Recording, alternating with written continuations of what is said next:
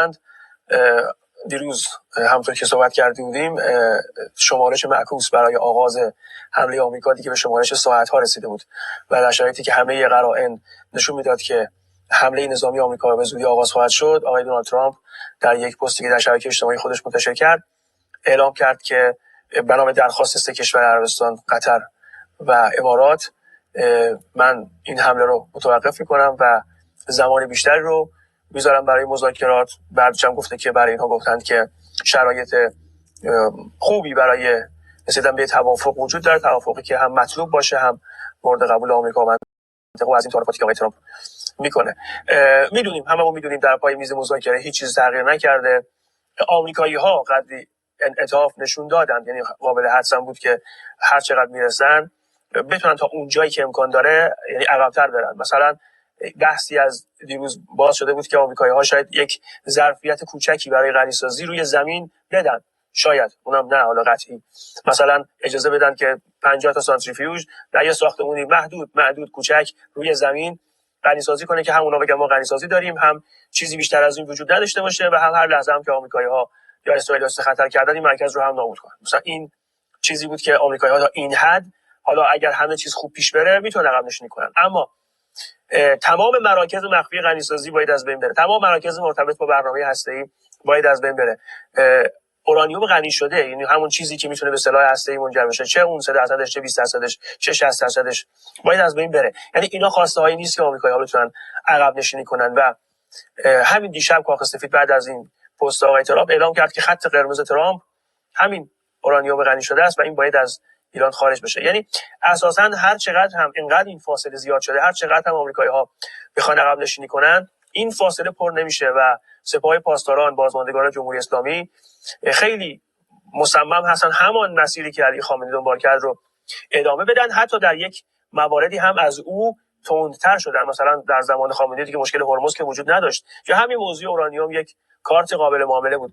بله، در واقع پای میز مذاکره چیزی عوض نشده. به نظر میاد که آن چیزی که حالا شاید محل درخواست این 3 کشور شده، شاید موضع قطری‌ها قدری متفاوت باشه با عربستان و امارات، که امروز هم ما دیدیم و قرقاش به این اشاره کرده بدون نام برد از قطر، گفت که این شرایط پیچیده‌ای در خلیج فارس هست و گفت موضع خاکستری از بی موضعی هم بدتره. در واقع تلویحاً کدهایی که داده به قطر میرسه، کسانی که در نقش قربانی هستند الان دارن در نقش میانجی ظاهر میشن. یعنی به نوعی گله کرد که چرا کشورهای حوزه خلیج فارس در مقابل چنین تجاوزی یک موضع مقتدر نمیگیرن. اما ما میدونیم در نهایت آن چیزی کار میکنه، قطری‌ها قبل از این جنگ هم مخالف بودن اما جنگ رخ داد.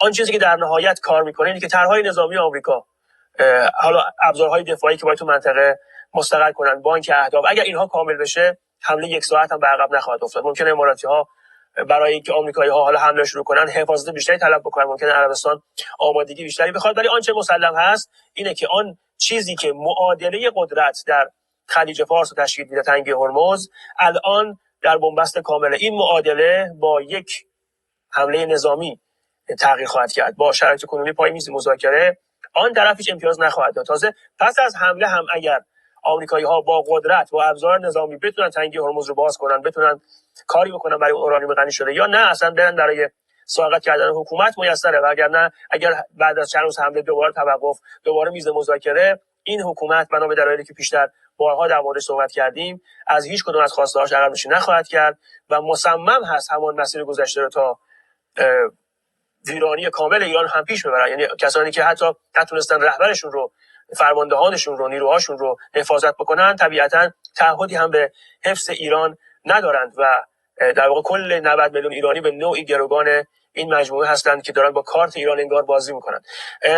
تنگه هرمز رو اگر نگاه بکنیم، در همین چند روز گذشته اینها بحث جدیدی باز کردن به نام کابل‌های اینترنتی که از زیر دریا میگذره. گفتن که ما برای اونها می‌خوایم دوباره پول دریافت بکنیم، حتی اگه اجازه بخوایم بدیم تعمیر نگهداری اونها انجام بشه، ما باید هزینه‌هایی رو دریافت کنیم. یعنی خود بحث باجگیری از تنگه هرمز کم بود، این هم اضافه شد. من پیشتر هم گفتم این دقیقاً همون روشی است که دزدان دریایی سومالی اتخاذ کردن. کشتی‌ها رو می‌دزدن، میارن رو ساحلشون، بعد تماس میگیرن با صاحب کشتی، حتی افرادی رو زندانی میکنن، با خانواده‌های اونها تماس میگیرن و میگن ما اینقدر پول می‌خوایم، شما رو حساب میدن تا اینا رو آزاد بکنیم.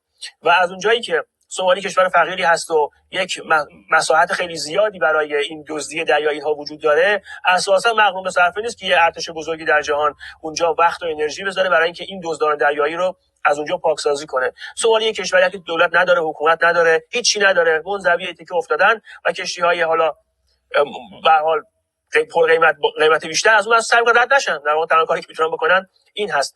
جمهوری اسلامی همون کارا داره انجام میده با موشک و پهپاد، با این تفاوت. یا شاید جهان باور نمیکرد کاری که روزگاری پیش، چند وقت پیش حوثی‌ها انجام میدادن و میگفتن اینا دزدان دریایی هستن که موشک بالستیک دارن، به عنوان طعنه اینو میگفتن. حالا همون کار رو یه حکومت مستقر داره انجام میده. حالا حوثی‌ها خودشون یه شبه نظامیانی بودن که خودشون در فهرست گروه تروریستی بودن.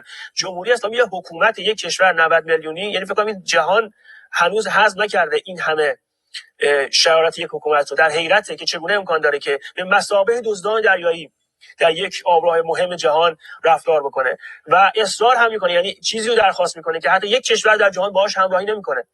اصرار میکنه که من این تنگه رو میبندم، اجازه نمیدم، هر کی رد بشه منفجرش میکنم. الان بحث این کابل های اینترنت رو اضافه کرده، شرکتایی که تعمیر و نگهداری این کابل ها دارن از منطقه رفتن برای اینکه اونها رو ممکنه هدف قرار بده.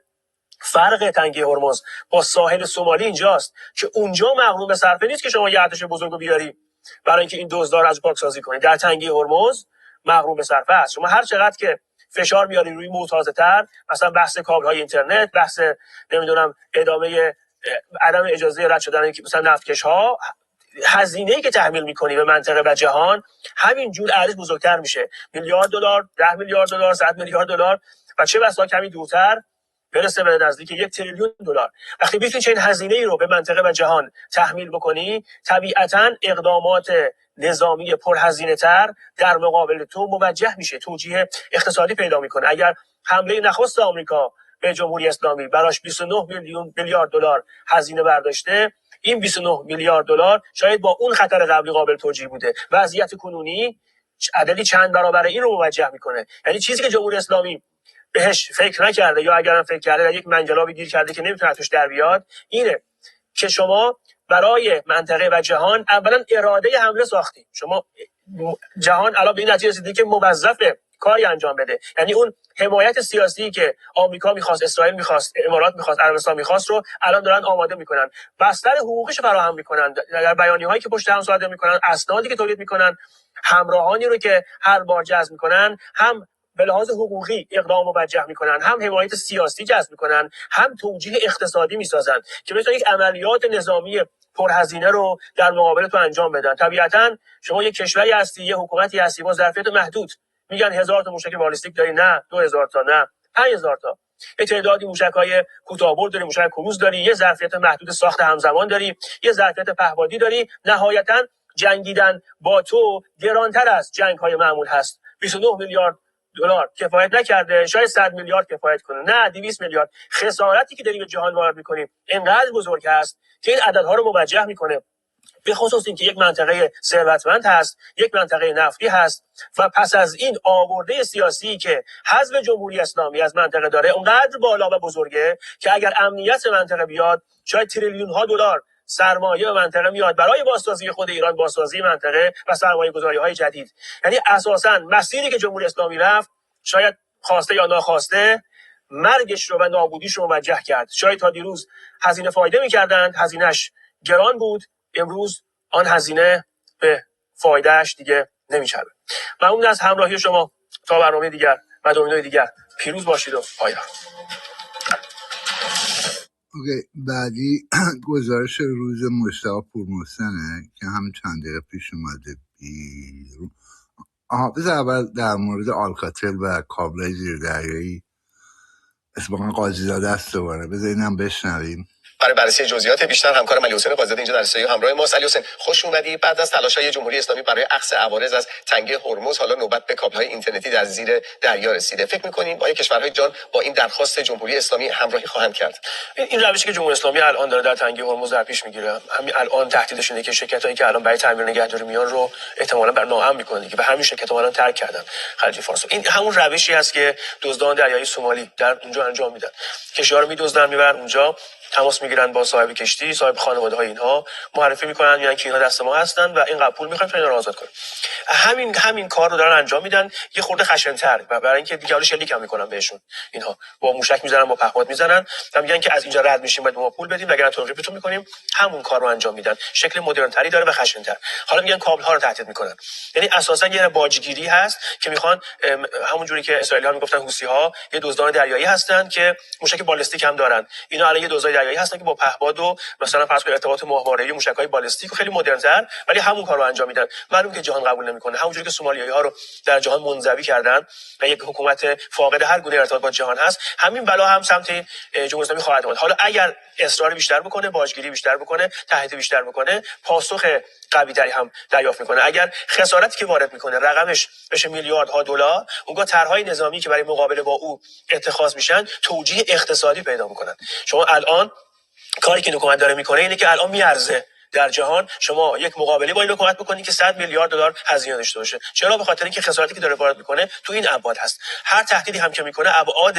خسارت احتمالی رو بالاتر میبره و توجیه طرح نظامی اقتصادی تر میشه. یعنی که اساسا نه قبول نخواهند کرد، بلکه اگه شما الان آغاز کنی به یک کشوری این گونه باج بدی، این آخریش نخواهد بود که بقیه هم شروع میکنن. یعنی باجگیران جهان شروع میکنن از هر تنگه، از هر آبروی، از هر جایی شروع کردن اخاذی کردن. یعنی که قطعا جهان قبول نخواهد کرد، مقابله خواهد کرد، خیلی هم خشن مقابله خواهد کرد و با ادوات نظامی وارد خواهند شد که شاید در حالت عادی توجیه اقتصادی نداره، ولی الان تو این شرایط داره. اونم یک کشوری که کشور نفتی هست، منطقه نفتی هست، در حد تریلیون دلار جابجایی اینجا کالا و ارز انجام میشه. طبیعتا توجیه اقتصادی هر طرح نظامی اینجا به سادگی انجام میشه، کاری که در سومالی انجام نمیشه. سومالی طرحهای نظامی توجیه اقتصادی ندارن، ولی اینجا به راحتی داره این توجیه. علی حسین، بعد از اینکه اعلام شد حمله نظامی آمریکا به تعویق افتاده، گفته شده که فرصت برای ادامه مذاکرات فراهم شده. به نظرت آیا امکانی برای رسیدن به توافق درباره تنگه هرمز و محاصره دریایی هم وجود داره؟ ببین، توافق زمانی میسر هست که فاصله یه جوری باشه که بشه منافع رو به هم نزدیک کرد، هم پوشانی ایجاد کرد. صریحا داره میگه که من میخوام اینجا اخاذی کنم، باید اخاذی منو به رسمیت بشناسین. خب چه امکانی برای توافق در چنین شرایطی وجود داره؟ میگه من میخوام از تنگه هرمز، نه فقط موضوع مالی هم نیست، میخوام کنترل نظامی داشته باشم اینجا. من تعیین میکنم کی از اینجا رد بشه، چگونه رد بشه، با چه مقدار هزینه رد بشه. اصلا امکان نداره که شما بتونید با چنین کشوری توافق بکنید. این یکی از مشکلات این حکومت هست. بعد برمیگرده تو بحث غنیسازی هم همین داستان تکرار میشه. میگه من میخوام اورانیوم رو نگه دارم برای بازدارندگی، اینجا رقیقش میکنم، شما تحریم‌های منم همزمان بردار. میگن موشک‌های بالستیکی تو الان تهدید منطقه و جهان هستن، میگه اصلا سر اون مذاکره نمیکنم. بعد میگن سپاه پاسداران یک نهاد تروریستیه، به خاطر ارتباط با این گروه‌ها شما قطع می‌کنی ارتباط رو. میگه نه فقط قطع نمی‌کنم، بلکه اصلا شرط توافق من با تو اینه که اون نهاد تروریستی حزب الله لبنان در لبنان پابرجا بمونه، اون نهاد تروریستی گروه عراقی در عراق پابرجا بمونه. یعنی مسیری برای توافق وجود نداره. انقدر این خواسته ها از هم دوره که هر چقدر هم شما بخوای اطاعت نشون بدی، نزدیک بشی، در نهایت هیچ مرز مشترکی با چنین حکومتی پیدا نمی‌کنی. همکارم علی حسین پایزاده اینجا در استودیو، سپاسگزارم از توضیحاتت. اوکی، بریم سراغ مجتبی پورمحسن. It's May 19th, 2026 in the Strait of Hormuz. You already know about... Not yet. ببخشید. قرار نبود پخشش هنوز. اوکی. Time has...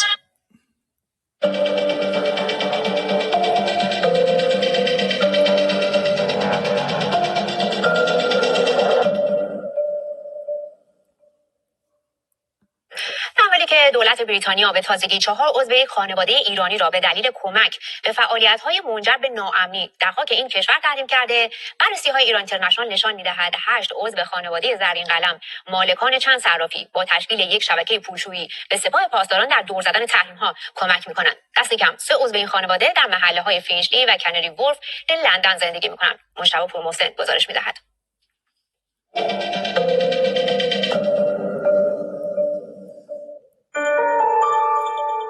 افشای دست‌های آلوده سپاه پاسداران در لندن. گزارش ایران اینترنشنال از هویت اعضا و اسناد شبکه پولشویی سپاه در بریتانیا. صاحبان صرافی‌ها و 37 شرکت پوششی در ایران، چین، امارات و اروپا در خدمت جمهوری اسلامی. ساکنان محله‌های فینچلی و کنری وولف، از ناصر و منصور و فضل الله تا میترا و پوریا زرین قلم. رونمایی از فرهاد، کارمند سابق نوکیا، فارغ التحصیل کینگز کالج و هدف تازه تحریم‌های بریتانیا. داستان دالتون‌های ایرانی، زرین قلم‌ها در لندن برای سپاه پاسداران چه می‌کنند؟ ممکنه اختلاسی چیزی نه. بخش عمده این ارزهایی که در اختیار دولت متاسفانه با توجیهات مختلف در اختیار تراستی‌ها و در خارج از کشور نگهداری میشه. 5 ماه پیش در نخستین روزهای انقلاب ملی ایرانیان مقام‌های جمهوری اسلامی می‌کوشیدند ریشه اعتراضهای ضد حکومتی را صرفاً مشکلات اقتصادی مردم بخوانند و گروهی موسوم به تراستی‌ها افراد معتمد نظام برای فروش نفت و محصولات پتروشیمی با دور زدن تحریم‌ها را عامل گرانی‌ها معرفی کنند. تراستی 3 بانک 200,000 میلیارد تومان هست. این خودش تراستی نیاوردن، یعنی فساد، یعنی رانت، یعنی اصلا حقی برای خودشون قائل شدن. اون الان دیگه با هیچ کس هم فالوده هم نمیخورن دیگه. کسانی که بازوهای جمهوری اسلامی برای تامین مالی سپاه پاسدارانند و معتمد سرداران این نهاد نظامی، همانها که پس از حملات جمهوری اسلامی به امارات شایعه دستگیریشان منتشر شد و بعد خود رسانه‌های حکومتی تکذیبش کرد.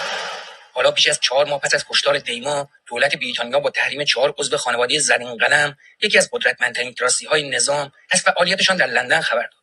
همزمان ایران اینترنشنال به اطلاعاتی دست یافته که نشان می‌دهد دست کم 8 عضو این خانواده شبکه‌ای از یک مافیای بزرگ پولشویی برای سپاه پاسداران را شکل دادند. تازه‌ترین عضو تحریم شده فرهاد نام دارد. 44 ساله، متخصص ارتباطات بیسیم و فناوری‌های مالی که مدرک کارشناسی و دکترای الکترونیک خود را از دانشگاه کینگز کالج لندن دریافت کرده. او کارمند سابق شرکت نوکیا است و تابعیت بریتانیایی دارد. فرهاد زرین قلم عضو هیئت مدیره شرکت پتروتجارت پرگاز در ایران و مدیر یک شرکت در سنگاپور است. آدرسی که از او ثبت شده به نام شرکتی در دبی است. آمریکا هر دوی این شرکت‌ها را به اتهام پولشویی برای سپاه پاسداران تحریم کرد. حالا بریتانیا فرهاد را به اتهام مشارکت در فعالیت‌هایی با هدف بی‌ثبات کردن این کشور تحریم کرد. او به ایمیل ایران اینترنشنال پاسخ نداد، اما به روزنامه دیلی میل گفت تصمیم دولت بریتانیا را به چالش خواهد کشید. فرهاد برادرزاده زرین قلم‌های معروف است. یکیشان ناصر 66 ساله و مالک صرافی بریلیان که ایران اینترنشنال 3 سال پیش برای اولین بار فیلمی از مکالمات او در صرافی‌اش را منتشر کرد که مشخصاً در آن به دور زدن تحریم‌ها اشاره می‌کند. به پتروشیمی اعلام کرد به شرکت بانک به من گفته هر چی حساب شرکت این بانکداری رو دارن. بانک فکر نمی‌کنه من دارم با ایران کار می‌کنم. شرکت دیگه هم داره می‌بنده تو این بانک. مهندس جان، بر اساس اسنادی که ویکی ایران منتشر کرده، او و صرافیش دست کم 37 شرکت پوششی در کشورهای امارات و چین ثبت کردند و برای دور زدن تحریم‌ها بیش از 140 حساب بانکی در این کشورها دارند. در این سند ناصر زرین قلم از شرکت پتروشیمی زاگرس می‌خواهد 3 میلیارد یورو به شرکت فنژیان اینترنشنال، شرکت پوششی خودش در چین پرداخت کند. تراکنش‌ها از طریق بانک شیجانگ انجام می‌شود و این هم رسید پرداخت پول مورد نظر به حساب بانک چینی. کافی است بدانیم که سهامدار اصلی شرکت پتروشیمی زاگرس گروه نفت و گاز پارسیان متعلق به شرکت قدیر است. هلدینگ سازمان تامین اجتماعی نیروهای مسلح و مدیر عامل سهامدار اصلی این شرکت کسی نیست جز سرتیپ پاسدار احمد وحیدی دستجردی، معاون پیشین وزیر دفاع. این سند تایید می‌کند که ناصر زرین قلم از طریق شرکت مادرای جنرال تریدینگ، صرافی او در امارات که تحت تحریم آمریکاست، برای شرکت پتروشیمی شیراز پولشویی می‌کند. سهامدار اصلی پتروشیمی شیراز هم سازمان تامین اجتماعی نیروهای مسلح است. در سند درس‌کرده دیگری فاش شد که او از طریق یک شرکت پوششی بیش از 890,000 یورو به حساب یک بانک در چین فرستاده و بعد پول مورد نظر از آنجا به حسابی بانکی در آلمان منتقل شده. بر اساس اسناد موجود، ناصر زرین قلم تبعی جزیره کیتس است و یک خانه در فینچلی، محله ایرانی‌ها در شمال لندن دارد. پسر او پوریا زرین قلم هم هدف تحریم‌های بریتانیا قرار گرفته. او 29 سال سن و تابعیت بریتانیا و جزیره کیتس را دارد. بر اساس اسناد ثبت شده در شهرداری‌ها، پوریا در سالهای اخیر در 2 خانه در محله‌های فینچلی و کنلی ورف زندگی کرده. بریتانیا 2 برادر دیگر ناصر را هم تحت تحریم قرار داده. یکیشان منصور 63 ساله و مالک شرکت تضامنی منصور زرین قلم و شرکا موسوم به صرافی GCM. یک سند درس کرده نشان می‌دهد که منصور پول متعلق به شرکت صنایع پتروشیمی خلیج فارس را پس از پولشویی و انتقال به ایران به صورت نقد تحویل این شرکت داده. شرکت پتروشیمی خلیج فارس دومین شرکت بزرگ ایران از لحاظ درآمد، یک کارتل بزرگ اقتصادی در خدمت قرارگاه سازندگی خاتم الانبیا است و به دلیل تامین مالی نیروی قدس سپاه پاسداران از طرف آمریکا تحریم شد. این تصویر قرارداد شرکت تضامنی منصور زرین قلم و شرکت پتروشیمی خلیج فارس است. منصور در این قرارداد متعهد شده ساختار مالی مناسبی برای نقل و انتقال پول و دریافت وجوه ارزی ایجاد کند. به زبان ساده، شبکه پولشویی. در بند دیگری از قرارداد، منصور زرین قلم متعهد شده با ایجاد چنین شبکه‌ای با رعایت اصول امنیتی ریسک نقل و انتقال پول را کاهش دهد، یعنی دور زدن تحریم‌ها. برادران زرین قلم با این کارنامه از چنان قدرتی برخوردارند که پس از جنگ اخیر نمایندگان مجلس نگران سرمایه‌های آنها در خارج از کشور و به ویژه امارات. تراستی‌های ما و پتروشیمی ما حدود 6 میلیارد دلار که آسیب خورده، گزارش‌های بانک مرکزی مثلا نشون میده که اینا حدود 17 میلیارد دلار ارزایی بوده که ایفای تعهد داشتن برنگردوندن. خود این فرصت اون 6 میلیارد خیلی راحت میتونه جبران کنه. سومین عضو از برادران زرین قلم هم هفته گذشته تحت تحریم بریتانیا قرار گرفت. فضلالله 74 ساله تابعیت بریتانیایی دارد. او که صاحب صرافی زرین قلم و شرکاست، به گفته وزارت خزانه‌داری بریتانیا در شهر لندن سکونت دارد. یکی از پسران او به نام فرزاد صاحب یک صرافی در تهران 8 سال پیش در دادگاه فساد ارز نیمایی به 10 سال زندان محکوم شد. پسر دیگر او بهزاد هم صاحب یک صرافی به نام خودش در میدان کاج سعادت آباد تهران است. در ایران میترا خواهر برادران زرین قلم نقشی کلیدی در هدایت شبکه پولشویی خانوادگی دارد. او 53 ساله و صاحب شرکت سرمایه‌گذاری زرین تهران است. این نموداری از شبکه پیچیده زرین قلم هاست. شرکت‌های تو در تو و عمدتاً خانوادگی که سرمایه بزرگی برای جمهوری اسلامی هستند. یک مافیای بزرگ که علاوه بر خدمت تمام وقت به سپاه پاسداران برای دور زدن تحریم‌ها، اموال زیادی اندوختند و تا قلب لندن پیش آمدند. بریتانیا 4 عضو این خانواده را که بیشترشان قبلا تحریم شده بودند، این بار به اتهام فعالیت‌های منجر به بی‌ثباتی در امنیت این کشور تحریم کرد. همزمان با حملات به یهودیان و روزنامه‌نگاران ایرانی مخالف جمهوری اسلامی در لندن. حاصل نفوذ دالتون‌های اعزامی سپاه پاسداران به خاک بریتانیا. مجتبی پورمحسن، لندن. اوکی. بعدیش پرستون استیوارته که در مورد ایران صحبت میکنه و اینکه برنامه چیه. ظاهرا بریم اونو ببینیم. اوکی. All right, what's going on, everyone? So quick Iran war update here, and we actually just passed a pretty interesting benchmark. The ceasefire began 41 days ago. That followed 40 days of active hostilities in the war. So the ceasefire has now been going on longer than the fighting portion of this conflict. And I feel that, right? It seems like every day, or at least a couple times a week, we get some sort of notification that a deal is right on the brink of coming through. But here we are, 41 days into the ceasefire, and there's really been no notable progress on that front. I mean, again, we don't know what's happening behind closed doors, but everything public seems to show that no progress has been made at all. In fact, overnight, Iran released, supposedly through Reuters, released their most recent list of demands, and it's the exact same. They haven't backed down at all. They said they want U.S. troops leaving areas close to Iran, the U.S. paying war reparations, lifting all sanctions on Iran, releasing Iran's frozen assets, and ending the U.S. blockade. So, again, Iran is presenting that as though they have the upper hand, or at least they can afford to wait the United States out. And maybe they can, but this is leading to a number of analysts here in the United States saying it's time to finish the job. And we've seen countless articles about this in the last couple of weeks of people kind of opining on, hey, it's only going to take this, that, or the other thing. And we've got the most recent one from the Wall Street Journal that actually lays out a 3-part plan as to what it will take to finally win the war in Iran. Spoiler alert, it's pretty significant combat operations to include U.S. boots on the ground. Now, starting out, the Wall Street Journal in this article said, quote, Mr. Trump may be able to compel Iran to seek peace, but if not, this time he needs to be willing to follow through on the threat of catastrophic force.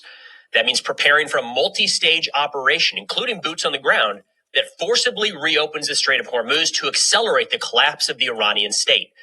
Mr. Trump has a narrow window in which to end this crisis favorably, reopen the Strait of Hormuz, and ensure an economic rebound while securing American interests and prestige, but that requires deploying the full spectrum of American power. I feel like we're doing a little bit of the Russia thing here. At this point, we're not there yet, but just in the last couple of weeks, we've seen Russian analysts or Russians say, like, gloves off, right? It's time to actually go. And it's very different. Russia has put just about everything they can, minus their nuclear arsenal, into the war in Ukraine. The United States is nowhere near that at all, but it's what makes me think of when I hear, now is the time, take the gloves off. Now, it seemed like that was about to happen overnight. In fact, President Trump issued a statement saying that he had called off strikes because he said, let's see, we've got the Emir of Qatar, the Crown Prince of Saudi Arabia, the President of the United Arab Emirates. He listed off all of these different leaders. He said they reached out to him and say, hey, can you hold off on this attack?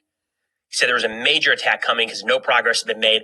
But all of these leaders throughout the Middle East reached out and said, President Trump, please don't do this, because he said they view that a deal is very close. Look, we've been burned before. I don't know how many times, right? 1, 2, 12 times at this point. We've heard that we're right on the brink of actually getting the deal done. The Iranians, understandably so, don't put a lot of stock in those statements. In fact, from what I've seen, they largely view those as kind of running distraction for what might be U.S. military operations. So let's dive into that. In fact, I should mention, we'll pull up a map here to run through some of these areas. There was an additional report in the Wall Street Journal that senior officials from those countries that were named said, we actually have no idea what you're talking about. Like, what attack was on the verge and who asked President Trump to hold off? So I don't know. Look, it honestly feels like a lot of the breaking news and leaked reports is just made up at this point. So rather difficult to read between the lines when the lines are completely fabricated. But let's get into the 3 different ways that the Wall Street Journal here says the war could be wrapped up in Iran. They say first, and I'm using a live UA map here. So we've got Iran right in the middle of the screen. This is going to be the focus point, of course, with the Persian Gulf just to the south, and then the Strait of Hormuz. We're actually going to end up talking about the Bab el-Mandeb Strait off the Red Sea here as well. But they say first, the U.S. should prepare a major series of strikes against Iranian communications, transportation, and other infrastructure, while concurrently unleashing the Israeli Air Force against remaining Iranian industries. Iran's metallurgical industry, a pillar of its state-backed economy, is badly damaged. Coordinating with Israel, the Israeli attacks on these targets while disrupting Iranian military movement would cripple virtually every industry for Iran except oil production. I think that is doable. And that's kind of how we're going to address these today. Is like the U.S. military could do that. We have the capacity to do that. It would likely take a while. By all accounts, the Iranian air defense is pretty heavily degraded right now. It's not gone. It still exists. I mean, if you recall, right before the ceasefire went into place, Iran shot down a U.S. fighter jet, F-15, over Iranian airspace. And then an A-10, actually, as well, is taking part in the search and rescue operation. So air defense still exists, but it's heavily degraded. So if the United States wanted to go in with Israel and just hammer everything that remains from the Iranian economy and transportation and communication sector, we could. That's not an overnight operation. You would probably have to expect this to take 2, 3, 4 weeks minimum. That's a lot of resources, a lot of bombs, a lot of munitions being utilized to have the desired effect. The other side of that then is, does that effect actually accomplish the objective? I don't know. We don't know. Because at this point, what we have not seen is the Iranian people having the ability or desire somewhere in there to rise up and overthrow the regime. There's no internal group ready to take over and push the IRGC out. So what happens if the entire economy collapses? Maybe you get some sort of domestic, domestic group rising up and taking over. Maybe not, because we haven't seen that so far. But anyways, that's just stage 1, doable by the U.S. and Israeli military. Stage 2 gets kind of tricky here. They say 2 additional operations would target the Strait of Hormuz and the Iranian uranium storage in Isfahan. So we'll zoom in here real quick.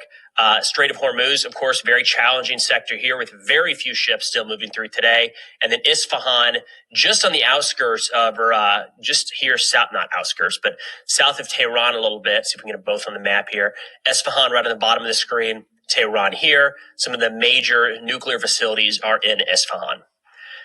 They say the former would be principally against Qeshm Island in concert with United Arab Emirates, who has attacked Iran many times during the war. Qeshm and its surrounding islands are key to the strait. The latter operation should aim to seize nuclear material. By rescuing a downed pilot in early April, the U.S. demonstrated it can operate in the area effectively. I think, I'm not going to hold back here, I think this is completely misguided in multiple ways. Like the first one, got it, a lot of U.S. air power. Now it's just kind of saying things and pointing at a map. There's no indication that putting a couple additional naval resources or even boots on the ground around the Strait of Hormuz will reopen the strait. Remember, this is an issue where we need to get the shipping companies and the insurers to feel confident to move through at all. Right now they need to go like 20x the rate that they're moving through before this is actually alleviated. Iran's drones and long-range munitions have the ability to be staged essentially anywhere in the country and still range this area. So if we lock down this coastline, lock down these islands, like, sure, it eliminates some of the threat, like from fast boats and such. But I think we still have quite a ways to go before the Strait of Hormuz is effectively open via military means. Again, this goes back, and we've talked about on this channel multiple times. The issue with opening the Strait of Hormuz is not necessarily military, it's regime change. It's that the Iranian regime, as it sits today, views this as a lever that they can pull, and they're willing to strike commercial vessels. That is the problem. We can't change geography. We might be able to change the regime, although not quite at this point. The second part here they're pushing to, or they're talking about, is going into Esfahan, middle of Iran here, to take out the nuclear material. This is estimated to be around 11 tons of highly enriched uranium, or enriched uranium. They point to the rescue operation taking the F-15 pilots out a couple months ago as evidence that we'd be able to pull this off. He says, by rescuing a downed pilot in early April, the U.S. demonstrated it can operate in the area effectively. That is apples and oranges. That is such a bad comparison to make here. So a couple things. The pilots, the only people that knew where the pilots were was the United States, maybe Israel, not Iran.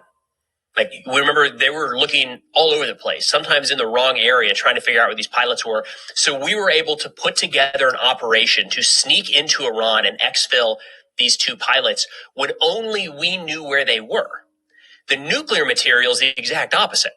Like, maybe it's dispersed, but if it's just at Esfahan and Natanz and a couple other areas, that means Iran can just watch that area and know where we're going.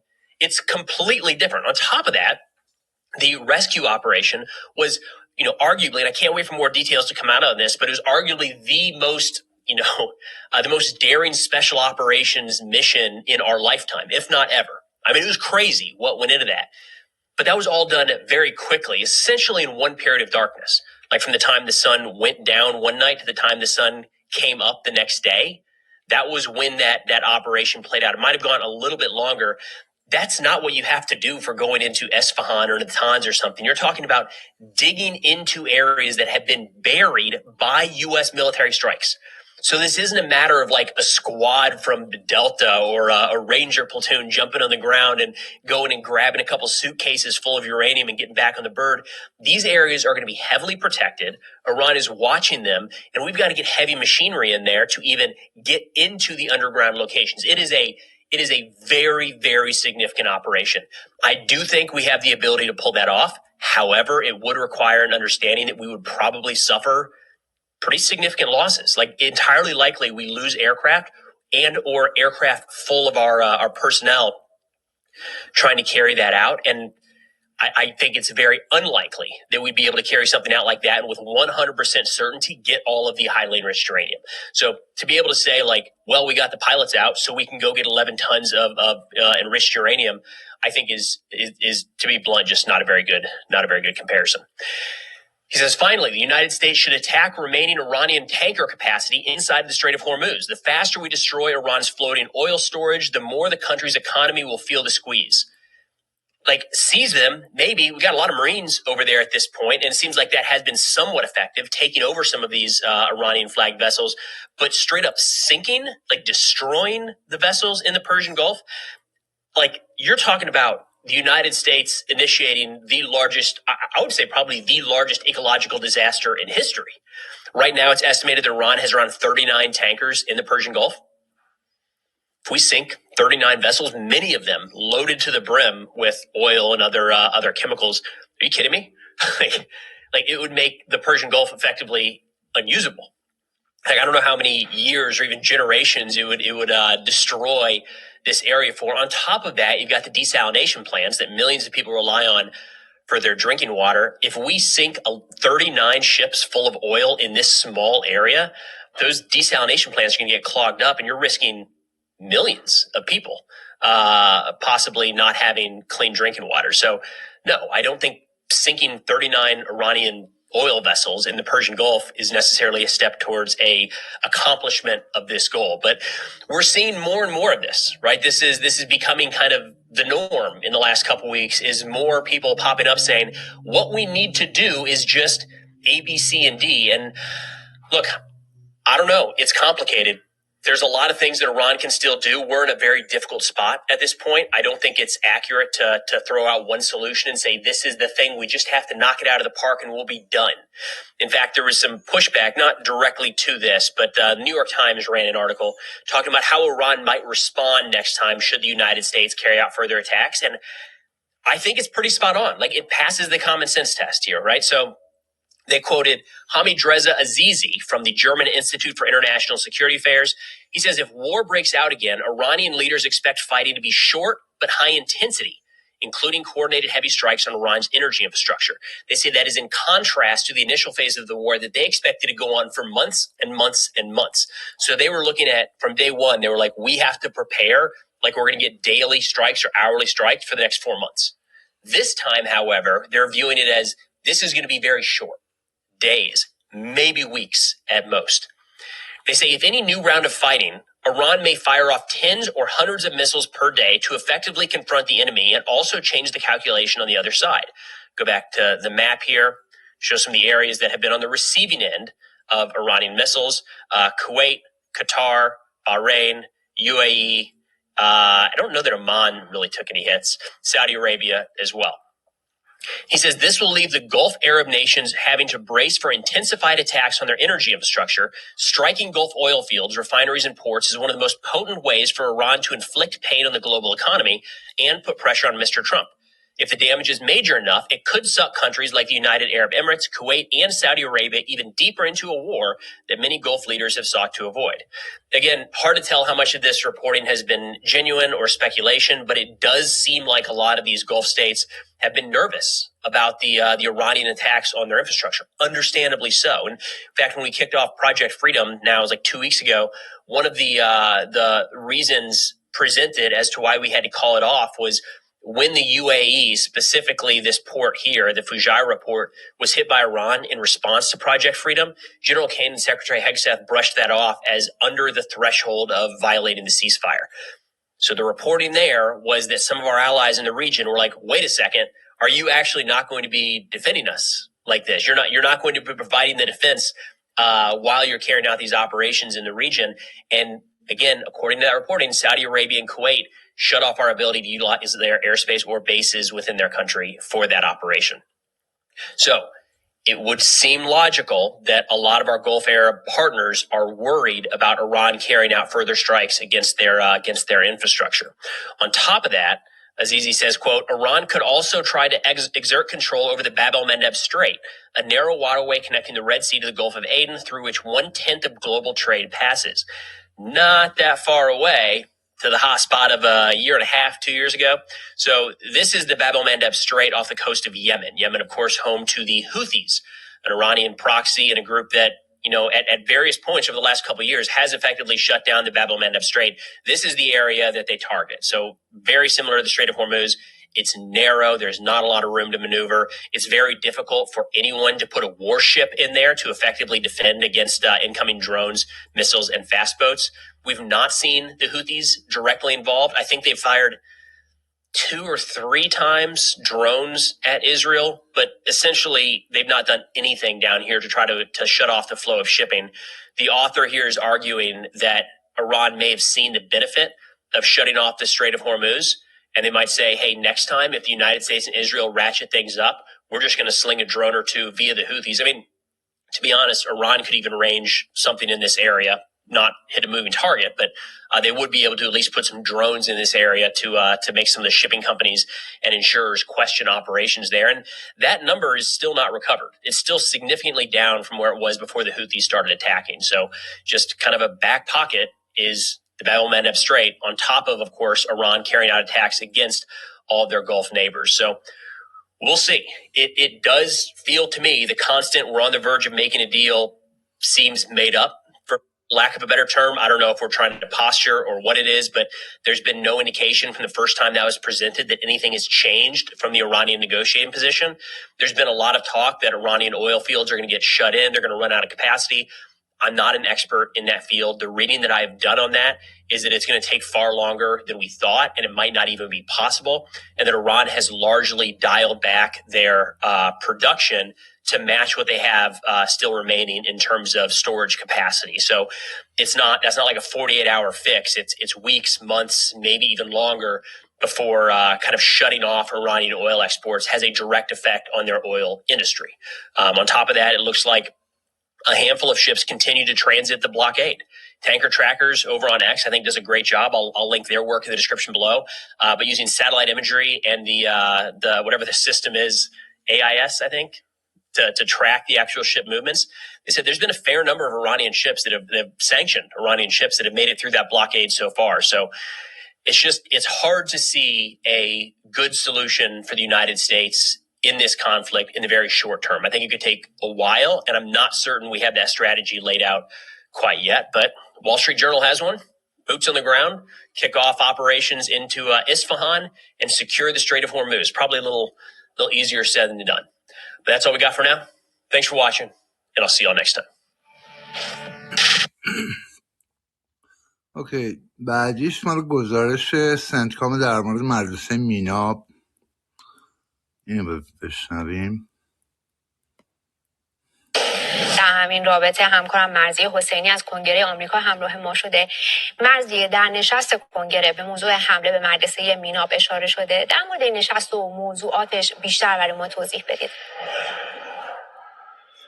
خب این دومین شهادت علنی هست که توسط آقای براد کوپر فرمانده سنتکام، یعنی فرمانده نظامی آمریکا در خاورمیانه، داره برگزار میشه اینجا در کنگره آمریکا. تنها در طول 5 روز گذشته، یعنی 5 شنبه گذشته هم آقای کوپر تقریبا تمام روز رو اینجا در کنگره آمریکا و به سوال بیش از 50 قانونگذار آمریکا پاسخ داد.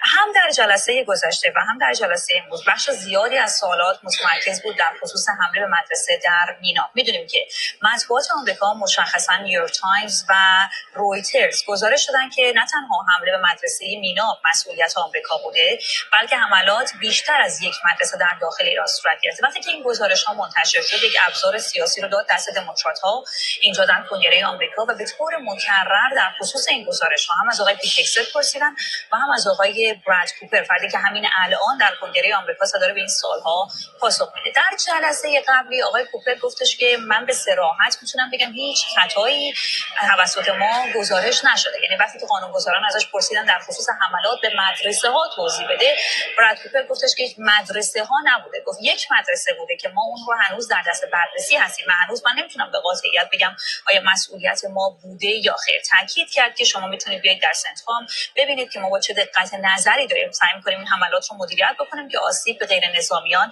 به شدت کاهش پیدا کنه. حالا صحبت تازه‌ای که آقای کوپر امروز مطرح میکنه این هست که اطلاعات، یعنی بر اولین بار هست که ما از مقامات نظامی پنتاگون در خصوص این مدرسه ما اظهارات علنی و شفاف میشنویم. امروز آقای کوپر گفت دلیل اینکه دادن گزارش در خصوص این حمله و تحقیقات در خصوص این مدرسه قد طولانی بوده و شده به این دلیل هست که این مدرسه بر روی یک سامانه فعال موشک‌های فروش جمهوری اسلامی قرار گرفته. یعنی پیش از این ها به صورت تلویحی گفته بودن که ممکنه خطایی صورت گرفته باشه و حالا میگن دلیل این خطا این هست که اون عملاً بر اساس گزارش‌هایی که در اختیار سنتکام بوده یک پایانه فعال موشک‌های فروش جمهوری اسلامی بوده و به این دلیل به اون مدرسه حمله صورت گرفته بدون اینکه اطلاعی وجود داشته باشه که اونجا عملاً مدرسه هم هست. این اظهارات می‌دونیم که در طول 2 ماه‌های گذشته عملاً یک چالش بسیار سیاسی رو ایجاد کرده برای ترامپ، برای سنتکام، برای پنتاگون.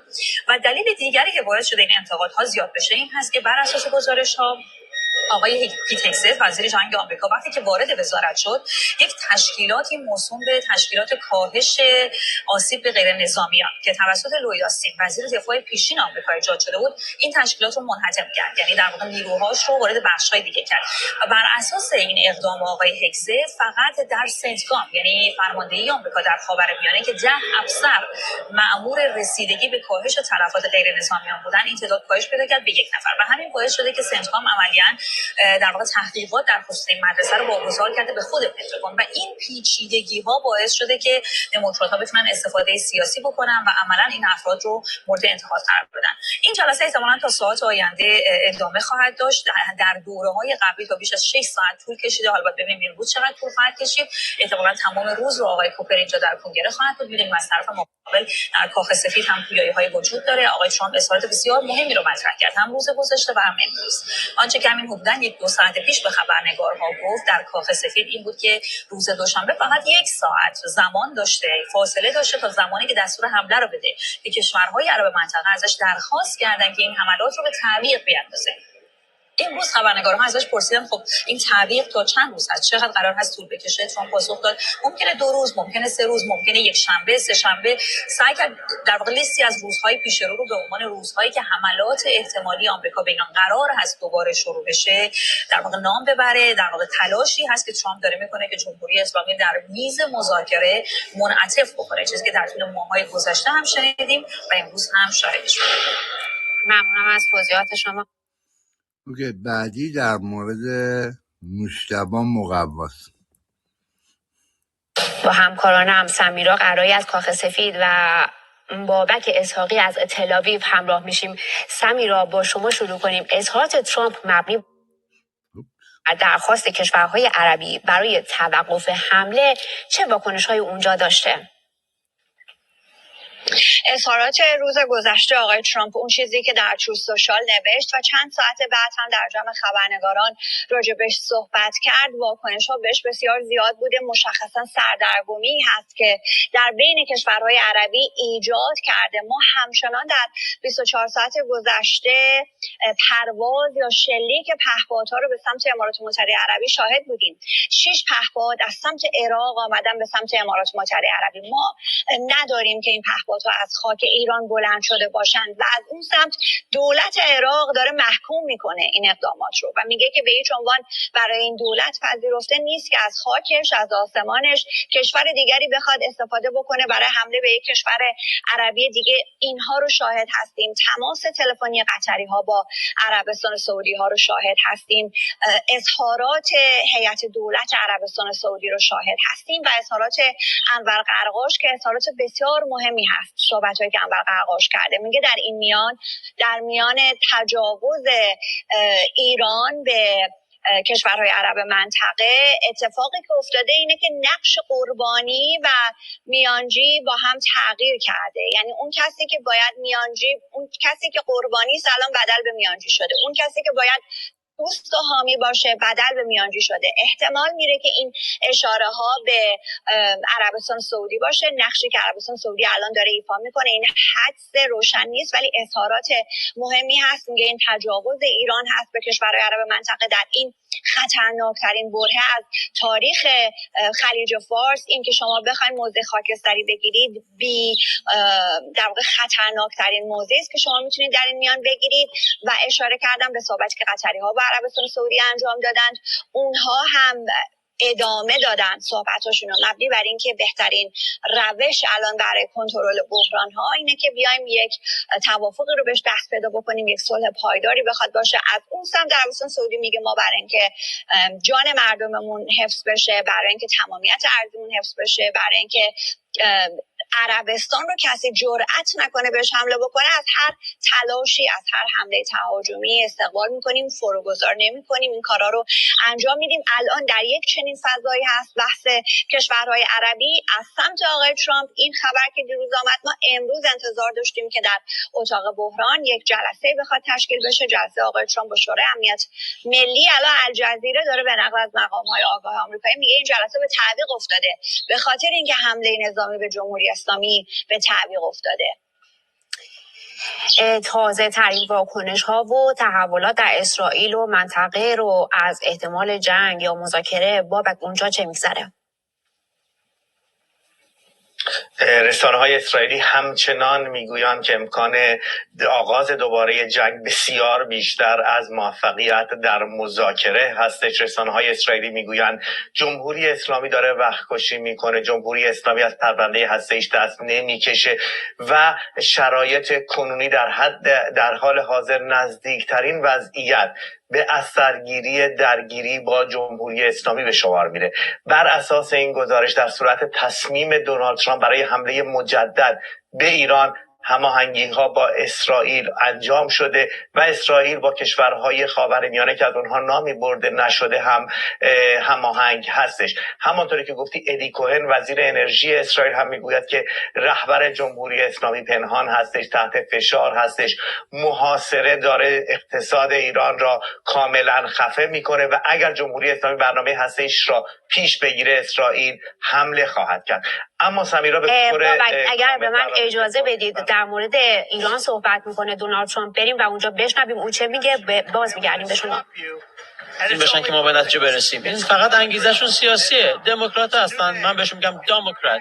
این لقب جدیدی که براشون گذاشتن لقب دقیقی هست. دموکرات هستن، این دام هستن، احمق هستن. من وسط مذاکره هستم دارم به ایرانی‌ها میگم شما نمیتونید به سلاح هسته‌ای برسید. وقت دموکرات‌ها، این دموکرات‌های احمق میخوان مانع از کار ترامپ بشن، میخوان مانع از این بشن که ما نگذاریم ایران به سلاح هسته‌ای برسه که میتونه جهان رو، خاورمیانه و جهان رو نابود کنه و این اتفاق نخواهد افتاد.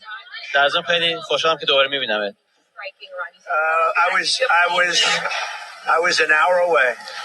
من 1 ساعت فاصله داشتم. صحبت دیروزه ما حمله رو میکردیم، بعد کشتیامون آماده بود، قایقامون آماده بود، گدن کشته بودیم، آماده بودیم که حمله کنیم. گفتن که این احساس رو میکنن که برای اولین بار شاید در 47 سال، میدونید ایران قلدر خاورمیانه بوده برای 47 سال و واقعا شرورن، خیلی شرورن و خطرناک و میخواستن سلاح هسته‌ای داشته باشن و اگر من از اون توافق هسته‌ای باراک حسین اوباما خارج نمیشدم، ببین ساختمون سازی این سر و صدا هم داره پیش میاد.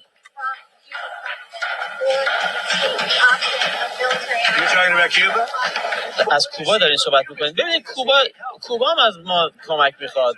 کوبا یک کشور شکست خورده است. کوبا نیاز به کمک داره و ما میتونیم بهشون کمک کنیم. مواظب باشیم. اینا دارن که ورزش میکنن. برمیگردیم به بابک اسحاقی در تل‌آویو. بابک، صحبت‌های ترامپ رو هم شنیدیم. او گفتش که گلنگدن رو کشیده بوده برای حمله ولی متوقف شده. در اسرائیل چه واکنش‌هایی نسبت به این بوده؟ دقیقاً اسرائیلی ها هم بر این باورن که موضوع جنگ موضوع هفته ها نیستش، موضوع روزها و ساعتها هستش و همه چشم به دهان ترامپ هستن. آنچه که دونالد ترامپ در حقیقت چراغ سبز را به اسرائیل بده، حمله آغاز خواهد شد. پیش از این هم چارچوب زمانی حمله را از بازگشت دونالد ترامپ از چین و پایان اون را بازی‌های جام جهانی در اسرائیل ارزیابی کردند. در اسرائیل مقامات سیاسی میگویند که اگر قرار هست وارد جنگ بشیم دقیقاً الان همان زمان هستش و فرصتی بیش از این نداریم. اما در ادامه گفته‌های سمیرا در رابطه با کشورهای حوزه خلیج فارس و کشورهای همسایه جمهوری اسلامی باید این را هم اضافه کنم که دولت عراق با آنکه مخالف پرتاب پهپادها از خاکش به سوی امارات هستش، در کنار اون اعلام کرده که استفاده خاک، حریم هوایی و آبهای این کشور برای حمله به کشورهای دیگر را نخواهد داد. آیا این شامل حملات اسرائیل و آمریکا به ایران هم میشه یا نه؟ این را باید منتظر بود و دید. ممنونم از همکارانم سمیرا قرایی از کاخ سفید در واشنگتن و بابک اسحاقی از تل‌آویو. بعدی مکس افتربرنر در مورد ایران. About the oil, 20% of the world's seaborne crude, 1,000 tankers sitting in a traffic jam because Tehran decided geography was its best weapon. We've covered the fast attack boats, the F-18 drilling holes in Iranian rudders with a 20-millimeter cannon. That is pretty epic, if I don't say so myself. The blockade and the ceasefire that is kind of on life support at this point. But while every camera in the world is pointed at the waterline, Iran just pointed at something underneath it that no one else is talking about. You won't see this covered anywhere else. There are cables on the floor of the Strait of Hormuz, fiber optic cables, 7 of them running between Asia, Europe, the Gulf states. And right now, the IRGC is looking at those cables the same way they looked at the shipping lanes in February, like a big piece of filet mignon, as leverage they didn't know that they had until now. IRGC-linked Tasnim news agency ran the numbers. Those cables carry more than $10 trillion in financial transactions every single day. Google, Microsoft, Meta, Amazon, all running traffic through Iranian adjacent seabeds. And just last week, military spokesperson Ibrahim Zolghari on X said, quote, "We will impose fees on internet cables now." So now the mafia is going to put fees on internet cables, not just shipping. And that's not just an X post. This is a doctrine shift towards more of what Iran sees as their nuclear weapon, Strait of Hormuz, shipping, and now financial transactions. And Iran didn't even stop at saying they would take fees. State-linked media went further, suggesting that cable companies refusing to comply could face, quote, direct or indirect damage.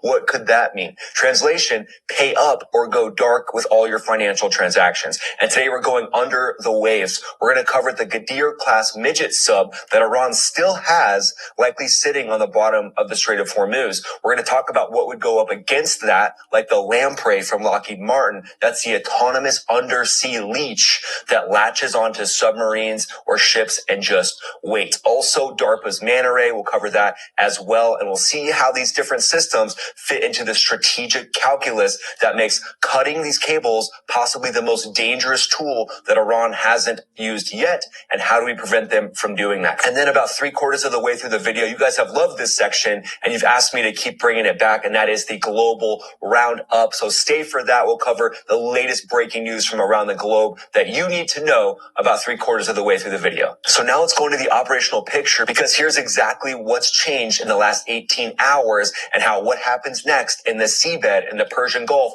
could change this entire conflict. And then President Trump posted this on Truth Social. This is something you need to know. He said, "I have been asked by the Emir of Qatar, Tamim bin Hamad Al Thani, the Crown Prince of Saudi Arabia, Mohammed Al Saud, and the President of the United Arab Emirates, Mohammed Zayed Nahyan, to hold off on the planned military attack of the Islamic Republic of Iran, which was scheduled for tomorrow. That would have been today.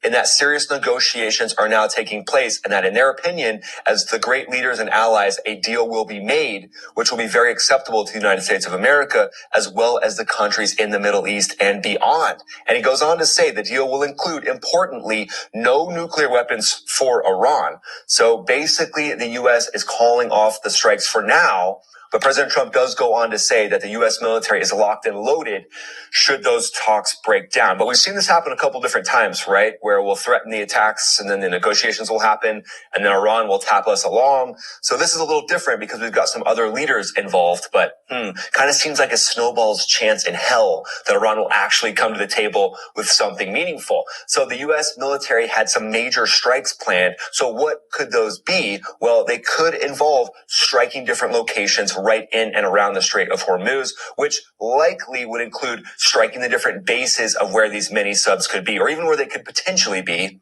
because we know they have underground places where they hide Shahed drones, they hide these mini subs, and they hide ballistic missiles. So right now the blockade is in full effect, so likely it would be some adaptation of keeping the blockade in effect and then striking as many positions around the Strait of Hormuz as possible. And who knows, in the next few days, we could see that happening with these talks breaking down, because supposedly there's a 14-point memorandum of understanding that's being negotiated right now, and that might include a 30-day negotiating window on the Strait, nuclear limits, and sanctions relief. But the core sticking point, the thing that Iran doesn't want to talk about at all, nuclear weapons. And now they're calling their new nuclear weapons Cargo ships, oil tankers in the Straits of Hormuz, keeping the deadlock and now potentially even threatening to snip those undersea cables. And that threat on the undersea cables didn't come out of nowhere. This is the next step and the next calculus for the mob bosses in Tehran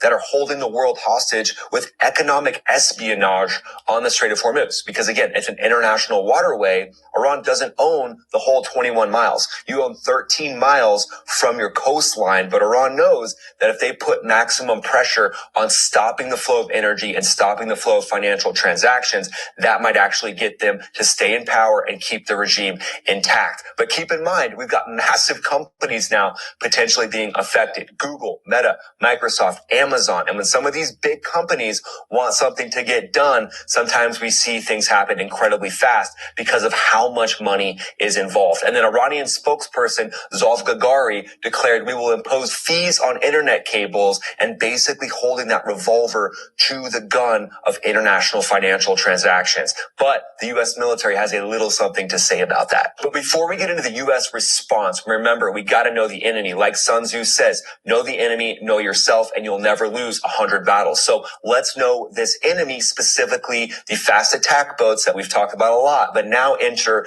the Ghadir class midget submarine. That's the weapon that nobody's briefed you on and nobody is talking about, and it's the one that would likely go in and cut these cables. The Ghadir class is a diesel-electric midget submarine, 95 feet long, 2.75 meters of beam, displaces 117 tons when it's surfaced, 125 submerged. It's only got a crew of 7, and here's the kicker. It was developed from North Korean Yano class designs. So in a fighter jet, you don't wait until the radar warning light comes on to know what threats are trying to shoot you down. You know to prepare for it before the threat shows up. Same principle applies to your savings. I mean, look at what we've uncovered on this channel. Iran mining the Strait of Hormuz. Markets swinging on a single X post. Record national debt with no end in sight. And somehow the S&P 500 is still partying like it's 1999.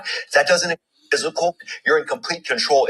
And they will walk you through any questions you have. No pressure, no sales pitch, just information. And they have 12430. Or you can go to my link, maxforlear.com, for their free guide. So don't wait for that warning light to come on, because at that point, the missile's already in the air. Give Lear a call today. Iran bought at least one of those North Korean subs from Pyongyang in the early 2000s and then indigenously produced their own fleet. Iran stealing technology. We never saw that one coming. It's almost like they're pulling some notes out of China's playbook. Weird.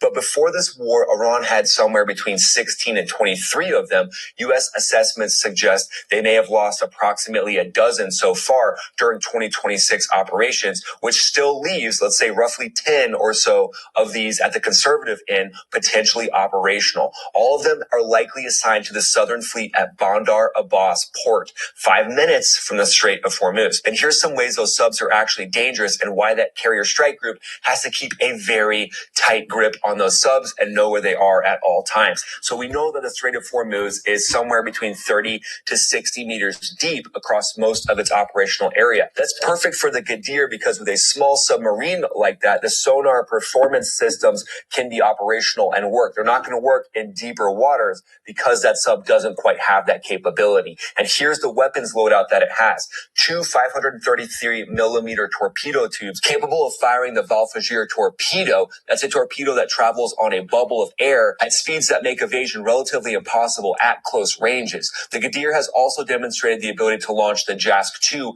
underwater-fired anti-ship cruise missile with claimed ranges of 100 nautical miles. Yeah, I don't know about that, but that's what Iran is claiming. It can also lay mines, and it can deploy combat divers, special operations IRGC Navy types, whose mission could be to go out and manually cut these cables with equipment that basically fits in a dive bag. Former Iranian Navy Commander Rear Admiral Hossein Kazadi called the Ghadir, quote, capable of doing what the U-boats did in World War II. Royal Navy Commander Ryan Ramsey, who captained the nuclear sub HMS Turbulent in the Persian Gulf, said, I'm quoting here, the Ghadir class are tiny submarines, but have enough torpedoes to sink a couple of ships. So the enemy is not nothing. The structural vulnerability of that thing, though, is that the Ghadir is significantly noisier than modern submarines. Cruise experiences on them are limited, and Iran has not historically run any submarines in deeper waters. But it's pretty fair at this point that we can say Iran's mini subs are long, hard, and full of Iranian seamen. That thing's got 7 crews, 2 torpedoes, and 95 feet of North Korean engineering. It's small, so at this point, size is its limitation, and it's pretty clear that this is the hardest thing that Iran has to offer.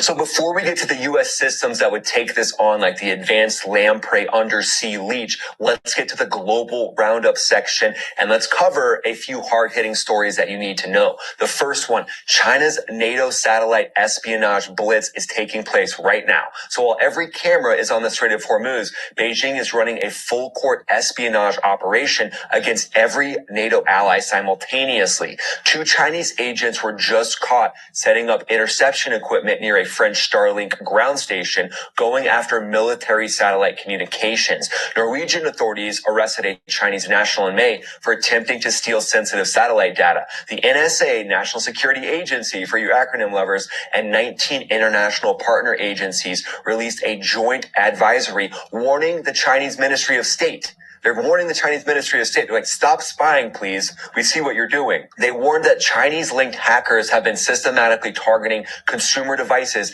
to access adversary military networks since 2021 through commercial devices. China is picking NATO's digital locks while publicly positioning itself as a peacemaker on Iran. Different theater, same playbook. It's almost like China's the zebra with its stripes, and there's no chance of it changing its stripes. And in the next story, a Taiwanese F-16 went down during training off of Hualien, spotlighting the brutal operational tempo right now that Taiwan's Air Force is running. Hard line training going on right now. Simultaneously, People's Liberation Army Air Force from China aircraft went into the Taiwan ADIZ, that's the protected airspace around Taiwan itself. But also we've seen a malfunction of a drone swarm run by the People's Liberation Army Air Force recently. So showing let's talk about Layer 1. That's the P-8 Poseidon maritime patrol aircraft. Modified Boeing 737 turned into a flying sensor array with sonobuoys, magnetic anomaly detection, surface radars, SIGINT, and they've also got the ability to drop weapons as well. They've got upgraded acoustic processing, which is perfect for targeting these mini-subs. This thing was basically built to target these North Korean / Iranian mini-subs. And we've already seen that these P-8 Poseidons have been doing operations around Bandar Abbas and Qashem Island, tracking every subsurface contact, building the acoustic picture. And then enter Layer 2, MH-60R Seahawks operating off Arleigh Burke-class destroyers and the carrier air wings. The Romeo variant carries dipping sonar and air-launched Mark 54 torpedoes, the worst nightmare of these mini-subs. So team up the P-8 with the MH-60, and you've got a real targeting chain for these actual mini-subs. But it gets better. Layer 3, and this is next generation. This is when you bring in the Lockheed Martin Lamprey underwater unmanned vehicle. Unveiled in February of 2026, 6 weeks before this war started, the Lamprey is an extra large, unveiled in February of 2026, 6 weeks before this war started, the Lamprey is an extra large uncrewed undersea vehicle, and it exposes those different midget subs from a large distance away. No large propeller, tapered hull with soft vectored thrust. It's acoustically designed to disappear in shallow waters, just like the Persian Gulf. This thing could latch onto one of these mini subs and then go back to where actually the sub base is, where they're hiding them, potentially underground bases built into the seabed as well, and then passing that information to F-35s. F-35s could roll in with JDAM's Joint Direct Attack Munitions or F-15Es, dropping those 5,000-pound bunker buster bombs.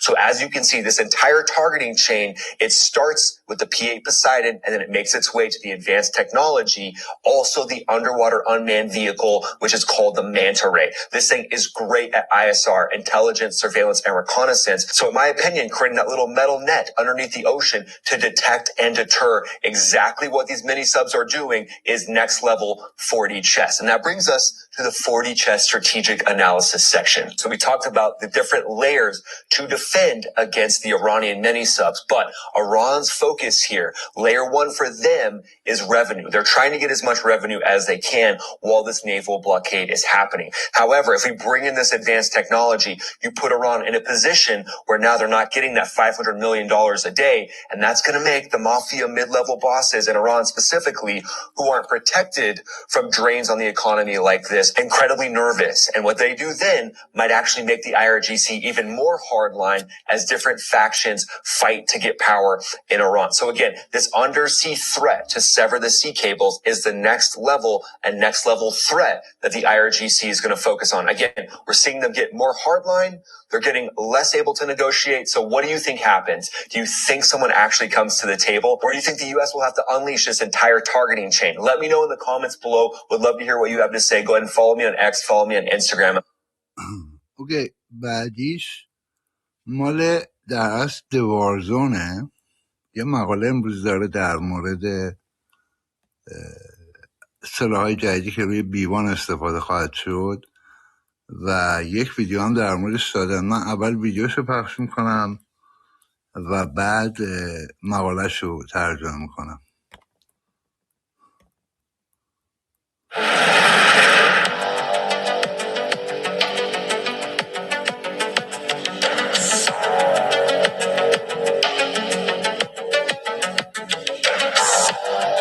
In the B1, we're almost constantly doing software upgrades that we keep up with the latest weapons and are able to keep up with the latest software that the release for the weapons oftentimes has an aircraft component to that, which will make sure they're both operating correctly. So we're almost always doing software tests. And then we had new radios come online recently. And then the big focus upcoming will be the external weapons on the B1. So reactivating the external weapons that they have on the original design and trying to do that now with more modern weapons.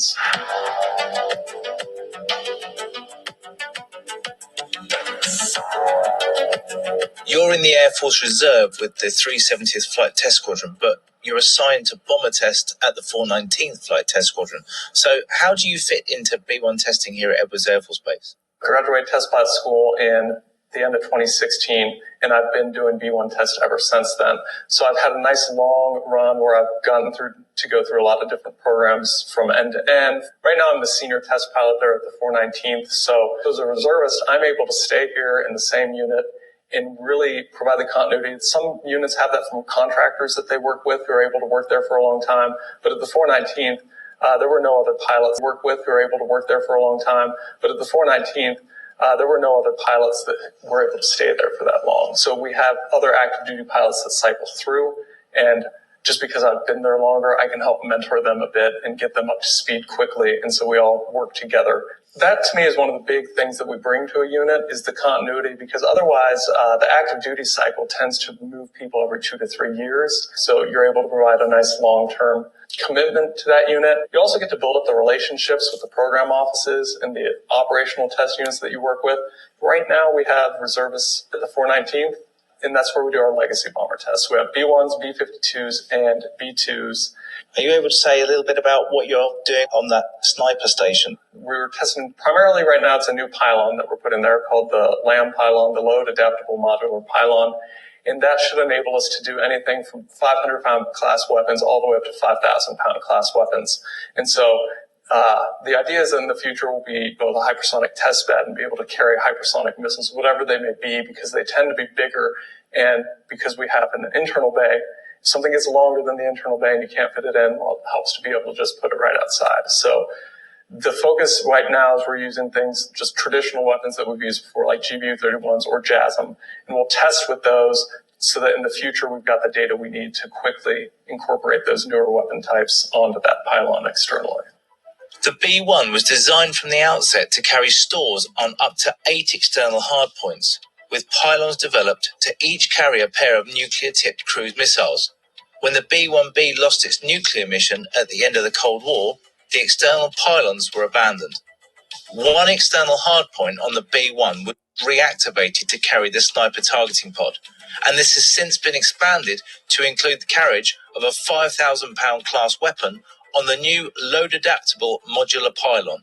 We were one of the initial both JASM and LRASM platforms, so we got that tested, and because that family of weapons tends to be the same shape, with an internal carriage, it's a fairly simple process to just, we make sure it safely separates, make sure the software talks well together if they upgrade it, and then you're able to pretty typically field it fairly rapidly. But that's internal carriage, not external carriage. Yeah, external carriage would be, we did a demonstration back in 2022 that was just a JASM that we used. It was just a glide vehicle that we were able to test the entire functionality of it without having to launch it a long ways and prove that it could be done. And now a lot of that has taken the lessons we learned then and then fully integrated them into the system. So now it's a combat capable system because, particularly with the B1, you have a laptop on board and we can sometimes, just run a single wire out for a demonstration purpose. But then fully integrating it so that you're combat capable and you can carry a full load of them takes a lot more effort. And that's more what the effort's guided towards now. Each B1 can accommodate up to 6 external pylons, and the Air Force intends to use the Lancer to test hypersonic weapons. This footage, released weeks after my visit to Edwards, showed a B-1 carrying an AGM-183 air-launched rapid response weapon hypersonic missile. In 2020, Air Force Global Strike Command said that some operational B-1s could be modified to carry these weapons externally, which would present a significant capability for the B-1, which is now slated to remain in service until 2037. You have flown with external JASM? Yes. Anything else? And the GBU-31, and they've released that as well off of the LAM pylon. So they did one program that was off of our old targeting pod pylon, and that was the initial demonstration, and now they've got more of a modular and adaptable system that they'd like to use, and that's what they they released the GBU-31 up to show they could go end-to-end and actually release weapons. And with the external pylon, nothing else been done at the moment? They're mainly focused on qualifying the pylon, making sure we understand exactly how much it can carry, making sure we can do the defensive maneuvers we need to do with it, and that all of that falls within the envelope that they expect. So it's a lot of it's the developmental test side of things, making sure it can carry that amount of weight, carry that at the G, that the vibrations and acoustics are all acceptable for the weapons that you want to put out there, because we'd rather learn on it with something that's inert and we're not going to shake apart, rather than putting something more expensive out there. But that'd probably be like an example of a graduation exercise to actually go and flush out the system with a full, whatever weapon they decide to use. Oh, wow. So you can actually get test points from those weapons for future weapons? Yeah, so we'll try and use, we'll take into account the shape of the weapon, the size, the weight, and then we'll try and use that to help build our arguments. So when we put something different, whether it's bigger or smaller, we'll know how much risk we're taking. We know what the differences are. And between that and the computer modeling and the wind tunnel testing, it gives us a good idea of how it's going to perform before we even have to put it on the aircraft, which helps reduce risk and then helps us move faster. And the testing you're doing, future hypersonic weapons, are those upgrades, are they going to get to the combat air forces, or is that just in the test world? I think the intent is to test it and then rapidly field it for a lot of these. So as soon as they can get a capability, what we're typically trying to do is get it out to the field as quickly as possible. So even if we use an analog, because a lot of times here we may not have a weapon available, so we'll just use, hey, we need a 5,000-pound shape to put up here to do some structures testing. But then we can utilize that to possibly integrate that later as well if there's a requirement from that, from the Air Force Global Strike Command or whoever would like that capability. Do you have to do a lot of live flying for this kind of testing, or is there a lot being done in the labs? What's the kind of balance you see now compared to when you first started flying the B-1?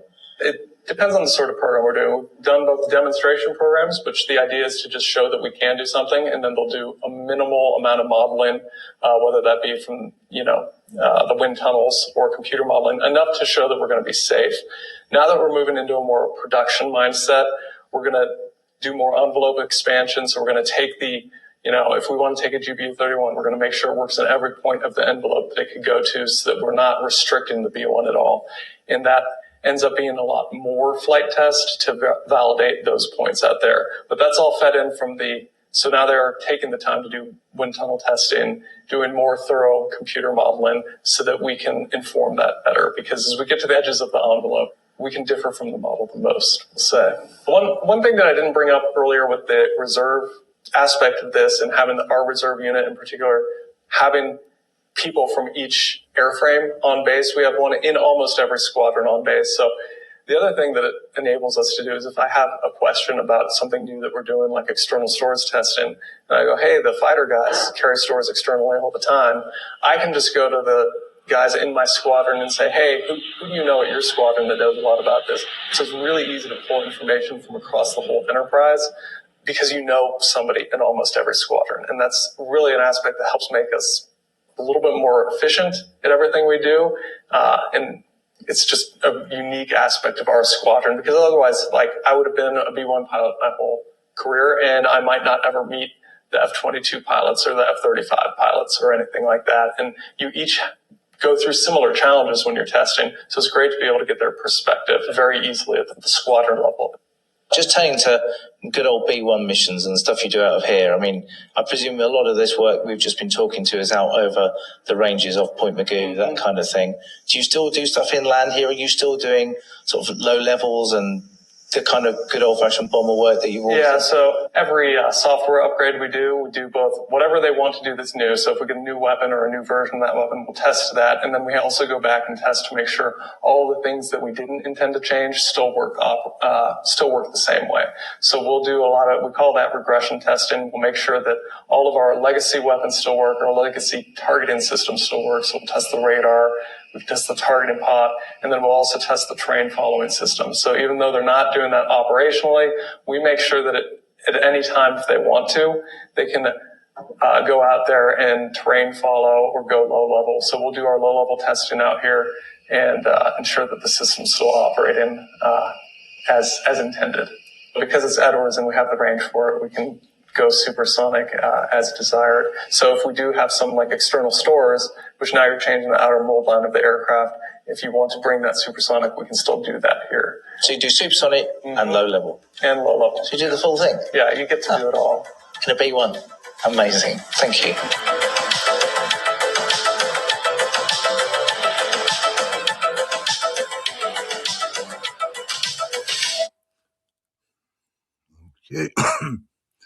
یه خبر عجیبی اومده.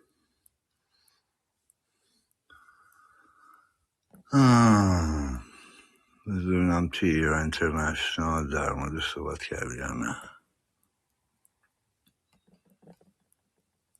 فیفا گفته که On this episode of What's Going On.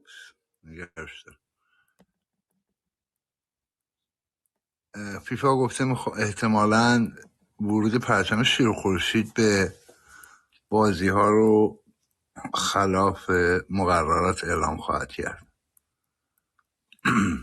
این جالبه، میگه که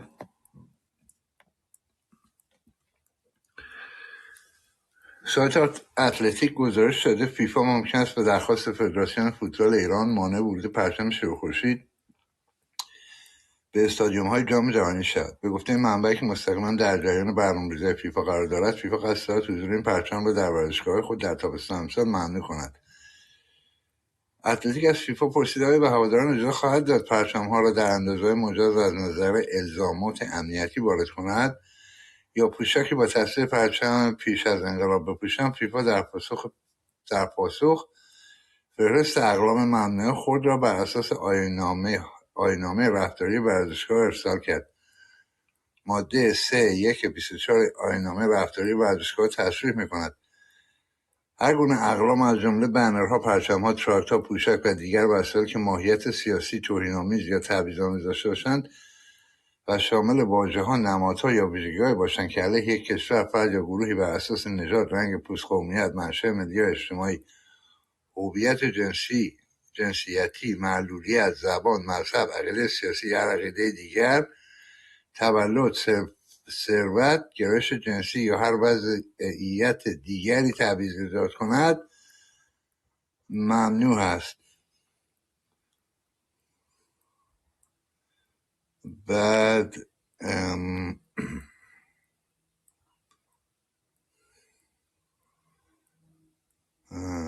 دیگه چی هست؟ یک گزارش هم در مورد ظاهرا الان 2 سال از زمانی که کوه خورد به هلیکوپتر رئیسی.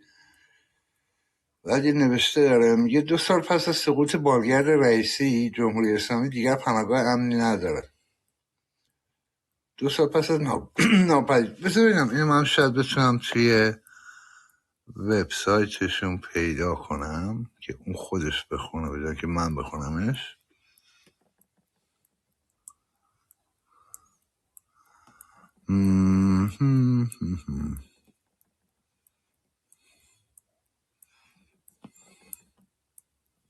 بذاریم شاید توی قسمت بالاست.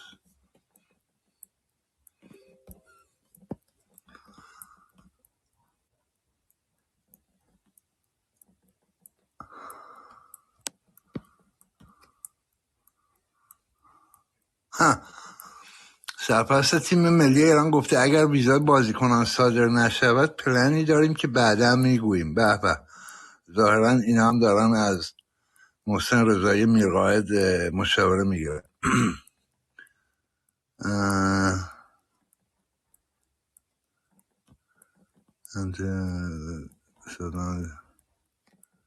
آها نه اینو من با خودم بخونم، اجازه خوندن نمیده.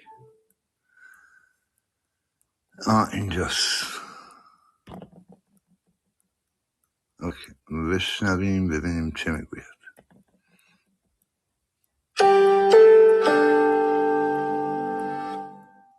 2 سال پس از سقوط بالگرد رئیسی، جمهوری اسلامی دیگر پناهگاه امنی ندارد. 2 سال پس از ناپدید شدن بالگرد ابراهیم رئیسی در مه و کشته شدن او در کوهستان‌های آذربایجان شرقی، جمهوری اسلامی فقط یک رئیس جمهور را از دست نداده است، بلکه بخشی از طرح جانشینی، سپر منطقه‌ای، احساس امنیت و این باور را از دست داده که زمان همچنان به سودش حرکت می‌کند. بالگرد حامل رئیسی 30 اردیبهشت 1403 سقوط کرد. گزارش نهایی جمهوری اسلامی علت حادثه را شرایط جوی منطقه و مه غلیظ اعلام کرد و احتمال هر گونه خرابکاری را رد کرد. سقوطی که به استعاره تبدیل شد. تصویر این حادثه بیش از آن قدرتمند بود که صرفاً یک سانحه باقی بماند. کاروانی از مقام‌های حکومتی در میان مه و دید محدود ارتباط خود را از دست داد. اما حکومت همزمان تلاش می‌کرد نشان دهد کنترل اوضاع را در دست دارد. مرگ رئیسی بیش از آن که یک معمای امنیتی باشد، به استعاره‌ای از وضعیت جمهوری اسلامی تبدیل شد. رئیسی ایران را اداره نمی‌کرد. قدرت واقعی در اختیار علی خامنه‌ای، سپاه پاسداران، ساختار امنیتی و شبکه‌های منطقه‌ای جمهوری اسلامی بود. اهمیت رئیسی در این بود که قرار بود نماد تداوم باشد. چهره‌ای وفادار، تندرو، سختگیر و قابل پیشبینی. فردی که از او به عنوان یکی از گزینه‌های احتمالی جانشینی خامنه‌ای یاد می‌شد. او آینده جمهوری اسلامی نبود، بلکه تمرینی برای آینده‌ای بود که هرگز نرسید. در اردیبهشت 1403 این طور به نظر می رسید که حکومت هنوز طرح جانشینی، سپر منطقه‌ای و صبر لازم را برای فرسوده کردن دشمنانش در اختیار دارد. اما 2 سال بعد تقریباً همه ستونهایی که تهران را دست نیافتنی نشان می‌دادند یا آسیب دیدند یا فرو ریختند. از عمق راهبردی تا نقشه هدف. شمارش معکوس عملاً از زمان حمله 7 اکتبر حماس به اسرائیل آغاز شد. آن حمله شبکه منطقه‌ای جمهوری اسلامی را وارد جنگ کرد. حزب الله لبنان، شبه نظامیان عراق و سوریه و حوثی‌های یمن. این شبکه سالها عمق راهبردی تهران نامیده میشد. اما پس از 7 اکتبر همان عمق راهبردی به نقشه اهداف تبدیل شد. فروردین 1403 جمهوری اسلامی و اسرائیل از جنگ سایه‌ها وارد رویارویی مستقیم شدند و 1 ماه بعد بالگرد رئیسی در مه سقوط کرد. جمهوری اسلامی با مراسم عزاداری رسمی، تابوت‌ها، پرچم‌های سیاه و حضور فرماندهان و روحانیون تلاش کرد پیام تداوم را منتقل کند. اما از آن پس مراسم تشییع جنازه در جمهوری اسلامی معنای دیگری پیدا کرد و نه نمایش ثبات که نشانه از دست رفتن افراد، شبکه‌ها و جغرافیایی شد که حکومت را محافظت می‌کردند. مرگ رئیسی انتخابات زود هنگام را به دنبال داشت و مسعود پزشکیان با لحنی اصلاح طلبانه پس از انتخاباتی با مشارکت پایین رئیس جمهور شد. جمهوری اسلامی چهره‌ای نرمتر پیدا کرد، اما مرکز قدرت تغییر نکرد. تهران دیگر پناهگاه نبود. خیلی زود نخستین تحقیر بزرگ دوران پسارئیسی نیز رخ داد. اسماعیل هنیه رهبر سیاسی حماس برای مراسم تحلیف پزشکیان به تهران رفت و ساعاتی بعد در پایتخت ایران کشته شد. این فقط گرفتن جان یک مقام حماس نبود، بلکه پیامی بود مبنی بر اینکه حتی پایتخت حامیان محور مقاومت نیز دیگر پناهگاهی امن نیست. مدتی بعد انفجار پیجرها و بیسیم‌های حزب الله در لبنان و سوریه ساختار ارتباطی این گروه را علیه خودش تبدیل به سلاح کرد و چند روز بعد حسن نصرالله دبیرکل وقت حزب الله در بیروت کشته شد. جنبشی که بر پنهانکاری و فرماندهی زیرزمینی بنا شده بود، هم از درون نفوذپذیر شد و هم از بیرون هدف قرار گرفت. پس از آن یحیی سنوار رهبر حماس در غزه نیز کشته شد.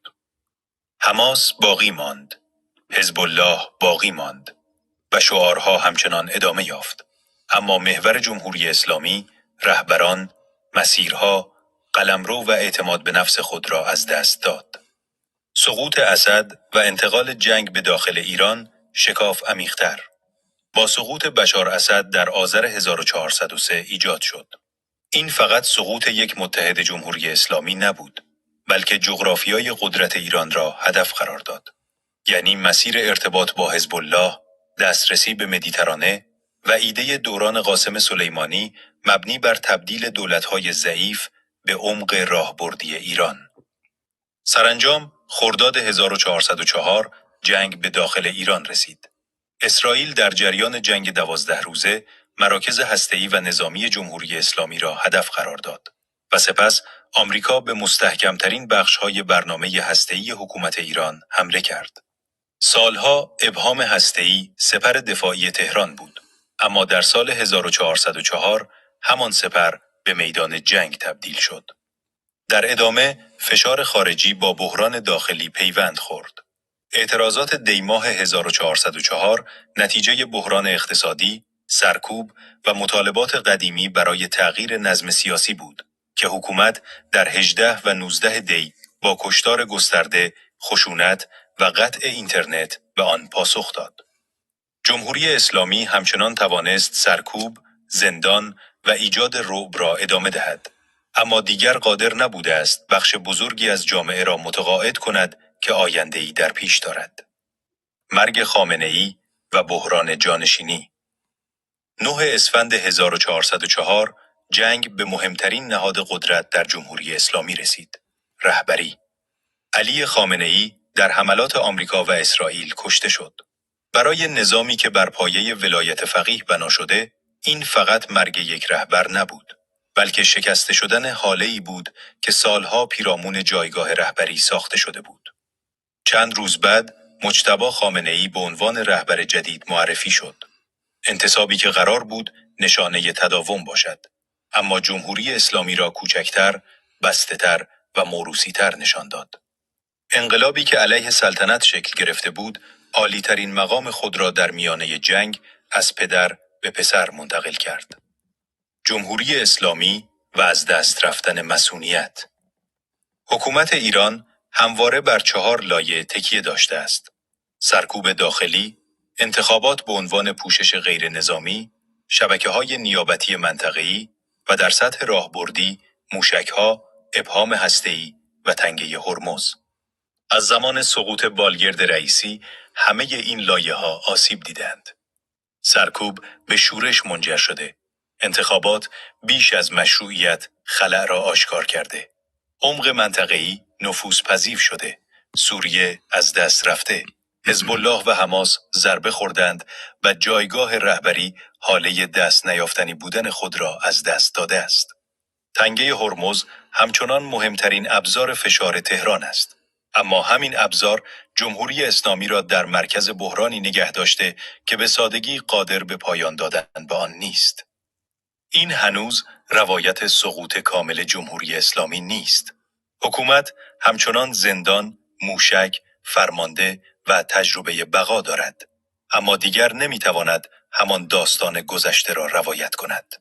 2 سال پیش مرگ رئیسی در زبان شهادت و تداوم پیچیده شد و حکومت گفت چیزی حیاتی از دست نرفته است، اما آنچه بعد از آن رخ داد نشان داد جمهوری اسلامی تا چه اندازه حاشیه خطای خود را از دست داده است.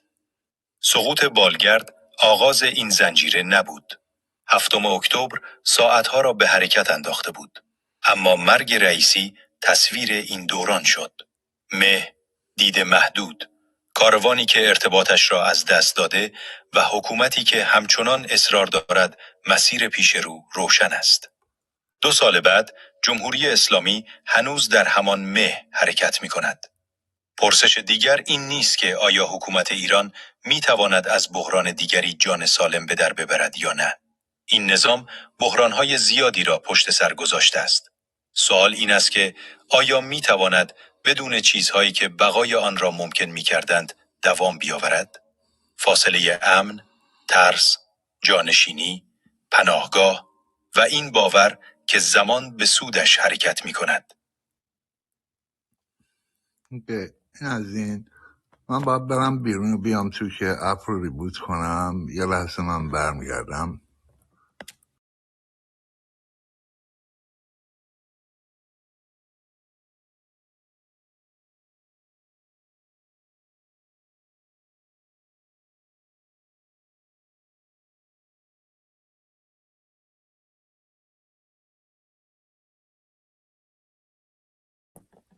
اوکی، یه چیز مقاله دیگه هست، یه گزارش دیگه هست. فاینانشال تایمز: جمهوری اسلامی نفت رو در نفتکش‌های فرسوده در خلیج فارس انبار میکنه.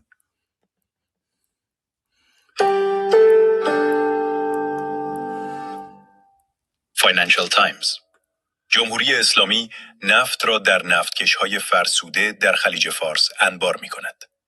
روزنامه فاینانشال تایمز گزارش داد جمهوری اسلامی در پی محاصره دریایی آمریکا و کاهش شدید امکان صادرات نفت به ذخیره‌سازی نفت روی نفتکش‌های فرسوده در خلیج فارس روی آورده است. این اقدام نشان دهنده فشار فزاینده بر صادرات نفت ایران در هفته‌های اخیر است. بر اساس این گزارش که سه‌شنبه 29 اردیبهشت منتشر شد، همکنون حدود 39 نفتکش حامل نفت و محصولات پتروشیمی ایران در خلیج فارس مستقر هستند. در حالی که پیش از آغاز محاصره دریایی آمریکا در 24 فروردین 1405 این تعداد 29 نفتکش بود. علاوه بر این، تجمع قابل توجهی از کشتی‌ها در نزدیکی پایانه صادرات نفت جزیره خارک مشاهده شده است. فاینانشال تایمز و گروه اتحاد علیه ایران هسته‌ای همچنین 13 نفتکش دیگر را در نزدیکی بندر چابهار در دریای عمان و در محدوده خط محاصره دریایی آمریکا شناسایی کردند. پایگاه خبری بلومبرگ نیز 28 اردیبهشت گزارش داد همزمان با ادامه تنش‌ها در خلیج فارس، شمار نفتکش‌های حاضر در اطراف جزیره خارک، مهمترین پایانه صادرات نفت ایران، به بالاترین سطح از زمان آغاز محاصره دریایی آمریکا علیه بنادر ایران رسیده است.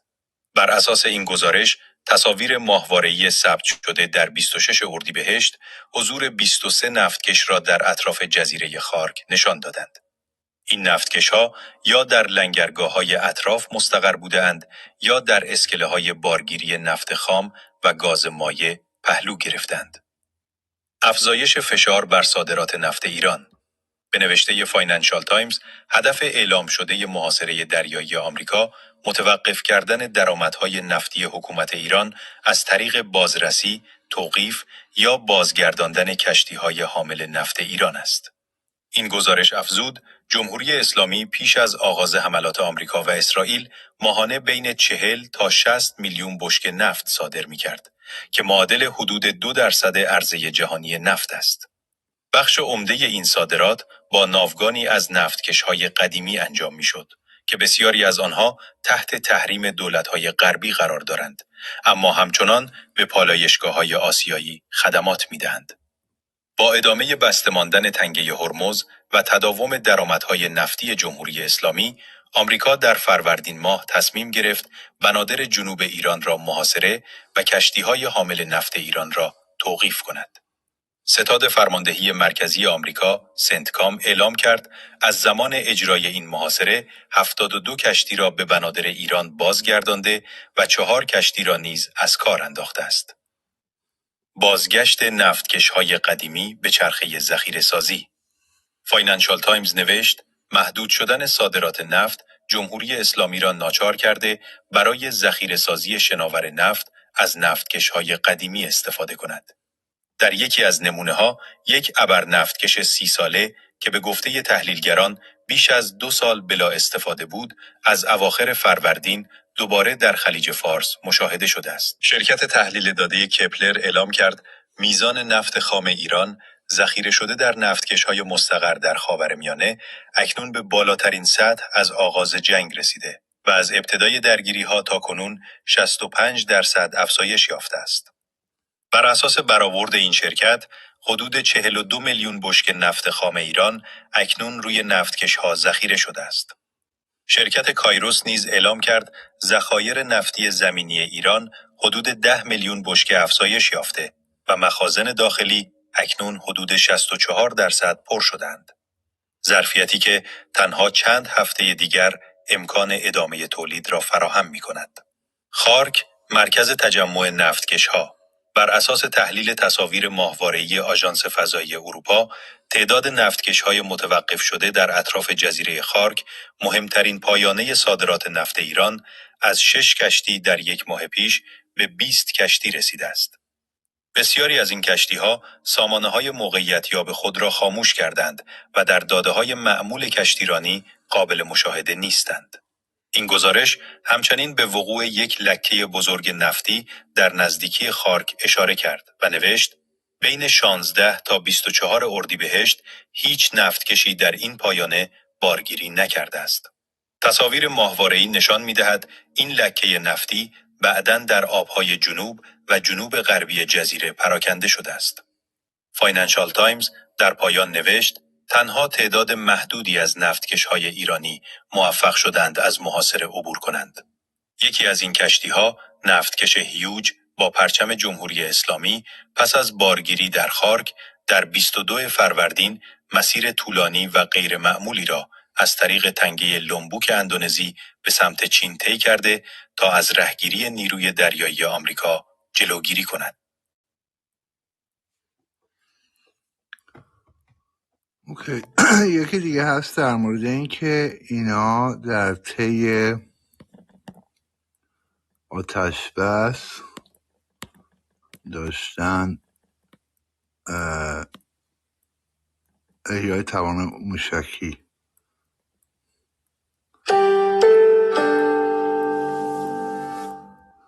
نیویورک تایمز: جمهوری اسلامی از فرصت آتش بس برای احیای توان موشکی خود استفاده کرد. نیویورک تایمز گزارش داد جمهوری اسلامی در دوره آتش‌بس شکننده میان تهران و واشنگتن بازسازی بخشی از توان موشکی خود را آغاز کرده و همزمان برای احتمال اثرگیری درگیری‌ها آماده می‌شود. بر اساس این گزارش، جمهوری اسلامی از این فرصت برای بازگشایی ده‌ها محل استقرار موشک‌های بالستیک که در جریان حملات هدف قرار گرفته بودند استفاده کرده است. جابجایی پرتاگرهای متحرک موشکی و تطبیق تاکتیک‌های نظامی برای دور تازه احتمالی جنگ نیز از دیگر اقدام‌های تهران عنوان شده است. یک مقام نظامی آمریکا به نیویورک تایمز گفت بسیاری از موشک‌های بالستیک جمهوری اسلامی در تأسیسات زیرزمینی عمیق در دل کوههای گرانیتی نگهداری می‌شدند و آمریکا در حملات خود عمدتاً ورودی این مراکز را هدف قرار داده بود. به گفته او، فرو ریختن دهانه این تأسیسات باعث مدفون شدن آنها شد، اما ساختار اصلی سایت‌ها از بین نرفت و اکنون حکومت ایران بخش قابل توجهی از این مراکز را دوباره بازگشایی کرده است. این مقام آمریکایی افزود، تهران همچنین بسیاری از تسلیحات باقی مانده خود را جابجا کرده و در میان مقام‌های جمهوری اسلامی این باور تقویت شده که می‌توانند در برابر آمریکا مقاومت کنند. چه از طریق بستن مؤثر تنگه هرمز، چه با حمله به زیرساخت‌های انرژی کشورهای خلیج فارس و چه با تهدید هواپیماهای آمریکایی. جمهوری اسلامی در انتظار جنگی کوتاه اما شدید. نیویورک تایمز نوشت با وجود ادامه مذاکرات، مقام‌های جمهوری اسلامی خود را برای احتمال از سرگیری حملات آماده کردند و هشدار دادند در صورت وقوع جنگ تازه، هزینه سنگینی به همسایگان و اقتصاد جهانی تحمیل خواهند کرد. حمیدرضا عزیزی، پژوهشگر مسائل امنیتی ایران در مؤسسه آلمانی امور بین‌الملل و امنیت، به این روزنامه گفت مقام‌های جمهوری اسلامی در دور نخست جنگ خود را برای یک درگیری طولانی مدت حدود 3 ماهه آماده کرده بودند و به همین دلیل استفاده از موشک‌ها را محدود کردند تا بتوانند هفته‌ها حملات را ادامه دهند. اما به گفته او اگر جنگ دوباره آغاز شود، رهبران جمهوری اسلامی انتظار یک نبرد کوتاه اما بسیار شدید را دارند. جنگی که می‌تواند با حملات هماهنگ به زیرساخت‌های انرژی ایران همراه باشد. به نوشته نیویورک تایمز، جمهوری اسلامی ممکن است در دور تازه درگیری‌ها روزانه ده‌ها یا حتی صدها موشک شلیک کند تا محاسبات طرف مقابل را تغییر دهد. تهدید خلیج فارس و باب‌المندب. این گزارش افزود که کشورهای عربی خلیج فارس در صورت آغاز دوباره جنگ ممکن است با حملات شدیدتر به زیرساخت‌های انرژی خود روبرو شوند. هدف قرار دادن میادین نفتی، پالایشگاه‌ها و بنادر نفتی یکی از مهمترین ابزارهای تهران برای وارد آوردن فشار بر اقتصاد جهانی توصیف شده است. نیویورک تایمز همچنین به افزایش تهدیدهای لفظی علیه امارات متحده عربی اشاره کرد و نوشت برخی مقام‌ها و تحلیلگران نزدیک به جمهوری اسلامی معتقدند امارات با میزبانی پایگاه‌های نظامی آمریکا در حملات علیه حکومت ایران نقش داشته است. مهدی خراتیان، تحلیلگر نزدیک به نهادهای امنیتی جمهوری اسلامی، ماه گذشته گفته بود ما حتماً باید امارات را به دوران شترسواری برگردانیم و می‌توانیم این کار را بکنیم. اگر لازم باشد، ابوظبی را اشغال خواهیم کرد. این روزنامه همچنین نوشت جمهوری اسلامی ممکن است علاوه بر تنگه هرمز بر تنگه باب‌المندب نیز فشار وارد کند. آبراهی راهبردی میان دریای سرخ و خلیج عدن که حدود 1/10 تجارت جهانی از آن عبور می‌کند و در نزدیکی مناطق تحت کنترل حوثی‌های مورد حمایت جمهوری اسلامی قرار دارد. به نوشته نیویورک تایمز، اگر تهران احساس کند کنترلش بر تنگه هرمز در خطر است، ممکن است تلاش کند آمریکا را همزمان در 2 جبهه دریایی درگیر کند. این گزارش در پایان افزود، اگرچه حوثی‌ها وعده دادند در صورت وقوع جنگ منطقه‌ای از تهران حمایت کنند، اما در دور قبلی درگیری‌ها واکنش محتاطانه‌ای نشان دادند. موضوعی که تحلیلگران آن را ناشی از نگرانی این گروه درباره کاهش ذخایر نظامیش می‌دانند. اوکی. بریم سراغ دوارزون. اون ویدیو که پخش کردم در مورد بیدو بود.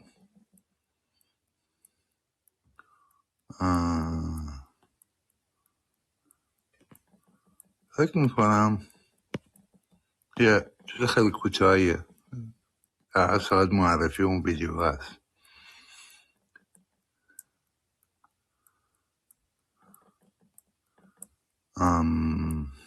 اوکی، نه این به دردم خوره.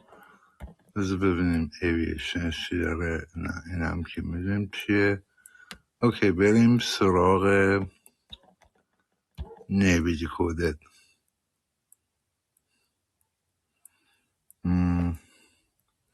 Why the US Navy just armed its failed destroyers with hypersonics?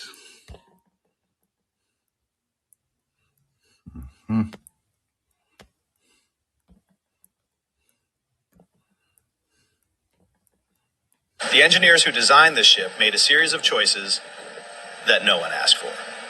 They built a power plant that generates 78 megawatts, enough to run a small city, inside a destroyer whose main weapon was a 155mm gun. They shaped the hull in a geometry that naval architects had abandoned after the Battle of Tsushima in 1905. They scattered the missile cells around the outer edges of the ship instead of clustering them in the center, and they replaced every mechanical drive shaft and reduction gear with electric motors. So quiet, the acoustic signature reportedly matches a Los Angeles-class submarine. Every one of these choices was called over-engineering. Every one of them was criticized as too complex, too expensive, too far ahead of its time. Every one of them turned out to be the reason this hull, the only surface combatant on the planet, can carry a weapon that flies above Mach 5. This is Navy Decoded, where we do the math that defense headlines skip. Hit subscribe if that matters to you. Today we are going to take apart 3 engineering decisions that cost billions and produced nothing for 20 years, and show you why they may have been the smartest money the Navy ever spent. The Zumwalt class was supposed to be a fleet. The Navy originally planned 32 ships, then it cut the number to 24, then to 7, then to 3. USS Zumwalt, DDG 1000. USS Michael Mansour, DDG 1001. And USS Lyndon B. Johnson, DDG 1002. As the fleet shrank, the cost per hull exploded. Construction cost alone exceeded $4 billion per ship. When you fold in the research and development that was designed to be spread across 32 hulls, the number climbs past $7 billion. The ship's primary weapon, a 155mm advanced gun system, was supposed to fire precision rounds more than 60 nautical miles inland. But the specialized ammunition, the long-range land attack projectile, reached a unit cost above $800,000 per round. The Navy canceled procurement.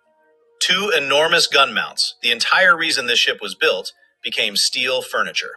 Critics called it the most beautiful warship with no purpose. And by the numbers, they were right. 78 megawatts of generating capacity feeding a gun that drew almost none of it. The original weapon that was supposed to justify all 78 megawatts of electrical power was the electromagnetic railgun, a weapon that would accelerate a projectile using nothing but current. That program was defunded in fiscal year 2022. The gun was dead. The railgun was dead. The critics appeared to be right. Then, in August 2023, the Zumwalt entered Ingalls Shipbuilding in Mississippi. Workers cut out the gun mounts and began installing something else. By November 2025, 4 large-diameter launch tubes were seated in the forward hull. In January 2026, the ship completed builder's sea trials, and the 78-megawatt power plant that had been called excessive for 20 years ran without a fault. A minor fire aboard the ship in April 2026, during integration work at the shipyard, was contained by the crew without affecting the modernization schedule. Zumwalt was not rescued by a political decision.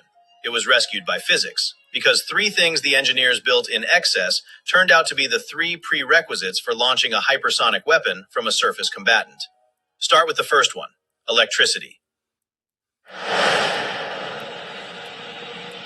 Every warship needs power, but the way a ship generates and distributes that power defines what it can become. A conventional destroyer, an Arleigh Burke, runs 4 General Electric LM2500 gas turbines, producing a combined 100,000 shaft horsepower. Those turbines spin through reduction gears, which turn drive shafts, which rotate propellers. The system is proven. It has been moving warships for decades. But there is a constraint buried inside that architecture. Almost every watt of energy goes into the propeller. The ship generates enormous power, but it is mechanically committed to propulsion. If you want electricity for a new radar, a laser, or a missile system that demands megawatts, you have to steal it from the drivetrain. There is no surplus, no margin. What you see is what you get. The Zumwalt engineers threw that entire architecture away. They installed 2 Rolls-Royce MT-30 gas turbines, 35.4 megawatts each, and 2 Rolls-Royce RR4500 turbine generators at 3.8 megawatts each. Total output, 78 megawatts. But instead of connecting those turbines to a gearbox, they connected them to a ship-wide electrical grid. The turbines generate electricity. The electricity flows into a common bus. And from that bus, power is routed wherever it is needed. To 2 advanced induction motors that drive the propellers, to the combat systems, to the sensors, to anything the ship carries now, or will carry in the future. Think of it this way. You build a house in 2005 with a 400-amp electrical panel, when every other house on the street has 200 amps. Your neighbors laugh. The wiring is excessive. The capacity is wasted. 20 years later, electric vehicles and home servers arrive and demand exactly 400 amps. Your house is the only one on the block that does not need to tear open the walls and rewire. At cruising speed of 20 knots, the Zumwalt's propulsion motors consume roughly 20 megawatts. The remaining 58 megawatts sit in reserve, available for whatever the future demands. The 155mm gun consumed almost none of that electrical margin. The railgun, had it worked, would have consumed most of it. But the architecture was never built for one weapon. It was built for the margin itself. And there is a secondary effect. Those two advanced induction motors, 34.6 megawatts each, replaced the mechanical gearboxes and drive shafts that every other surface combatant uses. No gears grinding, no shafts vibrating, no mechanical pathway for vibration to propagate through the hull into the water. The result is a 16,000-ton destroyer whose underwater acoustic signature has been reported as comparable to a nuclear attack submarine. A ship that large should be loud. This one whispers. 78 megawatts of power. But power means nothing if the platform carrying it gets detected and killed before it reaches firing position. The second choice the engineers made was even more controversial, because it contradicted a century of shipbuilding. Every warship built since the era of the dreadnought follows one rule. The hull flares outward above the waterline, wider at the top than at the bottom. The physics are intuitive. A flared hull pushes water outward when the ship rolls, generating a restoring force that fights the roll. It is why ships have not capsized for 100 years. Naval architects understand it, sailors trust it. The Zumwalt reverses it. The hull slopes inward above the waterline, a geometry called tumble home. The ship is narrower at the deck than at the waterline. It looks inverted. And the last time a major navy used tumble home on a warship, those ships were sunk at the Battle of Tsushima in 1905. Russia's Borodino-class battleships featured tumble home hulls. They capsized under fire.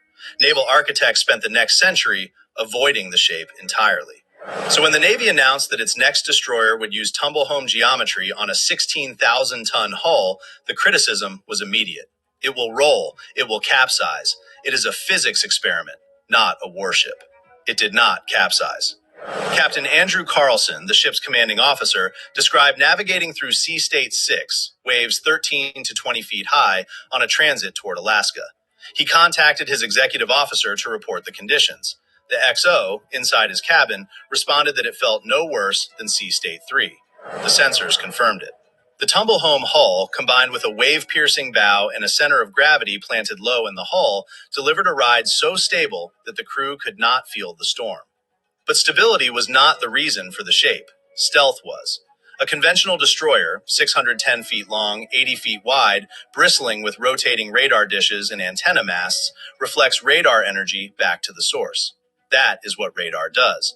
It sends a pulse, and the pulse bounces off flat surfaces and right angles. Every mast, every dish, every corner is a reflector. The Zumwalt has none of them. The superstructure is a single composite shell, the integrated deck house and apertures, with every antenna and radar panel flush mounted inside.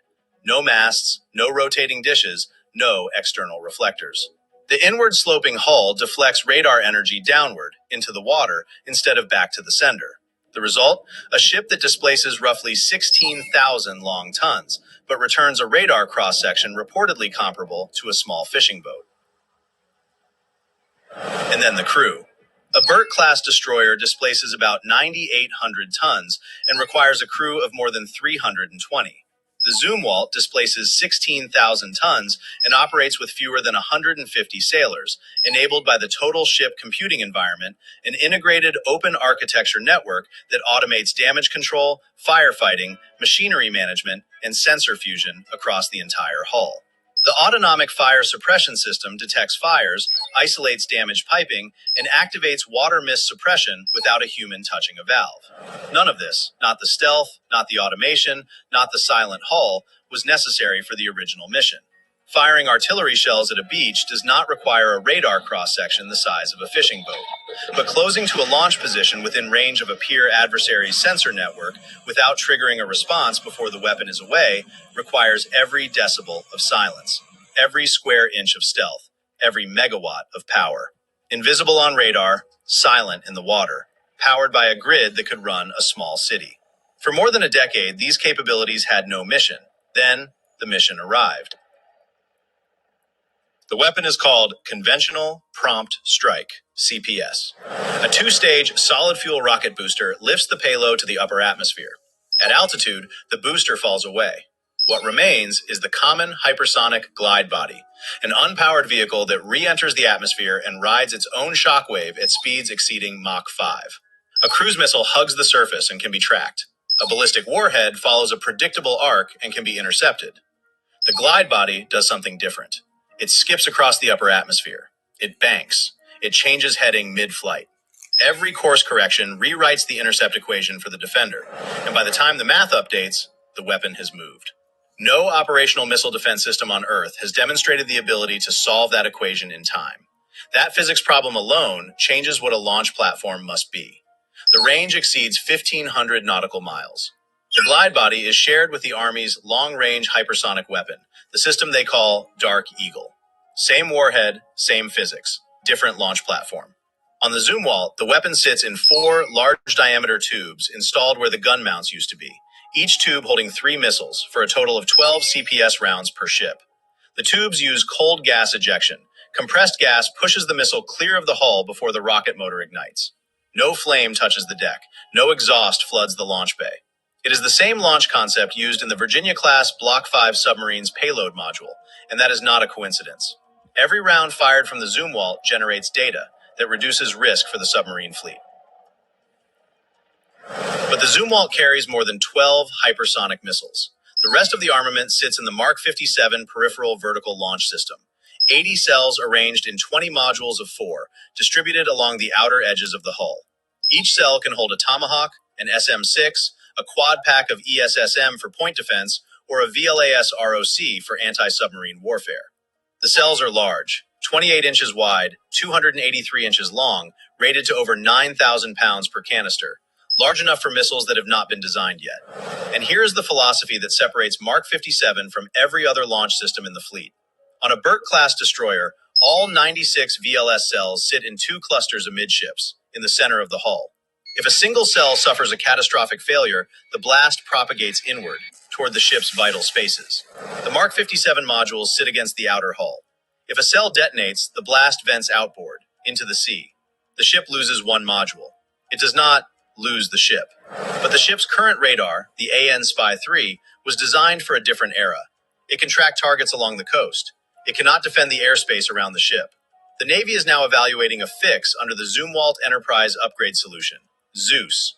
Install the AN Spy-6 V3, the same radar family used on the Flight 3 Burke, using arrays originally manufactured for the canceled Constellation-class frigate. The hardware already exists. The ship has the power to run it.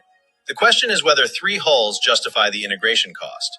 If the answer is yes, the Zumwalt stops being a strike truck and becomes a multi-mission combatant that can defend itself and the ships around it. 3 ships, 12 hypersonic missiles each, 80 conventional cells each, a radar cross-section too small to target, and a power grid with room to grow. In May 2026, the U.S. Navy's shipbuilding plan made it official. The 3 Zumwalt-class destroyers, USS Zumwalt, USS Michael Mansour, USS Lyndon B. Johnson, were formally designated the fleet's first operational hypersonic strike warships. A program that spent 20 years facing cancellation had just become the most consequential surface combatant program in the world. The question worth asking is not how this happened. The question is why it could only happen to this hull. A hypersonic weapon that reaches 1,500 nautical miles needs megawatts of thermal management at the moment of launch. It needs to be pushed clear of the hull by cold gas before the rocket motor ignites, a requirement that demands physical tube volume no standard VLS cell provides. And the platform carrying it cannot be detected, on radar or in the water, while closing to launch position. Stealth is not optional. Acoustic signature is not optional. Power is not optional. Volume is not optional. All 4 are mandatory, and they must all exist on the same hull at the same time. No surface combatant on Earth was built to satisfy all 3, except one, built for reasons that had nothing to do with hypersonics, finished in 2016, and criticized every year, until the weapon arrived to prove why the excess was necessary. And that is the insight. The engineers did not design for the mission. They designed for margin. The IPS does not power a gun. It powers whatever comes next. CPS thermal management, a future directed energy weapon, the Spy-6 radar that draws megawatts no previous destroyer could spare. The tumblehome does not hide a shore bombardment ship. The electric motors do not silence a shore bombardment ship. Together, they hide a platform that must close to launch position undetected, on radar and in the water. Because a hypersonic missile with 1,500 nautical mile range is useless if the ship carrying it is targeted before it fires. The Mark 57 does not carry today's missiles. It carries missiles that have not been invented yet, in canisters rated for weights that exceed anything currently in the fleet's arsenal. And this is why the Pentagon now calls the Zumwalt a technology bridge. Every round fired, every megawatt logged, every approach run in stealth generates data that will directly shape the next capital ship, the Trump-class guided missile battleship, a nuclear-powered combatant displacing 35,000 tons or more with CPS tubes of its own. The Zumwalt is not the destination. It is the proof that design for margin works. And the only reason that proof now exists is that a group of engineers spent 20 years being wrong in exactly the right way. So, was the Zumwalt a $7 billion mistake? Every engineering textbook will tell you, optimize for the mission. Build what you need, cut the rest. The Zumwalt's engineers read those textbooks and then ignored them. They poured megawatts into a grid that had nothing to power. They shaped a hull to hide from radars that were not looking. They spread weapon cells to survive threats that had not arrived. For 20 years, that looked like arrogance. 3 ships instead of 32. A gun with no ammunition. A railgun that never fired. Billions buried in steel that critics said would never matter. But here is what the critics missed. The engineers were not building for the gun. They were not building for the railgun. They were building room, electrical room, physical room, stealth room for a weapon they could not name. They did not know what would come. They only knew something would, and something did. A weapon that flies above Mach 5 needs megawatts of thermal management, demands a launch platform invisible to radar, and fits only in tubes large enough to hold it. Every margin the engineers built, the margins that looked like waste, turned out to be the price of admission. The question now is not about this ship. The question is how many hulls in the fleet today are built so tight to the current mission that there is no room left when the next weapon arrives. And whether any Navy on Earth has the nerve to leave room again, knowing that the room will look like waste until the day it does not. 20 years from now, when the next weapon no one predicted arrives, which Navy will have left room for it? بعدی ارپاردیکودر در مورد اون 2 تا F-18 که دیروز فیروز تصادف کردن. Why didn't they explode in the air? That is the weirdest plane crash I have ever seen. I thought it was AI. This is the first time we've seen an F-36. The comments came in millions. Most of them were wrong. Wrong aircraft, wrong physics, wrong question. But the one question that kept repeating was the right place to start. That is the first thing everyone asked when 2 EA-18G Growlers collided in midair over Idaho. Nearly 28,000 pounds of jet fuel between the 2 aircraft, enough chemical energy to flatten a city block, and not a single flame until the wreckage hit the ground. They locked together, they pitched up, they stalled, they fell. And somewhere between the collision and the ground, all 4 crew members pulled a handle and rode a rocket out of the cockpit. Every one of them survived. The explosion question is the obvious question, but it is the wrong one, because the physics that kept 28,000 pounds of fuel from igniting is the same physics that held the airframe together long enough for the fuel to disperse, and the same physics that slowed the aircraft just enough for the ejection seats to fire. 3 engineering systems, 1 chain, a few seconds of margin between survival and catastrophe, and every second was earned, not given. This is air power decoded, and it starts with the seconds no one counted. VAQ-129 Vikings is not a combat squadron. It is the United States Navy's Fleet Replacement Squadron for the EA-18G Growler, the unit responsible for training every Growler pilot and electronic warfare officer in the Navy, the Marine Corps, the Air Force, and allied nations before they deploy. VAQ-129 also manages the EA-18G Growler demo team. On May 17, 2026, 2 of their aircraft were performing an aerial demonstration at the Gunfighter Skies Air Show at Mountain Home Air Force Base in Idaho. At approximately 12:10 in the afternoon, they collided. The crews ejected. All 4 survived. The aircraft did not. Call it a miracle, 4 people walking away from a mid-air collision at airshow speed deserves that word. But miracles have mechanisms, and this one had 3. The collision should have been unsurvivable. The fuel should have ignited. The ejection seats should have failed in conditions they were never certified for. None of that happened, and the physics behind all 3 is the same. Each answer is a physics problem, and each physics problem has the same conclusion. An EA-18G Growler in demonstration configuration weighs roughly 44,000 to 50,000 pounds, lighter than a full combat sortie, but still more than 20 tons. It has a wingspan of nearly 45 feet. Its twin F414 engines generate enough thrust to push it past Mach 1.8. And during an airshow formation pass, it flies within feet of another aircraft that is identical in every way. That is the trade. Formation flying is the deliberate exchange of safety margin for precision. In normal operations, in combat, in cruise, in transit, aircraft are separated by miles of airspace, managed by radar, deconflicted by altitude blocks and timing. The entire system of military airspace management is designed to keep high-performance aircraft as far from each other as possible.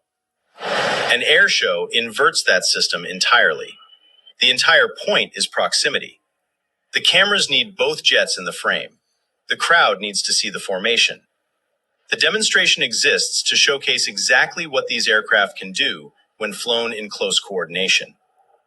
So the separation that is measured in miles becomes a separation measured in feet. And when 2 objects are separated by feet, the physics of closure rate becomes ruthless. Closure rate is not the speed of one aircraft. It is the speed at which the distance between 2 aircraft is collapsing.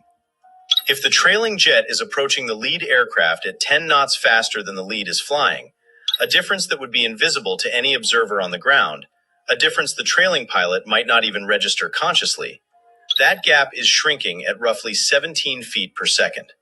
At a conservative formation speed of 300 knots, 50 feet of separation disappears in under 1/10 of a second. Here's the problem with that number. The neural signal from the human eye to the human hand takes at least 150 milliseconds for a simple reflex. Recognizing a closure rate threat, processing the visual information, determining that action is required, deciding what action, and moving the controls, adds another several hundred milliseconds that, at this distance, does not exist. This is not a failure of pilot training. Both crew members of VAQ-129 were among the most qualified Growler aviators in the world. This is a failure of the speed at which carbon-based nervous systems can process information relative to the speed at which aluminum and titanium alloy frames close the gap between them. It is worth noting the role that wake turbulence may have played in this specific event. The investigation has not yet determined cause. But it is a physics factor that is always present in formation flight. Every wing generates 2 counter-rotating vortices at its tips, rolling outward and downward. At low speed and high angle of attack, typical of a demonstration pass, those vortices are at their strongest. An aircraft flying in trail is flying directly into the disturbed air left behind by the aircraft ahead of it. A sudden, unexpected roll or pitch from an invisible vortex encounter narrows the window of reaction, further still. The 1966 collision between an XB-70 Valkyrie and an F-104 Starfighter was caused by exactly this: the smaller aircraft caught in the bomber's wake and unable to recover before contact. Closure rate does not discriminate between practice and combat, between airshow and deployment. It is a physical constant, and it was present over Idaho that day in full force. The collision happened. The question now is what happened next. When 2 aircraft weighing tens of thousands of pounds strike each other at speed, the mechanical energy released is enormous. Metal shears, structures deform. The geometry that gave both aircraft their aerodynamic integrity, the carefully shaped wing surfaces, the precisely angled control surfaces, the sealed fuel systems, is suddenly and violently compromised. There are nearly 14,000 pounds of JP-5 jet fuel in each aircraft. 2 aircraft. That is the energy equivalent of a very large bomb. and none of it detonated in the air. Here is why. Jet fuel is not an explosive. It is a combustible liquid. The difference is not semantic. It is the difference between life and death for 4 aircrew. An explosive releases energy in microseconds through a self-sustaining chemical chain reaction. A combustible liquid releases energy only when it achieves 3 conditions simultaneously. It must be broken into fine enough droplets to mix with air. Those droplets must be in contact with a source of ignition, and the temperature of that fuel must be above its flash point. The U.S. Navy uses JP-5 specifically because its flash point is exceptionally high, at least 140 degrees Fahrenheit, 60 degrees Celsius. That is not an accident. It is a decision made after watching what happened on carrier flight decks when fuel with a lower flash point was involved in accidents. JP-8, the Air Force standard, has a flash point of just 100 degrees Fahrenheit, 38 degrees Celsius. Automotive gasoline can flash at temperatures well below freezing. JP-5 was engineered to be inert in all conditions except deliberate combustion. When the collision fractured the fuel systems, JP-5 did what JP-5 is designed to do. It did nothing. More precisely, the fuel that escaped the tanks was moving through the slipstream at air show speed. That slipstream is a river of air moving hundreds of feet per second relative to the aircraft. Any liquid fuel that escaped the tanks was immediately swept away from the aircraft and dispersed before it could aerosolize sufficiently in proximity to a heat source. The conditions for combustion, the fuel, the oxygen, the temperature, and the ignition source never converged in the same place at the same time. The ground is a different story. Ground impact creates all 3 conditions simultaneously. Tanks rupture completely, metal grinding at hundreds of feet per second generates sparks, and engine debris provides heat. The fireball that spectators witnessed happened when the wreckage hit the ground, not 1 second before. That distinction saved 4 lives. But the fuel chemistry alone does not explain the window. For the fuel not to ignite in the air, the airframe had to hold together long enough for the fuel to disperse. And here the engineering runs deeper than chemistry.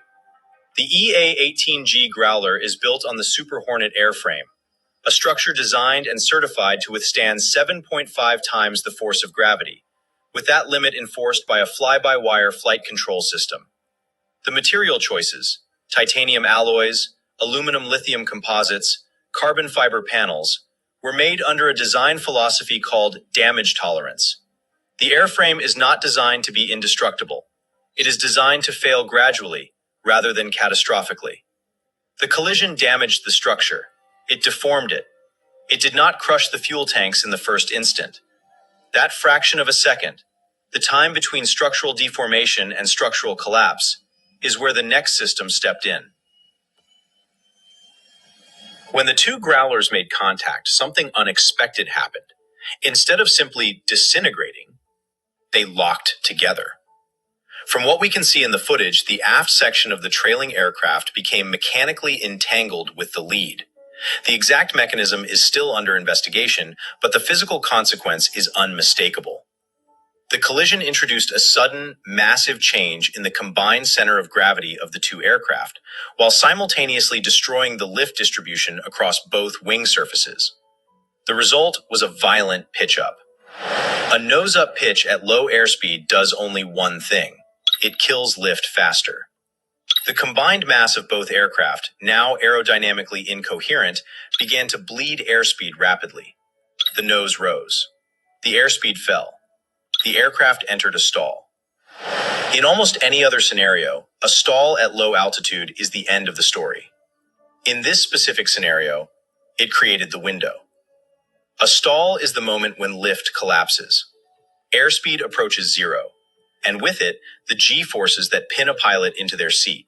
Forces that can exceed 7 times the weight of a human body during high-performance maneuvering. Those forces disappear. In the stall, briefly, the cockpit environment becomes almost quiet. The crushing force of the flight regime releases. That release is the window.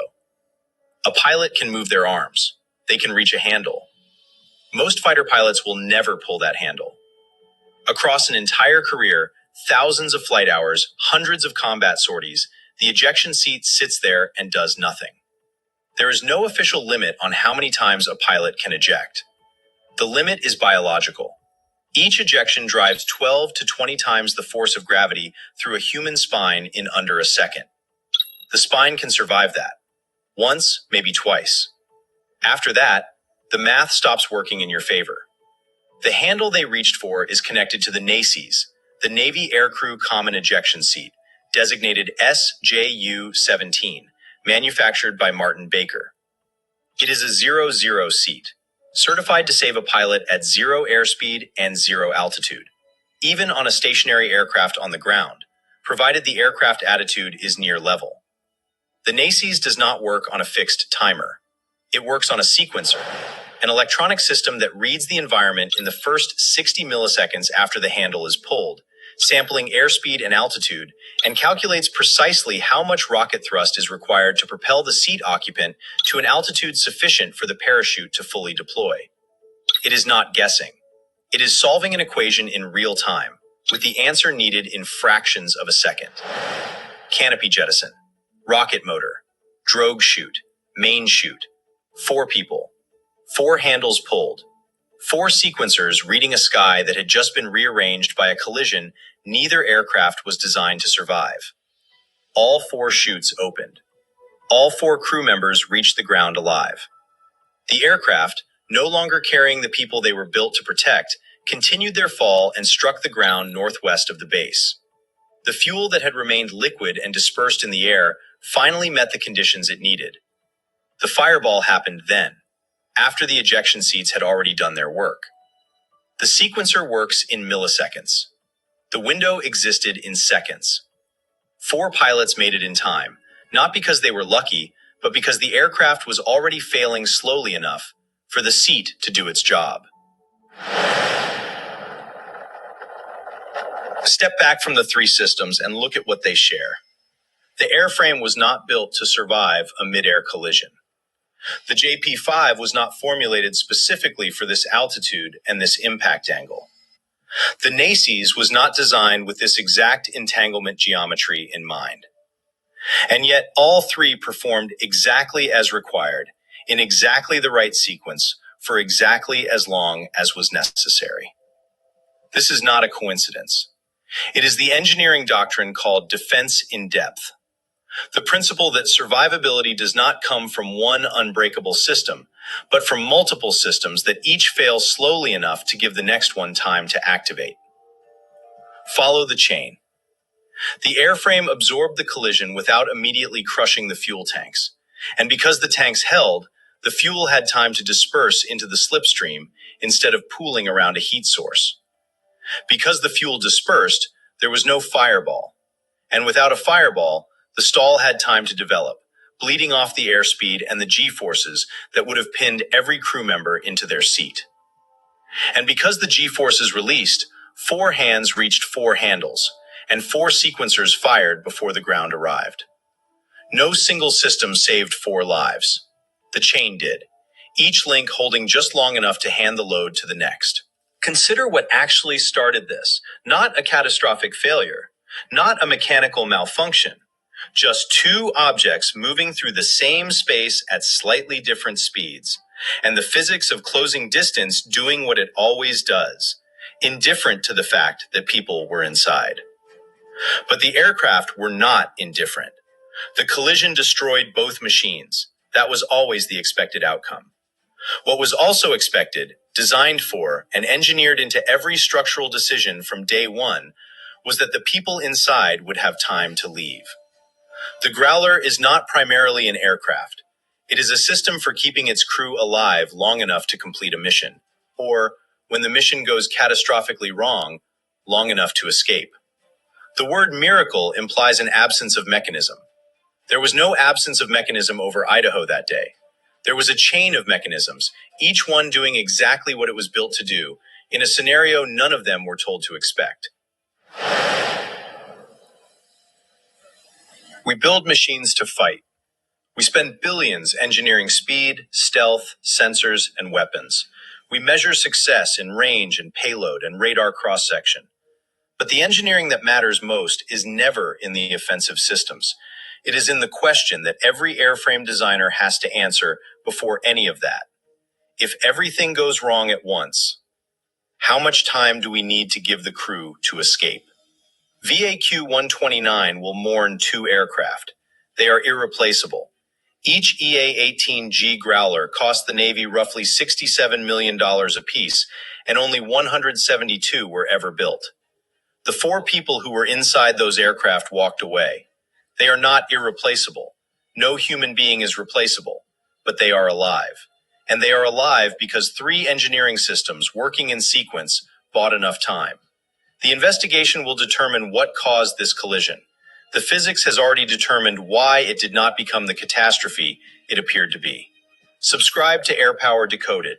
The next time you see footage of a mid-air collision and someone says it was a miracle, ask yourself what mechanisms were running in the background that no one is counting. Because in the real sky, physics does not deal in miracles. It deals in margins. And when the margins hold, that is the engineering working exactly as designed. So here's the question that will stay with you. How many other systems in your life were built the same way? Designed not to prevent failure, but to fail slowly enough for you to escape.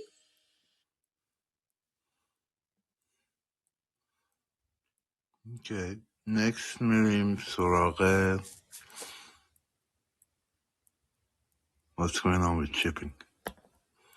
On this episode of What's Going On with Shipping, with all that's going on in Hormuz, what's happening with supertanker rates?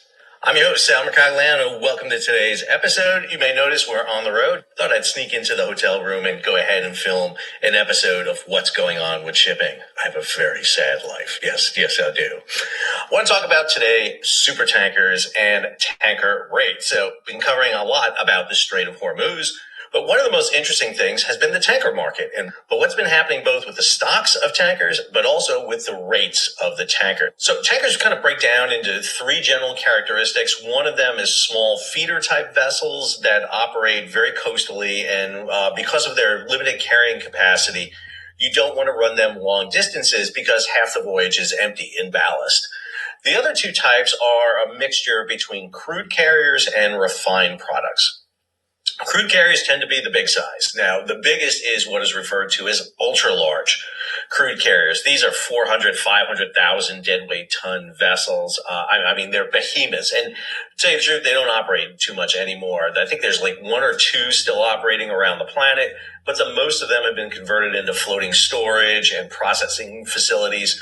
You don't see ultra-large crude carriers out there. Now, we do see a lot of very large crude carriers, VLCCs.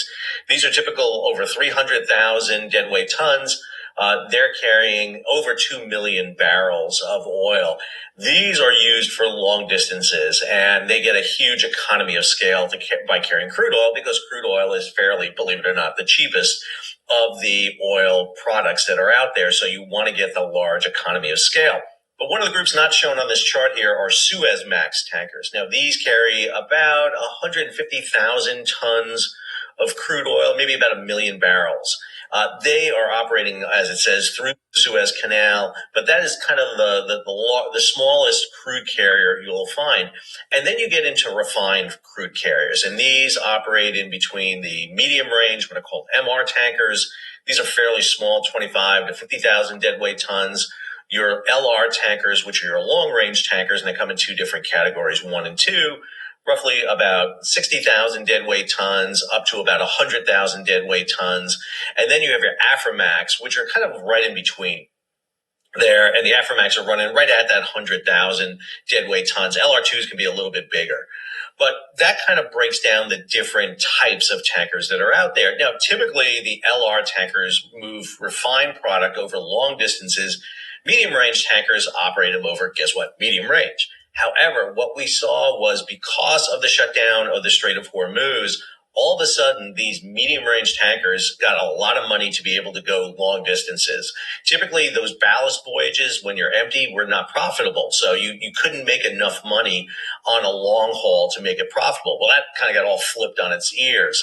However, what we're seeing is a restabilization of the rates, hence the reason for today's video. Last week, May 6th, Greg Miller over at Lloyd's List posted this story. Hormuz crisis slashes very large crude carrier volumes by 36%, but voyages are longer. So he makes three key points here that I want to emphasize on. So the first point Greg makes, crude and condensate exports on the very large crude carriers averaged 14.4 million barrels per day over the past 8 weeks. Story from early May, so we're talking about March and April here. That's down 36% versus the average in January 2025 and February 2026. So that's according to Vortex data. So we're seeing that drop, a big drop, almost a third of the amount of crude oil being carried on these large vessels. Makes sense. We've seen the displacement being caused by the shutdown of Hormuz. 20 million barrels of oil a day went offline. We've been able to offset that with 1 million coming through Fujairah and about 4.5 million coming out of Yanbu. So Greg's second point is the Atlantic to Pacific voyages accounted for 35% of crude export volumes on VLCCs in the past 8 weeks versus just 22% in that last time period of January 2024 to February of 2025. So that 13% uptick we're seeing is because of the relocation of very large crude carriers from the Persian Gulf over to the Gulf in the United States. We're seeing crude oil being picked up in the United States. We're seeing it picked up in Mexico. We're seeing it picked up off Venezuela, also off Nigeria, Brazil, and other areas. So this is that Atlantic to Pacific voyages. Now, remember, on very large crude carriers, you got to go around Africa. That's a big issue because of the distance involved. It takes you over 50 days to go from the Gulf of the United States over to the east coast of Asia. His last point deals with the ships trapped in the Persian Gulf. Tanker owners require, quote, high level of credibility, unquote, on the Hormuz situation and for trapped ships to exit first and demonstrate safety. Now, that's coming from one of the biggest tanker carriers in the world, DHT. That means that they're not going to risk their tankers coming through the strait until they know there's a margin of safety for them. Now, we have this story from Shishin Shen, also over at Lloyd's List. Tanker stocks slide as Hormuz-driven rally shows cracks. So Chinese shipping stocks, yes, there are Chinese shipping stocks out there, fell on Monday, led by tanker shares. So COSCO Shipping Energy Transportation, which is one of the world's largest tanker owners, dropped 3.1% on the Hong Kong exchange and 1.8% on the Shanghai exchange. Another state giant, Chinese Merchant Energy Shipping, fell by 2.2% in Shanghai. The two companies together control about 100 VLCCs. The Shanghai-listed products tanker operator, Nanjing Tanker, fell by 4%. Now, according to Portio, the market is reaching an inflection point with sliding rates and falling demand. That brings us to this story on 18 May by Greg Miller. VLCCs are once again outperforming Aframaxes and product tankers. So the Atlantic Basin VLCCs have been holding steady at over $100,000 per day for the past month and are now higher than the VLCC rates in the Gulf of Oman and Yanbu. That's according to BRS shipbrokers. The U.S. Gulf to Europe Aframax index was $53,421 per day in Monday, which is just crazy that it's at that rate. However, less than a quarter of its peak level back in March, which was insane. I mean, back in March, the rates, and I'll show you them here in a second, were absolutely insane for nearly all tankers. And then finally, U.S. Gulf to Europe MR tanker product index. Now, MR tankers don't usually like to do long voyages. MR product tanker index is at just $6,515 per day. It was 14 times higher in late March.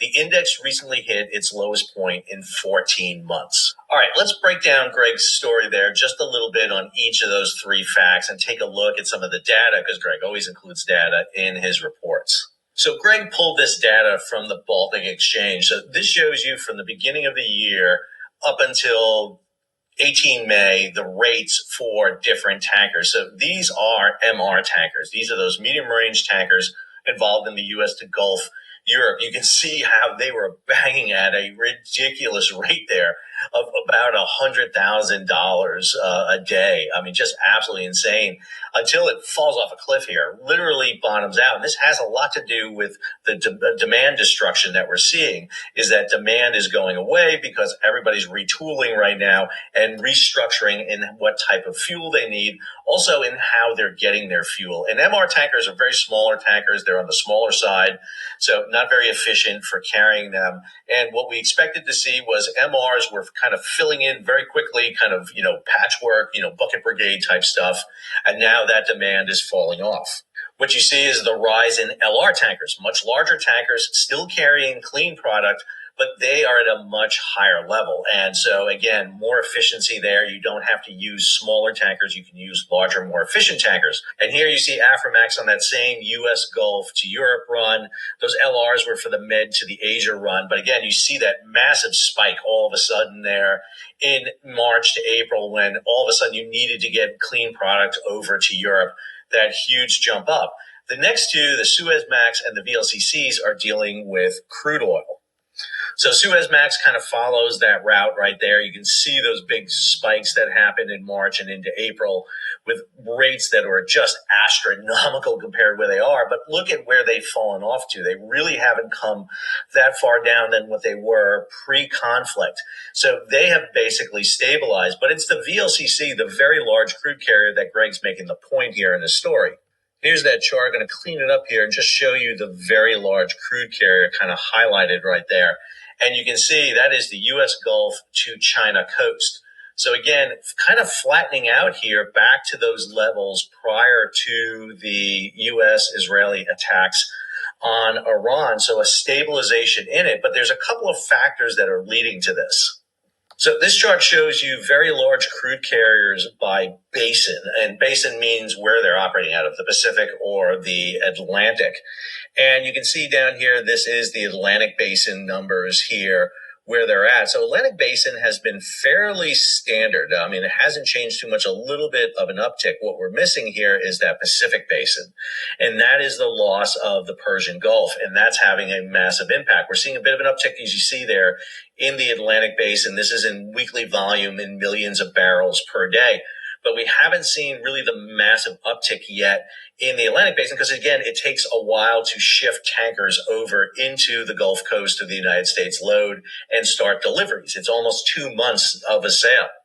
So take you over here to marine traffic. What you're looking here is very large crude carriers. I cleaned it up and I just have the very large crude carriers and above. You'll notice a couple of things. Number one, tankers either stuck inside the Persian Gulf or waiting to get into the Persian Gulf. But the big thing is that big line of tankers coming around the southern tip of Africa down there, which is the Cape of Good Hope route. Now, Greg talks about 3 really important points. I want to read this for you from Greg.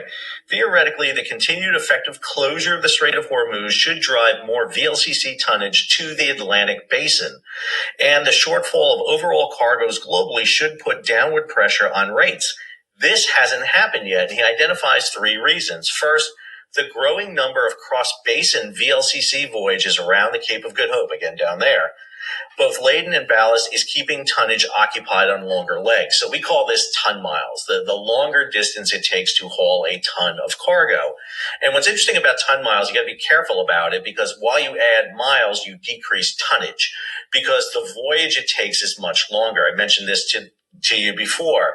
It takes about twice as long to go to the U.S. Gulf Coast as it does to go to Saudi Arabia and load. While you're going double the voyage, you're doubling the miles, you're doing half the tonnage because your ships can't make as many voyages. Second, there's still over 60 very large crude carriers still stuck inside the strait. So a good chunk of the VLCC fleet is really occupied inside the Strait of Hormuz. You can't get it out. It's bottled up. And obviously, a fully loaded tanker, there's a lot of risk in trying to sail it out of the Strait of Hormuz. It's not so much damage to the ship. I mean, VLCCs are really tough vessels. They're extremely tough. They're almost impossible to sink because of their strength and their size. But the fear here is damage to the ship will cause environmental damage. And that's the big concern, because then the company is stuck with that. And then finally, nobody wants to give up on the Strait of Hormuz. So what we're seeing is a lot of ships sitting there.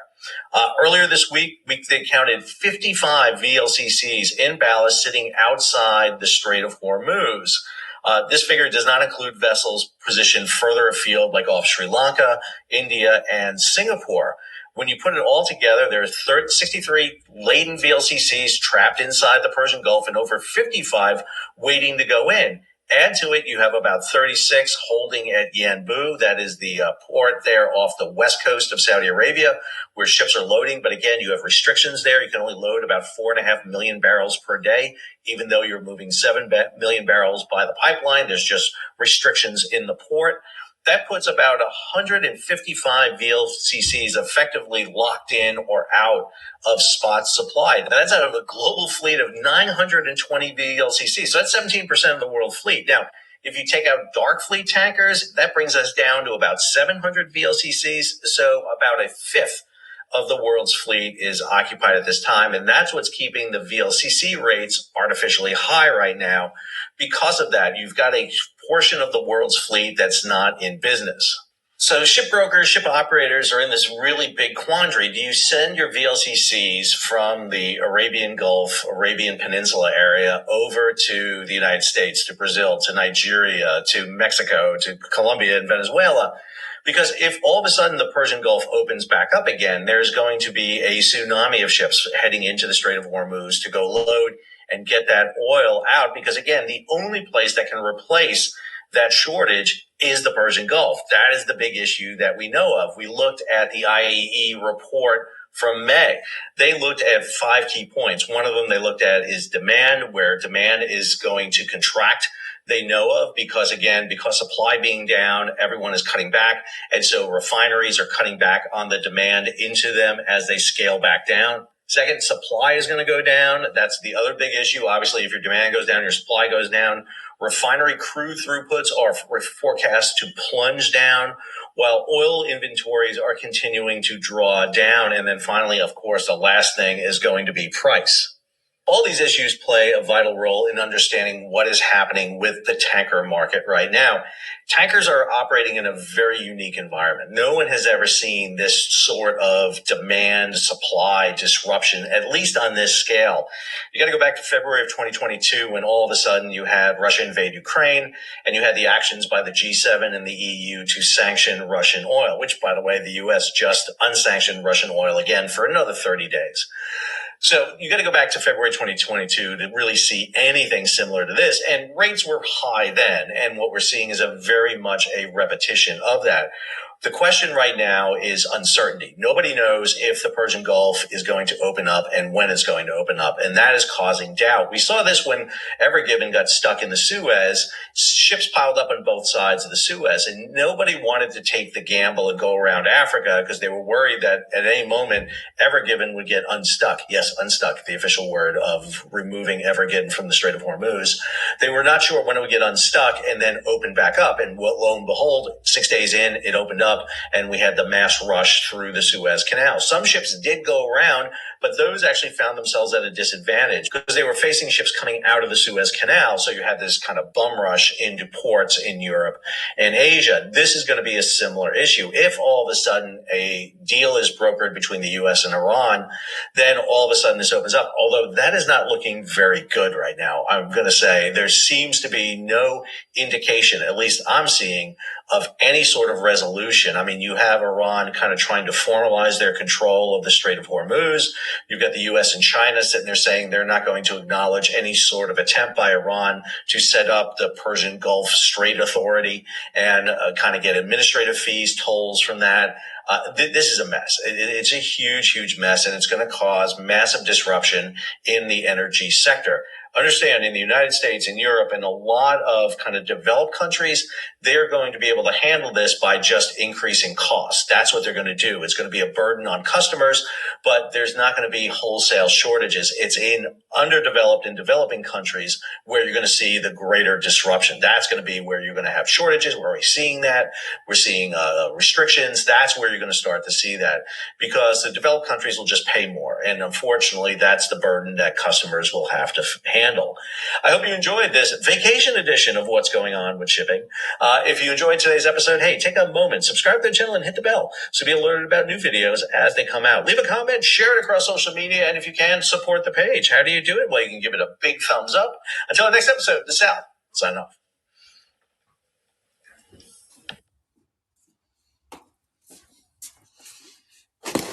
All right, welcome back, everybody. Rejoining us again, and he's been on the channel a number of times lately, which is great news for us. After a pretty long absence, is our good friend and Moochie Award-winning Captain Kevin Hoser Miller, the author of the Raven 1 series. His latest in that series is the award-winning High End. Great to see you again, Hoser. You too, Mooch. Great to be with you, as always. So yesterday, which was May 17th, this happened during gunfighter skies at Mountain Home Air Force Base, about noon Mountain Time. A couple of EA-18G Growlers from VAQ-129 had a midair, as you can see from this footage, 4 good shoots, and that's the good news. So the Growler is the electronic warfare version of the Super Hornet. It's built on the same airframe. Very effective airplane. Been used extensively in the most recent operations, Absolute Resolve in Venezuela and Epic Fury.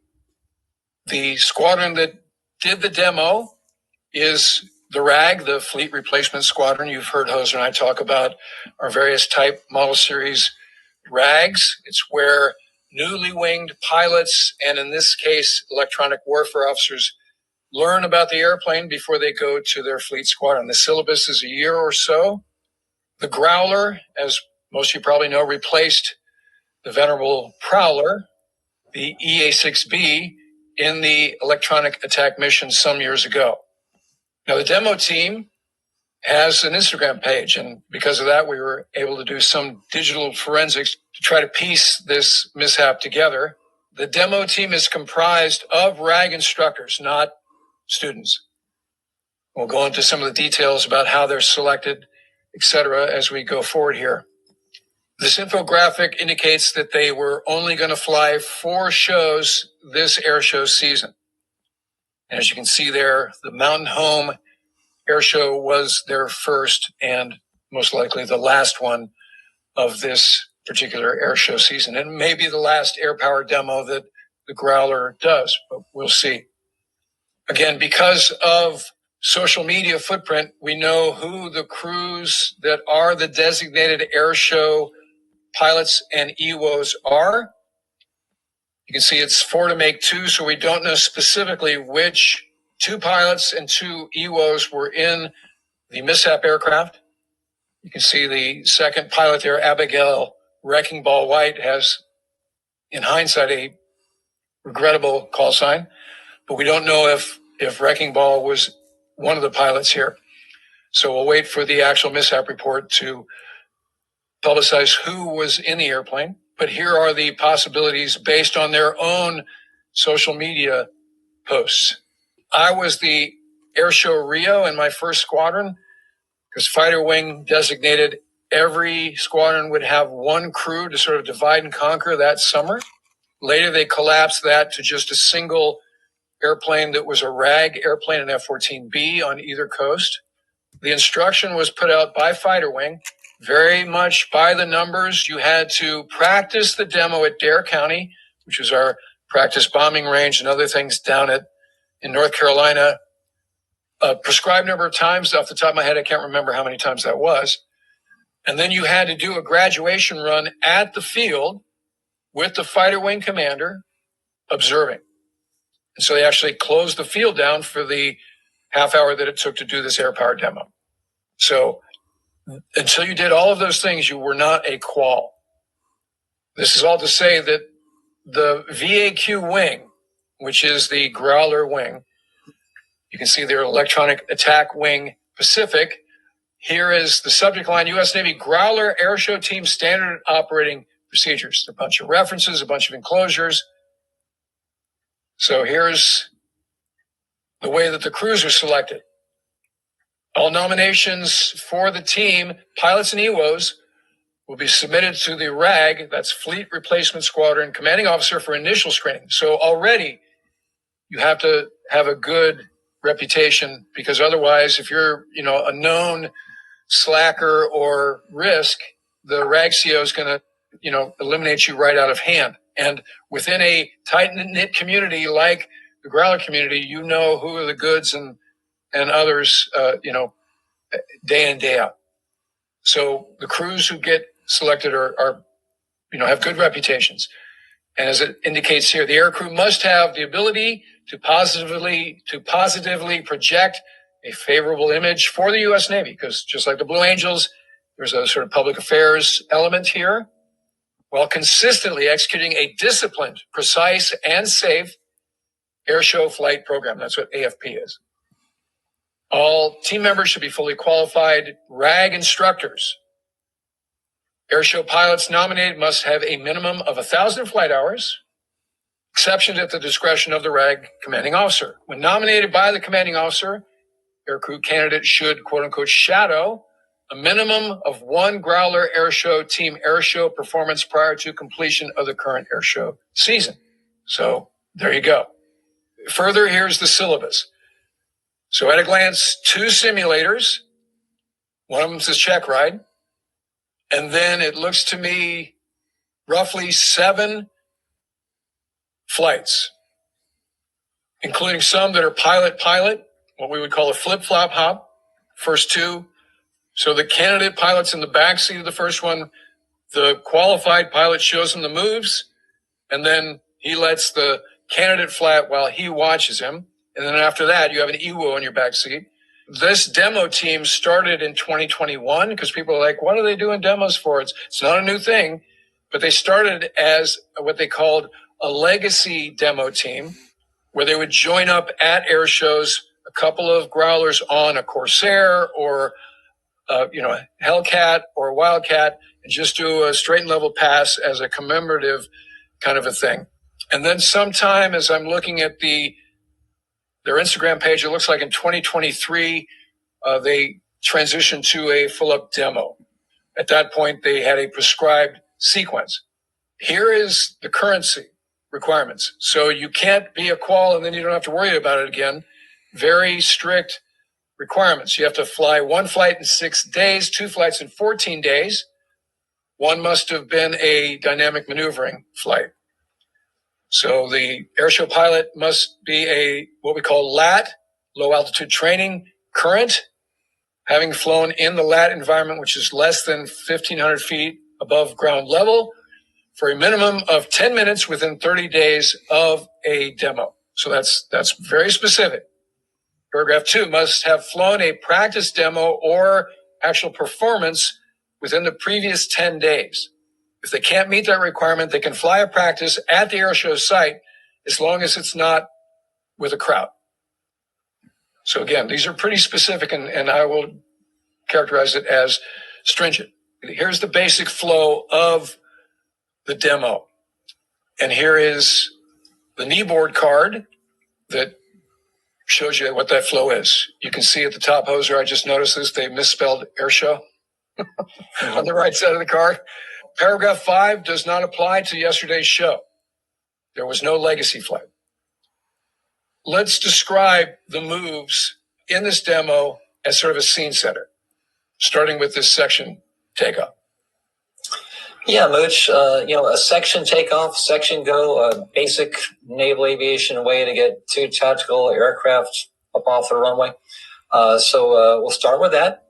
And then they're going to, from that, execute a climbing break up and away from the crowd. We're talking 350 knots. That's a moderate airspeed. The wing Growler executes a 60-degree pitch climb at the end of the runway. And then the flight rejoins at 1,000 AGL and stays within 5 miles of the field. When you're flying these demos, of course, we remember, you want to keep airplanes in front of the crowd. Well, the other thing to note here is the latter part of this explanation, which is that 60-degree pitch up. So in accordance with FAR, that is aerobatics, right? This isn't just Airways Nav or some, flat pass thing. This does have some dynamic maneuvering. ergo the currency requirements that we just read. Yes. All right. Next move is the split break.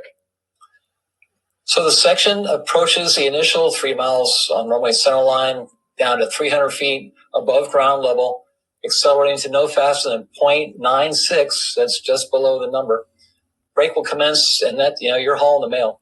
The break will commence with a section standard echelon with the wing closest to the crowd. So at show center, lead performer is a level breakaway from the crowd with a load limit pull. So he's max performer in the airplanes.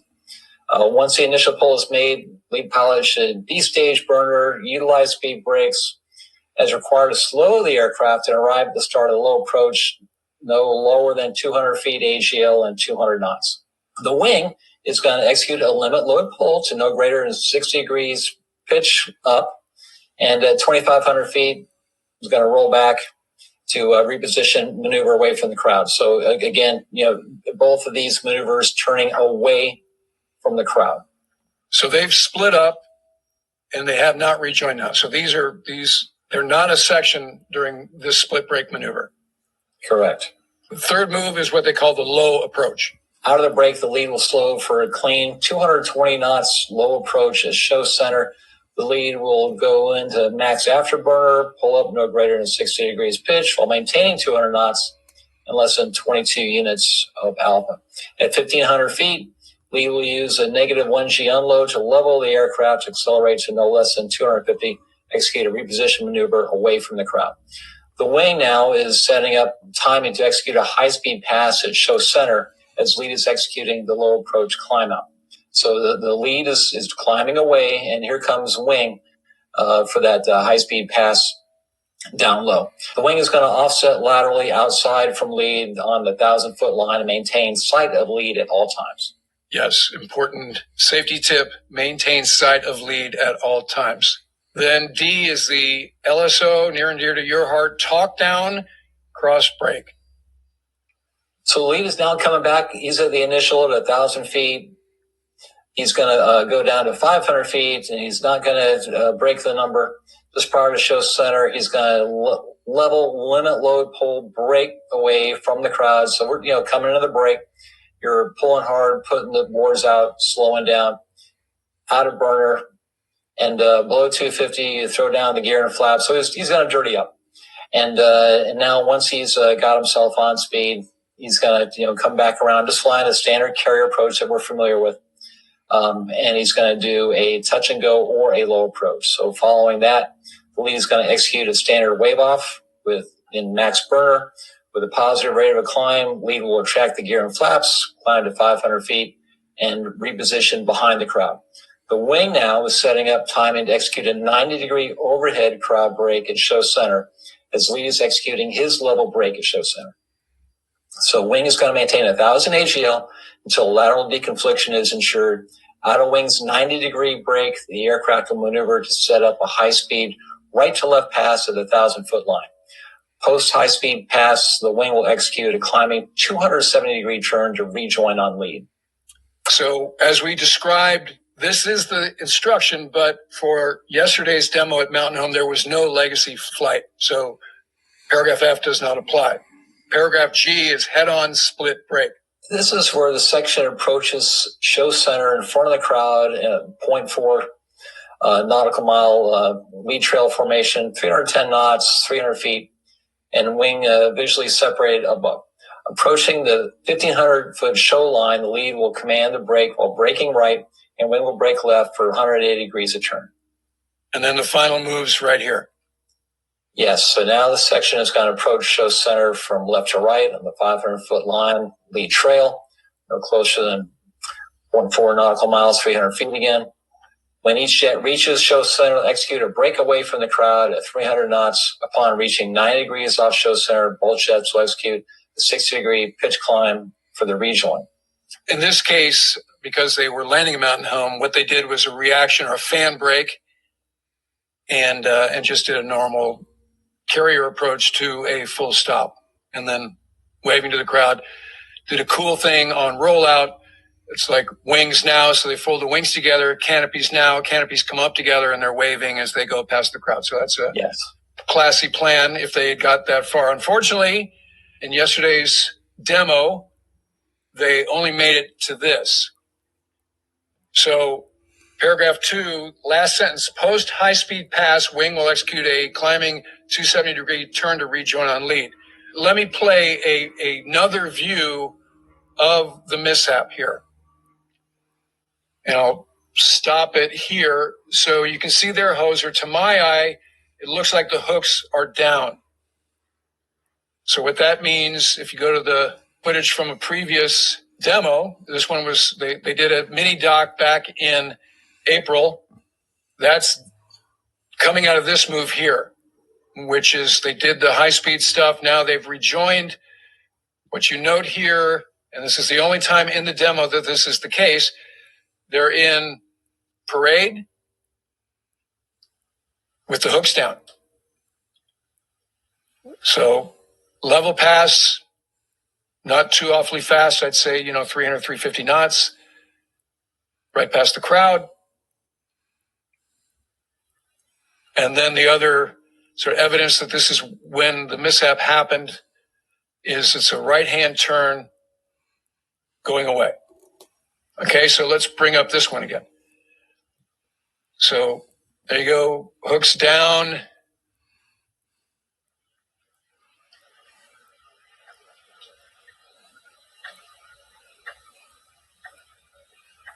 There's the collision.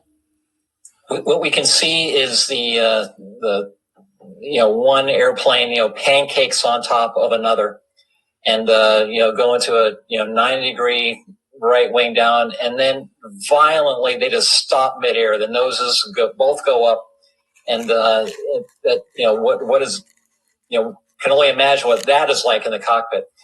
Those airplanes are just coming to a stop essentially in midair. Now, immediately they're departing controlled flight. Obviously, the noses are going to fall through, and just there they are, boom, boom, boom, boom, nose down, but hardly any rate of descent. And so they're all able to get 4 good shoots. So first contact, right vertical stabilizer of the lead aircraft into what appears, I would say, just behind the nose wheel well on the wing airplane. That would be my guess based on what I'm seeing here. You see the piece of that, probably the fin cap, fly off.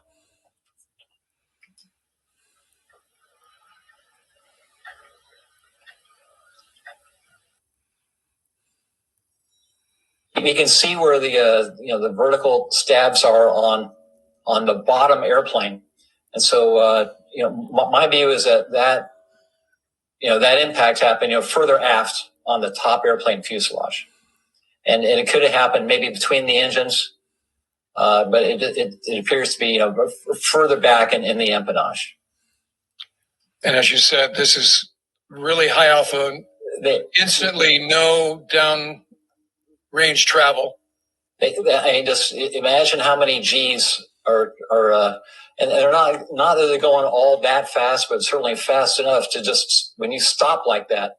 But they were still able to have their wits about them, as we'll see here. So the airplanes are obviously in extremis. Controlled flight is over for a couple of reasons, and the nose falls through. So there's 0G right here, which is again the good news. In terms of the suggestion, like you said, the canopies are just misaligned enough. Had Dash 2 been like exactly on top of Dash 1, that would have been fatal. Okay, so first thing you see is the canopy blowing off, just like every tandem seat airplane. Canopy blows off. EWO goes. Wing EWO. Wing pilot goes. Lead, canopy, EWO pilot. Yes. Remarkable image right there of 4 ejections, 4 full shoots right next to each other. Yes. Like they're jumping in to deliver the football at a game, into a stadium. Here's another view. Okay, I'm going to stop it there. What are you thinking at this point? If I'm in that top airplane there, I'm not sure I can see the bottom airplane. What you learn on Form 1 in flight school, you gotta take a cutaway, you lose sight. I mean, we have lose sight procedures that we brief on every hop. You're flying formation in the weather and you lose sight. It happens. So you take a cutaway and call that, then you get back together. But again, this is, you're down low, not all that dynamic maneuvering right now. You got to keep sight in this situation. I'm not sure what really is going on in both cockpits, but that's what it looks like. Again, Form 101 from your first breakup and rendezvous in the training command, not to mention the RAG, what the wing pilot should have done. I'm just going to guess, like about now, the pilot has lost sight. So right here, you've lost your wingman. The ground is below you, so you just got to pull up and away and call it. So the other thing, when I was a RAG instructor and we do the initial breakup and rendezvous with Cat 1 students in the F-14, I remember the instructor pilots would say, if you go belly up to me and I lose sight of your helmet, you're going to get down. That's an unsat move. So I never want to see the belly of your airplane where I can't see your helmet. You can arrest your rate of descent on the bearing line by change your angle of bank, but I don't want you to do this last minute like Hayaka where you go belly up to me, you can't see me, and you pull away and think that that's going to get it done. So this is complicated here because what it appears is as the wingman is joining, not only is there more closure than he or she anticipates, the lead pilot is descending. So as you lose sight here, there's no bailout at this point, really. Right. You can't underrun because what we used to say is do not try to salvage a bad rendezvous, underrun, then arrest the rate of separation on the outside of the turn, rejoin, and then cross under and get on the right side. Okay. Don't do a canopy roll over the top of me. Don't go belly up to me. But in this case, it was already in a bad situation.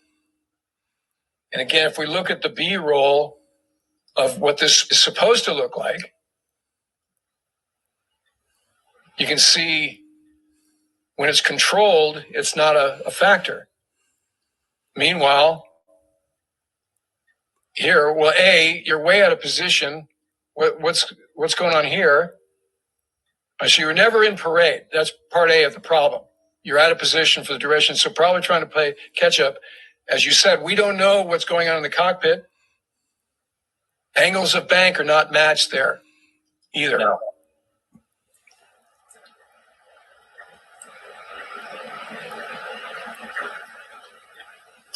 So the thing that my eye says is right here, the wing in his or her mind's eye, okay, lost sight of the lead, but doesn't believe he or she has enough closure to have a midair.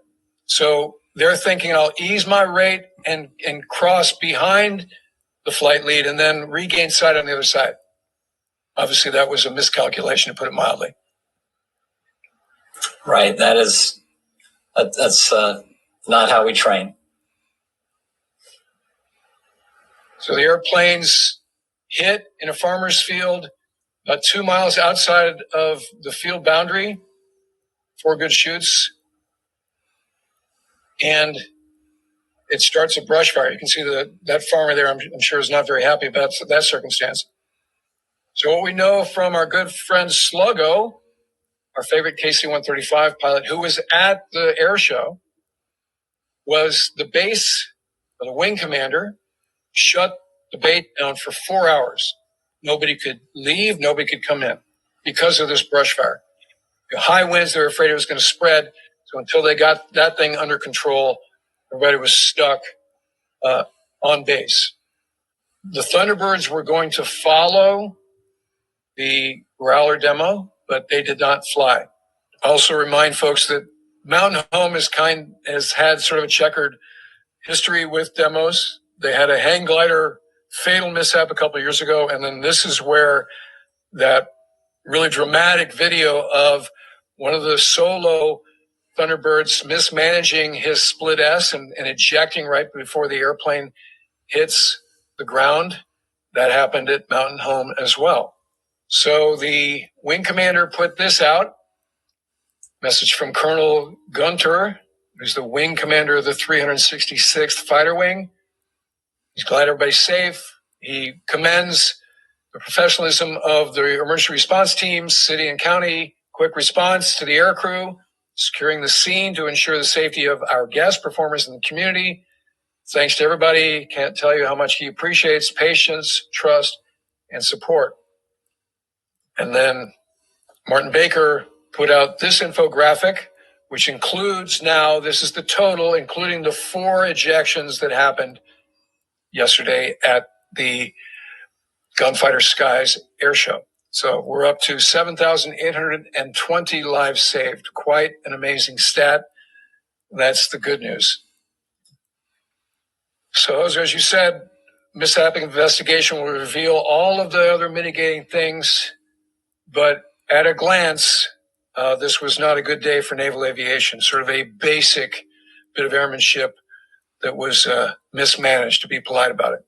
You know, Mooch, there's a place for air shows. You know, air shows are huge for recruiting. How many of us as kids went to an air show and that's what I want to do? And so Navy, Marine Corps, the military, they support sending airplanes to air shows. You and I did when we were JOs, but typically, in our experience, you'd send one airplane, one F-14, one FA-18, to do a single plane demo of the, and I'm not sure that, we have a FA-18EF demo team flying a section. Maybe we do. And Oceana has one, Lemoore has one, because there's a lot of air shows and you want to help out. So here's the VAQ wing, and they are helping out. They're sending, tactical aircraft to the 4, as you mentioned, air shows scheduled this year. And they have the Growler demo team, and that's been around for 5 years, as you say, but the past 3 years, they have a demo team, a section of Growlers, doing these maneuvers. It is, all these crew are qualified. These maneuvers are approved. They're flying them in the way that they're supposed to be in the instruction. I believe all of that. But I do not know why 2 airplanes. One airplane, going back and forth and flying slow speed, and you can even do a legacy with a P-51 or what have you. These are low density, high demand assets. These are national assets. These EA-18Gs, and they got a demo team. They got embroidered flight suits. They got the Instagram thing, and it just seems to me that one is probably the right answer, or a static display, and just talk to the crowd. Hey, tell me about this airplane, and you're still going to inspire those 10-year-olds that are walking by. Beyond the airmanship fault that we're sort of surmising based on the video, again, we'll find out what the facts are, including the currency of the wing pilot. We read the instruction in terms of what the requisite amount of flights are over what amount of time. But, there's current and there's proficient, as we talk about. And you knew this intimately when you were CAG paddles. There's people who are on the ragged edge of currency, as we used to say, out on the boat. So we'll see. The mishap investigation will reveal, how current was the wing crew, wing pilot particularly. Were there any other mitigating factors, in terms of op tempo, in terms of personal life, in terms of what was happening, how much sleep, what did they eat? All this will come out in the mishap investigation. The other thing, the supervisory error, as you're talking about, from the air boss on down.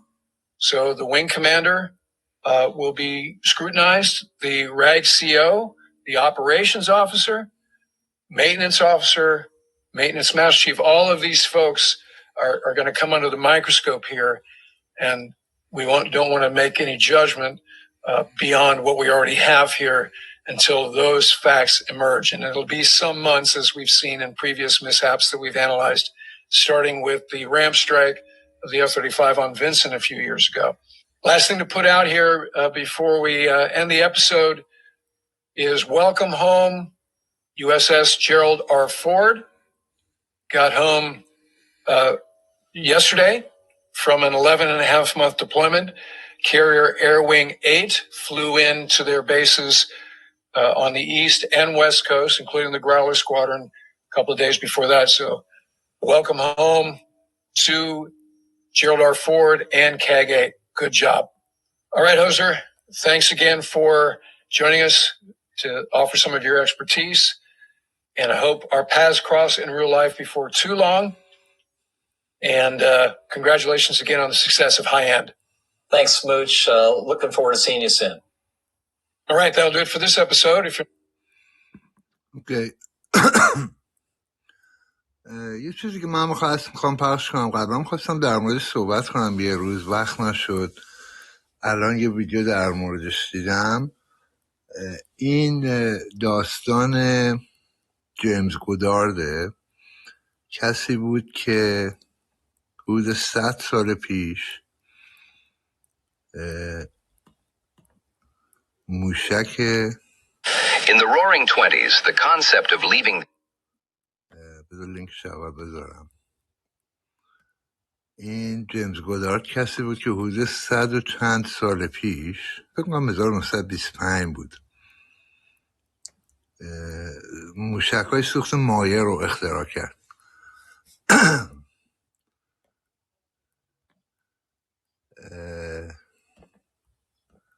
چون تا اون موقع همه موشک‌ها سوخت جامد بودن دیگه، بر حسب باروت و چیزای شبیه اون.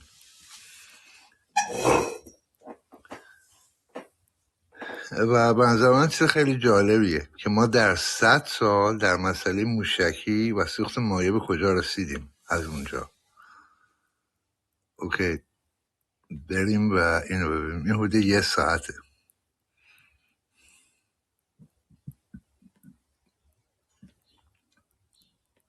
In the roaring 20s, the concept of leaving the Earth was relegated to the pages of science fiction and the minds of eccentric dreamers. Yet, in the quiet backyards of Massachusetts, a profound revolution was taking root. Dr. Robert Hutchings Goddard, a solitary physicist forever changed by a boyhood vision in a cherry tree, dared to make the impossible a reality. Working in extreme isolation, he defied the skeptics, launching the world's first liquid-propelled rocket in 1926. But innovation demands sacrifice. Harassed by local fire departments and dismissed by the press as the moon rocket man, Goddard was forced to seek refuge. He moved his operation to the desolate, sun-baked plains of Roswell, New Mexico. Funded by a grant secured by aviation legend Charles Lindbergh, Goddard erected a 60-foot launch tower in Eden Valley. Here, surrounded by silence and sagebrush, Goddard and his small, fiercely loyal team wrestled with volatile mixtures of liquid oxygen and gasoline. They engineered complex gyroscopic stabilizers, designed intricate turbopumps, and fought terrifying engine fires, determined to build a machine capable of piercing the upper atmosphere. Meanwhile, an ocean away, a very different kind of rocket program was grinding into motion. In Germany, the dream of space travel was not the pursuit of a lone genius, but the obsession of a dedicated society. Inspired by the mathematical brilliance of Dr. Hermann Oberth, young enthusiasts gathered at an abandoned ammunition dump in the northern outskirts of Berlin. They called it the Rocket Aerodrome. Among these eager pioneers was a privileged and gifted teenager named Werner von Braun. While Goddard struggled with meager funding and a desire for absolute privacy, the charismatic von Braun saw a different path to the stars. He recognized that the astronomical costs of rocketry could only be borne by the state. In the early 1930s, the German Army Weapons Department was searching for a new kind of long-range artillery.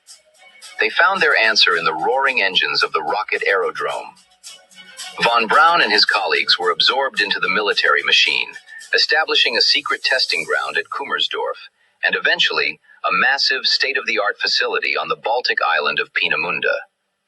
The purity of planetary exploration was suddenly eclipsed by the grim reality of global conflict. This is the untold story of the brilliant minds, the volatile machines, and the desperate ambitions that forged the frontiers of flight.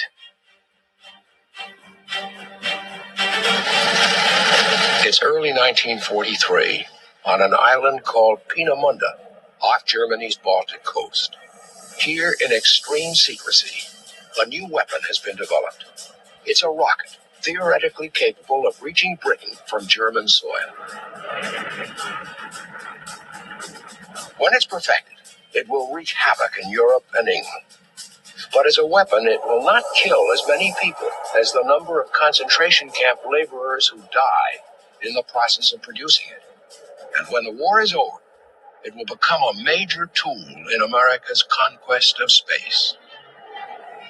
On March 16, 1926, in Massachusetts, Dr. Robert Hutchings Goddard launched the world's first liquid-propelled rocket.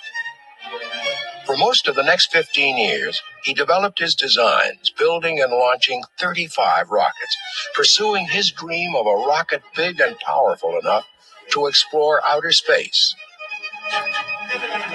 Throughout the 1930s, while Goddard worked alone, German rocket engineers, also pursuing the goal of space travel, were employed by the military, who funded the development of a rocket similar to Goddard's in principle, but a great deal larger. Their efforts eventually led to the development of the V-2, Hitler's wonder weapon. With 1 ton of explosives packed in its nose cone, it caused a sensation in the late years of World War II. This is the story of the rocket pioneers of 2 continents and their efforts to achieve the goal of space travel.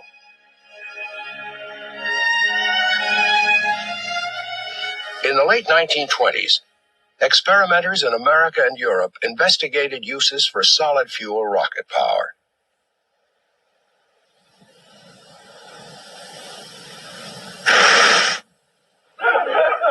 They weren't always successful, but many persevered in spite of the difficulties. One of the problems was achieving a burn that could be controlled. But visionaries in Russia, Germany, and America believed the rocket was the key to leaving the Earth. Russian schoolteacher Konstantin Tsiolkovsky dreamed of exploring space. Inside the Soviet Union, he was a real important character. The Bolsheviks discovered him very early on and sort of identified him as a hero of the people, this inventor who had been downtrodden and forgotten and pushed into the background was a man of the people, and he represented the kind of forward into the future thinking that they wanted to encourage. In 1903, the self-taught Tsiolkovsky published his article, Investigations of Space by Means of Rockets. 20 years later in Germany, the work of another rocket visionary, Dr. Hermann Oberth, was published. It was a book called The Rocket into Planetary Space. It demonstrated mathematically that rockets had the potential to take man beyond the reach of Earth's gravity. Oberth was born in what's now Romania. When he went to Germany, he became the focal point of a group of rocket experimenters who in just over a decade would succeed in propelling a rocket beyond the Earth's atmosphere. When Robert Hutchings Goddard published this paper in 1919, he was 37 years old, an assistant professor of physics at Clark University, Worcester, Massachusetts. As a boy, he had thought about space travel, and in a graduation speech, he told his classmates, "The dream of yesterday is the reality of tomorrow." They were literal visionaries. When Goddard was 16 years old, his father asked him to go out into the backyard of the house in Worcester, Massachusetts, and trim the top branches in a cherry tree. And he'd been reading War of the Worlds, H.G. Wells' novel that had been serialized in the Boston Post. And he got up on the top of the tree, and essentially he had a vision. He says he could imagine what it would be like if a spacecraft would come down and land in the meadow at his feet. And he says he could imagine the object swinging around. It was powered by centrifugal force. And he says, when I climbed down from that cherry tree, I was never the same after that. In 1919, a few of Goddard's ideas on space reached the press, and he was seen as an eccentric scientist. He realized that liquid fuels could be controlled for sustained power and wrestled with the problems of combining gasoline and liquid oxygen. He searched for a metal that could stand extreme temperatures, and he experimented with ways to ignite the propellants without causing an explosion. Goddard was forced to move his experiments to Aunt Effie Ward's farm outside Worcester. There had been complaints about the noise. In 1926, he bought his wife Esther a movie camera to film his flights. It was hand-wound and only ran for 7 seconds. When his liquid-fueled rocket rose 41 feet on March 16th, the camera ran out. Esther missed recording the world's first successful liquid-fueled rocket flight. By 1926, Goddard had been receiving small grants from the Smithsonian Institution for 9 years. He wanted to build a rocket that would carry 20 times more propellant than the earlier one. The Smithsonian wanted impressive results. On the first test, the gas tank blew up. Goddard made changes, but by the end of September 1927, after many failures, he decided he'd been too ambitious. A model only 4 times larger than the 1926 version was more feasible. Regarding each unsuccessful test as a means of learning something positive, Goddard, his assistant Henry Sachs, and the rest of the team pressed on through 1928 with more work and more tests.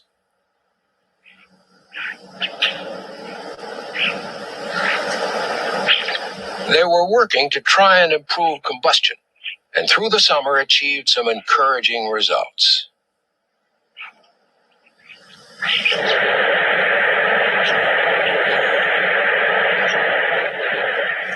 But as the tests at Aunt Effie's farm continued into fall, a variety of failures increased Goddard's notoriety in the Worcester area.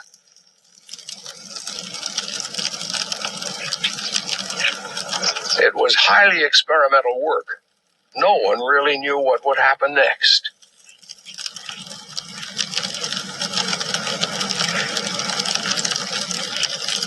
Goddard remained in Worcester through the fall of 1928, working on a new design.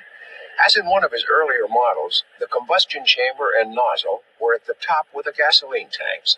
The 2 liquid oxygen tanks were below at the sides. It was called the hoop skirt model, and in this test on October 20th, the hoop caught on the launching tower.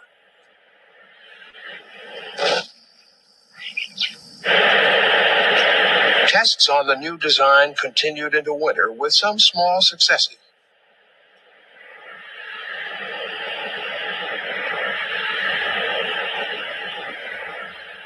Goddard and his assistants spent the day after Christmas fighting yet another fire in Aunt Effie's pasture. Events like this enhanced Goddard's notoriety as the Moon Rocket Man and increased pressure for him to move away from harassment by the fire department and interested spectators. In the early 20s, Dr. Herman Obert wrote to Goddard suggesting they pool their knowledge, but Goddard wanted to work alone. In 1928, Obert moved to Berlin to work on Fritz Lang's film Woman in the Moon. He was supposed to build a real rocket as publicity for the movie. There were technical problems and difficulties with government officials about a location for the flight. The project was abandoned. But Obert's involvement in German rocketry was by no means over. He was elected president of the Society for Space Travel. The society was formed in 1927 to raise money and support for rocketry. Obert's vision impressed many young Germans. Obert talked about space stations. Obert came out of a family of a medical doctor. His dad was a medical doctor. So he worried about the effects of rocketry on the human body. He worried about zero gravity once you are in orbit. And he clearly recognized that under that condition you are under zero gravity. Many people did not believe it. Many people did not agree with him. While working on Fritz Lang's movie, Aubert employed Rudolf Nabel as his assistant. Nabel was an engineering graduate and ex-fighter pilot with a talent for self-promotion. He was a rocket enthusiast whose real contribution to the Society for Space Travel was in securing an inexpensive lease on an old ammunition dump at Reinickendorf, on the northern outskirts of Berlin. It became known as the Rocket and Flugplatz, or Rocket Aerodrome, and for a time was the focal point for rocket enthusiasts in the Berlin area. One of the people who came there regularly in 1930 was a teenager called Werner von Braun.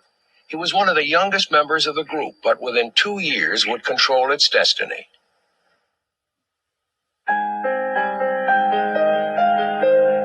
Werner von Braun was born in 1912. He was the son of aristocratic East Prussian landowners and was a privileged and gifted child.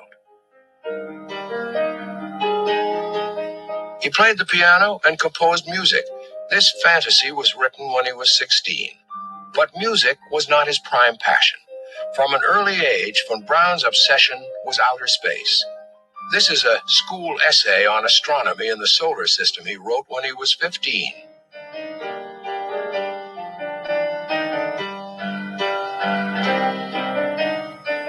He wrote another that includes a cutaway design for a rocket-powered spaceship.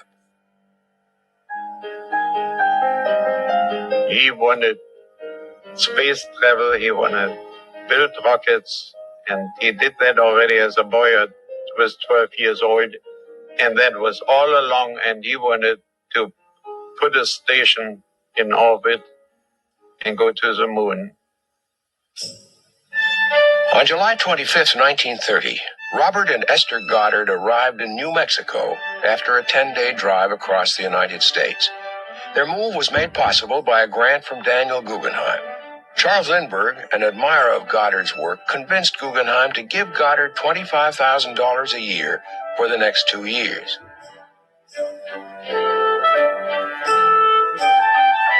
The Goddards planned to live in Roswell in southeast New Mexico, and with 4 assistants and their families, rented the Mescalero Ranch, 3 miles from the town.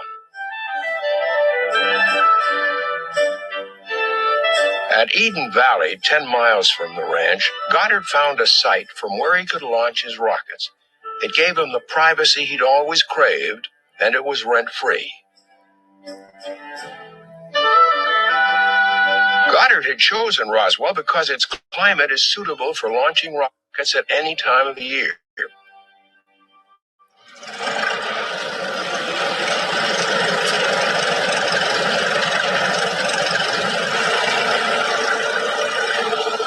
The old windmill he'd used as a launching tower back in Massachusetts had been brought to New Mexico, and soon its 60 feet rose above the Eden Valley prairie.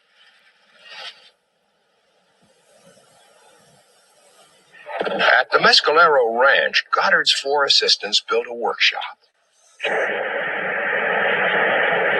A short distance away, they assembled a stand for static engine tests. The rocket was held in place and hooked up to instruments that measured thrust and fuel burn efficiency.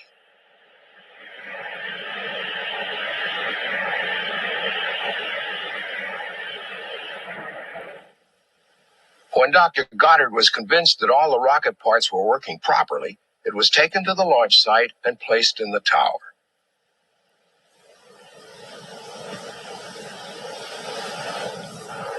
When the rocket was fueled, they ran an electric cable out to the shelter, 1,000 feet away.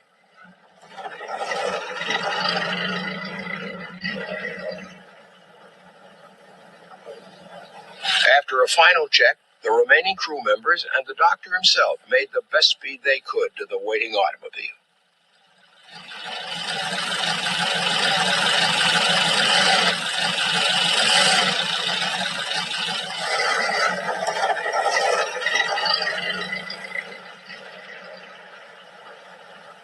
At the 1,000-foot shelter, an assistant climbed a ladder and checked the pressure through a telescope.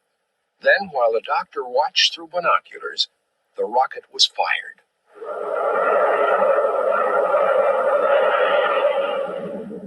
On the second last day of 1930, the rocket known as Nell rose 2,000 feet above the prairie. It was a good beginning for the Goddard crew. Meanwhile, across America, many young people were beginning to experiment with rockets. Among them was a boy called Bob Truax. I had a friend who was also interested in rockets. He built a very beautiful balsa wood rocket, and together we loaded it full of smokeless powder, which we pried out of shotgun shells. Of course, we blew the rocket to smithereens. He went off to build another rocket, and I went back to the library to figure out a better engine that wouldn't blow up. Turns out you can do that. They had precise instructions for building black powder rockets, so I learned how to mix black powder, and I mixed it in the basement. My mother never knew I was doing it down there. German rocket pioneers, like rocket pioneers all over the world, needed money for their experiments. Reinhold Tilling thought up a novel commercial application that didn't ever really catch on. Germany has a number of islands along the North German coast in the North Sea, and also some larger islands in the Baltic Sea. And during bad weather, of course, there was no communication at all. And we proposed to use rockets, even in bad weather, to shoot them. The rockets had unfolding wings on the side, and at the peak of the trajectory, they would unfold their wings, and then they would glide into the receiving area, carrying quite a bit of mail on board. To some observers, a rocket gliding to Earth with a nose cone full of letters and postcards was the idea of a crackpot. Even Werner von Braun said, a man is just a crackpot until he hits the jackpot. And I think that's somehow typical, and that's absolutely true. And most people, of course, thought we were just playing around with things. Many people did not see an application. Practical application was the key to financial support for rocket development, even if space travel was the ultimate goal. In October 1932, Winkler's liquid-fueled HW-2 rocket crashed during a demonstration to the German Navy. I think all the people basically had space flight in mind as a long-range goal. Of course, I think all the people realized that you need so much energy to really go into outer space that you had to go through a number of intermediate steps first. And I think that was the main reason that we pushed postal rocketry. We saw a revenue source in that area. And that was, of course, always our big problem. How do you fund? How do you pay for all these things? The German Army Weapons Department offered one answer to that question. Rockets were a potential alternative to heavy artillery, which was reaching its limits in range and payload.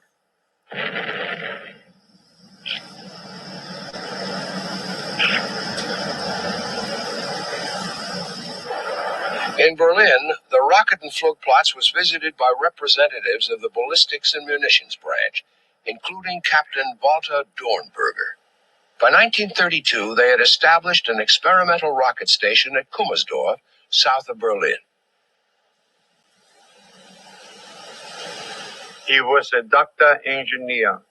In other words, you couldn't tell him anything what wasn't truth. He was a human being, a very fine man. And he really was nice to everybody, especially the older people. He knew them for so many years. And while I was in Kummersdorf, he came at least once in the week. He was out there. The prize recruit from the Rocket and Flugplatz was Werner von Braun. He realized the only way to get really major amounts of cash is if you can get an institution like a government behind you. And I think that's why he readily accepted his work for the army.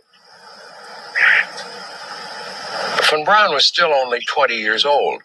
He was appointed as Dornberger's technical assistant and sent to Berlin University to gain his doctorate in physics.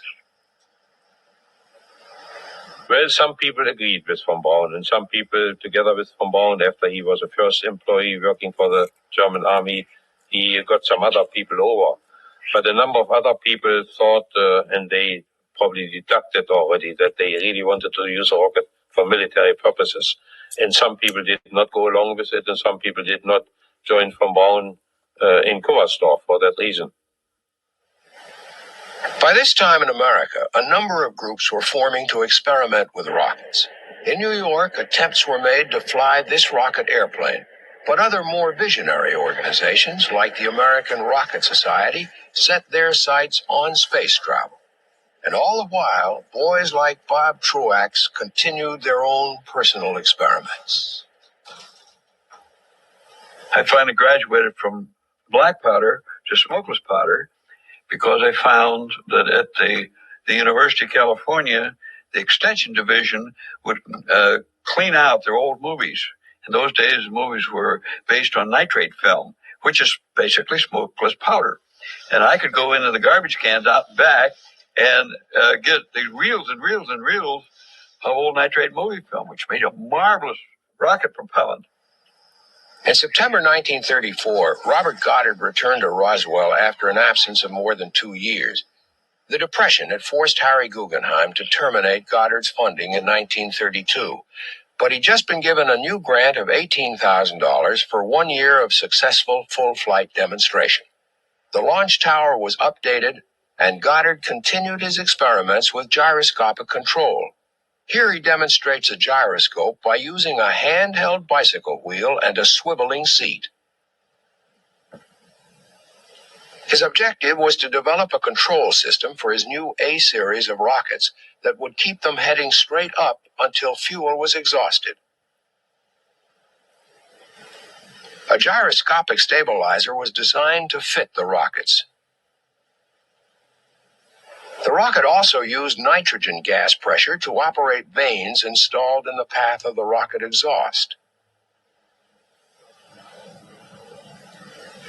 The flight of March 8, 1935, used the pendulum stabilizer and a fully streamlined casing. The gyro stabilizer had been damaged in an unsuccessful flight in February and was being repaired.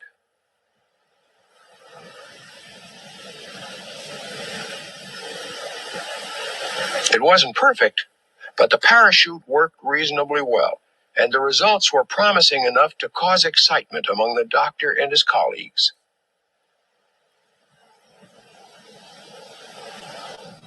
After 2 years without funding and a current agreement for only 1 year, Goddard was well aware of the need to impress his benefactors with evidence of progress. With the gyroscopic stabilizer repaired, another flight was made on March 28th, but again the rocket was damaged. It took 2 months to repair, but the flight of May 31st was worth the delay and the effort.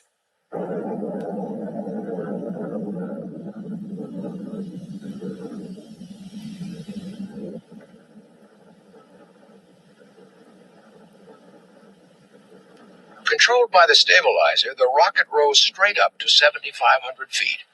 In July, another flight was made to an altitude of 6,600 feet.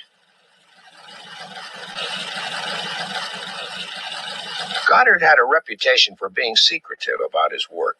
He always wanted to operate alone, and he'd resisted making displays for public relations purposes, even when continued funding depended on impressing people who controlled the money.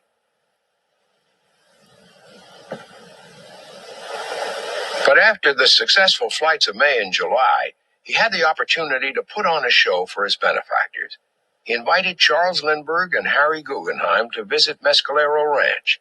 He prepared 2 rockets for the demonstrations.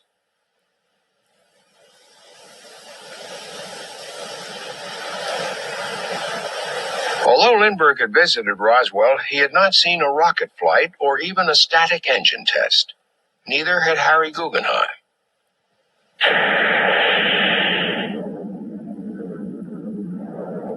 Unfortunately, that was the way it was to remain. Lindbergh and Guggenheim arrived in Roswell in September. Neither of the 2 rockets prepared by Goddard worked. Lindbergh and Guggenheim were sympathetic, but they left Roswell without seeing any tangible evidence of Goddard's progress. The flights of May and July confirmed Goddard as a leader in liquid-fueled rocket technology. But as he continued testing into 1936, at Kummersdorf in Germany, developments that would soon leave him far behind were underway. As early as 1934, the German A-2 had reached heights similar to those just achieved by Goddard. Now a new super rocket, the A4, was being planned.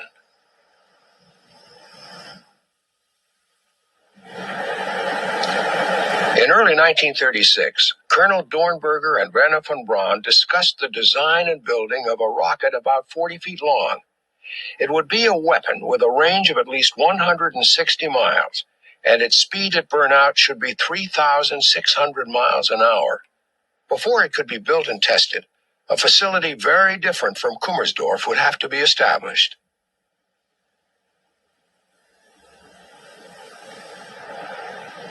The army saw very clearly that the tests for bigger and bigger rockets could not be continued in Kummersdorf.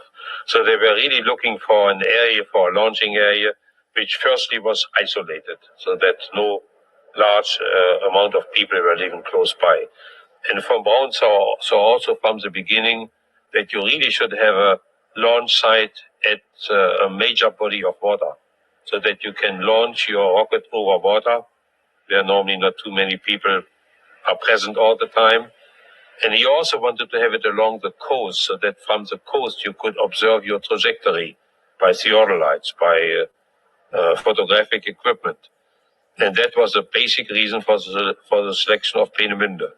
Peenemünde is located on an island, the island of Usedom.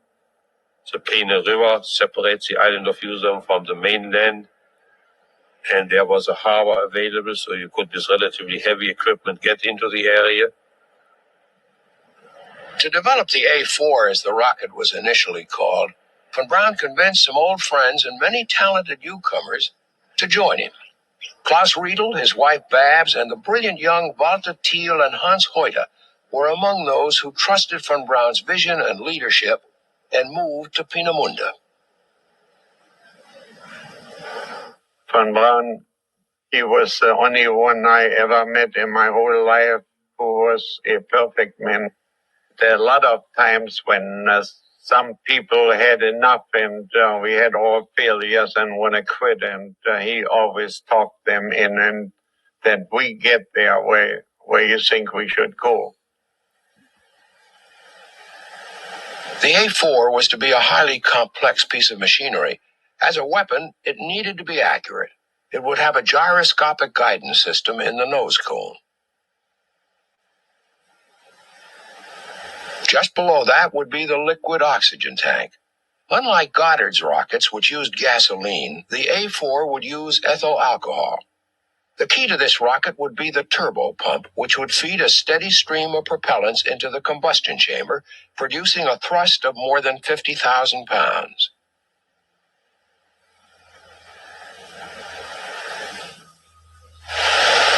In 1936, while the resources of the German military were harnessed to establish a new rocket base at Peenemünde, Goddard and his small crew worked on in isolation at Roswell.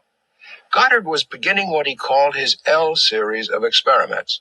So far, he'd used nitrogen gas to pressure feed fuel into the combustion chamber. Now he was developing a much larger rocket. A proportionally larger nitrogen gas tank would be too heavy. But if he used liquid nitrogen instead of the gas, he could install a smaller and lighter tank. By now, Goddard had been coming to Roswell for 6 years. Roswell knew of a fellow out there shooting rockets, but some thought he was going to hit the moon or, didn't think too highly of it. But others could see, he's trying to develop a power plant to do this thing, go planets, whatever. Goddard remained secretive about his work, but while the Roswell townsfolk might gossip, they didn't pry. For their part, Goddard and his wife Esther had some involvement in the affairs of the town. They were both involved in the community affairs, like he was with, was it Kiwanis? I think so, and went to church occasionally, but he could get wrapped up in his work, and the rest of it didn't matter too much. So he took the bumps along with the good stuff. He had to, because he had a lot of bumps. Yeah. Young Bob Truax had heard of Goddard's work and was curious about his progress. I wrote him a number of letters. I got nothing but form replies. And I read everything that was in the library on his experiments, which I found very annoying because they had no figures in them. I said, what kind of performance is he getting? I don't know. He wouldn't tell anybody. But they were very readable and had some nice pictures in them. So The L-series tests did not begin well. The combustion chambers kept burning through, and attempts to use 4 small motors instead of 1 large one failed. Goddard reduced the diameter of the rocket, and in the spring of 1937 had several successful flights, including one to a height of almost 9,000 feet, his best result yet.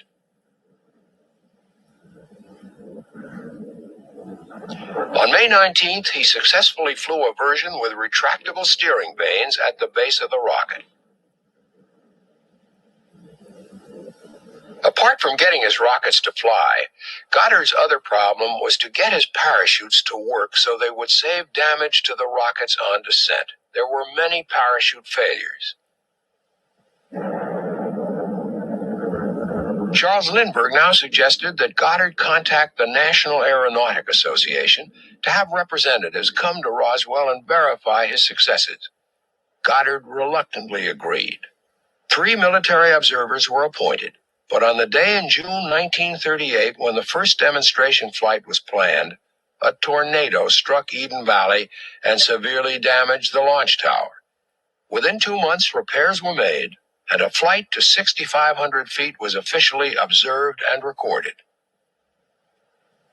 By this time, Bob Truax had moved to Annapolis, Maryland as a midshipman trainee at the Naval Academy.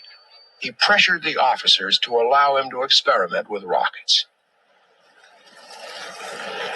When they first made a decision to give me permission, Captain Cox, who commanded the station, had gotten all the heads of departments together, and I had to give them a briefing on what I intended to do. They asked me a lot of questions. Well, it's going to blow up. No, I said, it won't blow up. Now, this is made of nickel steel, and it's a 1/2 inch thick, and it's the stress level on that is so and so and so and so. And I had the facts and figures at hand. And then the head of the internal combustion engine laboratory, he said, well, rockets are no good anyway because they won't work out in space. There's nothing to push against. Well, I had him there. There I really had him because that's a very popular misconception, but dead wrong. And I said, well, no, wait a minute. This works on Newton's second law of motion, action equal reaction, conservation of momentum, and so on. You create momentum in this direction, you're going to get momentum in that. And at this point, the Captain Cox began to chuckle. And he said, well, fellas, what do you say we give him a crack at it? And they gave me an assistant, and they gave me some money so I could draw materials and this sort of thing.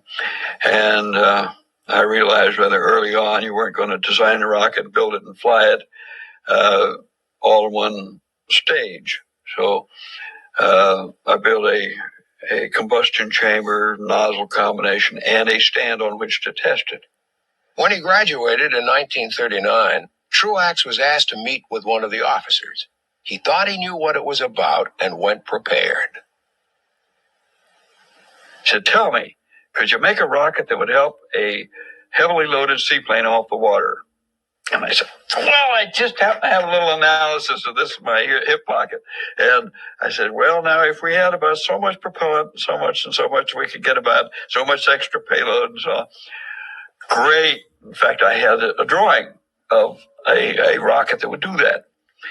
He said, go out to the fleet. He says, write us a letter. And he told me basically what to say. And we'll use this as a vehicle to get you ordered back to duty here. Robert Goddard faced a problem that Von Braun had been working on since 1935. In a really large rocket, pressure feeding fuel is not a good option. Pressure tanks that are strong enough are too heavy. You need an effective fuel pump. From 1938 to 1940, Goddard worked to develop a turbo pump for a new large rocket. Goddard began testing the turbo pump for his P-series rockets in early 1939. The mixture of liquid oxygen and gasoline could give spectacular results.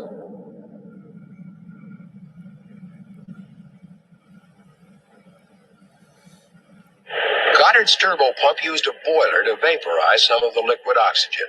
The hot oxygen gas drove a small turbine.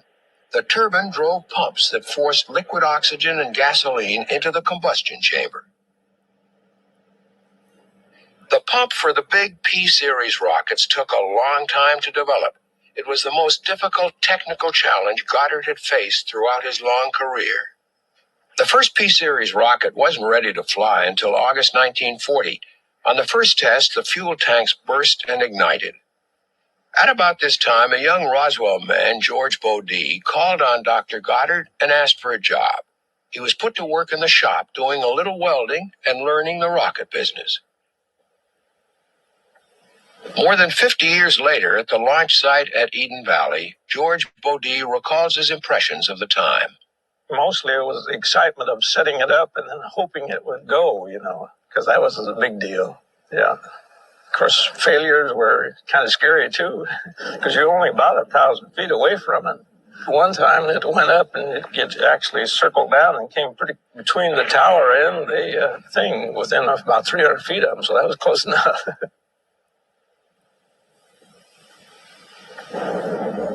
It fired up normally, and then it started up in the tower, but then it hung up for some reason. I don't know, when the catches didn't let loose, and then after it ran a little bit, one of the pumps blew up, I think. Of course, then they'd wait a little bit, and then would run up and throw sand on it or something like that. But with liquid oxygen, you had to be pretty careful because it was pretty explosive, In April 1941, Bob Truax returned from 2 years at sea. He put together facilities and staff to develop a rocket-assisted takeoff system for the Navy's consolidated PBY Catalina flying boats. Truax was not the only American working on JATO, as the assisted takeoff system was called. Dr. Theodore von Karman and his Jet Propulsion Laboratory staff at Caltech were successfully testing a solid-fuel JATO.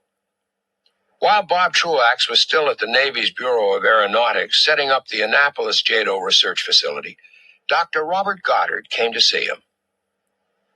He came in and he told me that the Guggenheims were encouraging him to offer his services to the government. And I told him that as far as I had been able to ascertain, the only interest within the government was for assisted takeoff. I think I'm the guy that many people say turned him down. To my knowledge, he wasn't turned down, certainly not in my department, and he wasn't laughed at, and he wasn't sent away.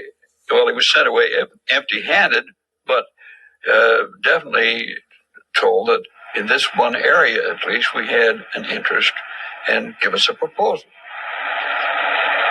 By December 1941, Goddard was running JATO units in the test stand at Roswell. It was the first time Goddard needed to consider the safety of a pilot. Just days after his first successful test, Japan bombed Pearl Harbor, and America entered World War II. By July 1942, Goddard was living on the Chesapeake Bay and working at Annapolis full-time on his JATO system. In essence, through the war, we worked pretty much, we worked side by side. I don't know, as you'd say, we worked together. We were in some sense, competitors. Meanwhile, Germany had been at war in Europe for more than 2 years. Work on the turbopump and the motor for the A-4 rocket was advancing. They were many times larger than the pump and motor for Dr. Goddard's P-series, and had the potential to power a spectacular weapon. They generated a very active combustion. So the combustion efficiency of the total A4 engine, the 25.4-ton unit, was quite a bit better than the individual element. And that was an automatic benefit we really hadn't counted on, but that really helped in order to finally meet the military specifications for the A4. Germany has no gasoline, so it was not reasonable to plan for the use of gasoline for the military vehicles. And therefore, von Braun, after studies, came up with the idea to use ethyl alcohol. In Germany, we used potatoes because potatoes were grown plentifully, particularly in the Polish region. and therefore it was no big problem to get ethyl alcohol. The A4's directional control system used vanes operating in the rocket exhaust.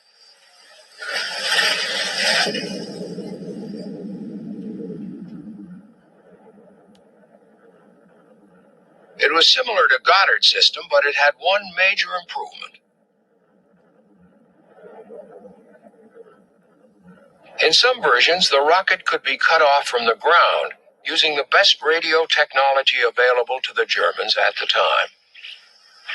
By June 1942, the A4 rocket was ready for testing at Peenemünde. It was set up in the main test stand 7. The engine had been proven in static firings.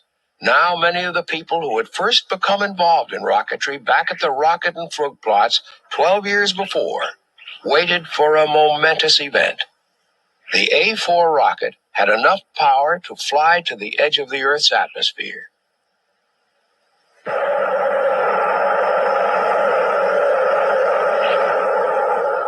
The first tests were not successful. There was still more work to be done. Von Braun was always very active. He was, of course, observed the launches. He dictated while he was viewing the launch what he saw, what his impressions were. And then, of course, we had staff meetings after the unsuccessful launch, and it was decided what are the changes for the next launch. And that way, finally, on the 3rd of October 1942, we had the first successful launch.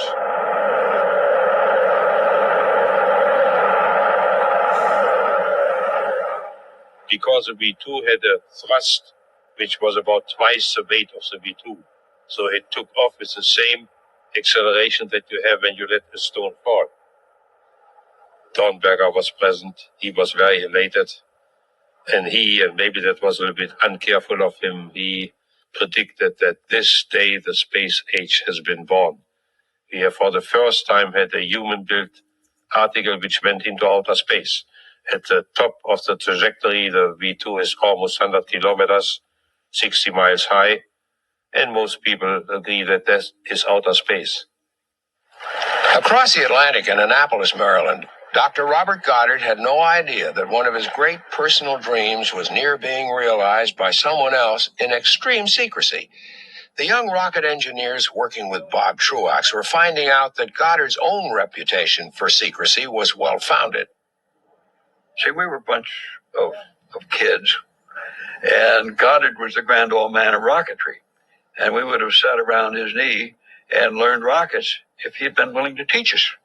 But he was very reclusive about rockets. He's a fine gentleman, have you over to his house for dinner, that kind of stuff. Socially, no problem, but he would not talk rockets with us. After further successful tests, the A4 went into production as a weapon of war. It was renamed the V2, the Vengeance weapon. Hitler's attitude to the rocket in early 1943 was difficult to assess, and there were reports that he had a dream about it never reaching London. But Himmler, the head of the SS and the Gestapo, was curious. In 1943, he visited Peenemünde and inspected the facility with apparent interest. Of course, von Braun's basic idea was always spaceflight, and you may have heard that he once was even jailed for that after the SS tried to get into the picture, and they finally took over the actual production of the V2, as it was called at that time. And they thought, and maybe they wanted to get von Braun out of the way. They wanted to really take over Peenemünde. But they thought that von Braun was spending too much time on spaceflight, on trips to the moon and things like that. And he was not concentrating his talent on the development of the A4 system itself. And only due to Dornberger's very, very active efforts to get them released, he claimed to the highest people in the army, it was still an army operation at that time, that without von Braun, without Klaus Riedel, I cannot do my job, I cannot develop the A4. And so he finally, I think even Hitler had to get finally into the act himself. They were released, first only von Braun and then the others a few days later. And then, of course, the development continued. Maybe this was a lesson to von Braun, and he didn't talk so much about spaceflight anymore. Von Braun had used the German military machine to help him realize his ambition of space travel. That help did not come free of charge. It's always seemed to me that it's one of the central sort of ethical dilemmas of science and technology in the 20th century. That desire to achieve a goal that has really important implications for humanity. I mean, leaving the home planet. And what price are you willing to pay to get there? In September 1944, the V-2 went into operation, using a mobile launching system with success. And using this launching table on any piece of solid ground, like any street crossing or any somewhat reinforced, even forest walkway, you could launch a V-2. Immediately after launching, the word got around that the V-2 had been launched, and there were normally plenty of people around in the general area who reported that immediately to the British. And then, of course, the British bombers or chase planes took off from the British airports, and about 10-15 minutes later, they bombarded the launch site. In the meantime, of course, the troops had folded up all their equipment, which could be done relatively quickly, and they had disappeared and they were at another location. Production of the V-2 was carried out by Himmler's SS and the Armaments Ministry, and concentration camp prisoners were forced to work in an underground factory near the Harz Mountains under slave labor conditions. Von Braun's moral dilemma became more complex. It isn't so much the fact that the V-2, for example, was a weapon that killed people on the receiving end, as it is the sort of stunning fact that more people died building it than died on the receiving end.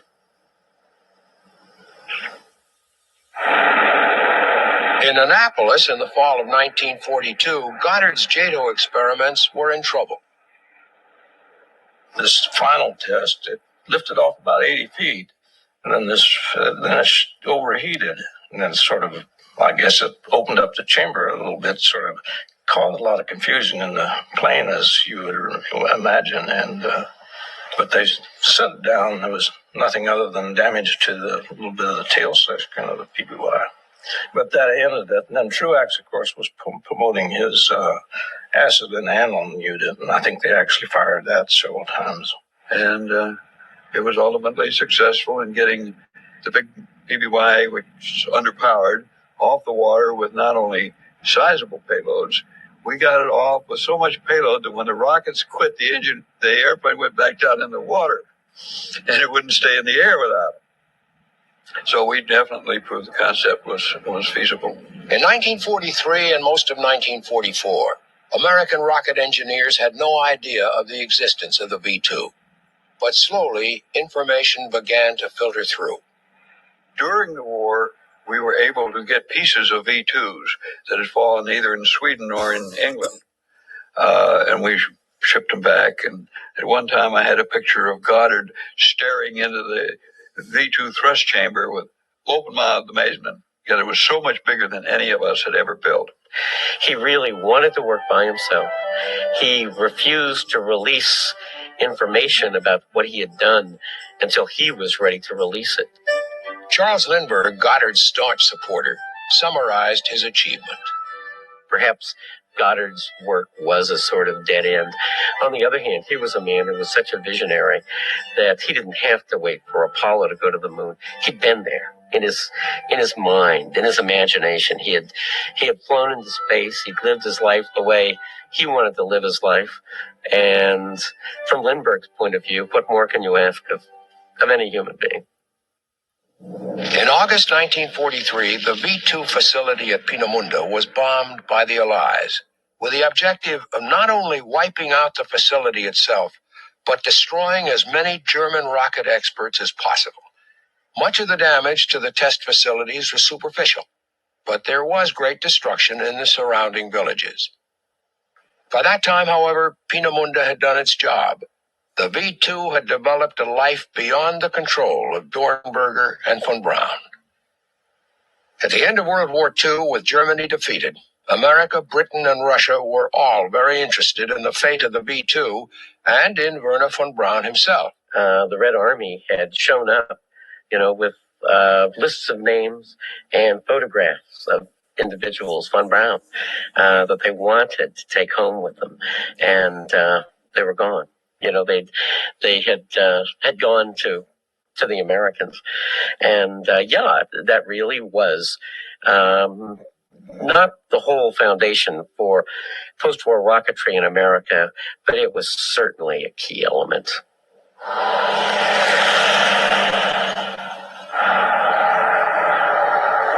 After the war, captured German B-2 rockets found new homes in Texas and New Mexico. So did Wernher von Braun, and more than 100 German rocket scientists who had worked on the B-2 program.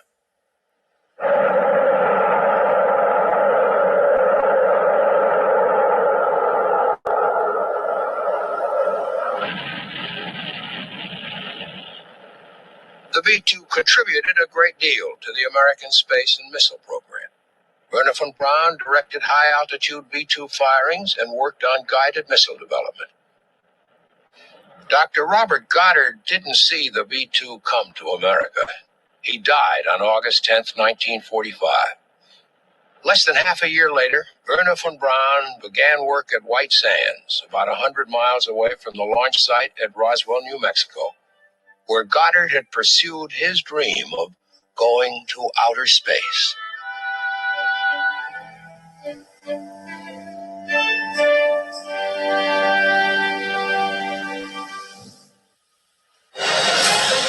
Every aircraft has a story.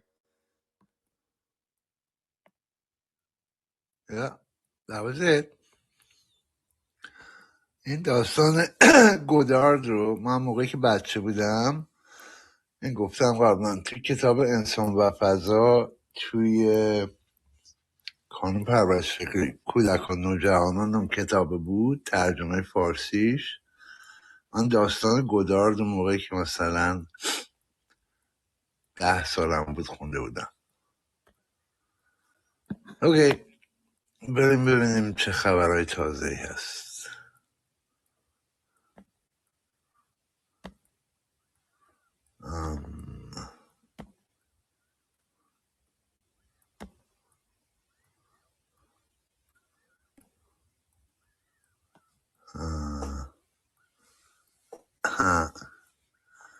به جناب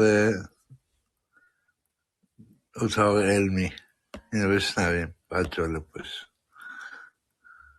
رضا نامور حقیقی، تحلیلگر سیاسی از تورنتو، به ما پیوسته. آقای نامور حقیقی، اونطور که آقای جدی ونس میگه، به نظر شما هنوز شانسی برای تانگو باقی مونده یا احتمال رویارویی بسیار زیاده، اونطور که آقای ترامپ میگه شاید جمعه شنبه، یک شنبه یا اوایل هفته آینده؟ بله، با سلام خدمت شما آقای فرزاد گرامی و بینندگان و شنوندگان تلویزیون اینترنشنال. خب همونجور که آقای جدی ونس گفت، چیز پیچیده است، هم مذاکراتش هم تعاملاتش پیچیده است و کاملا متفاوته با دیگر تعاملاتی که تا حالا وجود داشته.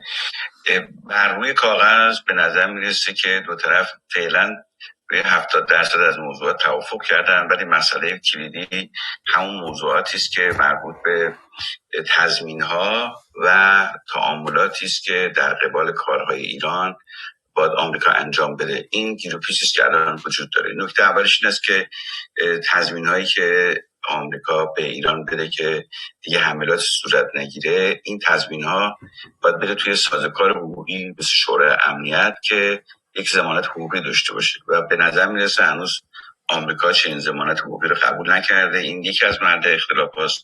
دوم اینه که در مورد اون غنیسازی، خب ایران مایله که این به طور چند پارتی، یعنی چند مورد به مورد در طول زمان منتقل بشه و آمریکا مایله که اینا کامل به طور حالا اکثریتش در یه زمان منتقل بشه و کشور ثالث رو هم قبول نکردن. این هم محل اختلاف دومه.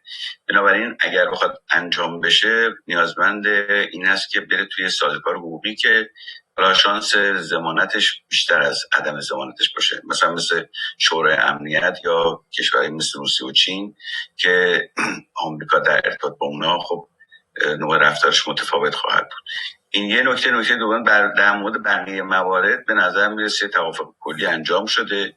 ایران در مورد اینی که بحث غنیسازی نیاد به نظر من کوتاه اومده و تو همون توافقنامه‌ای که اعلام خواهد شد میخوان مطرح کنن. اولیش مسئله تنگه هرمز رو قبول کردن که محاصره برداشته بشه، تنگه هرمز هم باز بشه، ولی نوع تعاملات تنگه هرمز رو دارن با هم گفتگو میکنن. نکته بعدیش در مورد مسئله غرامت هست که آمریکا گفته من غرامت نمیدم، ولی قبول کردن صندوق بازسازی داده بشه که حالا ببینن مثلا یه بخش از تحریم‌های سرمایه‌گذاری بردارن. اینا البته همش حدس و گمانه و معلوم نیست به واقعیت بپیونده. بس در مورد مسئله کلیدی دیگه هم که مهم هست، مسئله این است که این صلح در همه نقاط باشه که اونم گره کورش مسئله اسرائیل و لبنانه. بعید می‌دونم اسرائیلیا همچین ضمانتی بدن، ولی خب میتونه درجه درگیری کاهش پیدا کنه.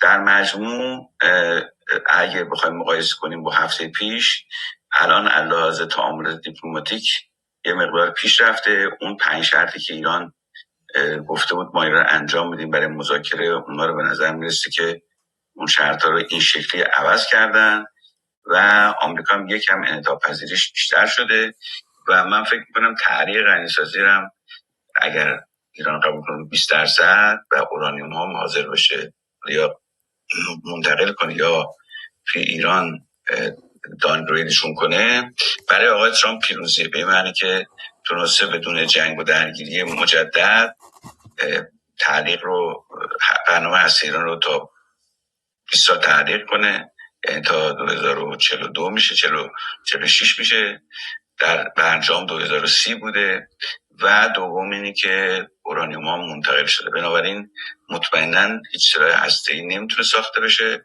مونیتورینگ آژانس هم که پاورجا خواهد.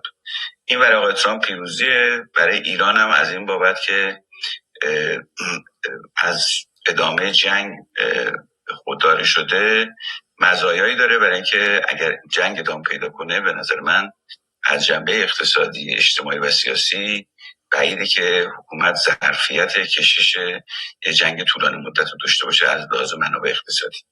علاوه سیاسی هم خب چالش‌های خاص خودش داره. یه چیزی که آقای نامور برای من خیلی غریب بود در جریان مذاکرات، حالا عربستان رو میفهمیدم چون به واسطه رابطه نزدیکی که با پاکستان داره خب بالاخره یک کارتی در میز مذاکرات داشت، ولی اینکه قطر، کویت، امارات متحده عربی چطور بیرون از این گود بمونن و ببینن که آمریکا با ایران احیانا توافقی بکنه. الان آقای ترامپ یک حرف مهمی زده و گفته که این کشورهای حاشیه خلیج فارس وسطاشون که به طور روشن نام برده امارات و قطر و عربستان هم وارد این روند مذاکرات شدن. چقدر فکر میکنید که این احتمال رسیدن به توافق رو بیشتر میکنه، چون اونها یکی از متضرران اصلی این حملات بودن؟ حتی امارات رو گفت آقای ترامپ، ولی امروز دید آقای قرقاش یک توییت کرده بود که خیلی انتقاد کرده بود به کشورهای عربی که چیز کردن.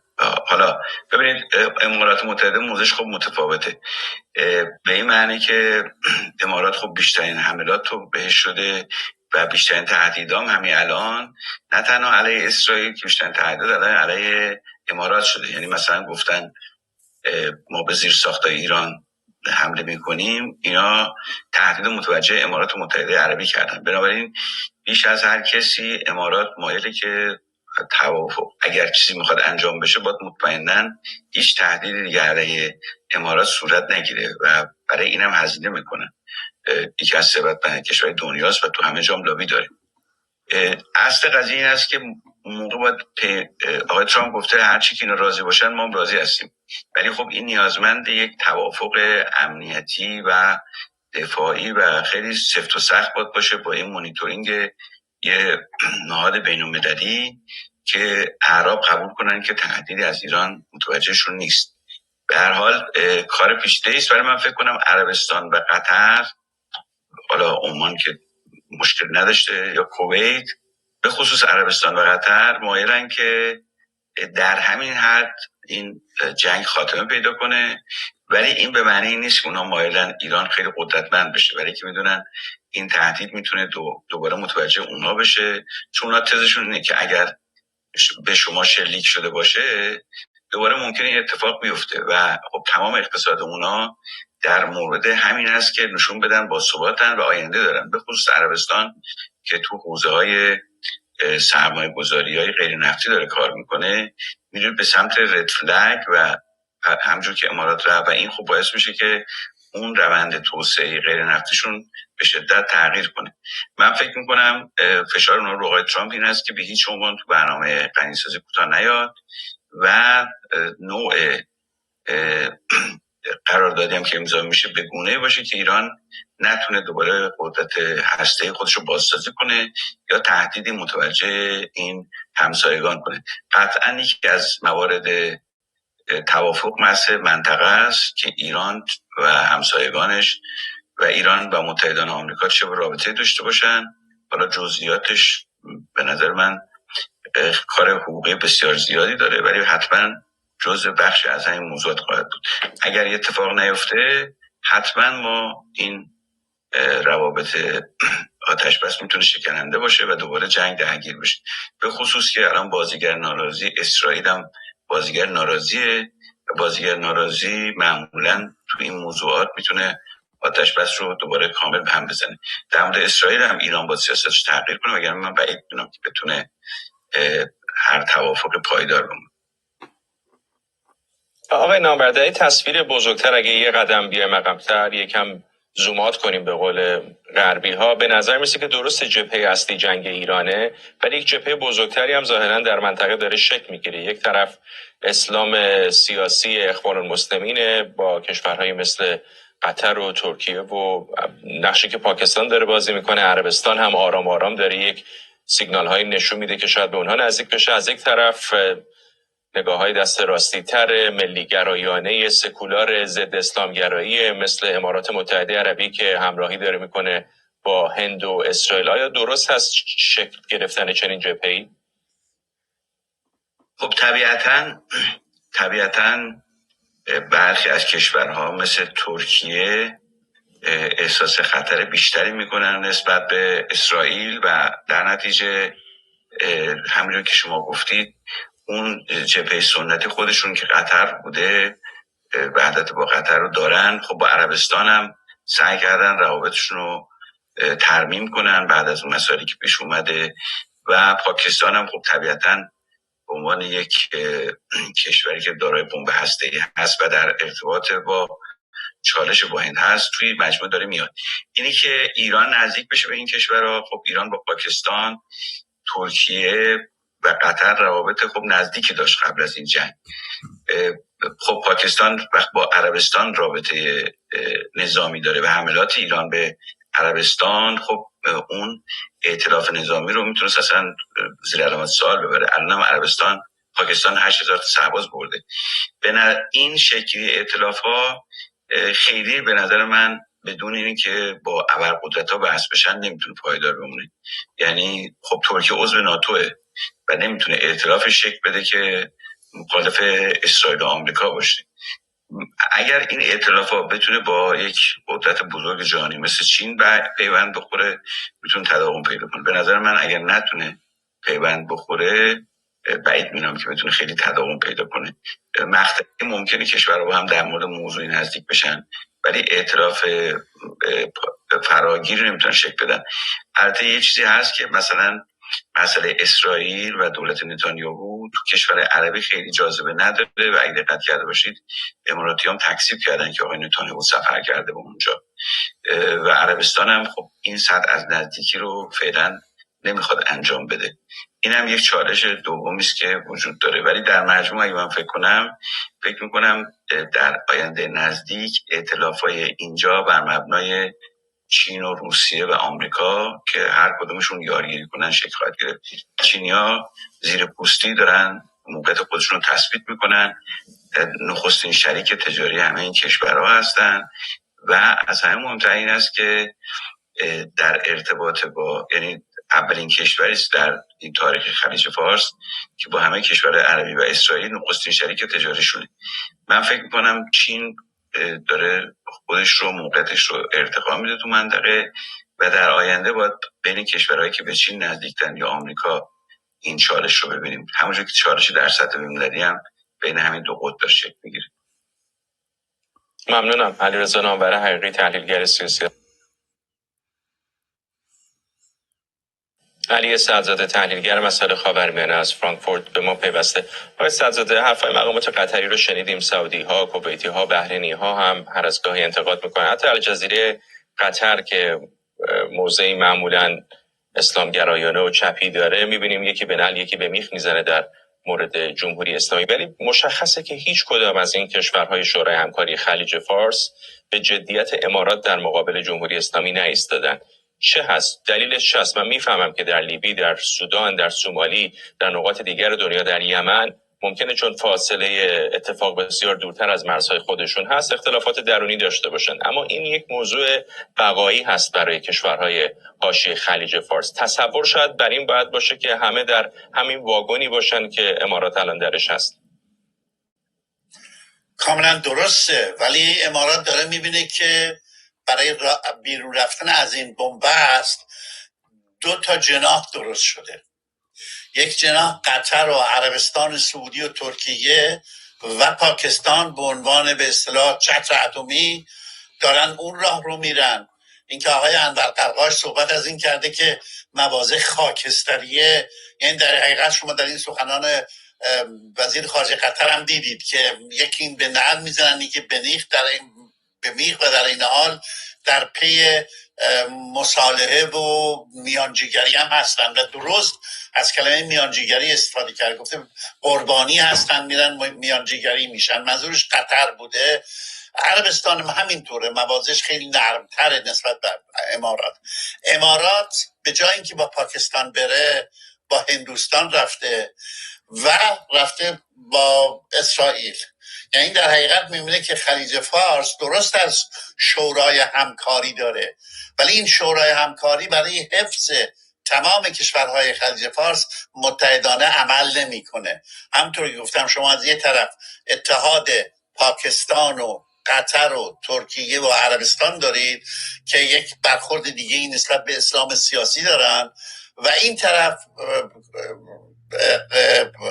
امارات رو دارید و تا حدودی بحرین و کویت هم بیشتر به اینا متمایل هست ولی صراحتاً اعلام نکرده که معتقد هستند که این اتحادها و این نحوه میانجیگری ها ما رو کما فی سابق در خطر قرار میده و به همین علت راه خودشون انتخاب کردن اماراتی ها، چون اون چیزی که براشون اتفاق افتاد همونجور که آقای انور قرقاش گفت فاجعه تاریخی بود. مدل زندگی رو که اینا انتخاب کرده بودن به هم ریخته. تمام امنیت آخه چیزی که من ببخشید آقای سعدزاده، چیزی که برای من غریبه، میفهمم که امارات بیشتر از هر کشور دیگری موشک و پهپاد دریافت کرده، اما کویت الان فکر کنم بالای یک ماه و نیم 6 هفته است که یک بشکه نفت صادر نکرده. قطر حتی وضعیتش از همه اینها بدتر است، چون خیلی صادرات نفت نداره، بیشتر گاز، کاری هم نمیتونه بکنه. رسلافان رو جمهوری اسلامی بهش حمله کرده، حتی با هواپیمای جنگنده وارد حریم هوایی قطر شدن و اونها برخلاف اماراتی‌ها که مرز شرقی دارن در فجایع راه دیگری جز تنگه هرمز ندارن. چه هست دلیل این مماشات با حکومتی که اگر سر کار بمونه برای همیشه میتونه تهدیدی علیه اونها باشه؟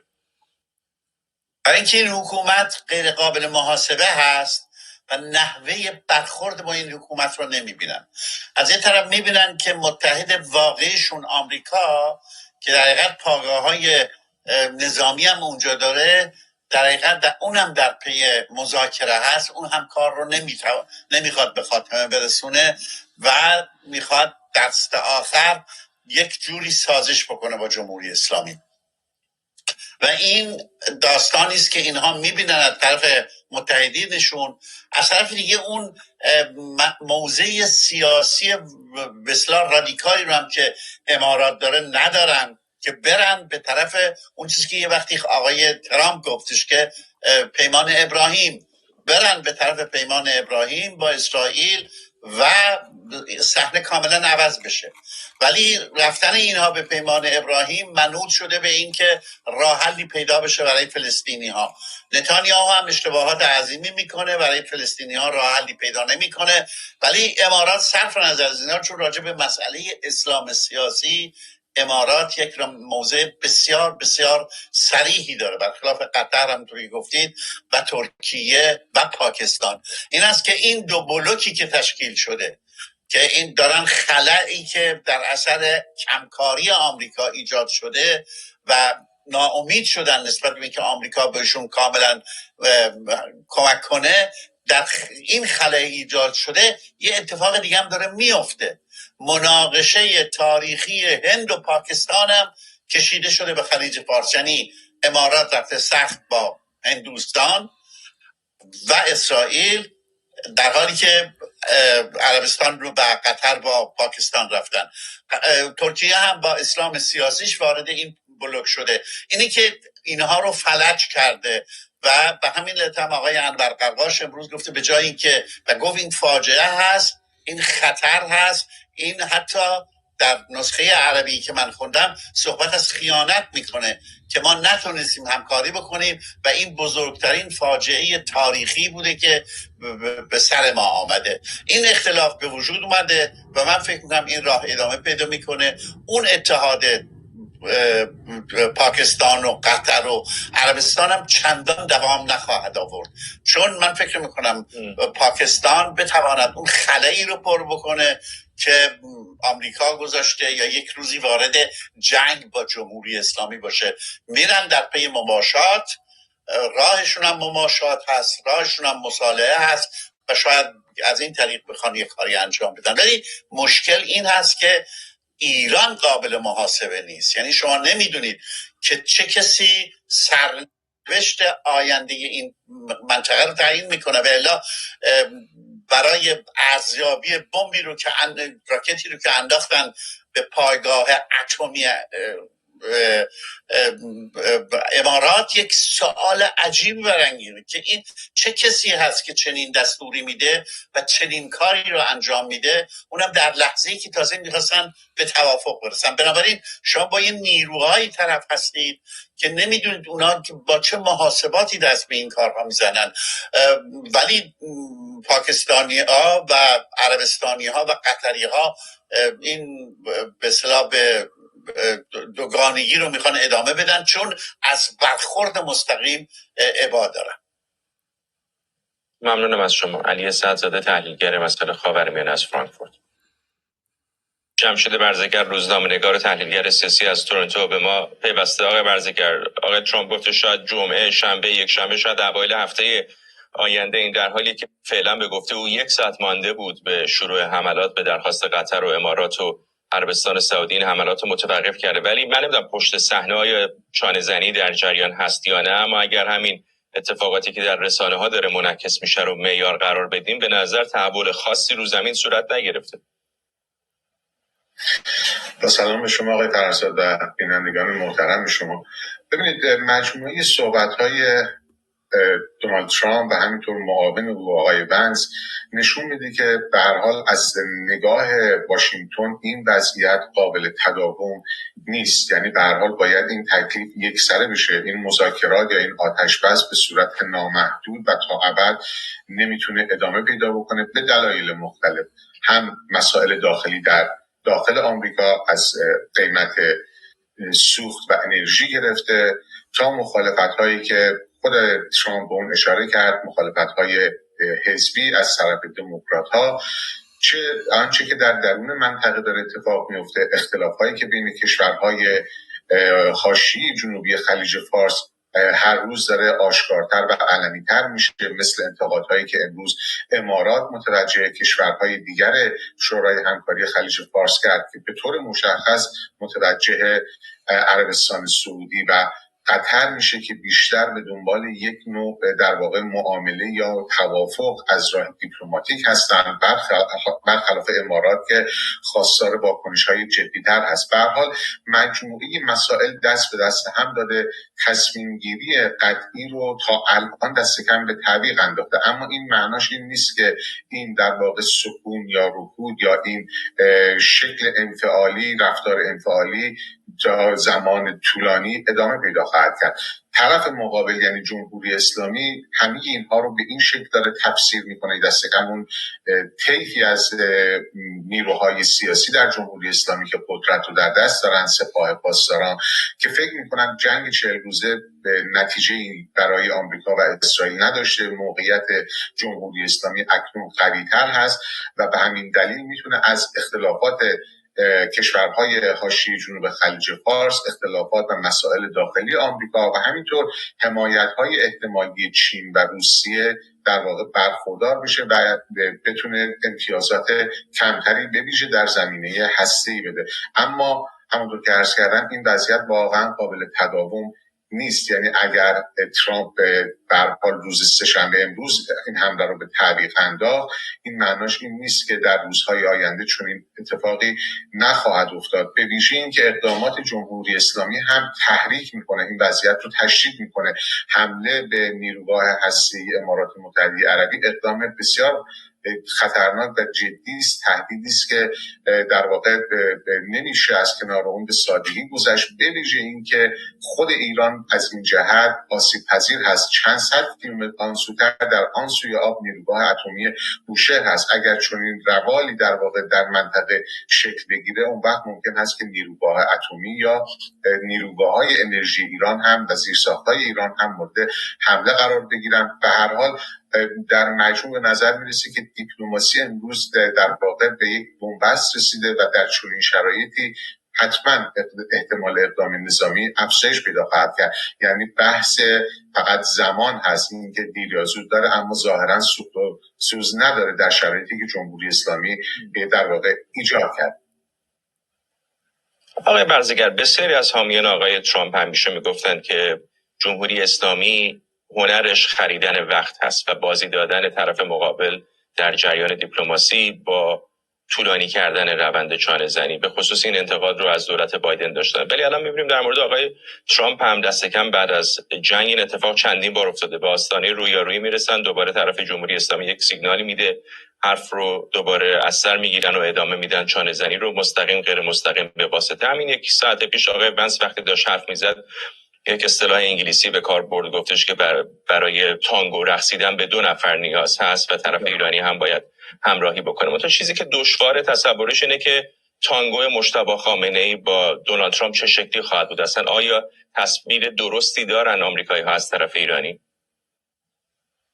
این که حالا در واقع مجتبی خامنه‌ای واقعا تا چه اندازه در تصمیم گیری ها حضور داره خودش جای سوال جدی هست. ولی به هر حال حالا چه مجتبی خامنه‌ای باشه، چه عزیز جعفری یا محسن رضایی یا نمیدونم زوقت یا احمد وحیدی، هر کدوم از اینها باشن، بله این تصویر عجیبی است. یعنی توافق یا اون تانگو 2 نفره بین رهبران فعلی جمهوری اسلامی و دونالد ترامپ. منتها ببینید در صحبت‌های ونس هم این نکته بود، او هم به صراحت تاکید کرد که نه ترامپ نه جمهوری اسلامی در حال حاضر درگیری نظامی نمیخوان. منتها این که نخواستن یک چیز هست، اصرار بر اون مواضع در واقع عملاً گزینه دیگری باقی نخواهد گذاشت.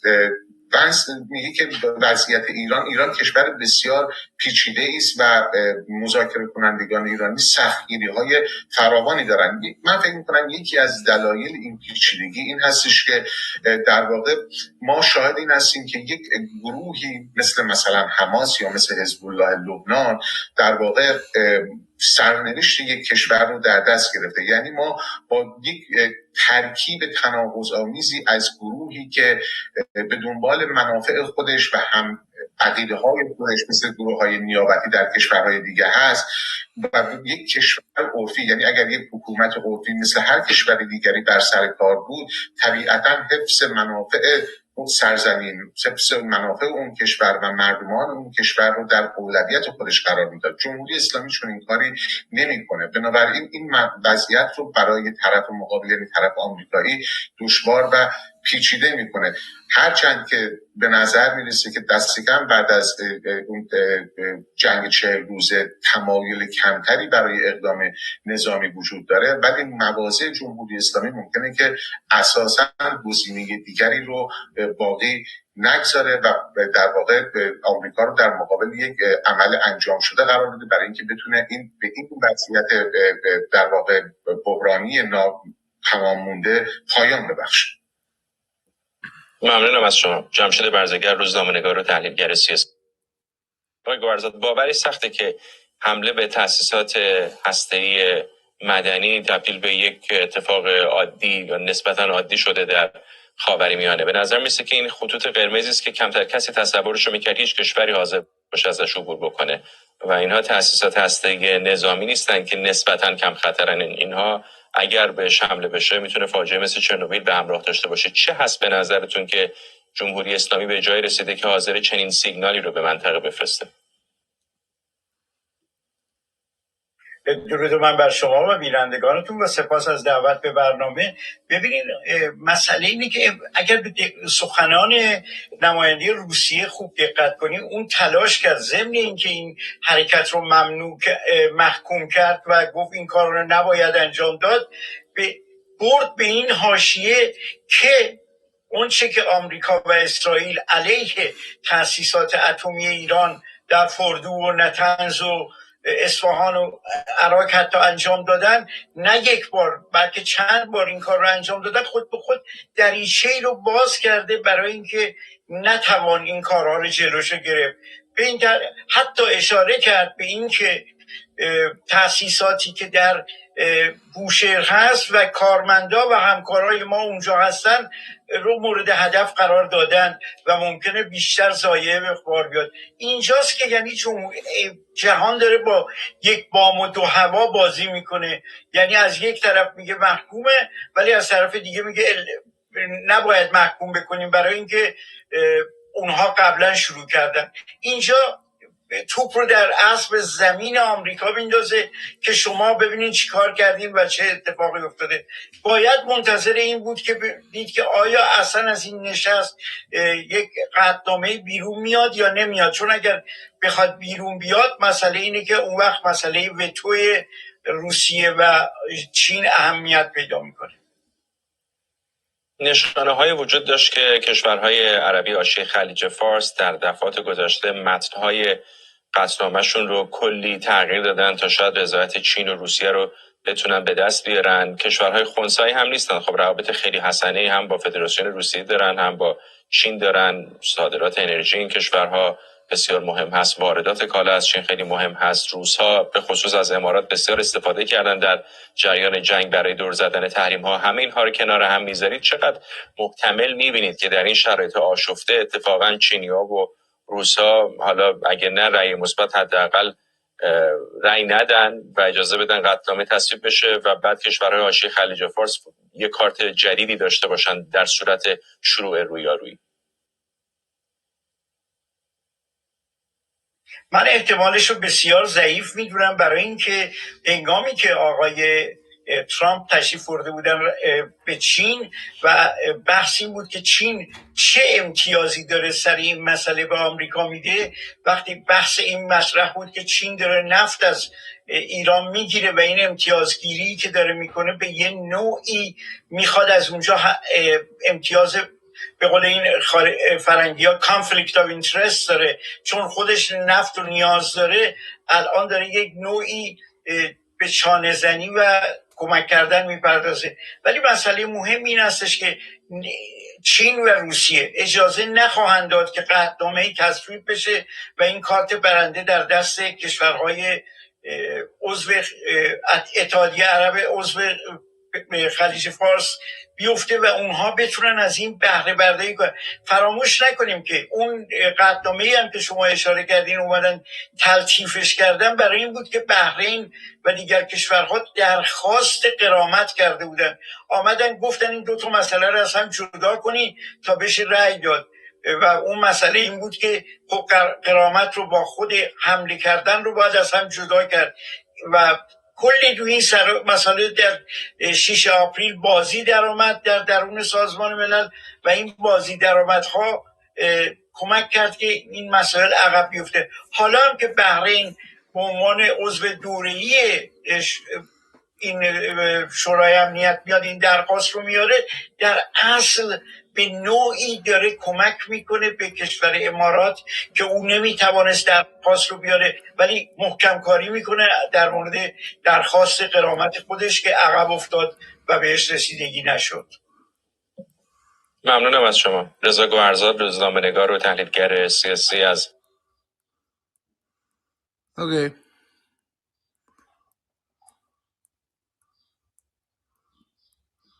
ما امروز به حد کافی فکر میکنم ویدیو پخش کردیم. مقاله خیلی مهمی هم من پیدا نکردم بخونم در حوض اون مستند در مورد گودارد و موشک سوخت مایع رو، اختراع موشک سوخت مایع رو باشه. اوکی، کسی میخواد بیاد بالا صحبتی بکنه، سوالی بپرسه؟ من منتظرم که سیاست با مراد ویسی در بیاد و بعدش من یه سوال بپرسم. سلام. حتما سلام. ببین من امروز صبح دیدم که روی اروپا یه آواکس بود. میشه اونو چک کنی لطفا؟ به ساعت صبح خود ما دیگه الان ساعت 5 فکر کنم ساعت 9 اینا بود. کجا؟ روی ترکیه؟ نه یه خورده قبل از ترکیه رو اروپا بود. داره نه الان که ببینیم الان اگر کسی هست. نه چون موقعی خیلی اهمیت داره که مثلا چند روز پیش بکنم 2 روز پیش یکی روی عربستان من دیدم، اما نه اگر بود و رفته نشسته که اون خیلی مهم نیست. مثلا چرا؟ برای اینکه شما گفتی که وقتی آواکسا اومدن حمله قطعی شد، برای همین دارم میپرسم ازتون.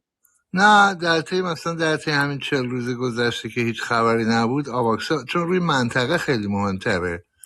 مثلا روی عربستان چندین بار بود، بعد اتفاقا یه دونه دیروز بود فکر میکنم روی دریای سیاه یه آواکس ساخت سوئد فکر میکنم که روی دریای سیاه بود مال ترکیه. اما اینا نه خیلی، مثلا اون 5 تا که آوردن از آمریکا، اون 5 تا ایدو ما هیچ وقت اینا رو ندیدیم، اصلا معلوم نشد کجا غیبشون زد. اومدن به منطقه، من همیشه فکر میکردم باید روی خلیج فارس دور بگردن که دنبال پهپادهای ایرانی باشن، اما هیچ وقت دیده نشدن اصلا. اون یکی هم که ما همیشه دائم میدیم روی ترکیه بود، غرب دریاچه وان.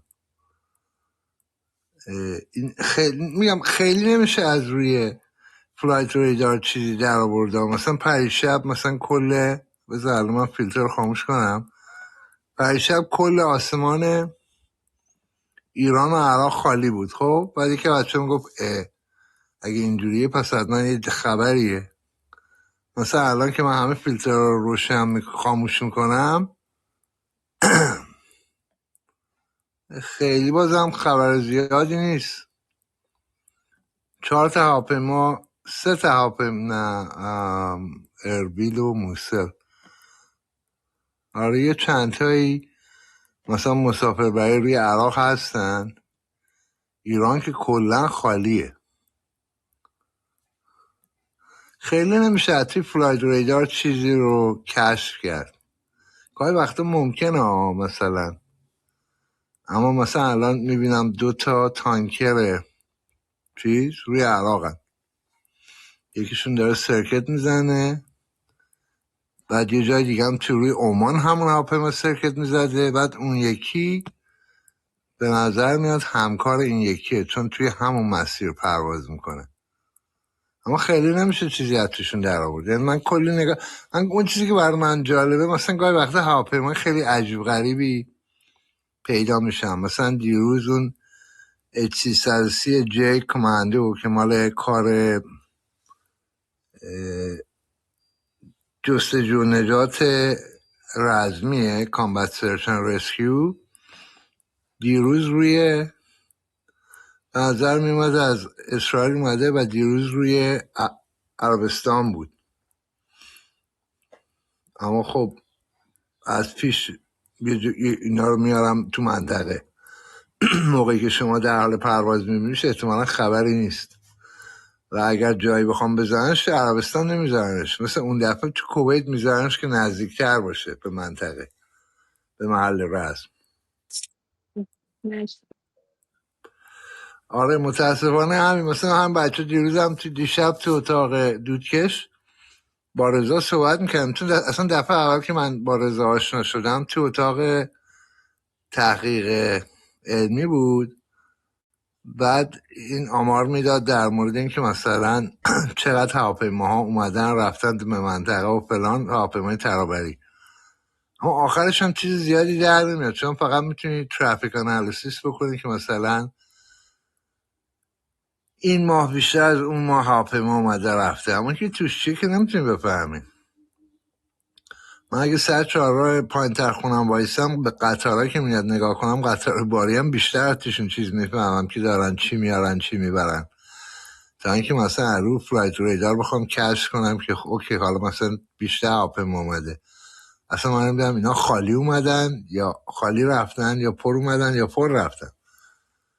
خیلی نمیشه از توش چیزی در آورد، اما گاهی وقتا ممکنه. آره خلاص. مرسی. خواهش میکنم. بذار ببینیم چیز دیگه پیدا. اوکی من یه چیز دیگه هم بگم. من دیشب تو اتاق گفتم فکر میکنم بهتر یه جوری اون اتاق کمترش کنیم، یعنی هر روز یا هر روز نباشه یا اینکه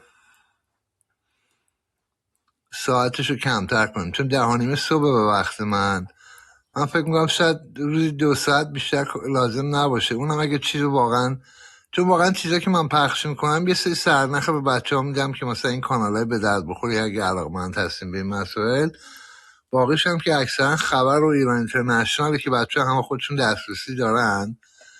اگه یه چیزی من اینجا اضافه میکنم میگم مثلا در مورد یه موضوع خاصی صحبت کنم یا مثلا یه مقاله یا روی مثلا دبارزون بخونم، اونم احتیاج نداره که من روز 6 ساعت اینجا باشم. بعدم بهار شده من خودم کار زندگی دارم مثل همتون، واسه همینه نمیدونم دقیقا چی کار کنم، اما میخوام ساعتاشو کمتر کنم یا شاید روزاشو یا شاید فقط ویکندا باشه یا همچین چیزایی. نمیدونم حالا بچه چی فکر میکنن اینا. بگو. این اتاق رو یا بله این اتاق رو. آره اون اتاق شب که اون که هم یه خط در میونه، اون که خیلی مهم نیست، اون مثلا اتاق سوشال دیگه، اتاق دودکش. اگه جنگ بشه چی؟ اگه جنگ بشه ما هر کاری بکنیم نکنیم جنگ میشه دیگه. دست من که نیست. نه واقعا ارزش این اتاق بیشتر سر اینه که اگه بچه ها سوالی دارن و این چیزا، تو نهایتا آخرش همیشه میشه انتخابای من دیگه. مثلا امروز مثلا حالا اون یه مقاله در مورد یه هواپیمای جدیدی که از روی یه هواپیمای سمپاش کشاورزی ساختن جالبه، اما حالا مثلا خیلی چیز مهمی نیست که حتما من بخونم و اینا. حالا در موردش فکر کن، یه روز 2 روز دیگه ادامه میدیم ببینیم چی میشه. فکر میکنم چیز عجیبه این کانادا کجا میاره اینا رو میریزه. آره مراد بیسی. بذار ببینم.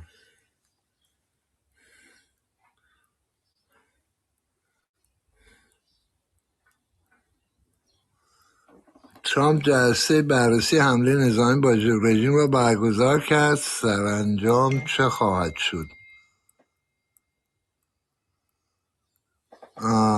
این با مال امروز باشه اما از یک کانال دیگه میاد، نه از ایران اینترنشنال. بذارین بشنویم ببینیم چی میگه.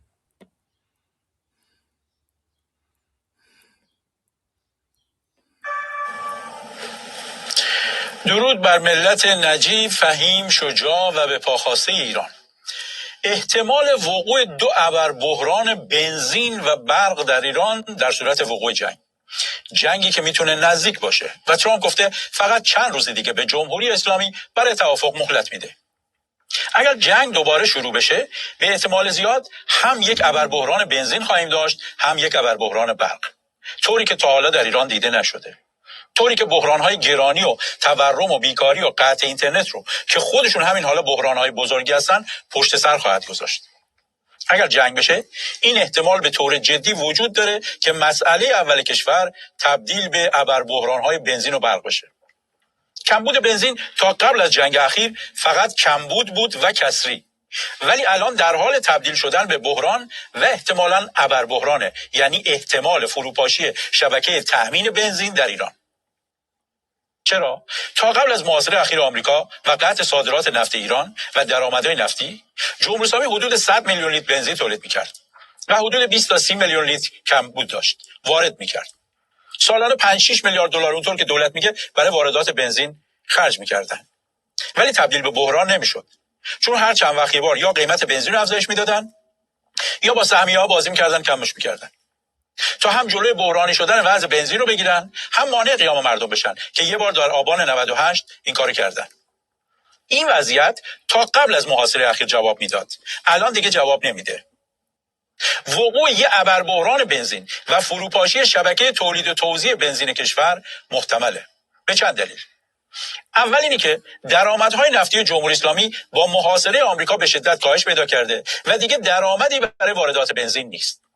دوم، حتی اگر پولش هم باشه امکان خرید بنزین مثل گذشته دیگه از جاهایی مثل دبی نیست. چون با این حملاتی که جمهوری اسلامی به امارات کرده دیگه دبی و کل امارات حاضر به دادن چنین خدمات و سرویس‌هایی مثل گذشته به جمهوری اسلامی نیستن. سوم اینی که جمهوری اسلامی از جاهای دیگه هم اگر بخواد بنزین خریداری کنه به دلیل محاصره آمریکا امکان وارد کردن این بنزینا رو به کشور نداره. فقط میمونه احتمال خرید بنزین از امثال قزاقستان و روسیه در شمال که بعیده بتونه کفایت کنه یا به اندازه‌ای باشه که جمهوری اسلامی دلش میخواد. بنابراین اگر محاصره ادامه پیدا کنه که احتمال ادامه پیدا میکنه، روز به روز وضعیت بنزین بدتر خواهد شد و اگر جنگ شروع بشه که احتمال اینم هست و آمریکا و اسرائیل اونطور که گفتن این بار به زیرساخت‌های انرژی حمله کنن مثل نیروگاه و پالایشگاه، امکان یک ابربحران بنزین و برق در کشور وجود داره. تولید بنزین ایران به طور خاص در پالایشگاه محدودی صورت میگیره و حالا دیگه همه میدونن و چیز پنهانی نیست که کدوم پالایشگاه چقدر بنزین تولید میکنه. برید تو اینترنت میبینید.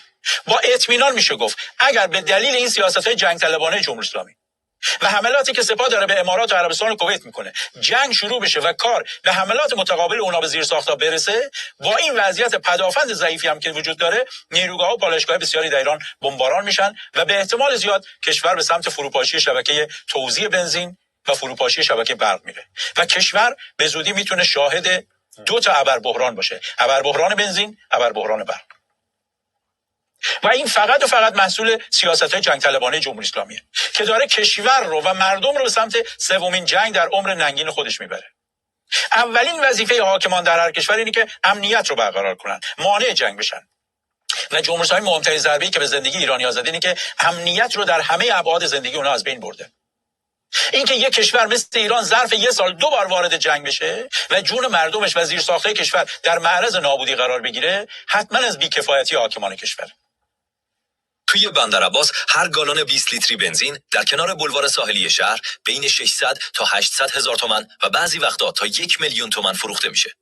از مشهد پیام میدم. برای سوختگیری 3 تا پمپ بنزین رفتم. میدون تلویزیون اصلا سوخت نمیدادن. توی وکیل آباد ورودی دانشجو صف طولانی بود و توی بولوار پیروزی بعد از 1 ساعت انتظار در صف تونستم 15 لیتر با کارت 3000 تومانی بزنم. از بندر عباس پیام میدم.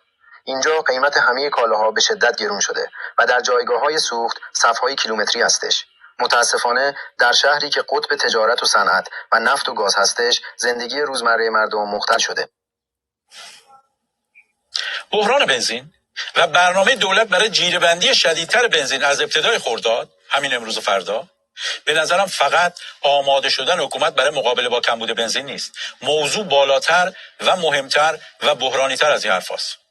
جمهوری اسلامی داره برای فروپاشی شبکه تامین بنزین و نایاب شدن بنزین خودش رو آماده میکنه و برای فروپاشی شبکه برق و خاموشی‌های گسترده خودش رو آماده میکنه. البته این کلمه آماده میکنم بی معنیه، چون ما نشانه آمادگی رو نمیبینیم و جیره بندی بنزین آمادگی حساب نمیشه. اینی که به امارات و کویت اینا حمله میکنه این بدتر داره کار میکنه، این آمادگی نیست. اون بحثی که الان دولت میخواد در صدا و سیما و رسانه‌هاش جا بندازه اینی که ما کمبود بنزین داریم، کمبود برق داریم و مردم باید کمتر مصرف کنن. ولی من فکر میکنم دولت همه واقعیت رو به مردم نمیگه و اون واقعیت اینه که اگر جنگ شروع بشه و جمهوری اسلامی مثل دفعه قبل تأسیسات نفت و گاز کشورهای همسایه حمله موشکی و پهپادی بکنه، احتمالاً آمریکا، اسرائیل و متحدینشون اونام به نیروگاه و پالایشگاه ایران حمله میکنن و این جنگ طلبی جمهوری اسلامی بیش از این دامن مردم ایران خواهد گرفت و با هدف قرار گرفتن احتمالی پالایشگاه و نیروگاه‌ها شبکه تولید و توزیع بنزین و تولید و توزیع برق به شدت آسیب خواهد دید و حتی ممکنه فرو بپاشه. حکومت این رو به مردم نمیگه، ولی مردم باید بدونن که این دفعه حملات موشکی و پهپادی سپاه به کشورهای همسایه احتمالاً به شکل حملات متقابل اونا به پالایشگاه و نیروهای ایران جواب داده خواهد شد و این جنگ طلبی جمهوری اسلامی زندگی روزانه مردم ایران رو به مرز فاجعه خواهد برد، هم در مورد بنزین هم در مورد برق، که همین الان هم برق در تابستونا در ایران مشکل جدی داره، چه برسه به که جمهوری اسلامی بخواد کاری کنه که نیروگاه برق هم در معرض حمله و آسیب قرار بگیرن. همینجا یه جمله رو بگم. اول ناترازی بود میگفتن، یعنی کسری بین تولید و مصرف. الان که محاصره شده وضع بدتر شده در بنزین و اگر جنگ بشه از این بدتر خواهد شد. این خاموشی احتمالی گسترده برق رو هم اضافه کنید به خاموشی‌های دیجیتال و قطع 3 ماهه اینترنت که زندگی روزانه رو برای خیلی از مردم ایران سخت‌تر کرده. با اینترنت عاریه کرج وصل شدم که بگم دارن ما رو به بهانه شرایط جنگی و با اعدام و زندان و بیکاری و سرکوب و احضار در خاموشی کامل میکشن. ما هیچ صدایی نداریم و داریم زنده به گور میشیم. حکومت تو جنگ 12 روزه 20 روز اینترنت رو قطع کرد. تو خیزش ملی هم 20 روز. و تا امروز 80 روزه که مجددا نت رو قطع کرده. یعنی در 1 سال گذشته 4 ماهه که نت نداشتیم. باورم نمیشه تو قرن 21 یه حکومت نزدیک به 3 ماه اینترنت رو به روی مردم قطع کرده. این موضوع برای هیچ سازمان بین المللی اهمیت نداره؟ واقعا دیگه هیچ امیدی ندارم. 3 ماه به خاطر قطعی اینترنت بیکار موندیم. پهنای باند انقدر کمه که نه فیلتر شکن جواب داده و نه اینترنت پر. در صورت وقوع جنگ به دلیل این سیاست‌های جنگ طلبانه جمهوری اسلامی و تشدید بحران بنزین و برق، به احتمال بسیار 2 بحران دیگه هم که همین الان وجود داره تشدید میشن: بحران گرانی و بحران بیکاری. قطع اینترنت باعث شده بیکاری در کشور بیشتر بشه. قطع اینترنت باعث از بین رفتن کسب و کارهای خرد دیجیتال شده. باعث شده کسایی که از راه شبکه‌های اجتماعی کسب درآمد می‌کردن کارشون از دست بدن و به خیلی بیکارا اضافه بشن. وضعیت فعلی بنزین که احتمالاً بدتر هم خواهد شد بیکاری رو بیشتر میکنه. چرا؟ چون کسانی که با موتور و خودرو کار میکردن و مسافرکشی میکردن به تدریج این امکان رو هم به عنوان شغل دست میدن. در واقع اگر فقط به همین 3 ماه اخیر نگاه کنیم، جمهوری اسلامی هر روز داره راههای کسب درآمد رو بر مردم میبنده. ظرف 3 ماه شغلای اینترنتی رو با قطع اینترنت نابود کرده و حالا با جیره بندی بنزین داره شغلای مرتبط با خودرو و موتور رو هم از بین میبره. عملکرد جمهوری اسلامی طوریه که هر روز تعداد بیشتری از مردم شغلشون و محل درآمدشون از دست میدن. دولت‌های دیگه در دنیا زمینه ایجاد شغل فراهم میکنن. جمهوری اسلامی با قطع اینترنت و با جیره بندی شدیدتر بنزین داره شغلایی رو که مردم برای خودشون ایجاد کردن از بین میبره. دقت کنید، این شغل‌های مرتبط با اینترنت و موتور و خودرو اینا مثل مسافرکشی و اسنپ و پیک و اینجور مشاغل، اینا تا حالا راه فرار مردم بودن برای کسب درآمد. مردم اگر جای دیگه شغلشو از دست میدادن میرفتن سمت این، سمت شغل اینترنتی، سمت موتور، سمت خودرو. و وقتی حکومت این شغل‌ها رو هم داره از بین میبره، در واقع داره هر روز برای مردم مشکل درست میکنه و مردم حق دارن از این حکومت ناراضی باشن. ضمن اینه که همزمان با اینکه حکومت داره محل درآمد مردم از بین میبره، شغل‌ها رو نابود میکنه به دلیل سیاست‌های نادرست اقتصادی، باعث افزایش قیمت‌ها هم شده. الان مردم ایران با ترکیب دوگانه روبرو هستن که از هر دو طرف ضرر میکنن. از یه طرف مردم روز به روز شغلای بیشتری از دست میدن، و امکان درآمدشون کم و کمتر میشه. از طرف دیگه اجناس و کالا و خدمات هم گرونتر میشن. مردانی که تو خیابون پجم گرفتن دستشون وایسادن، من نمیدونم چه تو مغز اینا میگذره واقعا. امروز رفتم مال بگیرم 1 کیلوی 500 تومن. من نمیدونم اینا پول میگیرن واقعا یا از بیکاری و بیاری دارن این کارا رو میکنن. موندم توی مملکت دیگه نمیشه نفس بکشه. از رشت پیام میدم. تقریبا همه اینجا زندگیشون رو باختن. دیگه فرق زیادی بین یه خانواده پولدار با یه خانواده زیر خط فقر نیست. دقیقاً مثل نظام کمونیستی داره با همون برخورد میشه. دیگه با 5 میلیارد تومان هم نمیشه یه خونه 3 یا 4 سال ساخت خرید. گرانی داره بیداد میکنه. من یه جوان 24 ساله‌ام، اما هر شب از شدت غم فکر میکنم الانه که سکته کنم. هیچ کس به داد ما نمیرسه. پدرم بازنشسته است و همه ما بیکار شدیم. 2 ماه دیگه باید خونه رو تمدید کنیم ولی هیچ وامی بهمون نمیده. داریم نابود. با وجود اینه که کاملا مشخصه که جمهوری اسلامی در حال بردن ایران به سمت ته دره است با این سیاست‌های جنگ طلبانه و با ادامه آمریکا ستیزی و اسرائیل ستیزی، ولی مسئولین حاضر نیستن نه دست از این مسیر بردارن نه مسئولیتشو قبول کنن. الان با وجودی که همه میدونن که این محاصره بنادر ایران محصول آمریکا ستیزیه، ولی مسئولین مدام تکرار میکنن که این وضعیت ربطی به جنگ نداره. خب سوال اینه، اگر وضعیت فعلی ایران و زندگی ایرانیا و این گرانی و تورم و بیکاری ناشی از شرایط جنگی نیست، ناشی از چیه؟ به هر حال 2 دلیل که بیشتر نمیتونه داشته باشه. یا ناشی از شرایط فعلی جنگ و تحریمه که تقصیر خود سیاست‌های آمریکا ستیزی جمهوری اسلامیه، یا ناشی از بیکفایتی و دزدی و فساد مسئولینه. و همه اینا فرقی با هم ندارن، چون ناشی از حکومتداری نادرسته. کلا این گرانی که ما الان چه در بخش مرغ چه در بخش تخم مرغ داریم هیچ ربطی به جنگ ندارد، هیچ ربطی به تحریم ندارد. تماما به خاطر سیاست‌های غلط و عدم حمایت وزارت جهاد. آدم برید تولید کنید، ارز 28 تومانی هست. برج 10 یک شبه هست و از ارز ترجیحی انجام بدن و نابود کردن. که بعد از آزادسازی ارز مبنای محاسبات هزینه‌های داخلی ما 5 برابر شده. الان در حال حاضر متأسفانه هزینه‌های داخلی ما بیشتر از هزینه خارجی افزایش پیدا کرده. نیازه که این هزینه‌ها رو متعادل کنن و بر مبنای بالاخره هزینه تمام شده کالا که نهایتاً منتج میشه به قیمت تمام شده محصول که مردم دارن استفاده میکنن، سفره مردم ارزان‌تر تامین میشه. دوستان ما تجدید نظر کنن و هزینه طبیعی واردات کالا کاهش پیدا کنه. این وضعیت فعلی کشور میتونه بدتر هم بشه با قرار گرفتن کشور در معرض جنگ جدید. میتونه تمام این بحران‌ها رو به هم گره بزنه و یک ابر بحران بسیار بزرگ در کشور ایجاد کنه. اگر یه نگاه ساده به اوضاع فعلی جمهوری اسلامی بندازیم، دست کم 10 بحران همزمان رو میشه در ایران دید که با همدیگه تبدیل به ابر بحران بقا برای جمهوری اسلامی شدن.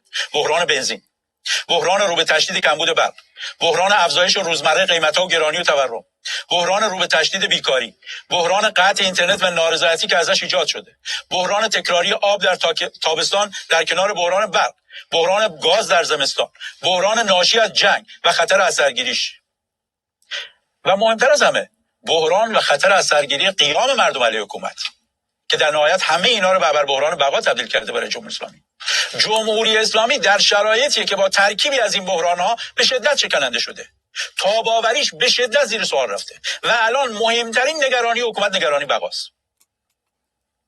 و ما در شرایطی قرار داریم که هر لحظه ممکنه حملات آمریکا و اسرائیل و حتی کشورهای منطقه به جمهوری اسلامی شروع بشه به دلیل سیاست‌های خود جنگ طلبانه جمهوری اسلامی. در واقع ما وقتی وضعیت فعلی جمهوری اسلامی رو نگاه می‌کنیم، وقتی این همه بحران رو با هم دیگه می‌بینیم، از هر سمتی ممکنه سرنگونی جمهوری اسلامی رخ بده.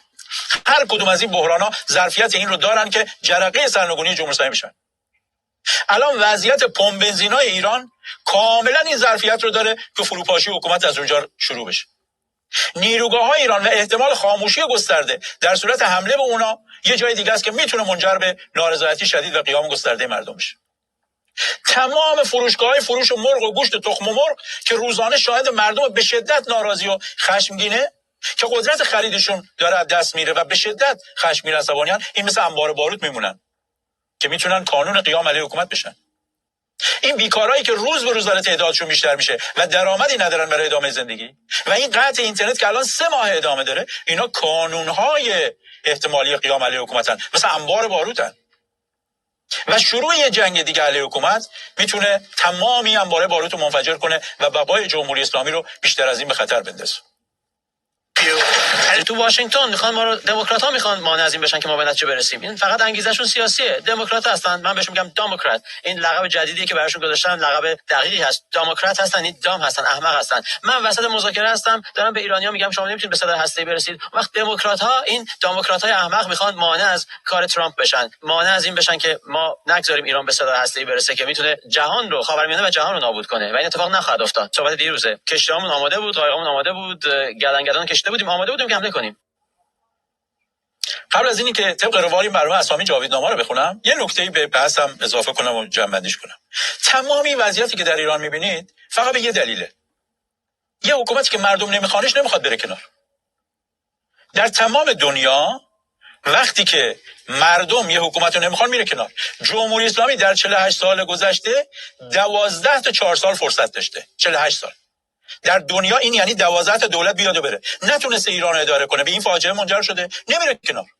و سوالی هم که وجود داره و هیچ وقت جوابشو ندارن و نمیدن اینه: اگر مردم ایران شما رو نخوان چجوری باید به شما بگن برید کنار؟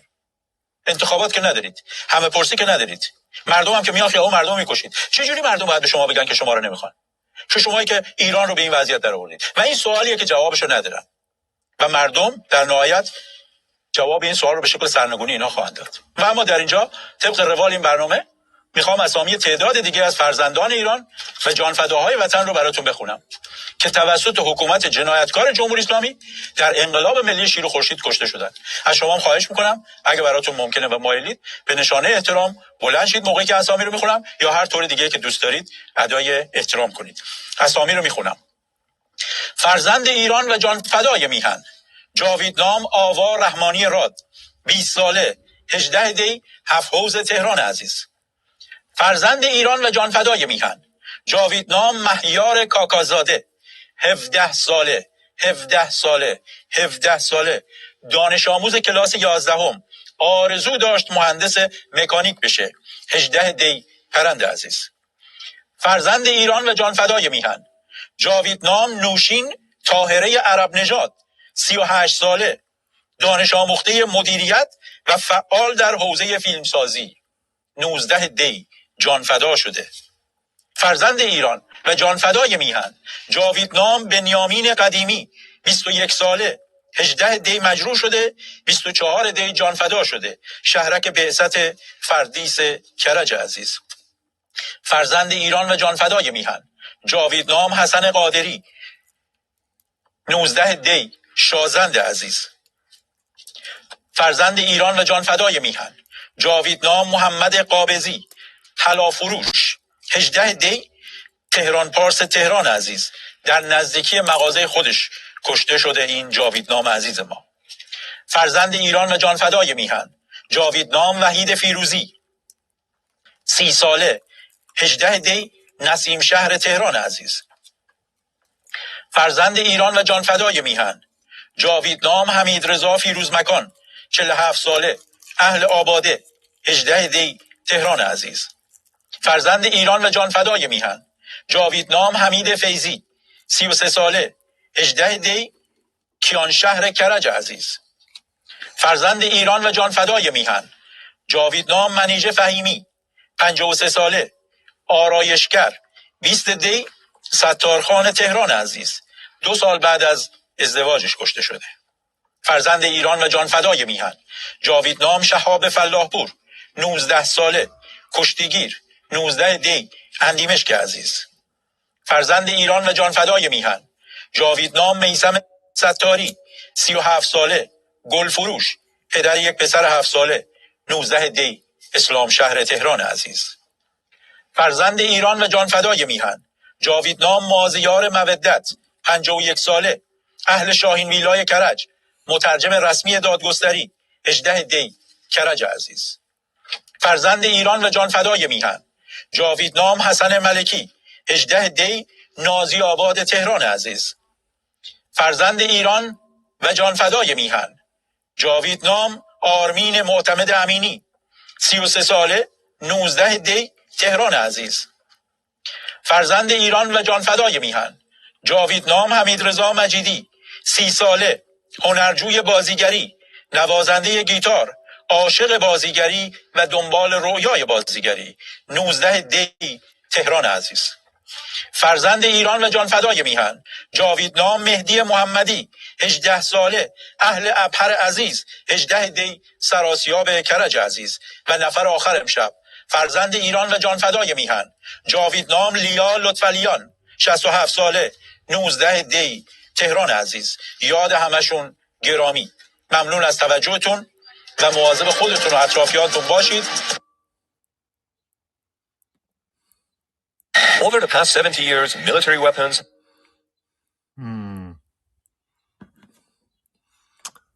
نه جالبه. یک کانال دیگه هست که این صحبت‌های ویسی رو من از اونجا پخش کردم. این کاناله سیاست با مراد ویسی رو سریعتر از ایران اینترنشنال منتشر میکنه.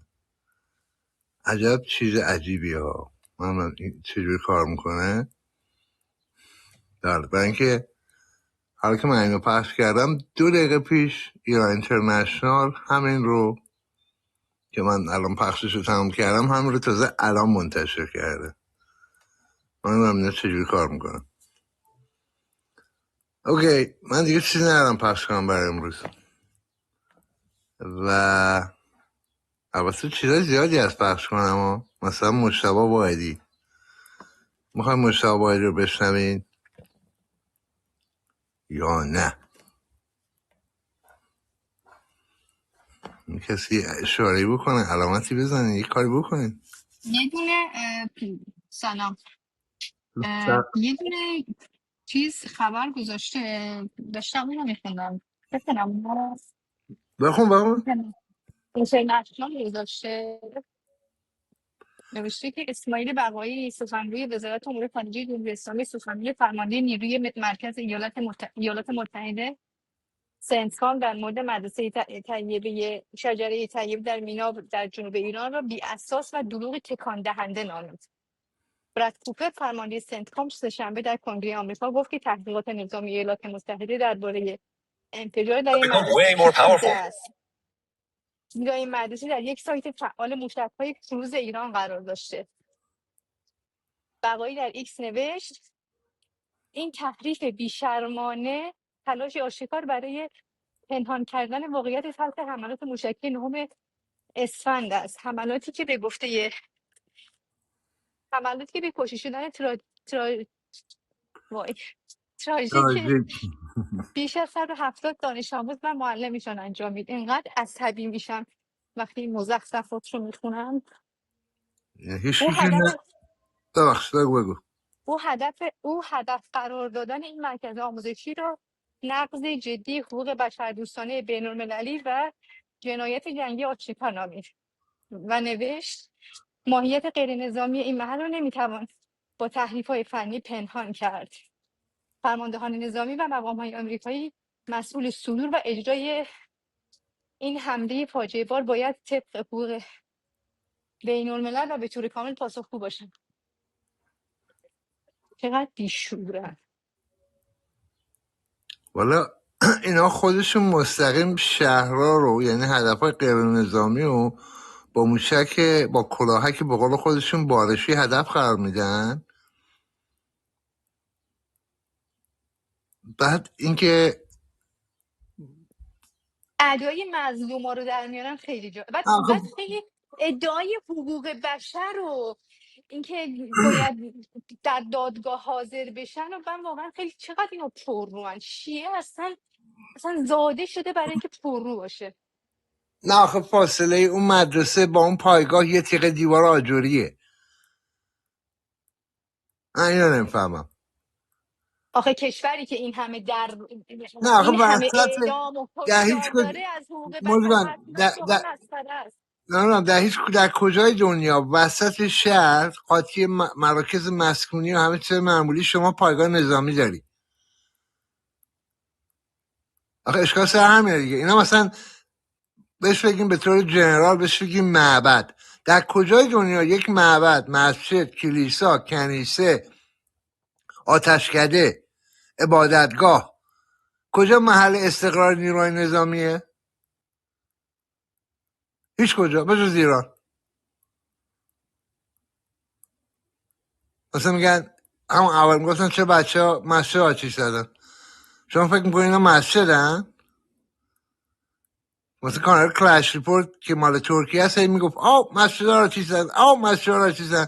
شما اصلا میدونی مسجد توی ایران تفاوتش با مسجد توی ترکیه چیه؟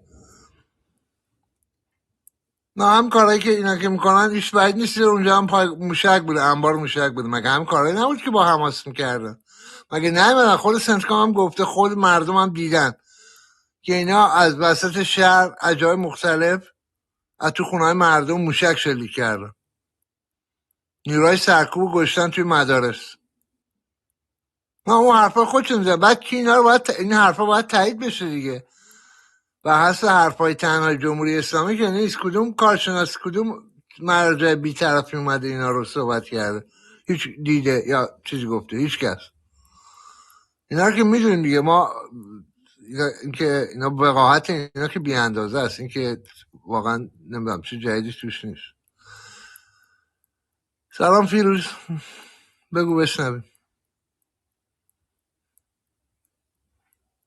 درود آقا، درود پرتقال جان، آقای فرزاد، مژگان خانوم، مهراجم که الان نوتیفیکیشنش اومد، دیدم اومده تو اتاق همین الان. اصلا میگم مهراج کجاست؟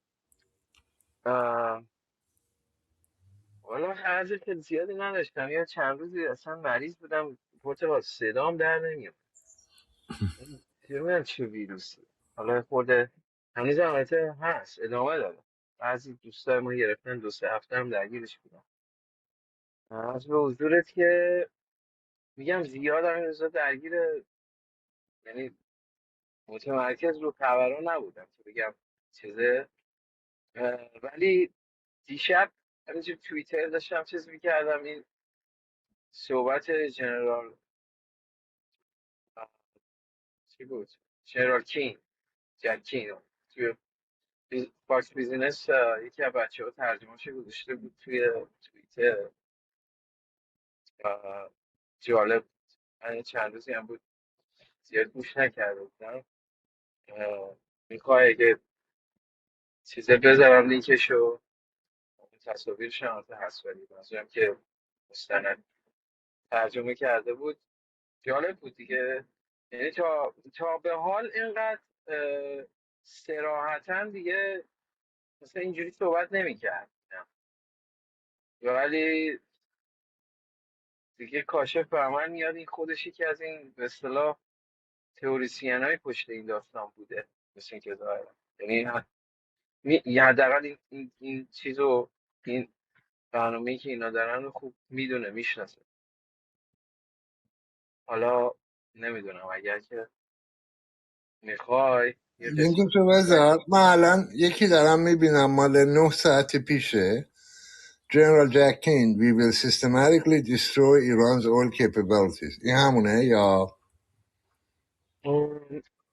والا من نگاه نکرده بودم فاکسو، ولی اون تصویرش گذاشته قسمت از ویدیوی فاکس بیزنس. دیستروی که خب همیشه میگفت دیستروی میکنیم، اینا به زانو در خواهند اومد.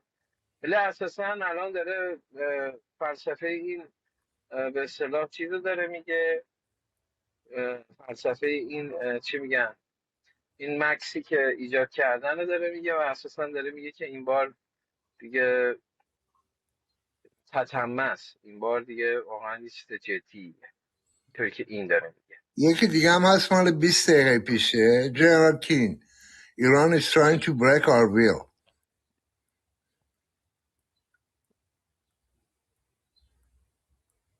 بگو، داشتی میگفتی که حال دارم میگم کدوم رو پخش کنم. نمیدونم، نه من انگلیسیشو نگفتم، میخوای ترجمه فارسیشو یه لحظه پس پیدا کنم. اوکی، لینکشو بذار، یا اگه میتونی پخش کنی پخشش کن. اگه لینک داری لینکو بده من، اگه میخوای پخش کنی پخش کن. یه ترجمه ای که روی چیز گذاشته، ساب تایتله یا دابه؟ نه بذار که این فیروز دوستی پسر از فیروز پارسا میشناسمش، اون چیز کرده. پارسا فکر کنم هم دوست ماست که برای منم نوشت. من داب فکر میکنم نبینات. بذار ببینم این الان چی گفته. نه این تاریخ نداده ولی لینک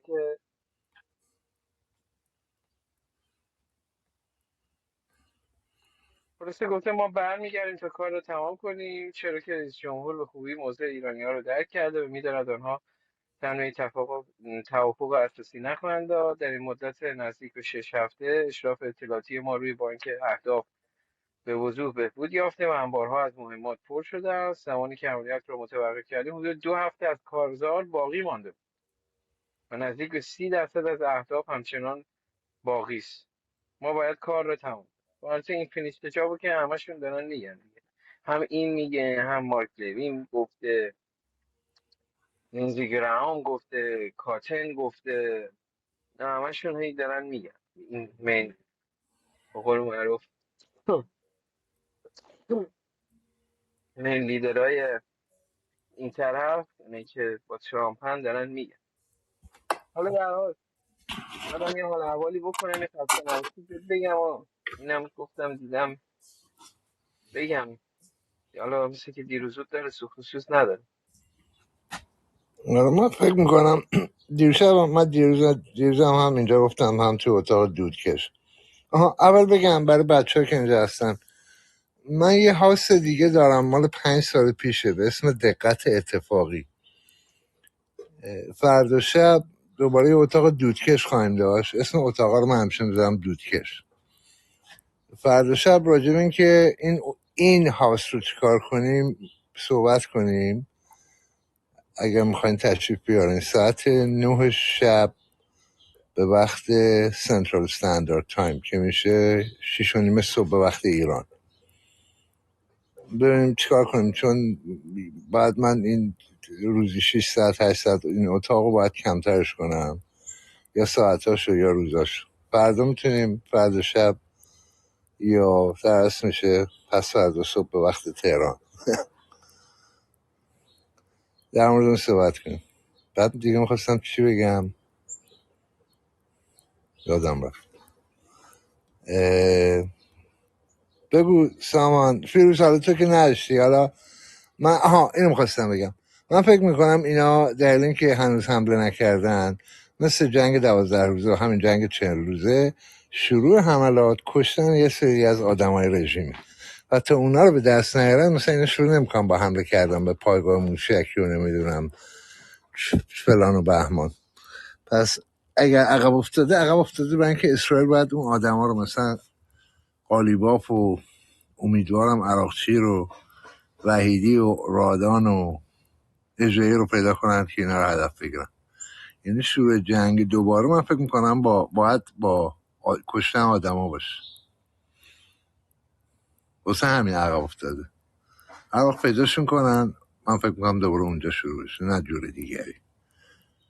و احتمال هم داره که این کشورهای عرب که گفتن فلان بهمان درست گفتن آقا جان این دفعه اگه میخوای بزنی باید به کوب بزنی، نه اینکه نزن داره چیز میشه. چون الان با جورنال من توی چیز خوندم، بذار بهشت بگم، کلاش ریپورت میگه که mediators say US Iran talks have made little progress with both sides still far apart.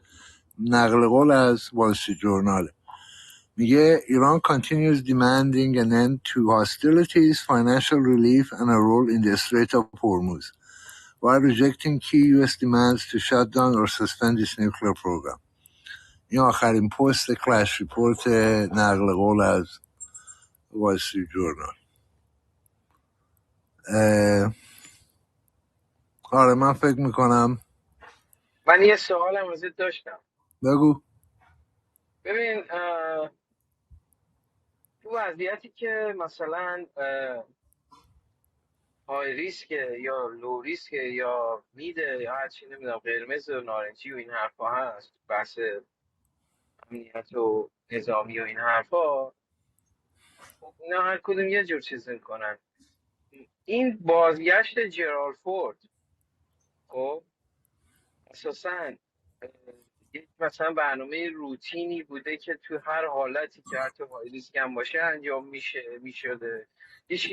هیچ تجربه‌ای داری که مثلا اینجور وقتا ارتش امریکا چجوری عمل میکنه؟ مثلا اون گروهی که 200 روز 150 روز 300 روز تو مأموریت بوده رو جایگزین میکنه یا نه مثلا روتینش به این نحوه که ناو مثلا برمیگردونه به اون پایگاه اولیه برای مینتیننس و ریکروتمنت و این حرفا، لود و لود مثلا چیز و این حرفا. اینو برای من جای سوال بود. نه گفتن دیگه، تکرار کردن که از زمان ویتنام تا حالا هیچ ناوی انقدر دائم تحت مأموریت نبوده، حدود 300 روز، حالا نمیدونم 300 و چند روز.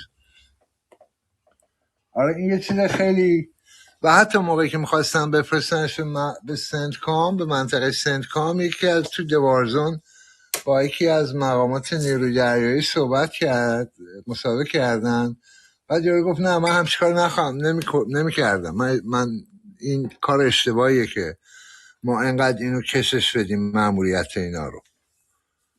اما مسئله اینه که اصلا یه سری کار داستان طولانیه. اینا فقط یه دونه محل تعمیر نگهداری دارن، نیوپورت نیوز توی ویرجینیا، و 11 تا ناوه و هر کدوم که وارد میشه که کارش انجام بدن، اگه عقب بیفته همه چی عقب میفته. در نتیجه یه سری عقب موندگی هایی دارن در مورد تعمیر نگهداری ها و کلی شر درست کرده. خیلی بعد اینم که نباید مثلا اینا یه روتینی دارن و اینا خارج از روتین جرالد فورد توی منطقه در مأموریت بوده و بعد اون آتش سوزی رو داشت و یه سری تعمیر نگهداری، یعنی شما نمیتونی هی زمان رو ادامه بدی، یه چیزایی هست باید تعمیر نگهداری بشه، مجبور زن این کار بکنه. حالا اگر یکی دیگه ناوا رو بتونم بیارم به جاش و نتونم بیارم به جاش، نمیدونم اون چقدر مهمه واقعا. ما که برنامه واقعی اینا رو که نمیدیم که مثلا بمب افکنایی که از اروپا میاد، از انگلیس میاد مهمتره یا ناو هاپنبرگ مهمتره، یا مثلا یه ناو لازم دارن حتما توی دریای سرخ باشه که حواسش به حوثی‌ها باشه یا نه. ممکنه خیلی اهمیت نداشته باشه، ممکنه داشته باشه، اما ممکنه جاشو به شکل دیگری پر کنه. واقعا سخت گفتنشه. اما این وضعیتی که جرالد فورد درش گیر کرد، وقتی دارن هی تکرار میکنن میگن از زمان جنگ ویتنام همچین اتفاقی نیفتاده بود، یعنی نزدیک 50 سال همچین اتفاقی نیفتاده بود که یه ناو هاپنبرگ 300 روز، یعنی بوده 10 ماه توی یه چیز باشه، در مأموریت باشه. و بالاخره اتفاقا تو نیویدی کوده در موردش صحبت کرده بود که شما نمیتونی، اونجا هم گفت شما نمیتونی اینقدر ادامهش بدی، آدما رو میشکنی، کشتی رو میشکنی، یعنی یه چیزایی هست که باید کارهایی هست باید انجام بشه دیگه، تعمیر و نگهداری این حرفا.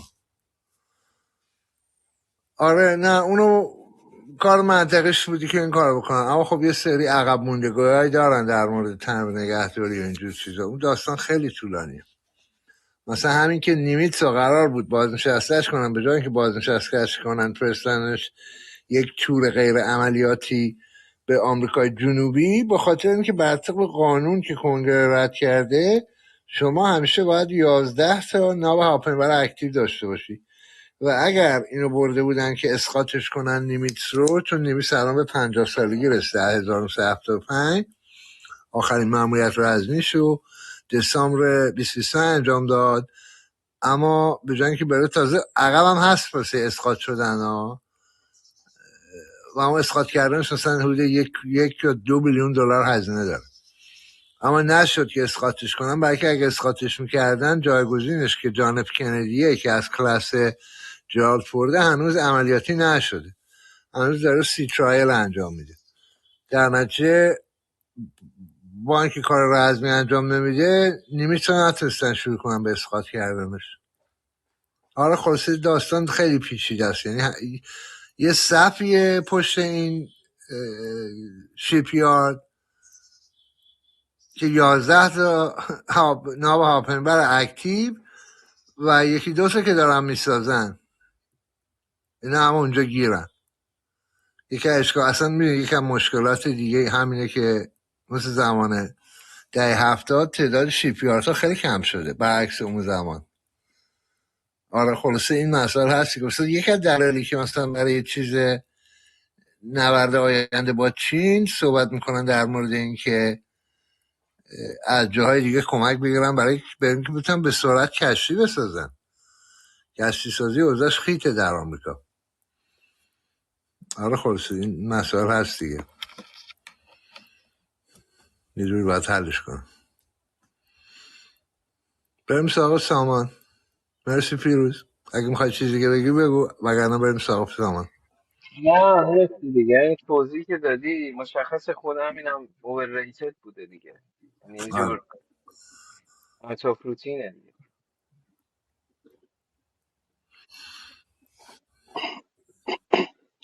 سلام به همه. خدمتی که برده این تو یکی دیگه از اتاق الان داشتن صحبت میکردن، یه حدود 1 ساعت پیش بود فکر میکنم، داشتن راجع به این موشکی که همین مدرسه رو زد داشتن راجبش دوباره پیش فکر کنم کانال همین بچهای پیشدادیان و اینا راجع به این دوربین گفتن دوربین داشته سرش و اینا، و اینکه مثلا این دوربینی که داشته این در واقع حالا یه بار اینو میخواستم توضیح بدی اگه که داشته یا نداشته، و وقتی داشته باشه چه تفاوتی میکنه و میزان به اصطلاح کنترلش چقدر متفاوت هست با زمانی که به اصطلاح چیزه. و یکی هم این جان نه ببخشید ادامه بده. خواهش می‌کنم. و یک چیز دیگه هم که داشته این فکر کنم همشهری تو ایران بود، یه خبری چند روز قبل زد که به اصطلاح راجع به این مرحله عملیاتی شدن چیز اژدر اتمی مال زیردریایی برای روسیه که میگفت با از طریق به اصطلاح درون آندر واتر کار میکنه. این یه پروژه قدیمی بوده و یه مقدار به نظر میاد داره روی این قضیه به اصطلاح من حدس میزدم که داره مبالغه میکنه روی این. راجع به اونم در واقع خبری داری که این به اصطلاح اژدر اتمی در حقیقت عمل کردش آیا به چه صورت ناوچه و اینا باش به اصطلاح چیز میکنن، یا اینکه به اصطلاح به این صورت هست که مثلا حالا یه نقطه از مثلا یه مثلا شهر چی میگن مثلا کشوری رو چیزی رو باش به اصطلاح چیز تخریب میکنن.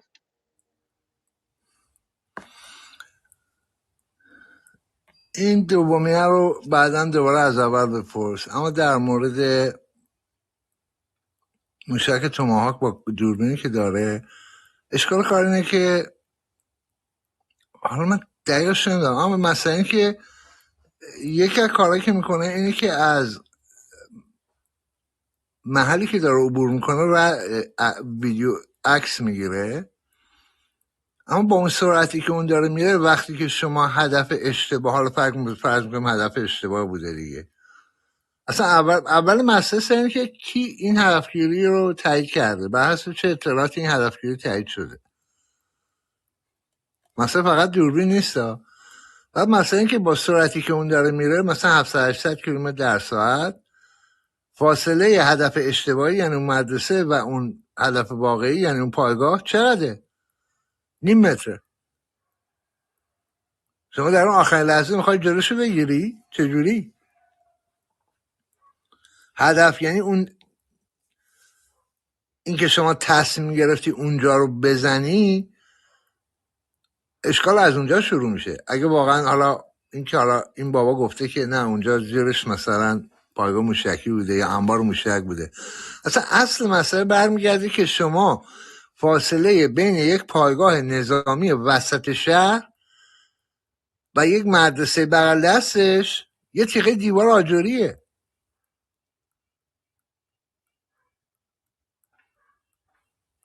مسئله سر اینه. فرض کن مثلا یه بیمارستان هم بود،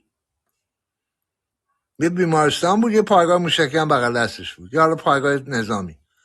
اشکال کار کشور ما اینه که توی کشور ما در تمام مناطق مسکونی یه چیزی هست بهش میگن مسجد، پایگاه نظامی بسیجه. بعد پایگاه سپاه هم هر جا میتونه باشه، تو هر شهری بسته از مناطق مسکونی. مثلا تو آمریکا که اینجوری نیست. من نمیدونم اسرائیل چه شکلیه، اما تو آمریکا مثلا اتفاقا همون شبی که این مسئله اومد بیرون پرستون استیوارت ما پخش کردیم، میگفت اونم تازه خودش نمیدونست داره چی میگه. گفت آره توی آمریکا هم پایگاه نظامی هست که مدرسه توشه، نه تنها مدرسه توشونه، محل زندگی کارکنان پایگاه هم توشونه. منتها اون پایگاه ها پایگاه درندشتی هستند، وسط شهر نیستن. یه چیزای غول‌پیکری هستن، یعنی مثلا یه پایگاه هواییه، یک جای خیلی گنده ایه، یه گوشهش هم مدرسه است یا محل زندگی کارکنانه. مثلا همین شهری که من زندگی میکنم که خیلی شهر مهم و گنده ای نیست، همش کمتر از 300,000 نفر جمعیت داره تو کانادا، یه پایگاه نظامی هست حدود 15 کیلومتر بیرون شهره. آره توش هم خونه هست، خونه کارکنان پایگاه هم هست. تو نهایتا اون خونه هم بچه توشه دیگه، حالا کاری نداریم مدرسه هست یا نه. در همون پایگاه هم یه قسمتش مال آدم، یه خونه مردمه دیگه، خونه مردمی که اونجا کار میکنن که منطقا نباید زدش. مثلا اینکه کجای دنیا اینجوریه که شما وسط یه شهری پایگاه نظامی داری، بعد دیوار به دیوار پایگاه نظامی تا مدرسه است. حالا قبل از اینکه بریم سراغ این که اصلا این جنگ تقصیر کیه، نمیدونم از کجا. من یه چیزی اجازه دارم بگم. بگو. ببین آقا من خودم سرباز نیرو هوایی بودم تهران. خب شما قصر فیروزه یک، قصر فیروزه دو، بچه تهران میدونید. خب من اونجا سرباز بودم، بیمارستان چی بود؟ بیمارستان بهست. من اونجا همه رو رفتم. اونجا به هیچ عنوان استفاده نظامی نداره، خونه مسکونیه. حتی پادگان هنگ آموزش که کنارشه خب چیزی نداره سنج و لحاظه. اون ته بولوار تفتی به سمت کوههای میره سمت اون کجاست دیگه، میکشه به سمت پارچین و اینا، اونجا انبارای لوجستیکشه با فاصله از خونه های مسکونی. یعنی حتی دیزاین ارتش ما در زمان قدیم هم همینجوری بوده. و مثلا یه دفعه نیومدن بگن خب آقا اینجا زمین خالیه توی این مثلا قسمت چه میدونم زاغا، خب بیایم ما رو یه مدرسه هم مثلا بزنیم. یعنی یه پروتکلی داره دیگه. ما حتی تو خود ایران هم اگه نگاه بکنی ساختار ارتش قدیم همه اکثریت همینجوری بود. پایگاه شکاری نمیدونم اصفهان، شیراز، فلان، به این فاصله قابل توجهی و مشخصی خودمون داشتیم بودن، نمونهش بوده دیگه. مثلا اینجا که من زندگی میکنم پایگاه نظامی، چیز نظامی که توی شهره ریکروتمنت آفیسه، یعنی دفتر استخدام ارتشه. تو آدم مسلح توش نیست، یه جیمه، یه سری دفاتر، چی میگم، دفتر دیگه دفتر ارتشه، یه دونه هم چیز داره، یه دونه هم یه محل پارکینگ داره. همین چیز نظامی توی شهر نیست. این شهر فرودگاهش از زمان جنگ دوم محل آموزش خلبانهای متفقین بوده. یعنی اگه دلیل نظامی باشه از قدیم، از 80 سال پیش اینجا فرودگاهش نظامی بوده، اما الان دیگه نیسته. فرودگاه معمولیه. نمیدونم اینا اصلا جورای دیگه فکر میکنن. بعد یه چیزی هم گفته بودن که نه این تنها مدرسه نبوده. بعد مثلا اینه که اگه اینا هدفشون زدن مدارس بوده 1000 تا مدرسه بوده بزنن. تو این شهرهایی که زدن چند تا مدرسه زدن. بعد بغل دست مدرسه چی بوده نمیدونم. خلاصه مثلا اصلا یه مسئله دیگهش اینه که کدوم مرجع مستقلی اومده این حرفا شما رو چک کرده، چه در مورد اون چه در مورد همین آقایونی که 50,000 نفر رو در 2 شب کشتن. بعد اتفاقا 1 ساعت پیش مژگان در مورد همین مسئله صحبت کرد، گفتم اینا خودشون رسما با کلاهک خوشه‌ای با موشک بالستیک حمله میکنن به شهرهای اسرائیل.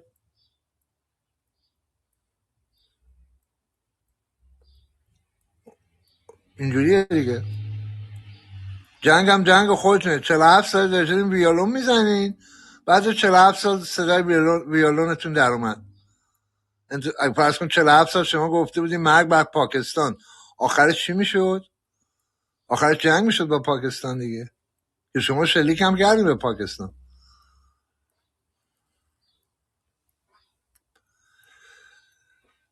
نمیدونم چی بگم والا.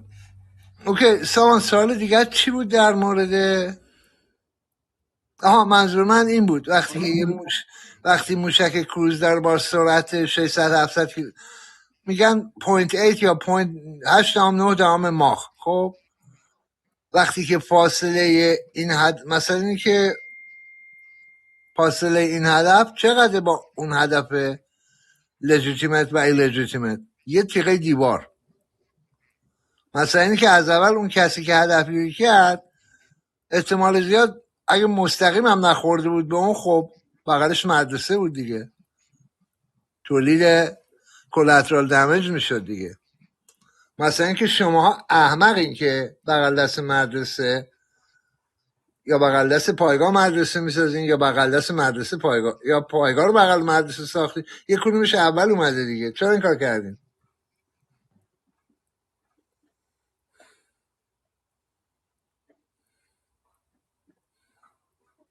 من بدم چی بگم. اوکی، سوال دوم در مورد چی بود سامان؟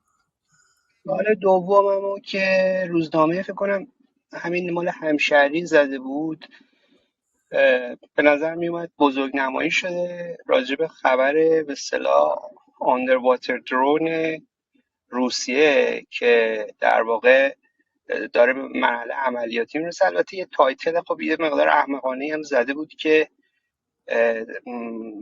روس‌ها به سلاحی دست یافتن که سپر دفاعی آمریکا رو دور میزنه. یه چیز به نظر میومد ربطی نداره به سپر دفاعی آمریکا، ولی کلا می‌خواستم ببینم این راجع به آندر واتر درونی که دو تا کلاهک نوشته بود.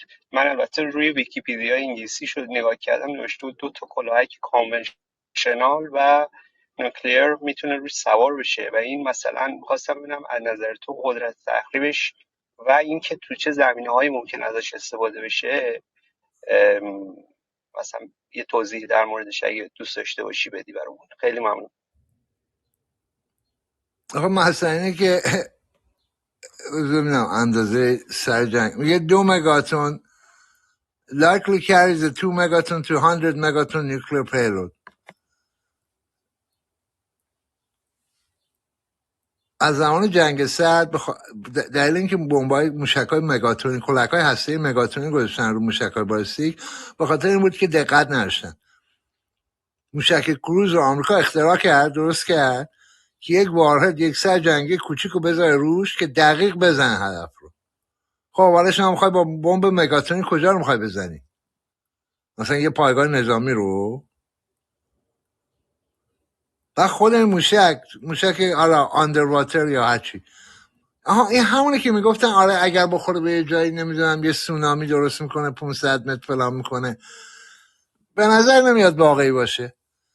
الان در موقعی هستیم که ما موشک‌ها و بمب‌ها همه چیزها رو با دقت فراوون درست میکنن. وقتی شما داری 2 مگاتن درست میکنی، میخوای کجا رو بزنی؟ نیویورک رو میخوای بزنی یا مثلا سن دیگو رو؟ اینا واسه ترسوندنه. اینا موقعی که آمریکا داشت موشک‌های کروز رو میساخت با کلاهک‌های مثلا 500 کیلوتنی در 80، اینا هنوز موشک‌های بالستیک مگاتونی داشتن. من فکر میکنم مثل قرم کردن جمهوری اسلامی که پیروز آقای گفته بود که ما چیزها رو نابود خواهیم کرد، استارلینک رو، ماورای استارلینک رو. و احمق اگه تو یک کاری بخوای بتونی بکنی، باید یک کلک هسته‌ای توی مدار منفجر کنی. 10,000 تا ماورای استارلینک هست، یعنی شما 10,000 تا بخوای دونه دونه اینا رو بزنی، 10,000 تا موشک داری با هدفگیری که بتونی اینا رو بزنه. نهایتا با همون کاری بکنه که به عنوان تست دهه 60 هم آمریکا انجام، زمان هولوش بحران موشکی کوبا، آمریکا یکی انجام داد، استارفیش پرایم. بزن تو اینترنت استارفیش پرایم، یه کلاهک نمیدونم چند تونی و چند کیلوتونی و در ارتفاع 400 کیلومتری بر فراز یه جایی بین سرزمین آمریکا و هوایی منفجر کردن، کلی ماورا رو نابود کردن، سیستم‌های زمینی رو به هم ریختن، سیستم‌های مخابراتی و غیره. چیز هم همچین کاری کرد با بمبای کوچیکتری، روسیه هم کرد. بعد از اون یه مقابله نامه نوشتن، یه معاهده نوشتن که آقا دیگه از این کارا نکنیم، تستای روزمینی و فضایی انجام ندیم. یک چیز معاهده بین‌المللی هم هست از طریق یوان که میگه استفاده نظامی. چون همین اواخر یه سال پیش اینا گفته بودن ما میخوایم بمب اتم بذاریم توی مدار، بعد اونایی که حواسشون جمع‌تر از منه گفتن که خب اگه شما همچین چیزی رو منفجر کنید تو مدار که اولا یه دونه رو که نخواهی زد، شما کلی ماورا رو به هم خواهی ریخت، از جمله ماورای خودتو.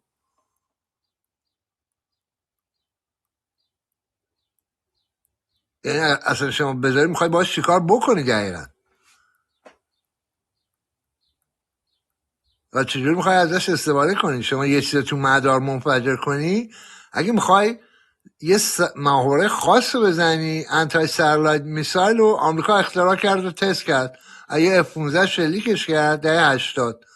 اتفاقا تو همین اتاق در موردش صحبت کردم، برای که من اینو قدیما خونده بودم، بعد داشتیم راجع به موشک و نمیدونم این حرفا و F-15 صحبت میکردیم، گفتم بذار ببینم، من یادم میاد یه همچین کاری کرده بودن. آره، در ارتفاع 30,000 پایی F-15 یه موشک شلیک میکنه که یه ماورا در مدار، یه دونه ها، نه بمب اتم از این حرفا نبوده ها، کانونشنال متعارف، یه ماورایی که اوضاعش خراب بود رو در مدار زد، یه دونه ماهواره. این چیزی که همین چرندیاتی که پوتین و نمیدونم این حرفا زده بودن، حالا من نمیدونم تو روزنامه همشهری از کجا گیر آوردی، شاید داخل ایرانی، برای اینکه فکر نمی‌کنم همشهری رو من بتونم باز کنم از اینجا، من حتی آپاراتم از کانادا نمیتونم باز کنم. خلاصه این چیزای قولپیکر میخوام باش چیکار بکنن میخوان جنگ اتمی درست کنن. اینا گیر کردن با اوکراین داره له و لوردهشو میکنه، هیچ بمب اتمی هم در کار نیست، هم با همش اکسش با درونه، حتی بمب افکن یا جنگنده متعارف هم نیست، همش ابزارهای زیر مثلا $10,000. فیروز هم یک گزارش هست وارزون،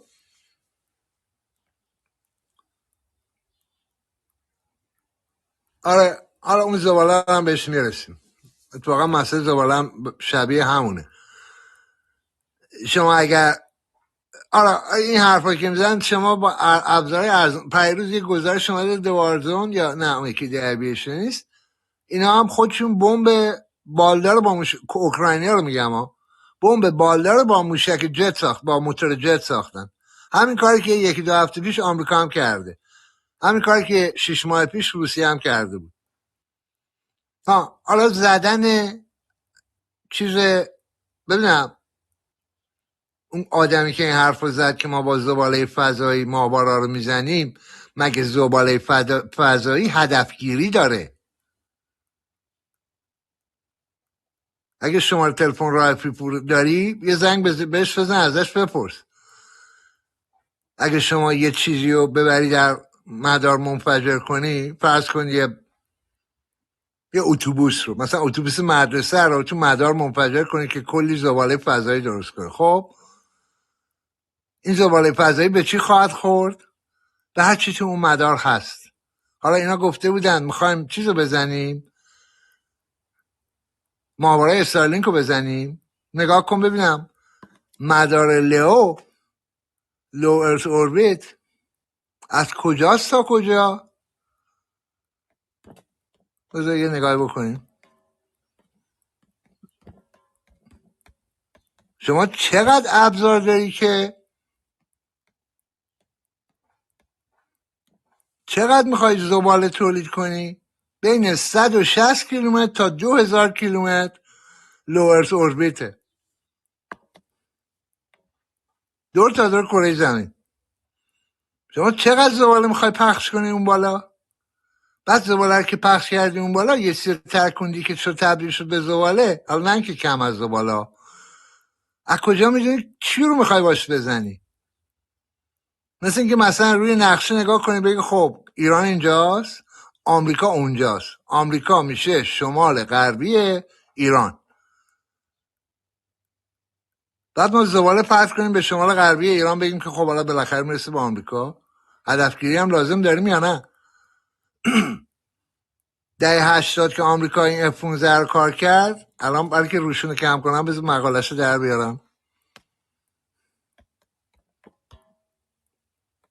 با یه دونه موشک از یه دونه F-15 یه دونه ماهواره رو زدن.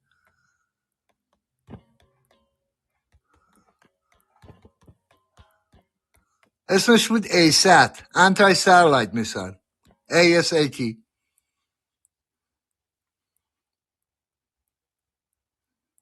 یا ASM 135.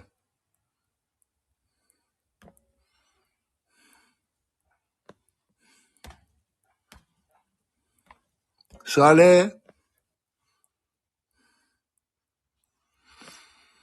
1984، 5 سال بعد از انقلاب. یا مژگان حتما یادشه، مژگان اینو دیده.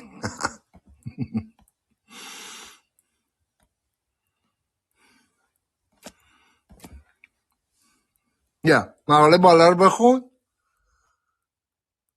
خیلی از ماها به دنیا نیامده بودیم که آمریکا ماهواره میزد. وقت روسیه چی کار کرد؟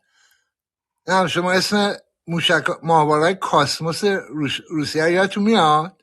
چپ و راست ماهواره کاسموس. من که بچه بودم در 50، چپ و راست آقا کاسموس 756، آقا کاسموس 921، چپ و راست میگفتن آره اینا مال کار تحقیقاتیه.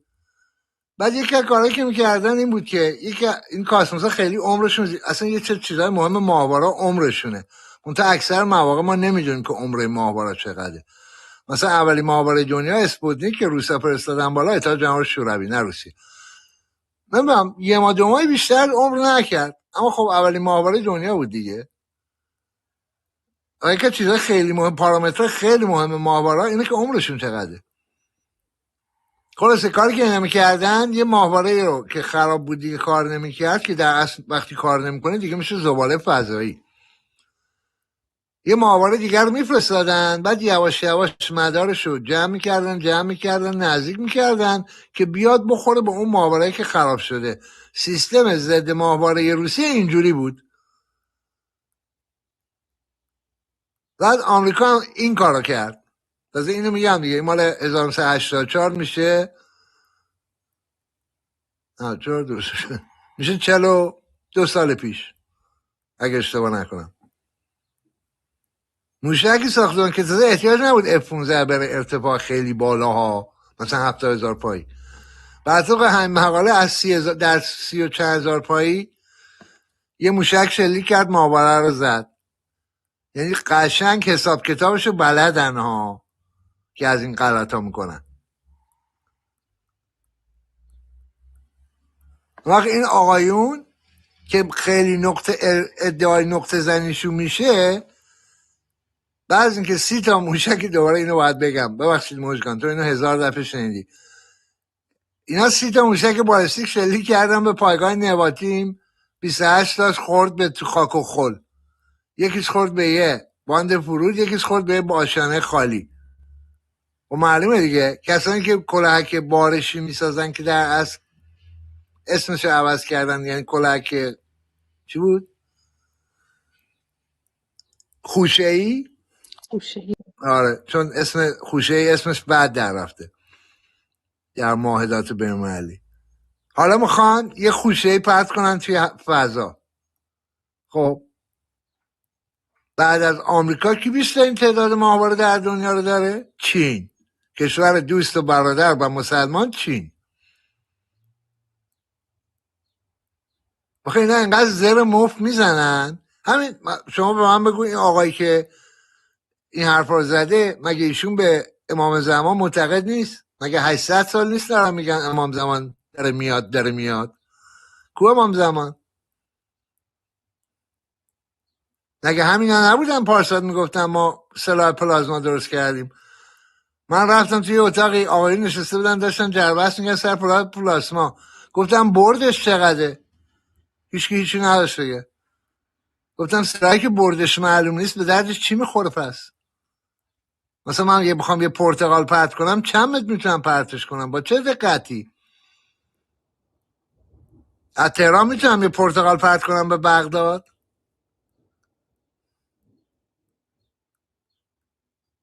اون سلاح پلازماشون اون بود.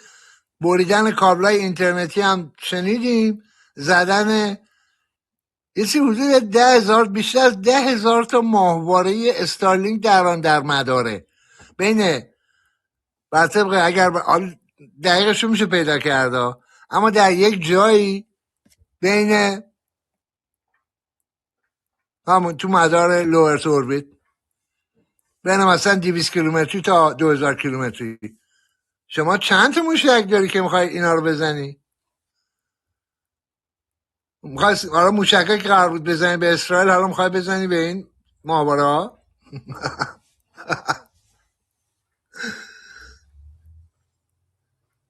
نمیدونم والا.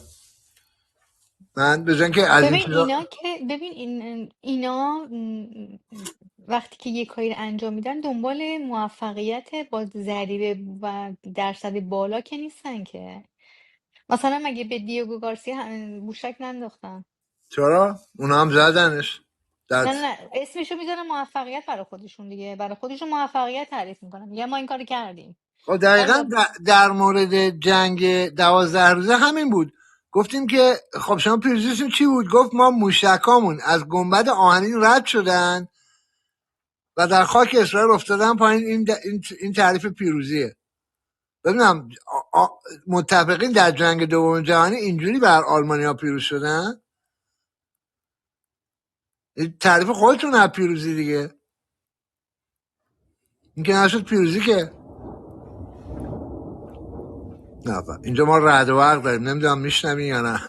آره چه صدایی بلندی یا هیوجی داشت. آره این تبلت من میکروفونش عالیه ظاهرا.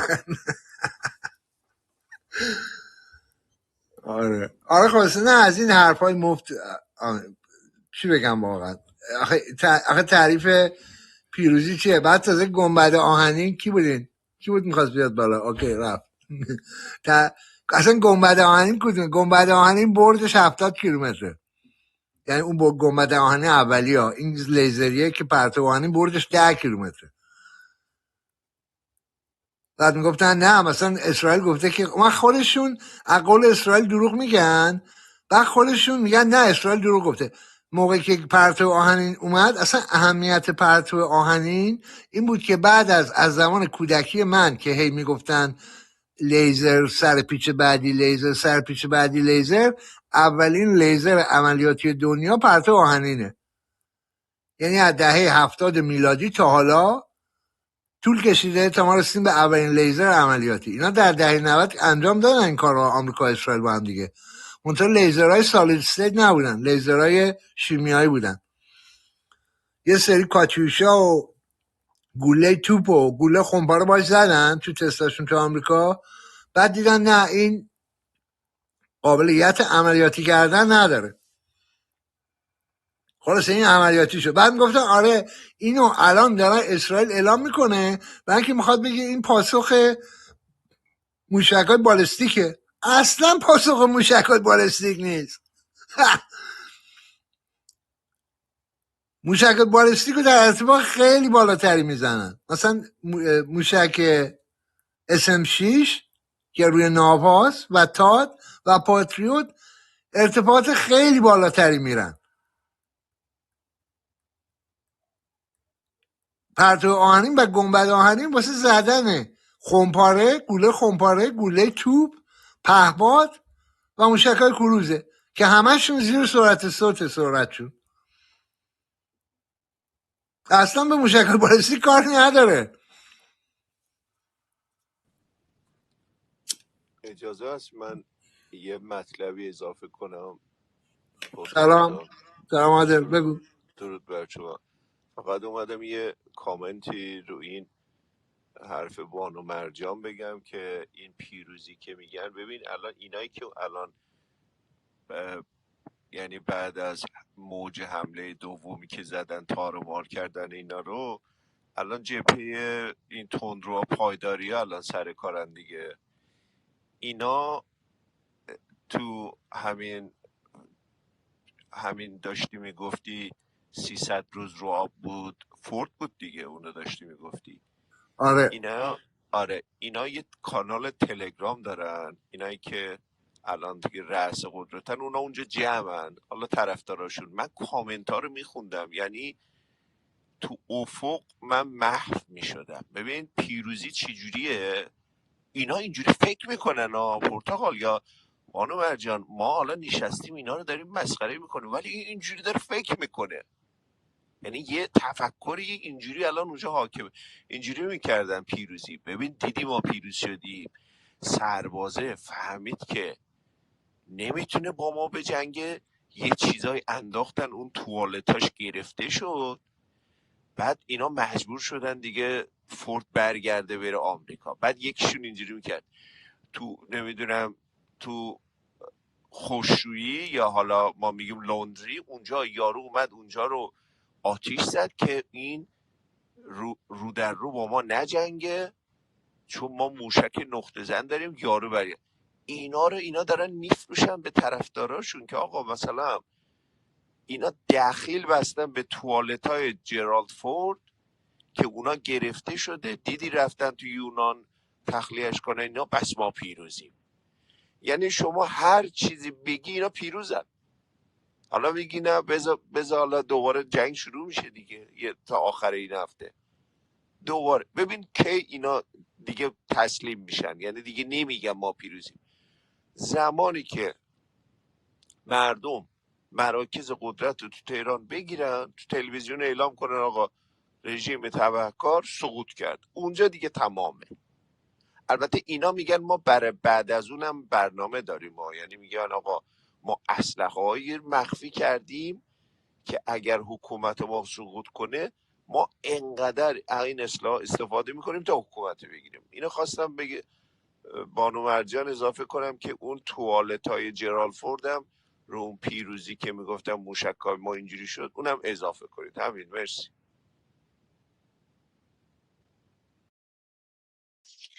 دیشب که ترامپ اعلام کرد که قرار بود سه‌شنبه حمله کنم، عقب میندازن، زیرنویس شبکه خبر اعلام پیروزی کرد. ببین این اول ببخشید عادل، من فقط تصحیح کنم مژگانه نه مرجان. این داستان لوله کشی این ناوا هاپنبرگ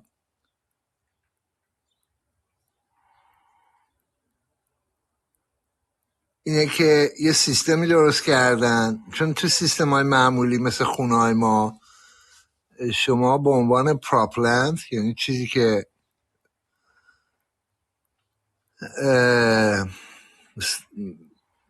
زباله جامد بهش بگیم، حالا من از کلمه زباله جامد استفاده میکنم، ما از آب استفاده میکنیم. خب توی هواپیماها از چیز استفاده میکنن، از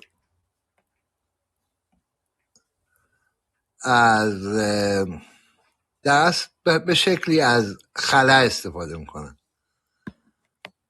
اینا رفتن همین سیستم خلا رو درست کردن برای توی ناو. بعد لوله ها تنگتر از اون چیزی که باید می بود. مثلا توی کد لوله کشی آمریکای شمالی شما باید یک قطر لوله چیز چقدر باید باشه همه اپیش تعیین شده است. اینا اومدن برای اینکه نمیدونم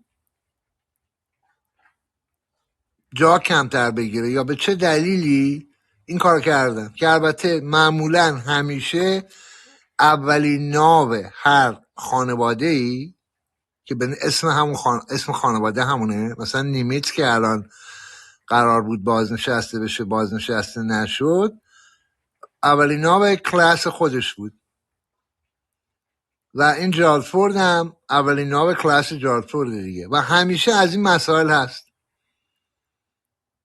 یعنی اون اولیه به شکلی پروتوتایپ اون خانواده است، یعنی نمونه اولیه. حالا پروتوتایپ رو من میگم نمونه اولیه، اما معمولا پروتوتایپ یعنی نمونه پیش از تولید معمولا.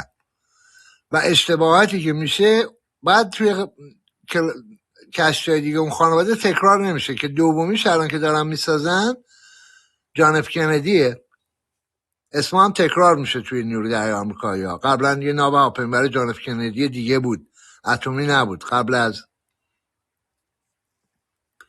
از کلاس نیمیتس بود، فکر کنم کلاس اسکس بود اگه اشتباه نکنم. حالا آره یه همچین اشتباهی شد، بعد دیدن که آره نه درست کار نمیکنه این سیستم پمپ خلا برای تخلیه زباله جامد اونجوری که باید شاید کار نمیکنه. نگرانی من از اینجا می بود اگر سیستم راکتورهای اتمیش درست کار نمیکرد. اینکه توالتش کار نمیکنه حالا یه کاری براش میکنن، نگرانی ما نیست که. پروتوتایپ میشه نمونه آزمایشی. حالا معمولا اولیو میگم، اون اولیو که حالا میسازن حالا یا پری پروداکشن مثلا، اما معمولا اولین ناب خانواده، چون نهایتا در محل وقتی عملیاتی شد و رفت و آدما توش کار کردن و 4500 نفر سیفون رو کشیدن، اون موقع معلوم میشه دایی درست کار میکنه یا نه دیگه. در نهایت اولیا همیشه توی اولین کشتی خانواده معمولا همیشه یه سری اشکالایی داره و یه اشکال دیگه است، مثلا اون رادار خیلی پیشرفته‌اش بود که با اینکه همه رادارها الان شدن رادارهای ثابت دیگه دور نمیچرخن، ویدیوهای جالفورد رو نگاه کنین یه راداری داره که داره باز دوباره داره دور میچرخه، برای اینکه اون راداری که میخواستن انجام بدن یه راداری که برای کنترل هواپیمایی که میان بشینن و پاشن دارن، یه اشکالایی داره، مجبور شدن عقب نشینی کنن از اون رادار سوپر پیش رفته و همون راداری که دور میچرخه رو ظاهرا قراره رو ناوهای بعدی این خانواده هم بذارن، برای اینکه یه چیزای پیشرفته درست کردن که اونجوری که باید و شاید نمیتونست کار بکنه، انقدر اشکال داشت، نمیدونم تداخل الکترومغناطیسی بود چی بود، اما توی یکی از این ویدیوهای نیویدی کودت که من پخش کردم در موردش توضیح داد. قرار نیست هرچی آمریکا درست میکنه 100% خوب کار کنه. آها یه چیز جالبی هم، یه زر مفتی هم چیز زده بود، عراقچی زده بود توی که کلاش ریپورت، بذار پیداش کنم، در مورد اینکه آره ما ثابت کردیم که ما F-35 زدیم. بذار ببینم، یه دفعه یادش افتاده که عراقچی نه F-35 اتفاقا درست گفتی، همه انگلیسی هم زده. این داره مثلا پیام میده به آمریکایی‌ها که حواستون باشه ما یه تکنولوژی داریم خیلی خفنه میزنیم این سری. آره میگه که ایران's foreign minister عباس عراقچی در یک توییتی گفته که Our powerful armed forces are confirmed as first to strike down a touted F-35. With lessons learned and knowledge we gained, return to war will feature many more surprises. آره این آقای پرویزی از این که ما شگفتانه داریم که این لغلقه دهن آقای محسن رضایی میرقائده که حالا عراقچی هم یه برق از کتاب میرقائد در آورده.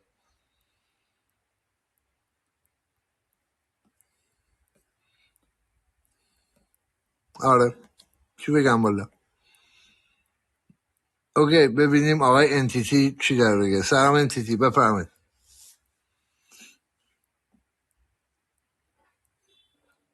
الو سلام آقای پرتقال، همه درود به همگی. یه نکته رو میخواستم بگم. در مورد این آقایی که گفتن که توی پایگاه های آمریکا هم مدرسه و خونه های مسکونی هستن، باید اینو نکته رو نگفتن که تمام این پایگاه ها از نظر آفندی و پدافندی انقدر پروتکتد هست که در زمان وقوع جنگ بتونن پوشش لازم رو بدن به ساکنینش و اینها. همه پناهگاه های، حتی پناهگاه های اتمی دارن اینها و از این نکته غافل موندن. همین نکته رو خواستم بگم. ممنونم.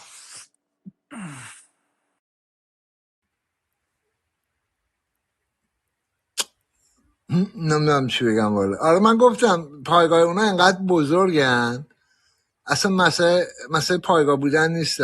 دوباره میگم مسئله این که کجای دنیا شما وسط شهر پایگاه داری، بعد دیوار به دیوار پایگاه مدرسه داری. اصلا همین که وسط شهره یعنی کار احمقانه.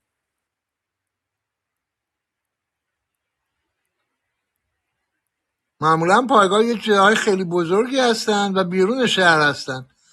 این که شما مثلا یک زمین 50 در 50 متر بکنی پایگاه وسط شهر، این رسم دنیا نیست.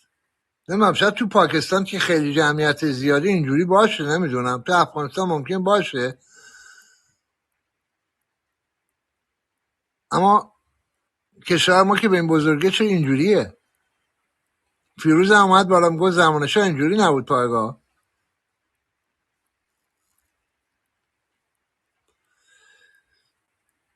حالا نمیدونم چی بگم والا. پرتقال جان میشه فلایت رادار رو نگاه کنی؟ کنار جنوب خلیج فارس میشه یه هواپیماسون رو بی زحمت بهم بگی در لطفا. بذار من آدر ناکر رایز جونز یه دونه با 330 باشه. نه آها بله، یه دونه از اون رادارهای هوابرد ایدو. مرسی مژگان. یه دونه از اون ایدو هاست. بالاخره بعد از این هم مدت ما یکشو دیدیم. بعد میبینی که ترکشو ببینی، ببینی از کجا پا شده نمیگه، اما از عربستان پا شده. چرا این پایگاه هست اینجاست. بله، از پایگاه پرنس سلطان، از پایگاه پرنس سلطان پا شده. جالبه الان پرنس سلطان هم دیگه محوش کردن، دقیق نمیتونی چون عکسای چیز از گوگل معمولا. از پایگاه پرنس سلطان پا شده، بعد رفته روی ارتفاع پایین هم داره پرواز میکنه. در 13,000 پایی که عجیبه، که هم باید بالاتر از این باشه، اما احتمالاً اون قسمتی که داشته سرکت میزده نزدیک ابودبی، در اصل بین ابوظبی و قطر، احتمالاً ارتفاع بالاتری بوده. معمولا چون راداره بهتره هرچی بالاتر باشه بهتره. بعد میبینی هم دیگه، نمیدونم خود داری میبینی یا نه، عمرش 1 ساله. بله آره بالاخره یکی اینا پیدا شد دیگه. این همونی که میگفتم 5 تاشو آوردن. بعد ببینیم ریسنت فلایت هیچ تاریخچه‌ای در موردش نداره، تاریخچه پروازی در موردش نیست. این مخصوصا چراغاشو روشن کرده که ما ببینیم. آره یه سری چرخیده و گردیده، حالا بعد داره یعنی 4 ساعت رو هوا بوده این عددی که اون پایین نوشته.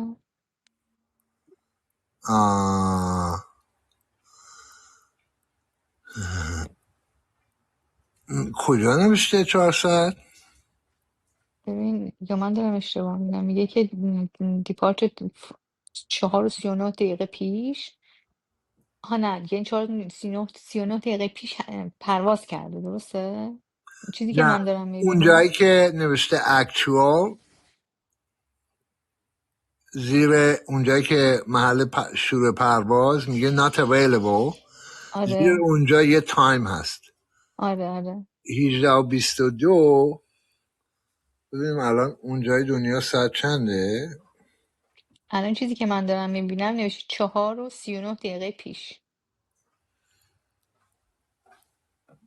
من کجا زیر اونجایی که نوشته اکچوال آره اگه 4:39 دقیقه پیشه، آره نه بیشتر، فکر می‌کنم حدود 9 ساعت اینا پرواز میکنن بدون سوختگیری. البته اینا قابلیت سوختگیری دارن ها. یه دونه تانکر هم هست الان روی ریاضه در 22,000 پایی، یعنی اگه لازم باشه سوختگیریشون میکنن. این چیز مهمی نیست، میتونه خیلی بیشتر رو هوا بمونه. آره من اولین بار من یکی از اینا رو میبینم، تو مدت ها الان تو منطقه هستن. آره اینم از این. یکی از بچه هم نوشته که بالاخره لایحه ضد جنگ در سنا رأی با 50 رأی به 47 به تایید رسید. بذار ببینیم.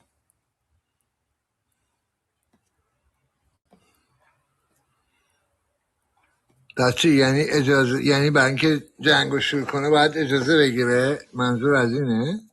ولی خب دیروز من یه دونه یعنی یک توییت رو مارک لوین نوشته بود و ترامپ اونو ریپوست کرده بود توی سوشیال، داشت در مورد همین که فرمانده کل قوا کی میتونه و در چه شرایطی میتونه جنگ رو شروع کنه نوشته بود و ظاهرا میتونه دوباره جنگ رو شروع کنه، چیزی که من خوندم دیروز. البته اینو میتونه وتو هم کنه چون 2/3 رأی سنا رو نداره.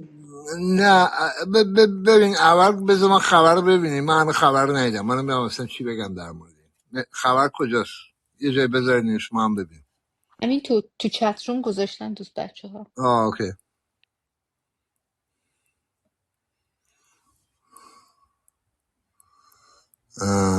Justin, the U.S. Senate advances anti-Trump Iran war powers resolution 50 after Reno Bill Cassidy and other Republicans joined Democrats rebuking the Iran war. Republican yeas 4 نفر. Fetterman sides with Trump. دفعه 8 بوده. This only serves to help Iran and won't go anywhere. این چی گفتی فرزاد؟ گفتم رئیس جمهور میتونه صدات خرابه. جلوی وتو پروف هستن که 2/3 سنا رو داشته باشه. این قابل، این تا 2/3 صدا نداشته میاد. باشه اهمیتی نداره یعنی؟ میتونه وتو کنه. اوکی من که آمریکایی نیستم، خبر از این چیز خبر ندارم. بذار آمریکایی ها سرش دعوا کنن. US Senate votes، بذار ببینیم بیشتر از این چی داریم. US Senate votes on war with Iran، ببینیم چی در اومده.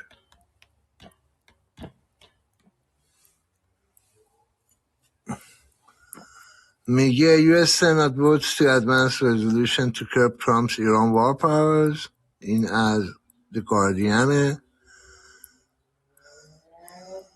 اوکی گلوبال نیوز کانادا رو چک کنیم ببینیم اینا چی میگن.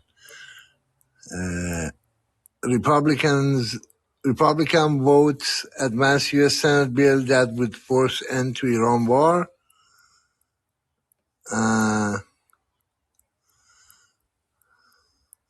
The US Senate advanced legislation Tuesday that seeks to force President Trump to withdraw from the Iran war as a growing number of Republicans defied the president's wishes.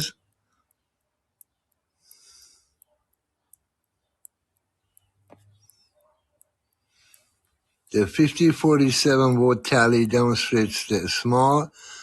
demonstrated the small but crucial number of Republicans voting to halt the war with Iran. The legislation will get a vote we get a vote on final passage, but the timing was not immediately clear. There were also Republican Senate absences Tuesday. That would be enough to defeat it if those lawmakers maintain their stance on the war.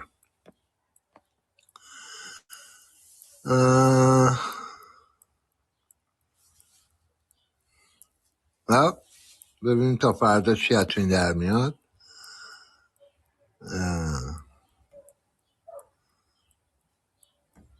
چی بگیم والا؟ بذار ببینیم. نه بریم سراغ ایناش. فارسیش چی میگه؟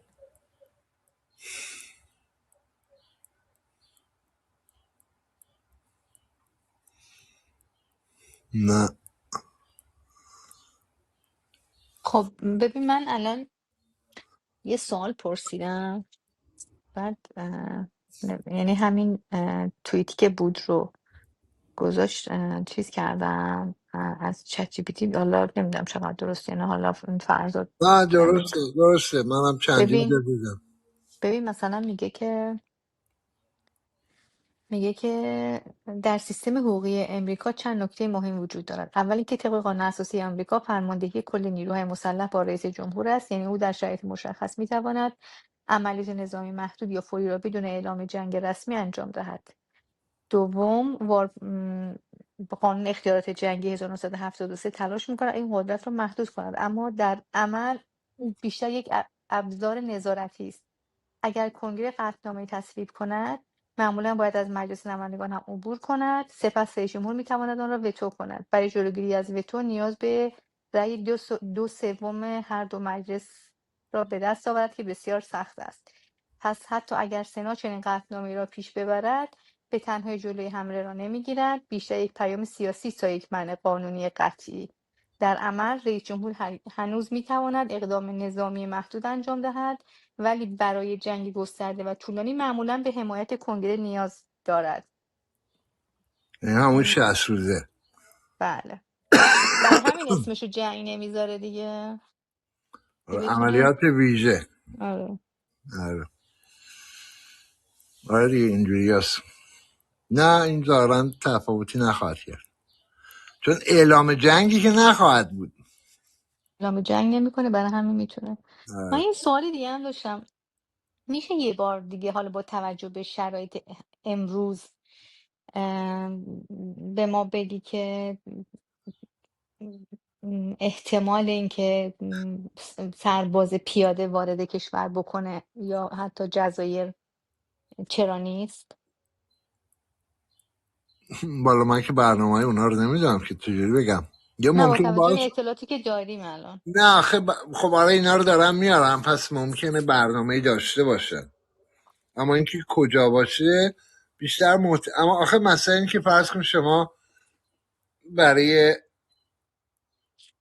مثلا اگر برای اینکه تنگه هرمز رو باز کنی بخوای مثلا جزایر رو بگیری و خط ساحلی بندرعباس رو بگیری، خب اینا میتونن اعمال آتش کنن از فاصله های عقب‌تر، از شیراز، از اصفهان، از پایگاه موشکی دیگه.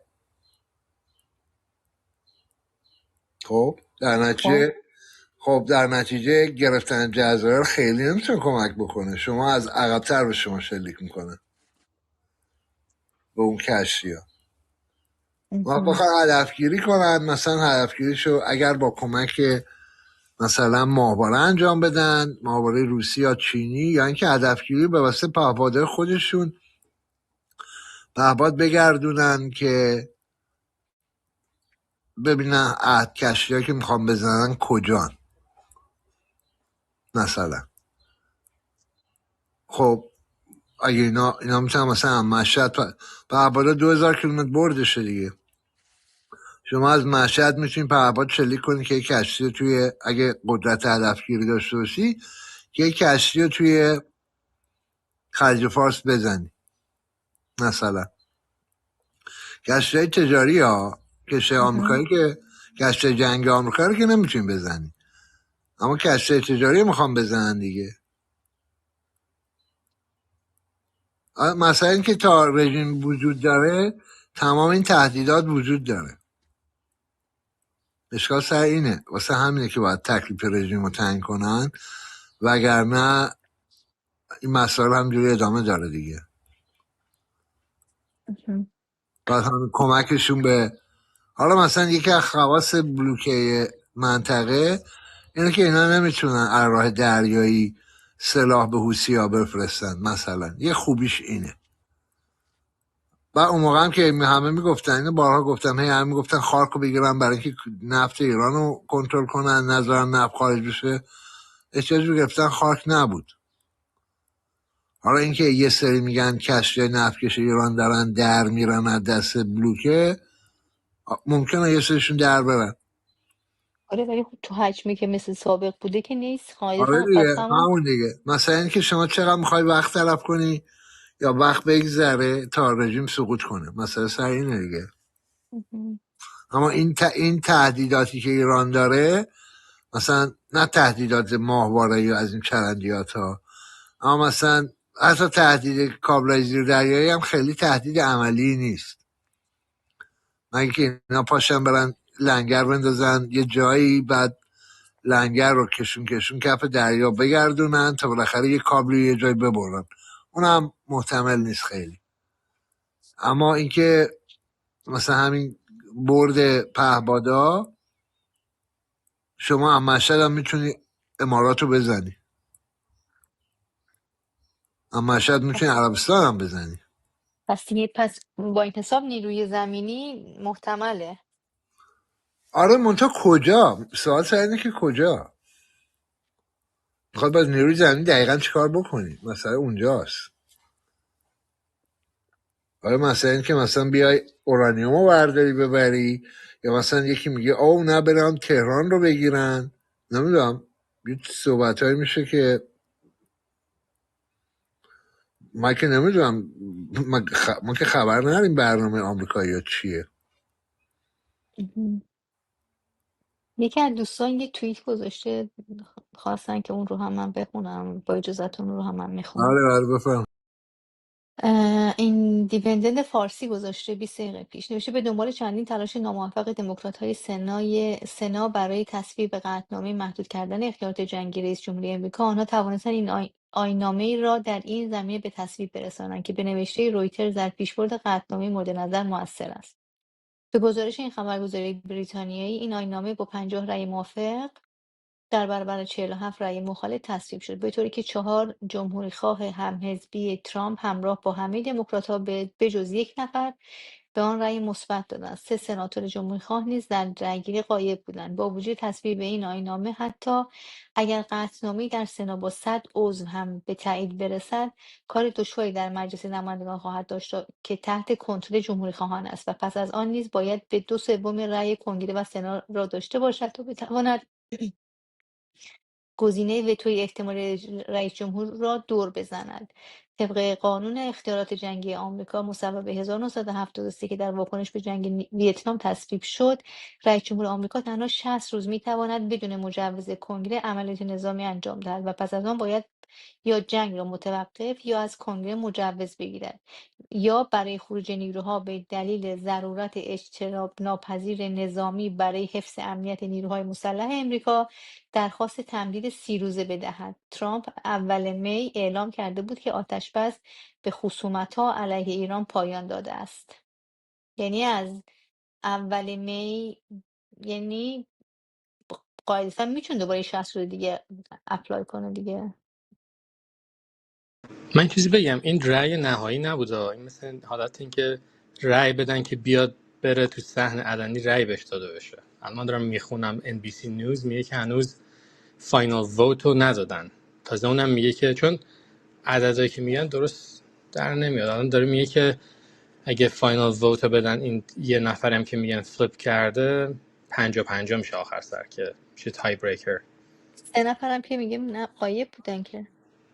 آره دیگه، بخاطر همین رفته که به فوت نهایی برسه. خواسته اونا برگردن همه رأی بدن، باز واسه رأی نهایی نبوده. خواستم اینو بگم. یکم چیز رأیا و اینا تو مجلس آمریکا کم عجیب غریبه، خاطر همین آره میگه که این رأی میدن که اون رزولوشن رو ببرند صحن علنی بش که رأی نهایی بدن. اون چیز شده، رأی آورده. حالا هنوز اون فاینال ووتی که میخوام بدن برای این لایه هنوز اون انجام نشده امروز.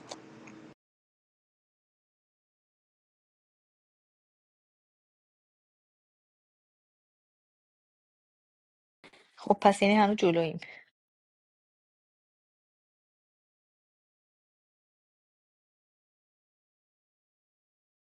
این کسی هم که رأیش رو عوض کرده توی پرایمری باخته به رقیبش، مثل اینکه ترامپ هم از رقیبش حمایت کرده بوده، خاطر همین رأیش رو عوض کرد.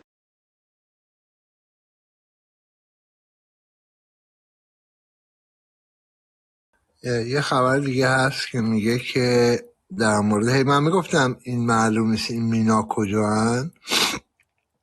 این مال یه ساعت پیشه.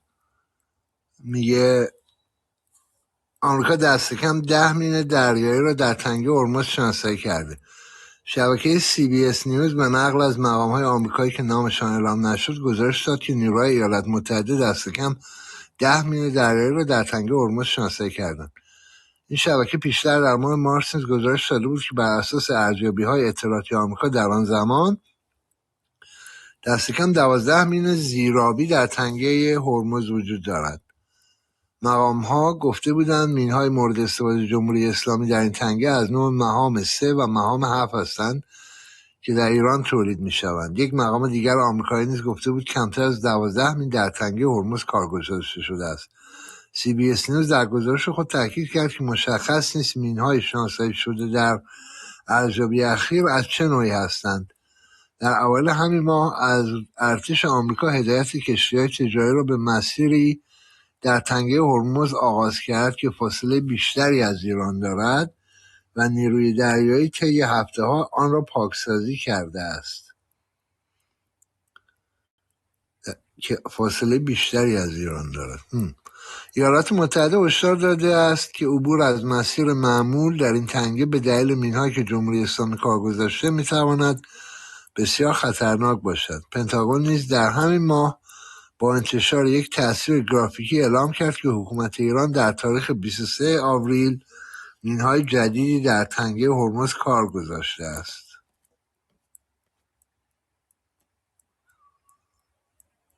اوکی، اینم از این. پس وجود مین تایید شد. آره بالاخره بالاخره تایید شد.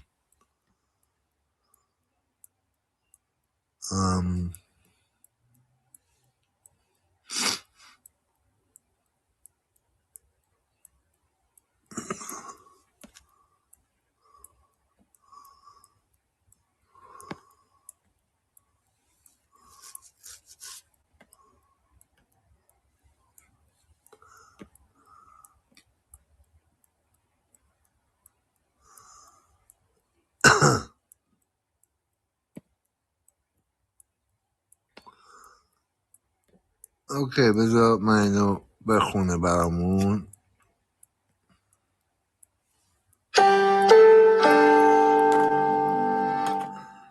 شورای امنیت حمله پهپادی به نیروگاه هسته‌ای امارات متحده عربی را محکوم کرد. کشورهای عضو شورای امنیت سازمان ملل متحد حمله پهپادی به نیروگاه هسته‌ای امارات متحده عربی را محکوم کردند. جلسه شورای امنیت برای بررسی این حمله به درخواست بحرین بعد از ظهر سه‌شنبه 29 اردیبهشت برگزار شد. ساعتی پیش از برگزاری این نشست، امارات متحده عربی اعلام کرد که طی 48 ساعت گذشته 6 پهپاد از خاک عراق به سمت این کشور شلیک شدند. از جمله پهپادی که روز یکشنبه باعث آتش‌سوزی در یک نیروگاه هسته‌ای در این کشور شد. وزارت دفاع امارات در بیانیه‌ای اعلام کرد که همه این پهپادها بجز یکی رهگیری شدند. این وزارتخانه افزود که در مجموع 3 پهپاد نیروگاه هسته‌ای براکه، نخستین نیروگاه هسته‌ای تجاری در جهان عرب را هدف قرار داده بودند. به گفته این وزارتخانه، پهپادی که از سامانه‌های دفاعی عبور کرد، به یک ژنراتور برق در خارج از محدوده داخلی نیروگاه اصابت کرد. پس از این حمله، سازمان فدرال مقررات هسته‌ای امارات اعلام کرد که نیروگاه همچنان ایمن است و هیچ گونه مواد رادیواکتیوی در نتیجه این حمله منتشر نشده است. مقام‌های اماراتی گفتند این کشور حق کامل دارد به چنین حملات تروریستی پاسخ دهد. عراق میزبان گروه‌های شبه نظامی قدرتمند مورد حمایت جمهوری اسلامی است که در جریان جنگ ایران مسئولیت حملاتی علیه پایگاه‌های دشمن در عراق و منطقه را بر عهده گرفتند. ساعتی بعد در مقر سازمان ملل در نیویورک، محمد ابوشهاب، سفیر امارات در این نهاد، در نشست شورای امنیت که برای بررسی این حمله تشکیل شده بود گفت: این حادثه موردی جداگانه نبوده است. او عامل این حمله را مشخص نکرد، اما گفت این رویداد در چارچوبی گسترده‌تر در منطقه رخ داده که در آن حملات مداوم فرامرزی از سوی یک کشور و نیروهای نیابتی آن منطقه را به سمت تشدید تنش و رویارویی خطرناک سوق داده است. انور قرقاش، مشاور دیپلماتیک رئیس امارات متحده عربی نیز گفت اختلاط نقش‌ها در جریان تجاوز ایران گیج کننده است. او افزود در این مرحله که خطرناکترین مقطع در تاریخ معاصر خلیج فارس به شمار می رود و در اوج این تجاوز غافلگیرانه، موضع خاکستری از بی‌موضعی نیز خطرناکتر است. روسیه و چین که از حامیان دیرینه جمهوری اسلامی به شمار می روند، در شورای امنیت این حمله را محکوم کردند. نماینده چین نگرانی شدید خود را ابراز کرد و سفیر روسیه در سازمان ملل گفت حمله به تأسیسات هسته‌ای صلح‌آمیز در هر کشوری به طور کامل غیرقابل قبول است. نماینده آمریکا نیز در این جلسه گفت نیروگاه هسته‌ای براکه در امارات یک تأسیسات صلح‌آمیز است و واشنگتن در قبال تخلفات تهران در حوزه ایمنی هسته‌ای هیچ اغماضی نخواهد داشت.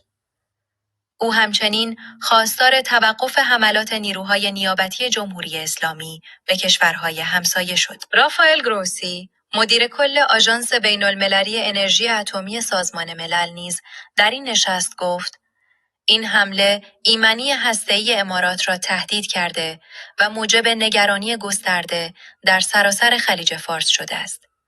او هشدار داد در صورت حمله به نیروگاه هسته‌ای براکه اصابت مستقیم می‌تواند منجر به انتشار بسیار زیاد مواد رادیواکتیو در محیط شود.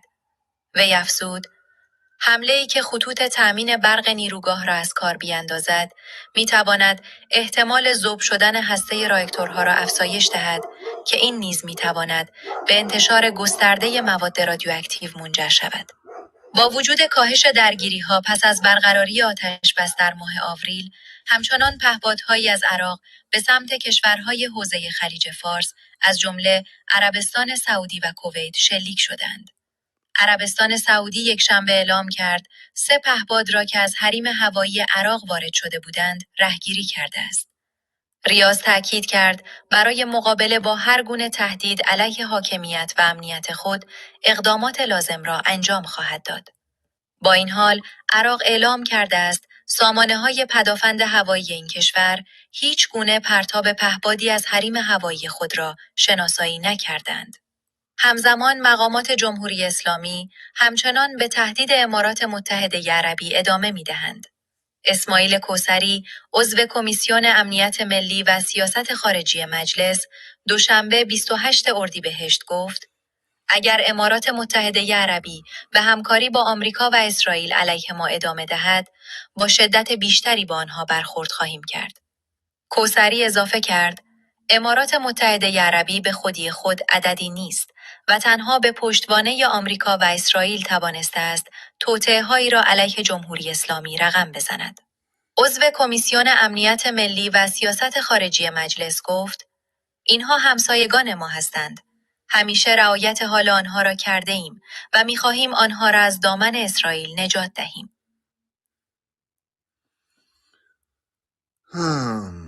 اوکی.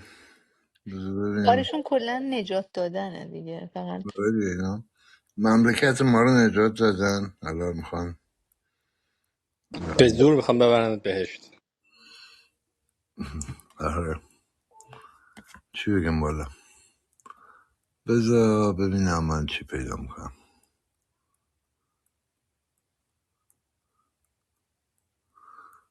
یه یاشار سلطانی نوشته حالتان از این همه تناقض درویی به هم نمیخورد. مژگان براتون نوشته دیروز هتل تاریخی آمری های کاشان رو به خاطر حجاب پلم کردند. مسافران سرگردان شدند و 90 نفر از پرسنل بیکار. اما همزمان شبها در میدانها و مراسم‌های مثل جام فدا شعار بی‌حجاب هم خواهر ماست تکرار می‌شود و همان زنان با آزادترین پوشش در قاب رسمی دیده می‌شوند. اگر حجاب قانونی است چرا اجرای آن اینقدر مقطعی و گزینشی است؟ حالتان از این همه تناقض درویی به هم نمیخورد؟ بعد یه عکسی گذاشته یه خانم با موهای فرفری، عکس خامنه‌ای دستشه، بعدم عکس در اونجا اون هتلی که پلمبش کردن. ببین دیگه چه تناقض پیدا میشه. مارک لوی یه توییت خوب زده، بخونم من اونو. بله. مارک لوی نوشته که معامله یا عدم معامله. وقتی ما ناگهان ترمز گرفتیم و عملیات نظامی برنامه‌ریزی شده علیه رژیم ایران را لغو کردیم، روشن بود که اتفاقی در حال رخ دادن است. ما به رژیم 2 تا 3 روز فرصت دادیم تا به نوعی توافق برسد که احتمالاً شامل عدم دسترسی به سلاح هسته‌ای است. اما عدم سلاح هسته‌ای یعنی چه؟ آیا دانشمندانشان قرار است چیزی را که یاد گرفته‌اند فراموش کنند یا آن را تا چه مدت میتوان در یک جعبه نگه داشت؟ با اورانیوم غنی شده یا اورانیوم غنی شده چه می‌شود؟ به ما گفته می‌شود آنها به اندازه ساخت 10 بمب در 11 روز مواد دارند و اینکه از 60% به 90% غنیسازی تنها چند هفته زمان می‌برد. و اینکه از 60 تا 90% غنیسازی تنها چند هفته زمان میبرد. پس پلوتونیوم چه میشود؟ همان موضوعی که هیچ کس درباره‌اش صحبت نمی کند. و موشک‌های بالستیک که در سراسر خاورمیانه اهدافی را نابود می‌کردند چه؟ و برد این موشک‌ها که اکنون می‌تواند به اروپا برسد. ما حتی دقیقا نمی‌دانستیم این موشک‌ها تا کجا برد دارند. آیا همه اینها تغییر خواهد کرد؟ آیا رژیم ایران که بازرسان را بیرون کرد، فعالیت‌هایش را مخفی کرد و هر توافقی را که امضا کرده بود نقض کرد، حالا به خاطر اقدامات نظامی ما تغییر کرده است؟ صادقانه بگوییم آیا این رفتار شبیه یک رژیم شکست خورده است یا رژیمی که برای مرگ و زندگی اهمیت قائل است؟ به نظر من غرب هنوز نتوانسته این واقعیت را درک کند که ذهنیت این رژیم بر پایه همزیستی نیست. این یک فرقه ایدئولوژیک افراطی و مذهبی است که بر تسلط یا نابودی کسانی که از ایدئولوژی آنها پیروی نمی‌کنند تاکید دارد. آنها این را گفتند، نوشتند، تبلیغ کردند. این در کتاب‌ها، جزوه‌ها و سخنرانی‌هایشان وجود دارد. این یک انقلاب بدون مرز است، نه صرفا یک کشور در میان کشورها. آیا ما هنوز این را یاد نگرفته‌ایم؟ در 47 سال گذشته بسیاری از آمریکایی‌ها به دلیل اهداف این رژیم کشته شده‌اند. بزرگترین نگرانی من همیشه اجرای توافق بوده است، موضوعی که حتی پس از این همه زمان هم به طور جدی درباره‌اش صحبت نمی شود. اگر توافقی باشد، هر توافقی، حتی اگر بزرگترین توافق تاریخ هم باشد، باز هم رژیم تقلب می کند، دروغ می گوید و فعالیت‌هایش را پنهان می کند. اطلاعات و ماهواره‌های ما هم نمی توانند همه چیز را تشخیص دهند و اگر تخلفی پیدا کنیم چه می کنیم؟ خب دوباره به آنها حمله می‌کنیم؟ آیا قبل از ترامپ این کار را کردیم؟ آیا کسی باور دارد بعد از ترامپ هم این کار انجام خواهد شد؟ آیا یک رئیس جمهور دموکرات مانند گاوین نیوسام یا کاملا هریس یا دیگران چنین کاری خواهند کرد؟ حتی جمهوری خواهان هم چنین کاری نخواهند کرد. با این همه فشار داخلی، جریان‌های مخالف جنگ، انزوا طلب‌ها و غیره، آیا اصلا اراده چنین کاری وجود خواهد داشت؟ و حزب الله چه می شود که هنوز یک نیروی تروریستی قدرتمند است و حماس؟ آیا رژیم ایران فقط قول می دهد که از آنها حمایت نکند؟ پاسخ من: آیا هنوز پول بروکلین برای فروش است؟ و اگر رژیم همچنان از آن پول حمایت مالی می کند ما چه خواهیم کرد؟ و مردم ایران چه می شوند؟ گفته می شود باید قیام کنند. خب آنها قیام کردند بدون سلاح و بهای وحشتناکی پرداختند و هنوز هم می پردازند. فقط می توانم تصور کنم اگر فشار بیشتری وارد شود چه خواهد شد. بدیهی است که اروپایی ها بیفایده خواهند بود، همانطور که اکنون هستند. حتی با تنش‌زدایی با چین و نوعی توافق با روسیه باز هم از رژیم ایران حمایت خواهند کرد. کره شمالی هم همینطور. ما کنترلی بر خرابکاری آنها در هر توافقی نداریم. همه اینها باید در نظر گرفته شود و دموکرات ها همیشه به دنبال فرصت سیاسی خواهند گفت چرا وارد جنگ شدیم. این اوبامای دوم است. میلیاردها دلار هدر رفت. ترامپ تاکو است. نمیدونم یعنی چی. و از این حرفا و از همین حالا میتوانم بشنوم حقیقت اهمیتی نخواهد داشت و فضاسازی رسانه‌ای ادامه خواهد داشت. البته اگر دموکرات‌ها قدرت داشتن، رژیم ایران همین حالا سلاح هسته‌ای داشت. اما هیچ کدام از اینها مهم نخواهد بود. این موضوع میتواند برای انتخابات میان دوره‌ای بسیار آسیب زننده باشد و با وجود همه این درخواست‌ها برای راه خروج. با این حال مشکل خود رژیم است، مگر نه؟ اگر باقی بماند چگونه میتوان آن را مهار کرد؟ برای شفاف بودن من هیچ اطلاعات داخلی ندارم. در واقع تا جایی که میدانم پس از 2 تا 3 روز دیگر مذاکره عملیات نظامی علیه ایران دوباره از سر گرفته خواهد شد. اما بسیار مهم است که این مسائل و موارد بسیار دیگری مورد تأمل قرار گیرد.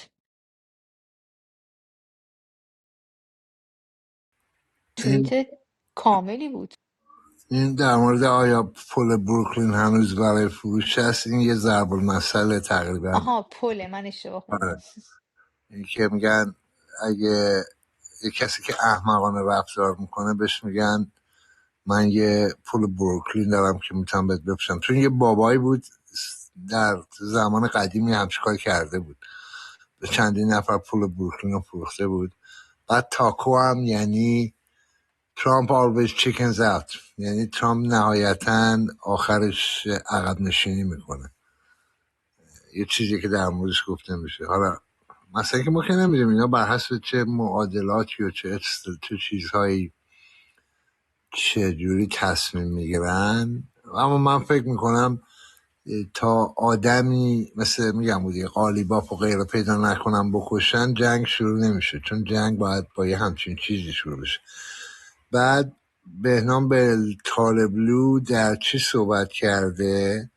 6 دقیقه است فقط. Iranian regime weaponizes citizens. بهنام بن طالبلو با نمیدونم اسمش چیه، مال FTDه، مال 2 ساعت پیش.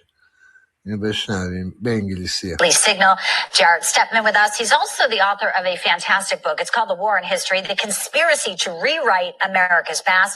Alongside him, Newsmax contributor Tom Borelli, and also joining us today, the senior director of the Iran program at the Foundation for Defense of Democracies. Pleased to have remotely with us Behnam Bentablu, specializes in Iranian security and political issues. Guys, welcome in. Good to have you all with us. Thank you very much. It's good to be here. President Trump says he was 1 hour away, maybe 59, 30 seconds. But obviously it was that close. Jared, I'll start with you. When you look at sort of the dynamic of what moves happen next, President Trump's also been very clear while he's telling reporters this, he's also not telegraphing everything. So Iran really doesn't know what's going to happen next. Yeah, to a certain extent, I think that's on purpose. He knows with the United States military, he will always have the strategic initiative in any interaction. And I think he's used that. Yes, he would like to create a peace deal that works for him and works for the United States. He's been very clear about his requests. Iran has not met them. And I think it's been very clear since that happened, since we had the strategic pause, that something else could happen. And of course, the U.S. military has continued to build up in the region. It's not like we've backed off that. This is just a matter of when it feels, not if. Not if. Politically, obviously, here at home, there's a lot to contend with outside of the war, Tom. And you know that President Trump has issues when it comes to some of the affordability, that they're also trying to make sure people understand that they believe all of these price rises are short term. And the big goal is, he says, nuclear holocaust if they get a nuclear weapon. He even reiterated that just a short time ago. He always seems to be making sure the world knows this is why we're doing that. Do you think that message is resonating every time they layer it in press conference after press conference? They need to keep doing that to justify the war that we were in. He didn't do this for fun. He did this because the United States and maybe the world faced an imminent threat.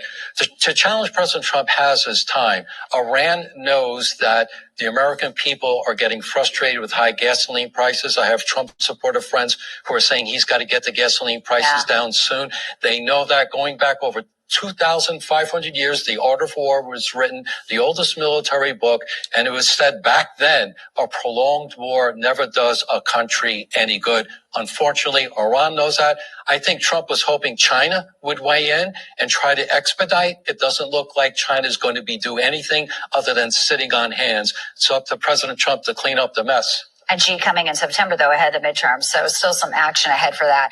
Let's talk about Iran, because obviously there's an ideology, and that's tough to beat, Benham, when you're looking at people who are okay if the world ends. There are these new images circulating online, Iranian military personnel training children, civilians, weapons. I mean, we saw before that they wanted people to go and be human chains. There is obviously this sense of the oppressed people there that have no internet, they have no access, they don't know what's going on. So when you see them actually trying to train civilians, does this kind of telegraph to you, Benham, that maybe there are more defections that we don't even know about? Why are they having all these young people? Or is it a sense of, in a way, their ideological craziness to say, you have to fight for our country because it's all about to end? Well, great to be with you, Bianca, and great question, because the Islamic Republic is using this to signal strength. In actuality, it signals weakness. It's training not just old people, not just young people. It's putting not just programs on television, but it's also putting up security checkpoints and booths to train people on the streets. It's not doing this because it cares about its citizenry, just like Hezbollah and Hamas did not care about the people who lived under them. It is doing this to try to prevent the next round of protest. This is feigned as a way to try to defend their country from foreign attack, but in reality, this is a way that they are trying to arm the small slice of the Iranian population, the 10 to 15% that still support this brutal, ideological, anti-American, anti-Israeli, and even anti-Iranian regime. They're trying to do this to sick population on the domestic population. In so doing, they're showing the world that they're going to have a scorched earth policy at home. So it is a measure of their ideological craziness. And if I can stay with you for one final note here, the UAE is accelerating these plans, a east-west oil pipeline to bypass the Strait of Hormuz. We know Saudi Arabia has another landline to move energy, but the fact that the UAE, which we know was hit many times by Iran in this conflict, and most recently they tried to strike their nuclear attack, this project allows Abu Dhabi to move more oil exports. Does this signify to you maybe that they're making contingency plans as if this is a long drawn-out conflict and the Strait of Hormuz is not necessarily open? Because those are long-term plans to start building these pipelines. Absolutely, and it's a contingency not just for a longer, drawn-out conflict. It's a contingency to find a way to deal with the threat from the Islamic Republic, regardless of the fact of there being a conflict or not, because they understand better than anyone. They live on the front lines of the threat. They were attacked more than Israel, even in this latest war. That they need to find a way to survive. The Islamic Republic has, called these countries not even nations. In the past, it's attacked civilian infrastructure, and while the UAE does have a smaller pipeline that gets around the strait, to go through most of the desert, to go into the Arabian Sea and into the Gulf of Oman, bypassing the Strait of Hormuz and where it originates in the Persian Gulf. Going east to west would replicate the pipeline that Saudi Arabia has, which is born of the same fear, an Iranian attack or threat to close the Strait of Hormuz. It is a whole new world out there, and geopolitics shifting a lot of it. And the good thing is the Gulf ally is still standing here with the United States. Guys, great to have you so much as things are changing. Benham, Tom, Jarrett. اوکی. من یه لینک گذاشتم پایین تو چت مال اتاق فردا شب در مورد اینکه تصمیم بگیریم این اتاق اسموکینگان رو چیکار باش بکنیم و برنامه‌اش رو تغییر بدیم. اگر علاقه‌مند هستین به این مسئله، این لینکی که گذاشتم تو چت رو، آره دیگه دعوته که اگر میخوایم بیاین در مورد مسئله این اتاق صحبت کنیم فردا شب، که این کار رو بکنین. بعد این هم لینک، بریم بشنویم مراد ویسی رو. من فقط سرعتش رو تنظیم کنم.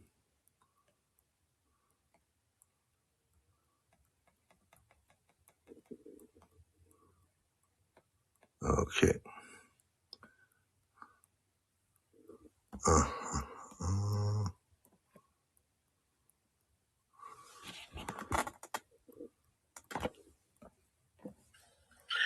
درود بر شما. بامداد چهارشنبه 30 اردیبهشت 2585 در ایران و شامگاه 19 می 2026 در شرق آمریکا. بحث اصلی که امشب خدمت شما خواهم داشت اینه که تفاوت‌های این جنگی که خیلی نزدیکه با 2 جنگ 12 روزه و 40 روزه چه خواهد بود؟ چه تفاوتایی دارن؟ ترامپ امروز اعلام کرد که یه مهلت چند روزه به جمهوری اسلامی داده. اصلا اسم برد. گفت جمعه، شنبه یا یک شنبه. گفت چند روز به جمهوری اسلامی مهلت میدیم که توافق بکنه.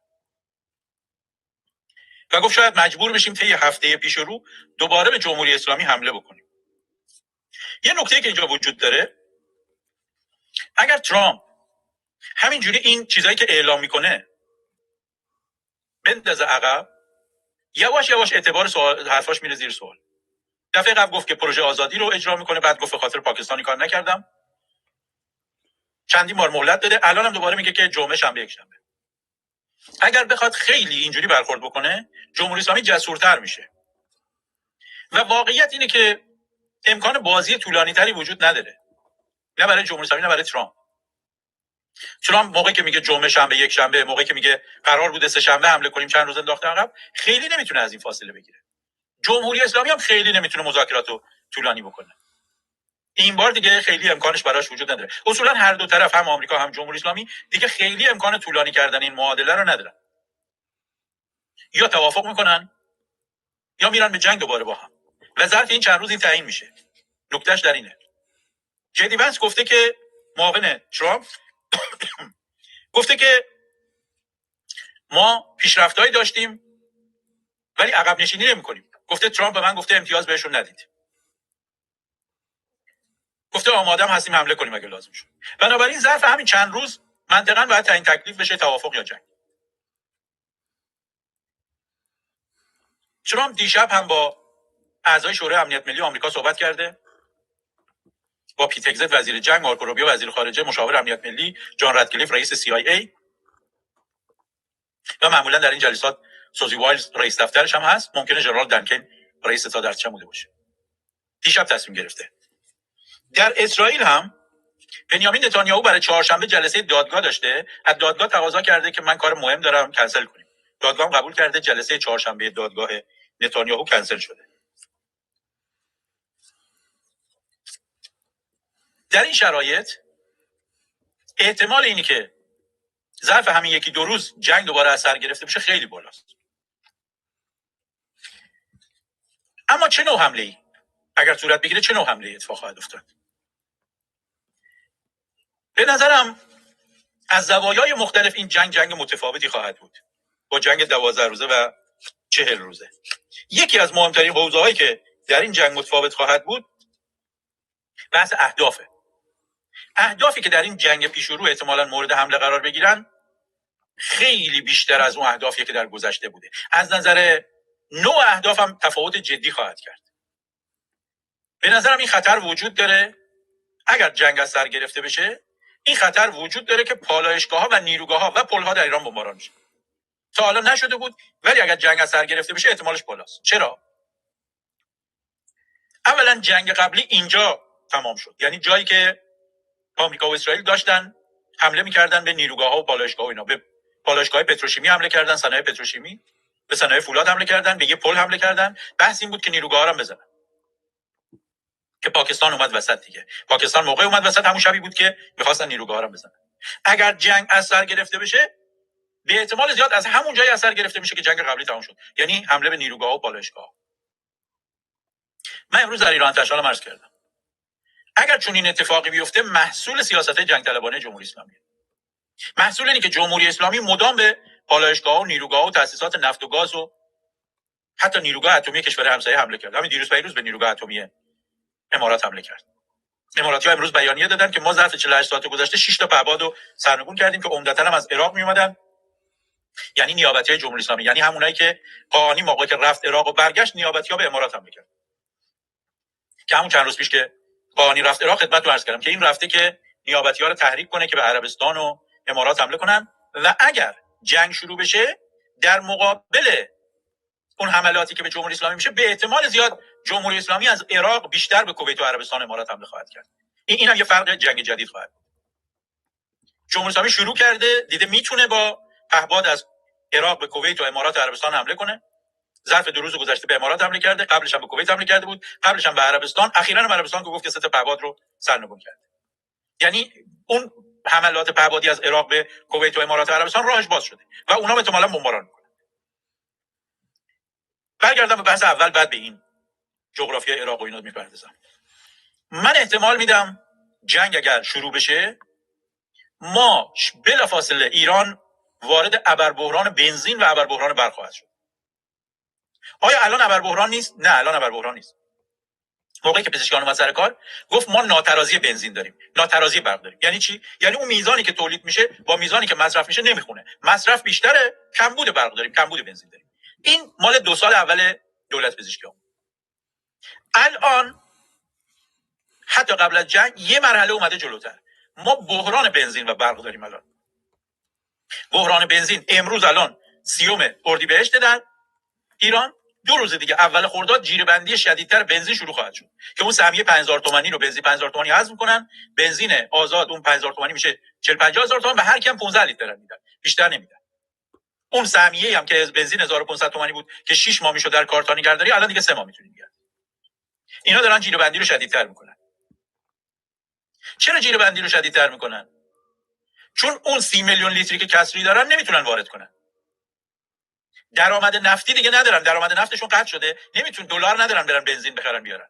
این یک. 2، حتی اگه دلار هم داشته باشن که ندارن، دیگه جای خاصی بنزین بهشون نمیفروشه مثل امارات اینا. اگر هم بفروشن نمیتونن واردش کنن چون محاصرن. به این چند دلیل الان ما در شرایطی قرار داریم که دیگه بحران بنزینه. الان در بندرعباس، مشهد، تهران، جاهای مختلف مردم موقعی که میرن تو پمپ بنزین اولا صفای طولانی بنزین داریم، بعدم 30 لیتر هم نمیدن، 15 لیتر اینا میدن. این بحران بنزینه. اونی که من میگم از این بالاتره، ابر بحرانه.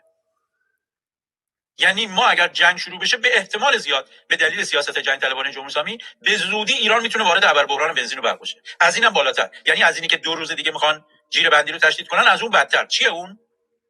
اگر جمهوری اسلامی جنگ شروع بشه منطقاً برمیگرده حمله پهپادی میکنه و موشکی میکنه به کشورهای شورای همکاری خلیج فارس دیگه، چون جای دیگه که نمیتونه حمله کنه. به خاک آمریکا که نمیتونه حمله کنه، به اسرائیل هم که حمله میکنه که اثری نداره.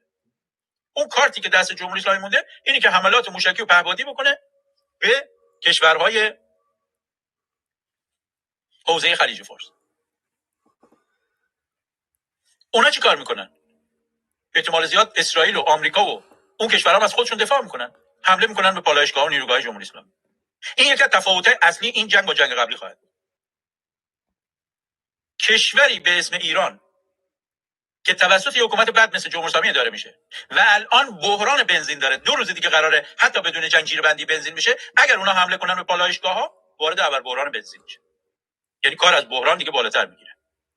چرا؟ چون همه میدونن، تو اینترنت هم همه میدونن که در چند تا پالایشگاه خاص عمده بنزین ایران تولید میشه. اصلا خودشون الان شما برید تو اینترنت بزنید اینی که در کدوم پالایشگاه چقدر بنزین تولید میشه. و با این پدافندی هم که جمهوری اسلامی داره که در واقع وضع پدافند خرابه و اصلا پدافند مرخصه، جمهوری اسلامی یه روز حمله کنه پهپادی و موشکی به اونا یه روز به پالایشگاه حمله کنن، ابر بحران بنزین شروع میشه. همین الان 30 میلیون لیتر کسری وجود داره، اون موقع میشه 60 میلیون لیتر، 70 میلیون لیتر. 1/3 مثلا تولید میشه، 2/3 دیگه نخواهد بود. ببینید چه آشفتگی اقتصادی ایجاد کنه موقعی که کسری بنزین که 30 میلیونه برسه به 60 70 میلیون. به نظرم شبکه تامین بنزین فرو میپاشه و بنزین چیزیه که در سراسر کشور تاثیر میگذاره. پمپ بنزین چیزیه که در سراسر کشور بهش نیازه. اصلا تمام کارهای روزمره به بنزین وصله دیگه. ماشین نباشه نه جابجایی کالا میشه، نه جابجایی مواد غذایی میشه، هیچی جابجا نمیشه دیگه. بنزین نباشه، گازوئیل نباشه، اون کسی هم که تولید مواد غذایی میکنه نمیتونه برسونه. این راجع به بنزینش. به طور همزمان این احتمال وجود داره که اگر جنگ بشه به دلیل سیاست‌های جنگ طلبانه جمهوری اسلامی، به دلیل همین حملاتی که به امارات و بقیه میکنه، این احتمال زیاد وجود داره که نیروگاه‌ها هم هدف قرار بگیرن. چرا جنگ قبلی رو درست در جایی متوقف کرد که همون شب سه شنبهش که جنگ متوقف شد و پاکستان میانجیگری کرد، همون شب ترامپ میگفت من میخوام به نیروگاه‌ها پلها حمله کنم. خب اگر از همونجا اثر بگیره و به نیروگاه‌ها حمله کنه، شبکه برق هم کلاپس میکنه، دچار فروپاشی میشه. ما یه ابر بحران برق هم اون موقع خواهیم داشت. همین الان برق کمبود داره، وای به حالی که نیروگاهی هم بخواد هدف قرار بگیره. و تأسیسات پالایشگاه و نیروگاه اینطوریه که تصاویرش هست دیگه. میلیون ها لوله و پیچ و نمیدونم تو در تو دیگه، یه تیکش آسیب ببینه همش کار میفته. این جنگ طلبی که جمهوری اسلامی میکنه، داره پهپاد شلیک میکنه به سمت امارات و داره پهپاد شلیک میکنه به سمت نیروگاه اتمی. شانسی که آورده اینه که اونا به سمت نیروگاه اتمی ایران حمله نمیکنن. جمهوری اسلامی دیوونه است، اونا که دیوونه نیستن، ولی حمله به پالایشگاه و نیروگاه ممکنه. بنابراین مهمترین تفاوت جنگ پیش رو با جنگ‌های قبلی این خواهد بود که این ظرفیت رو داره، نمیخوام بگم 100%، این ظرفیت رو داره، نشانه هاشو میشه دید که یک ابر بحران بنزین درست کنه و یک ابر بحران برق و شبکه تولید و تامین بنزین در کشور فرو بپاشه، شبکه تولید و تامین برق هم فرو بپاشه. کشور در بی بنزینی و بی برقی فرو بره. خیلی سریع، یعنی کافیه مثلا جنگ شروع بشه همین امروز و فردا، بعد جمهوری اسلامی شروع کنه مثل دفعه قبل فکر کنه که حالا چون جمهوری اسلامی توهم داره دیگه، میگه من در دفعه قبل 2 بار حمله کردم موشکی و پهپادی به کشورهای حوزه خلیج فارس، کسی جرئت نکرد جواب بده. و اصلا توهم دارن که ما دیگه الان آمریکا هم طرفمون نمیشه. توهم دارن که با 2 تا قدرت اتمی یعنی آمریکا و اسرائیل جنگیدیم و میتونیم شکستشون بدیم. دست کم اونا نمیتونن ما رو سرنگون کنن. و چون تنها سلاح خودشون اینو میدونن که به کشورهای منطقه حمله کنن، احتمالاً این کارو میکنن. ولی این دفعه احتمالاً آمریکا و اسرائیل جواب میدن و یه تغییر بزرگ نسبت به جنگ قبلی رو خواهد داد. به احتمال زیاد اماراتی‌ها جواب میدن این دفعه. دفعه قبلم 1-2 بار جواب دادن، صداش در نمیاد. به لاوان حمله کردن، به داخل خاک ایران حمله کردن. الان دیگه چون اون قبح اعلام خبرش هم ریخته، به نظرم جمهوری اسلامی به امارات حمله کنه، اونها هم حمله میکنن. اصلا اینی که جمهوری اسلامی به نیروگاه اتمی برکه حمله کرد، خیلی خط قرمزها رو رد کرده. به نظرم یکی از تفاوت‌های جنگ بعدی این خواهد بود که احتمالاً امارات و کشورهای مثل عربستان تهاجمی‌تر برخورد می‌کنن در مقابل حملات جمهوری اسلامی. یکی دیگه از تفاوت‌های جنگ پیش رو با جنگ 12 روزه و 40 روزه احتمالاً شدت جنگ در جنوب خواهد بود. اون جنگی که در جنوب عرض کردم احتمال رخ دادنش الان خیلی زیاد. که آمریکایی‌ها بخوان تنگه هرمز رو باز کنن و یک جنگ شدیدی در خلیج فارس، دریای عمان، شمال اقیانوس هند، تنگه هرمز، قشم، هنگام، لارک، هرمز، بندر عباس، بندر خمیر، بندر لنگه، جزایر، خارک، لاوان، یه جنگ شدید اونجا رخ بده. چون یکی از 5 تا هدف آمریکایی‌ها اینه که تنگه هرمز باز کنن. آمریکایی‌ها نمیتونن الان وارد جنگ با جمهوری اسلامی بشن و انتهاش تنگه هرمز باز نشده باشه. اگر این اتفاق بیفته، یعنی آمریکایی‌ها به یکی از 5 هدف اصلیشون نرسیدن. اصولاً مهمترین هدف جنگ جدید باز کردن تنگه هرمزه. اگر به این هدف نرسن، آمریکایی‌ها نمیتونن ادعای پیروزی کنن. چون مهمترین هدف جنگ جدید باز کردن تنگه هرمزه، جنگ شدیدی بر سر تنگه هرمز رخ خواهد داد. بسیار شدید. همین الان پیشنبردش هم در قشم داریم می‌بینیم. آمریکایی‌ها میزنن، صدای ضد هوایی میاد در قشم. درگیری‌های محدود هست. ناوشکنای آمریکایی میان به قشم تیراندازی میکنن. اون محدوده هنگام و لارک و هرمز و قشم و بندر خمیر و محدوده بندر عباس پشت قشم و تا بندر لنگه و از اون ور ورودی دریای عمان، سیریک و جاسک و اینها، اون نبرد بسیار بسیار شدیدی اونجا رخ خواهد داد اگر شروع بشه. آمریکایی‌ها به احتمال زیاد تفنگدارا رو پیاده میکنن. یکی دیگه از ویژگی‌های جنگ جدید اینه، همین نکته. غیر از اینی که حملات هوایی تکرار خواهد شد، غیر از اینی که حملات دریایی اضافه تر خواهد شد، احتمال زیاد برخلاف جنگ‌های قبلی اینجا دیگه تفنگدارا ممکنه پیاده بشن، تفنگدارای دریایی، یگان 11 و 31 شون که اومدن و لشکر 82 هوابرد که چسب بازه. احتمال خیلی خیلی زیاد وجود داره که یه اتفاق بیفته، چون نبردی که داره رخ میده اصل نبرد در خلیج فارس و تنگه هرمز. یک تفاوت دیگه که در جنگ جدید خواهد بود برخلاف جنگ‌های دو تا جنگ قبلی، از نظر سلاح‌ها هم متفاوت‌تر خواهد بود. مثل دو تا جنگ قبلی کماکان جنگ هوایی عنصر اصلی حملات اسرائیل و آمریکا و کشورهای مثل امارات اینا خواهد بود. موشک هم موشک‌های هواپایه استفاده خواهند کرد. منتها این بار احتمالاً هاورکرافت‌ها وارد میشن، آبی خاکیان وارد میشن برای پیاده کردن نیرو. از نظر سلاح این تفاوت رو به نظرم خواهد داشت. هاورکرافت و ناوای آبی خاکی وارد میشن. نیروی دریایی بیشتر از گذشته دخیل خواهد بود. در جنگ‌های قبلی ناوای هواپیمابر آمریکا بودن، شلیک می‌کردن. ناوشکن‌هایی که همراهشون بود موشک شلیک می‌کردن، خودشون هم هواپیماهاشون پرواز می‌کردن. الان به نظرم ناوشکن‌ها بیشتر درگیر خواهند شد در تنگه هرمز. وظیفه اصلی نبرد و پاکسازی در تنگه هرمز در دریا با ناوشکن‌ها خواهد بود با حمایت هوایی. آبی خاکیان مثل یو اس اس باکسر و یو اس اس تریپولی اونام احتمالاً در نبرد شدید شرکت خواهند داشت. نوع سلاح‌ها از این لحاظ هم متفاوت خواهد بود. هدف‌ها هم که عرض کردم به احتمال زیاد هم اونها میان به نیروگاه‌ها و پالایشگاه‌ها و پل‌ها حمله میکنن، غیر از هدف‌هایی که تکرار میشه. اون هدف‌هایی که تکرار میشه مثلا مقامات رو میزنن، فرمانده‌ها رو میزنن، ساختارهای سرکوب رو میزنن، اینا رو خواهند زد. چیزی که اضافه خواهد شد یکی اون اهدافیه که در جنوب در تنگه هرمز، یکی هم در مورد نیروگاه‌ها و پالایشگاه‌ها و پل‌ها خواهد بود. متقابلا جمهوری اسلامی به احتمال زیاد تلاش خواهد کرد حملات بیشتری رو از عراق و از یمن به طرفین جنگ بکنه. غیر از اینکه خودش از جنوب ایران پهپاد موشک شلیک خواهد کرد، تلاش خواهد کرد که میزان حملات موشکی و مخصوصا پهپادی رو از عراق به امارات، به کویت و عربستان بیشتر بکنه. و تلاش خواهد کرد حوثی‌ها هم بیشتر ترغیب کنه وارد جنگ بشن و تنگه باب المندب رو ببندن. تلاش خواهد کرد. من نمیدونم حوثی‌ها چقدر به حرف جمهوری اسلامی گوش خواهند کرد، چون بالاخره اگر حوثی‌ها بخوان این کارو بکنن برای خودشون هم تبعات داره دیگه. یعنی خود حوثی‌ها هم ممکنه دوباره وارد جنگ بشن، اونام شرایطشون خیلی خوب نیست. باید ببینیم چقدر حرف شنوی دارن از جمهوری اسلامی. احتمالاً حزب الله هم تلاش خواهد کرد با تشدید جنگ اصولاً روند صلح بین اسرائیل و لبنان رو تخریب کنه. حزب الله خیلی دوست داره روند صلح بین دولت لبنان و اسرائیل که شروع شده، دو سه دور مذاکراتش در واشنگتن بوده، اینو تخریب کنه. الان حزب الله در حال جنگه. هشت شعبی بیشتر از گذشته وارد جنگ خواهد شد.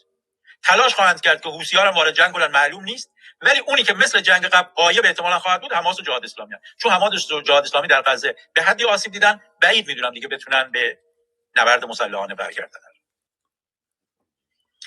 تفاوت دیگه‌ای که این جنگ با جنگ‌های قبلی خواهد داشت در ذهنیت‌های طرفینه. ذهنیت‌های طرفین خیلی مهمه. چه جور ذهنیتی دارن؟ ذهنیت آمریکایی‌ها اینه که ما بالاخره این 5 تا هدف رو یه چیزی باید بهش دست پیدا کنیم. بنابراین اینقدر شدید باید بزنیم که جمهوری اسلامی در تعیین نبرد از اون 5 تا هدفی که داریم یا همه‌شو بپذیره یا مهمتریناشو بپذیره. اون 5 تا هدف هم تکرار می‌کنم: توقف غنیسازی، تحویل دادن اورانیوم‌ها، کاهش برد موشک‌ها و تعداد موشک‌ها، متوقف کردن حمایت از نیابتی‌ها و باز کردن تنگه هرمز. آمریکایی‌ها ذهنیتشون برای این جنگ اینه که به این 5 تا یا مهمترینش که خارج کردن اورانیوم، باز شدن تنگه هرمز و توقف غنیسازی برسن. این سه تا برای آمریکایی‌ها خیلی مهمه. تنگه باز بشه، جمهوری اسلامی توقف غنیسازی رو بپذیره و اورانیوم‌ها رو خارج کنه. اگر حمله آمریکا منجر به این سه تا نتیجه نشه، جمهوری اسلامی میتونه بگه من نباختم چه. یعنی اگر جنگ در شرایطی تمام بشه که تنگه هرمز در دست جمهوری اسلامی باشه و ناامن باشه، جمهوری اسلامی میتونه بگه من جنگو نباختم. بنابراین آمریکایی‌ها شدت جنگو میبرن بالا که به این سه تا هدف دست کم از اون 5 تا هدف برسن. اگه نیابتی یا موشکی فعلا خبری نیست، به این سه تا برسن. و آمریکا بدون اینی که به این اهداف برسه نمیتونه جنگو تمام کنه.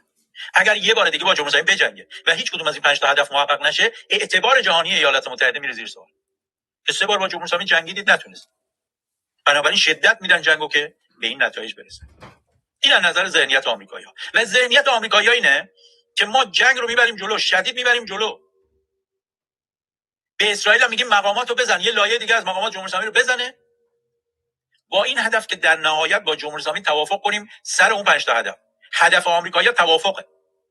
توافق با یک جمهوری اسلامی ضعیف‌تر. بعدشون نمیاد سرنگون بشه، ولی هدف اصلیشون سرنگونی نیست. هدف اصلی اینه که این 5 تا هدف رو محقق. ذهنیت اسرائیلی‌ها چیه؟ ذهنیت اسرائیلی‌ها یه تفاوتی با قبل داره. اسرائیل تو جنگ‌های قبلی 12 روزه و 40 روزه میگفتن شاید وقت باشه برای جمهوری اسلامی بزنیمش، ولی اسرائیلی‌ها اینو میدونن که این جنگ اگر نگیم آخرین فرصت اسرائیل برای سرنگونی جمهوری اسلامی، یکی از آخرین فرصتاشه. چرا؟ چون میدونن که ترامپ بعد از این سخت دوباره بیاد با جمهوری اسلامی بجنگه. الان 2 بار جنگیده دیگه. یه بار در فردو 12 روزه بمباران کرده، یه بارم 40 روزه. الان هم حتی سختشه ترامپ که دوباره بیاد جنگ. بنابراین اسرائیل میگه این که الان سختشونه بیان جنگ، اگر تو این جنگ جمهوری اسلامی رو سرنگون نکنیم یا به شدت بهش آسیب نزنیم، دیگه بعیده که فرصت دیگه فراهم بشه. اسرائیل این جنگ پیش رو اینجوری نگاه میکنه، میگه هر کاری که میتونم علیه جمهوری اسلامی بکنم الان وقتشه. دیگه ممکنه این فرصت به وجود نیاد. بنابراین شدت حملات اسرائیل بسیار بالا خواهد بود و اسرائیل متمرکز خواهد شد بر سرنگون کردن جمهوری اسلامی و زدن مقامات جمهوری اسلامی اگر بتونه. اسرائیل برخلاف آمریکا دنبال توافق نیست. اسرائیل دنبال فراهم کردن شرایط سرنگونیه، طوری ضعیف کنه جمهوری اسلامی که مردم قیام کنن. اماراتی‌ها چه ذهنیتی دارن به این جنگ؟ اماراتی‌ها ذهنیتشون اینه که مماشات بسه، محکم وایسیم جلوی جمهوری اسلامی. اماراتی‌ها میگن مماشات جواب نمیده، هرچی مماشات کردیم اون حملهشو بیشتر کرد، الان داره به نیروگاه اتمی مونم حمله میکنه. محکم کنار آمریکا و اسرائیل وایسادن که جمهوری اسلامی رو یا به شدت ضعیفش کنن یا کمک کنن سرنگون بشه. اینم ذهنیت اماراتی‌ها. ذهنیت جمهوری اسلامی اینه که من دیوونه بازی میکنم که اونا از جنگ منصرف بشن و بعد دیگه برن برای همیشه دیگه با من جنگ نکنن آمریکا و اسرائیل. اینی که به نیروگاه اتمی حمله میکنه برای همینه، میخواد بگه من دیوونه‌ام، سر به سر من نذارید. ولی همونطور که دیروز و پیروز عرض کردم، در روابط بین‌الملل گردن دیوونه رو میشکنن، در روابط بین‌الملل دیوونه رو درمان نمیکنن، نمیبرنش تیمارستان، در روابط بین‌الملل دیوونه رو میکشن. ذهنیت مردم ایران چیه نسبت به جنگ جدید؟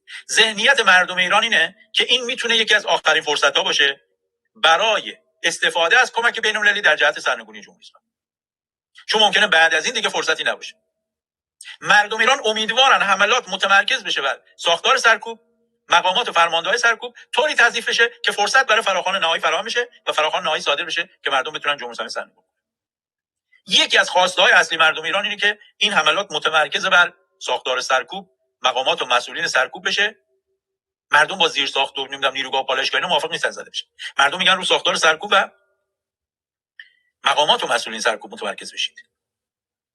احتمال زیاد اسرائیل برگرده به همون مدل زدن ایست بازرسی‌ها، چون دفعه قبل داشت ازش جواب میگرفت. با امید مذاکرات سیاسی آمریکا فشار آورد اسرائیل متوقفش کرد. هم اسرائیلی‌ها دیدن داره جواب میده، هم مردم ایران ازش روحیه گرفته بودن. یه تفاوت دیگه‌ای که جنگ پیش رو میتونه با جنگ‌های قبلی داشته باشه اینه که آتش بس توش به سختی به دست میاد. چرا؟ ممکنه آمریکایی‌ها جنگو متوقف کنن، ولی آتش بس به این معنی که بین دو طرف یک میانجیگری بشه به سختی به دست میاد. چون تقریبا تمام بازیگرایی که وقت خودشون برای آتش بس امتحان کردن یکی یکی سوختن و آمریکایی‌ها میخوان به هدفشون برسن. بعد ترک مخاصمه بشه. جغرافیای جنگ هم این احتمال داره گسترده‌تر بشه. عراق احتمالاً جغرافیاش وارد جنگ میشه. چون هشت شعبی حمله خواهد کرد، اونام بیشتر از گذشته عراق بمباران خواهد کرد. هشت شعبی تلاش خواهد کرد به عربستان حمله کنه. هشت شعبی تلاش خواهد کرد به کویت، به امارات حمله کنه. بیشتر حمله کنه.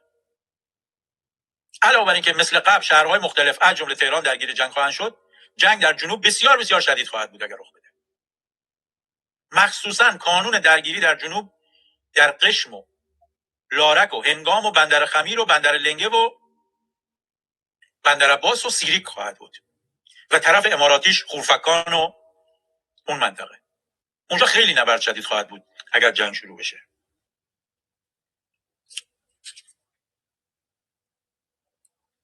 و از نظر نتیجه و پیامدها هم بگم، بعد بحث رو جمع کنم. اولا که هیچ جنگی رو با الگوی جنگ‌های قبلی نمیشه تحلیل کرد. معمولا یه اشتباهی که تحلیلگرا میکنن اینی که واقعه قبلی، مثلا انقلاب قبلی رو مبنا قرار میگیرن، بر اساس اون انقلاب پیش رو تحلیل میکنن، یا جنگ قبلی رو مبنا قرار میگیرن، جنگ جدید رو بر اساس اون تحلیل میکنن. کاملا نمیشه اینجوری کرد. هر جنگی الگوهای تحلیلی خودشون نیاز داره، هر انقلابی الگوهای تحلیلی خاص خودشون نیاز داره. جنگی که رخ خواهد داد اگر توافق نکنن، درسته که الگوهای تجربه شده قبلی توش تکرار میشه. هر بازیگری در جنگ‌ها معمولا اون الگو و تاکتیک و راهبردی که در جنگ قبلی جواب داده تلاش میکنه اون رو به شکل کامل‌تری تکرار کنه. جمهوری اسلامی تلاش خواهد کرد با موشک و پهپاد به کشورهای حوزه خلیج فارس حمله کنه. اسرائیل تلاش خواهد کرد مقامات جمهوری اسلامی رو بزنه، فرماندهان رو بزنه. اینا تکرار خواهد شد. اینی که اسرائیل متکی به نیرو هواییشه تکرار خواهد شد. ولی اتفاقات جدید هم ممکنه توش رخ بده. هم از نظر سلاح‌ها، هم از نظر جغرافیای جنگ ممکنه متفاوت بشه، هم از نظر شیوه جنگ، هم از نظر طرفین جنگ. امارات و اینا ممکنه وارد جنگ بشن، علنی‌تر از گذشته. از نظر نتیجه بستگی داره که رویکرد آمریکایی‌ها غالب بشه یا رویکرد اسرائیلی‌ها. رویکرد آمریکایی‌ها ضعیف کردن جمهوری اسلامی با هدف تحمیل توافق بر جمهوری اسلامی. رویکرد اسرائیلی‌ها زدن جمهوری اسلامی تا سرنگونیه. چون تعداد بازیگرا زیاده نمیشه تشخیص داد چه اتفاقی میفته. جمهوری اسلامی هست، در خود جمهوری اسلامی چند تا جریان هست، آمریکا هست، در درون خود آمریکا دیدگاه متفاوتی هست، اسرائیل هست، اسرائیل تقریبا یک کاسه است، امارات هست، عربستان هست، هشت شعبی هست، حوثی‌ها هستن، حزب الله لبنان و مردم ایران به علاوه رهبری انقلاب ملی شاهزاده رضا پهلوی. تعداد بازیگرا زیاده. هر کدوم از بازیگرام تلاش میکنن این قضیه رو به سمت خودشون ببرن. مردم ایران به طور طبیعی تلاش میکنن که این حمله منجر به ضعف جدی جمهوری اسلامی بشه، ساختار سرکوب ضعیف بشه، شاهزاده رضا پهلوی فراخوان بده، حکومت سرنگون بشه. این چیزی که مردم ایران میخوان. اسرائیلی‌ها اینو میخوان. آمریکایی‌ها منتها دنبال توافقن. اونا میگن جمهوری اسلامی ضعیف بشه، توافق بکنیم. بازیگر پرقدرتی هم هستن. در واقع پرقدرت‌ترین بازیگرن آمریکایی‌ها. قوی‌ترین اقتصاد جهانن، قوی‌ترین قدرت سیاسی جهانن، قوی‌ترین قدرت نظامیان و اسرائیلی‌ها بدون آمریکا نمیتونن در جنگ تصمیم گیری بکنن. چون شما کاری رو که به تنهایی نمیتونی انجام بدی، به تنهایی نمیتونی در موردش تصمیم بگیری. باید ببینیم آمریکایی‌ها تصمیمشون چی میشه؟ اصولاً ظرف این 2-3 روز توافق میکنن یا برمیگردن به جنگ. این یک. اگر ورود به جنگ کردن، فقط یک جنگ شدید در جنوب خواهند کرد که تنگه هرمز رو باز کنن، یا نه به اسرائیل میگن بریم شما از تهران شروع کن، مقامات و مسئولین رو بزن. و جمهوری اسلامی چیکار خواهد کرد؟ چقدر هشت شعبی و حوثی‌ها رو وارد خواهد کرد؟ اینا چون تعداد پارامترها زیاده، الان نمیشه حدس قطعی زد که چه اتفاقی میفته. چون اصلا در مورد خود توافق یا جنگ هم که ظرف 2-3 روز آینده باید روشن بشه، راجع به خود اینم نمیشه حدس قطعی زد. ممکنه همین فردا آمریکا بیاد بگه ما توافق کردیم. ممکنه فردا بیاد بگه نه توافق نکردیم، داریم میریم میجنگیم. چون معلوم نیست و ترامپ باید تصمیم بگیره. از اونورم تصمیم جمهوری اسلامی معلوم نیست. ممکنه بره عقب، ممکنه نره عقب. به همین دلیل این وضعیتی که الان در پیش داریم وضعیتی که مبهمه. اما نظر شخصی من چیه؟ من معتقدم احتمال توافق کمه. من معتقدم سمت جنگ میریم. من معتقدم احتمال توافق کمه، به سمت جنگ میریم و جنگ هم جنگ شدیدی خواهد بود. مخصوصا در خلیج فارس. چند تا خبر دیگه هم خدمتتون بگم. بعد بریم سراغ اسامی جاویدنامه‌ها و بعد پرسش پاسخ. دنیای اقتصاد گزارش داده از صف طولانی بیکارایی که دنبال بیمه بیکاری هستند. میگه 300,000 نفر در ایران تو صفن که بیمه بیکاری بگیرن. معلومه که بیکاری خیلی گسترش پیدا کرده. مجتبی خامنه‌ای پیام داده، تاکید کرده بر ضرورت افزایش فرزندآوری. مثل باباش میگفت که جمعیت ایران باید بشه 150 تا 200 میلیون، در حالی که همین 86 میلیونو که امروز هم اعلام شد 86 میلیون و 526 هزار جمعیت، 564 هزار جمعیت، البته فکر کنم خارج از کشور حساب نکردن، در تامین همینم موندن. و برخلاف اینی که خامنه‌ای 15 سال دستور داد برای افزایش جمعیت، آمارهای خود جمهوری اسلامی نشون میده مردم گوش نکردن. طبیعیه مردم موقعی که وضعیت اقتصادیشون خوب نیست یا سبک زندگیشون تغییر کرده، فرزندآوری کم میشه. سال 1403 تعداد تولدات 979,000 نفر بوده. سال گذشته کاهش پیدا کرده به 892,000. معلومه حرف خامنه‌ای گوش نکردن. تعداد ازدواجات در سال 1403 470,000 ازدواج در سال بوده. سال گذشته کاهش پیدا کرده به 431,000. مردم حرف خامنه‌ای رو گوش نکردن، حرف مجتبی رو گوش نمی‌کنن. مردم در مورد که ازدواج کنن یا چند تا بچه داشته باشن یا اصلا داشته باشن یا نه، اولا وضعیت اقتصادیشون رو نگاه میکنن، بعدم سبک زندگیشون. خیلی اصلا دوست ندارن، ممکنه دوست نداشته باشن صاحب بچه بشن، دوست نداشته باشن ازدواج کنن. دیدم امروز وزارت بهداشت آمار داده که نمیدونم فلان میلیون ایرانی دیگه مجرد قطعی ان و فرزندآوری هم نخوانده. شما کجا میدونید که مردم مجرد قطعی ان؟ اصلا به شما چه مربوطه اینجور قضایا؟ چند تا نکته دیگه بگم. یکی اینی که خیلی‌ها پرسیدن چرا صدا و سیما مجریاش مسلح میشن این روزا. مجریای مختلف میبینید که سلاح دستشونه. اینا که برای مقابله با آمریکا نیست. اینا که با آمریکا که با کلاشینکوف نمیخوان بجنگن. اینا میخوان بگن جامعه رو بترسونن. ولی به نظر من جامعه از این چیزا نخواهد ترسید. 2 زلزله شدید هم گفتن ساعت 3:12 بامداد امروز بندرعباس رو لرزونده، در قشم و هرمز احساس شده. در بندر لافتم کانونش در بندر لافت بوده. امیدوارم آسیبی به مردم لافت عزیز نرسیده باشه. لافت یک بندریه در قشم، خیلی هم جای زیباییه و زمین فوتبال خیلی خیلی خوبی هم داره.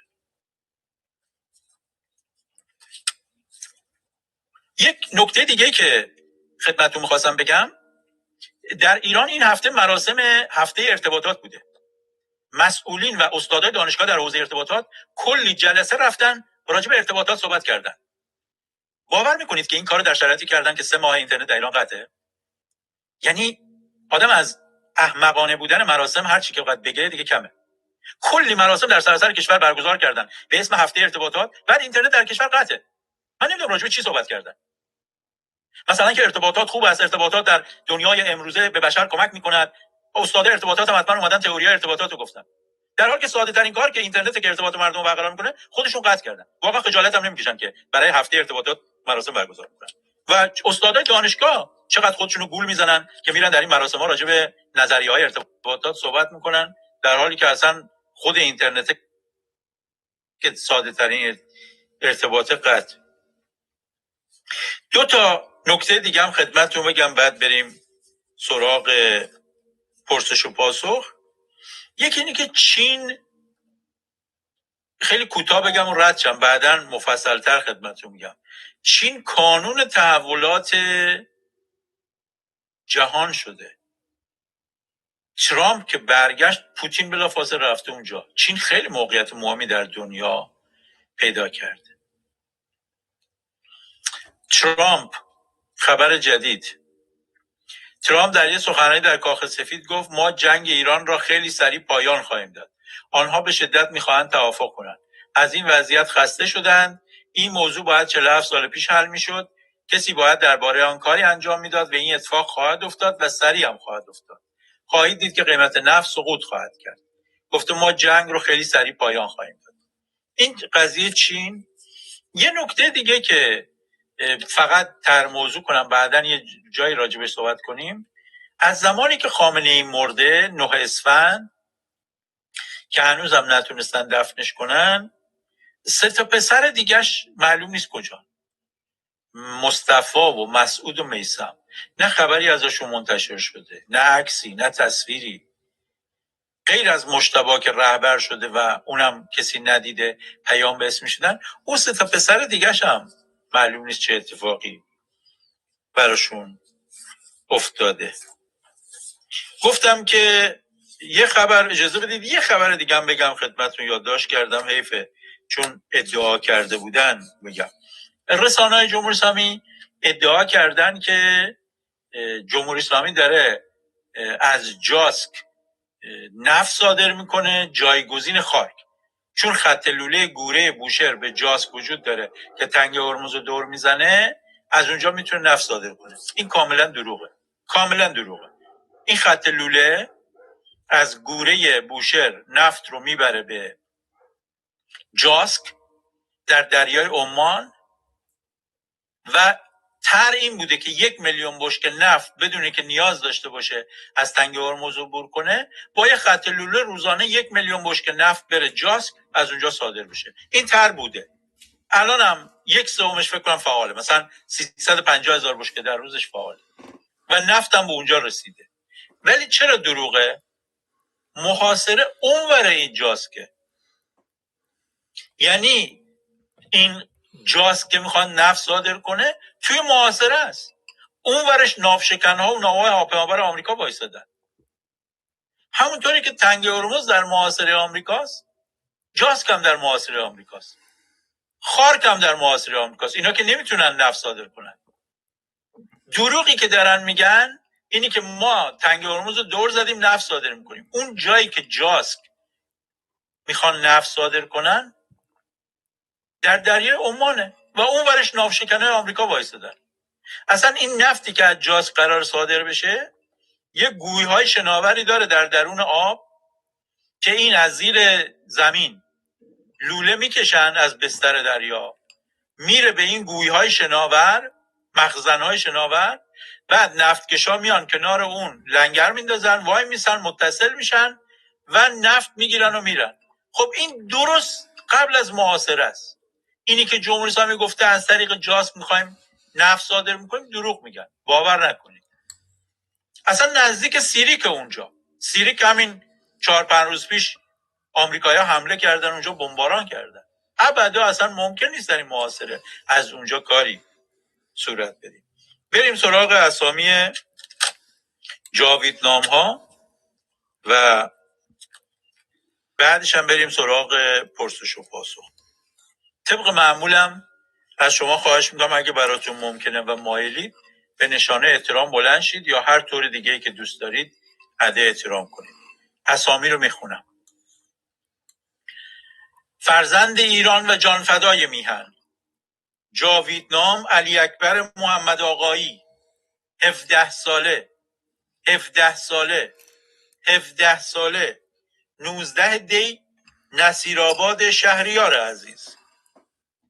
فرزند ایران و جانفدای میهن: جاویدنام سجاد وطن دوست، 38 ساله 18 دی، رشت عزیز. فرزند ایران و جانفدای میهن: جاویدنام زینب اسکندری، 18 دی، دهلوران عزیز. فرزند ایران و جانفدای میهن: جاویدنام زهرا سلطانیان، 51 ساله 18 دی، کرج عزیز. فرزند ایران و جانفدای میهن: جاویدنام محمد شعبان، 18 دی، بروجرد عزیز. فرزند ایران و جانفدای میهن: جاویدنام مهیار عباسی، 17 ساله 17 ساله 17 ساله 19 دی، شهریار عزیز. فرزند ایران و جانفدای میهن: جاویدنام شهرام قیاسی آزادبخت، 19 دی، پردیس عزیز. فرزند ایران و جانفدای میهن: جاویدنام ارشیا فرج آبادی، 18 دی، خیابان نبرد تهران عزیز. فرزند ایران و جانفدای میهن: جاویدنام رضا مرادی عبدالوند، 18 ساله 13 دی، ازنای عزیز. فرزند ایران و جانفدای میهن: جاویدنام ساغر اعتمادی، 22 ساله، فارسان عزیز. فرزند ایران و جانفدای میهن: جاویدنام محمد حسین پایدار حسینی، 23 ساله 18 دی، تهران پارس تهران عزیز. فرزند ایران و جانفدای میهن: جاویدنام مرتضی مددی، 31 ساله 17 اسفند، اصفهان عزیز. و نفر آخر امشب: فرزند ایران و جانفدای میهن: جاویدنام فروزان میریان، 50 ساله، مادر 2 فرزند، مترجم زبان انگلیسی، 18 دی، شاهینشهر عزیز. یاد همشون گرامی. بریم سراغ پرسش و پاسخ با دوستان.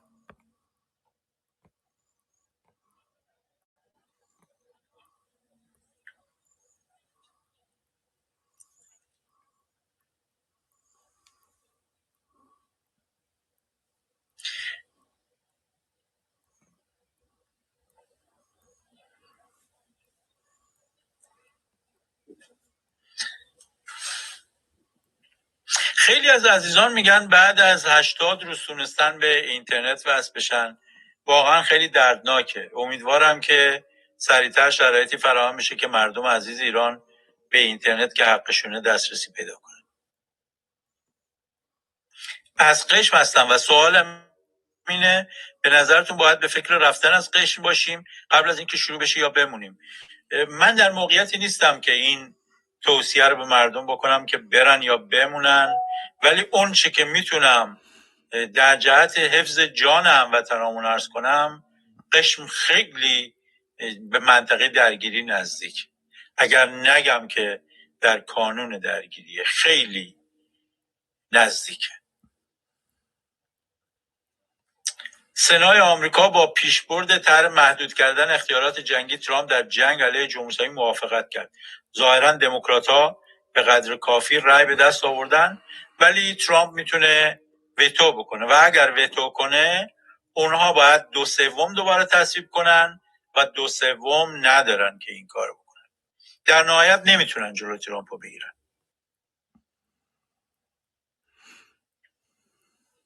ممکنه سقوط تدریجی و شهر به شهر انجام بشه. من اینو رد نمی کنم، ولی به نظرم جمهوری اسلامی شهر به شهر سقوط نخواهد کرد. جمهوری اسلامی به احتمال زیاد به یک باره سقوط میکنه.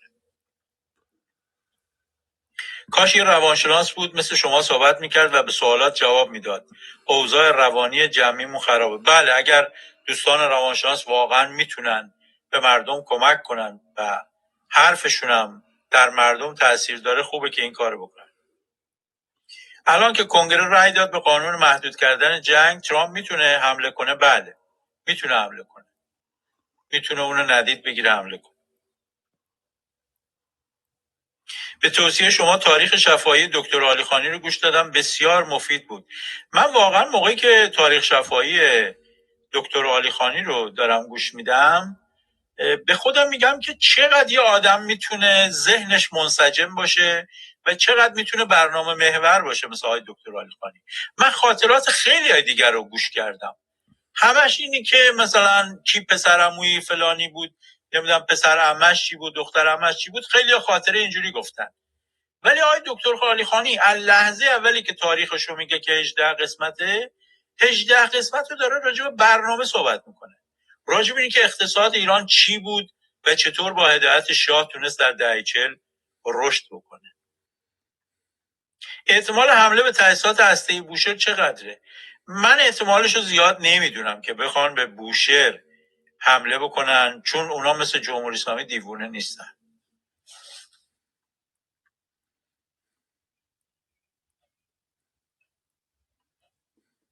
گفتن آیا بندر عباس قانون اصلیه؟ من احتمال زیاد میدم که درگیری وجود بیاد یه جایی مثل هرمز، لارک، هنگام، قشم، بندر عباس، بندر خمیر، اینجا خیلی درگیری باید شدید باشه.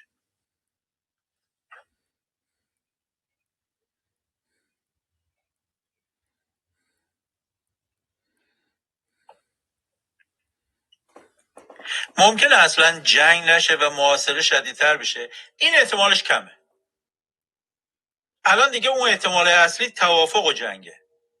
اینی که فقط محاصره ادامه پیدا کنه احتمالش کمه، چون ترامپ گفته دیگه، گفته من خواستم حمله کنم، گفتن چند روز مهلت بده تا توافق بشه. به نظرم احتمال اینی که فقط محاصره ادامه پیدا کنه خیلی کمه.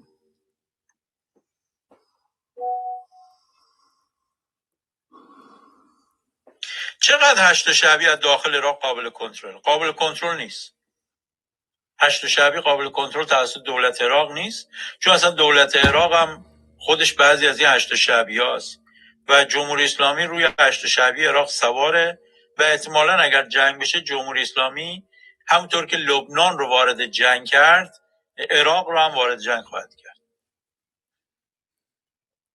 نیابتی ها رو تو ایران میزنن، امیدوارم بزنن.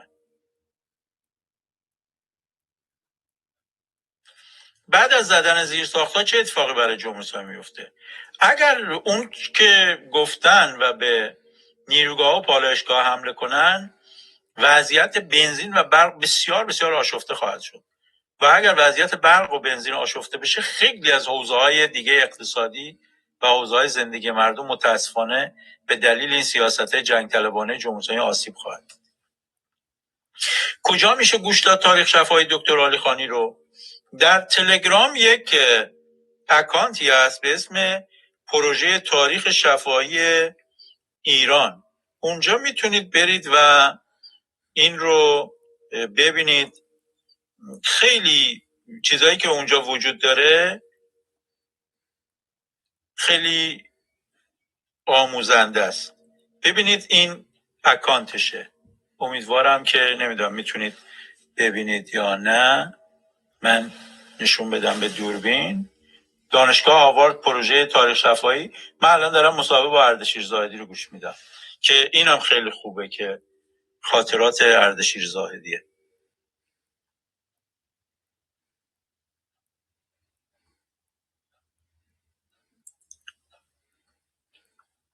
حسین یکتا چی؟ حسین یکتا از کساییه که میتونه در لیست باشه ولی خیلی اهمیت راهبردی نداره. اون ردای پایین تره.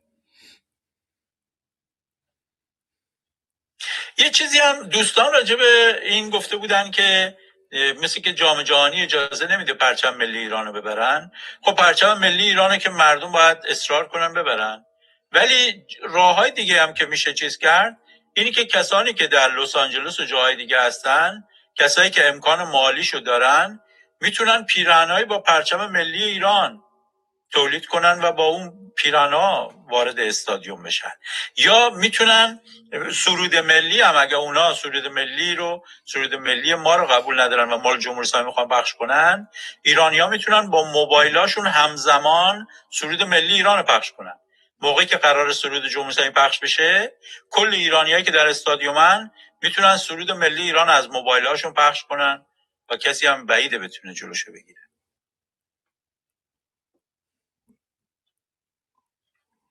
حملات قبلی ناوای آمریکا از همون دریای عمان بوده. جنگ پیش رو میان تو تنگه. فکر میکنم جلوتر خواهند اومد، چون همین اخیراً هم ناوشکناشون اومدن تو تنگه هرمز درگیر شدن.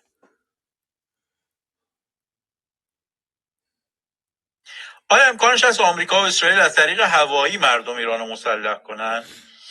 خیلی داره راجع به این بحث میشه. یه نکته ای رو خدمتون بگم در همین حد شاید مثلا بتونم پاسخ بدم. آمریکا و اسرائیل اگر بخوان کمک به مردم ایران بکنن برای مسلح شدن، این رو علنی اعلام نمیکنن. اصولا این نوع پروسه ها اگر بخواد انجام بشه علنی نخواهد بود. آمریکا هیچ وقت نمیاد میگه ما مثلا داریم چیز میکنیم. این نوع کارا اگر بخواد اتفاق بیفته بعدها معلوم خواهد شد که به شکل غیر علنی بوده. تا قبل از جام جهانی تموم میشه کار. حالا جام جهانی که کمتر از یه ماه دیگه است، باید ببینیم که جنگ علیه جمهوری اسلامی اصولا شروع میشه یا نه، یا ترامپ میره سمت توافق. من خودم احتمال جنگ رو بیشتر میدونم و بعید نیست تا مثلا چند هفته تمومش بکنن قبل از جنگ جهانی. حالا باید ببینیم واکنش ترامپ به این مصاحبه کنگره چه خواهد بود. بعید میدونم البته زیاد ترامپ توجهی به اون بکنه.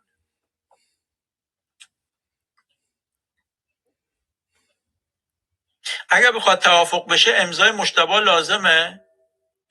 بعید میدونم. همین یک کسی از طرف جمهوری اسلامی میگه که ما اینو قبول میکنیم. بعیدم میدونم به اون شکلی که مثلا در برجام امضا شد بخواد امضا بشه. بعید میدونم به اون مراسم ها برسه. توافق تا وقتی سپاه هست غیر ممکنه. من تا حد زیادی با این حرف موافقم.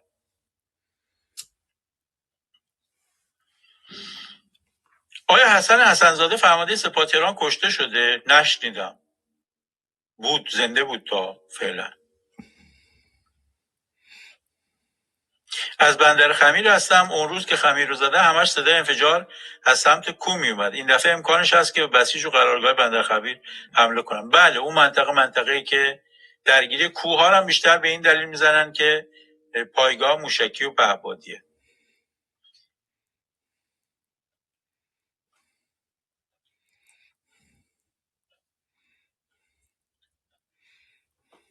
به نظرتون چین طرف ایران رو میگیره؟ چین طرف خودشون میگیره.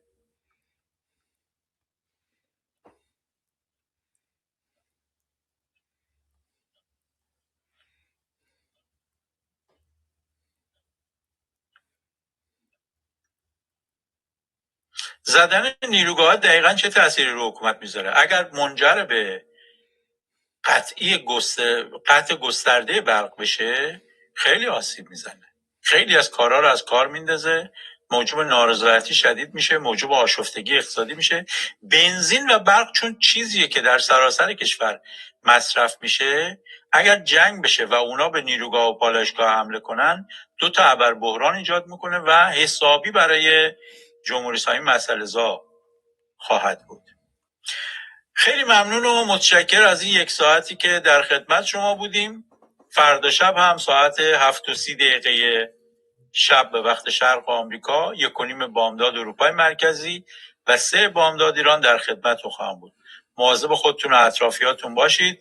نزدیک اون روزی که ایران عزیز رو از جمهوری اسلامی جنایتکار، فاسد و اشغالگر پس بگیریم.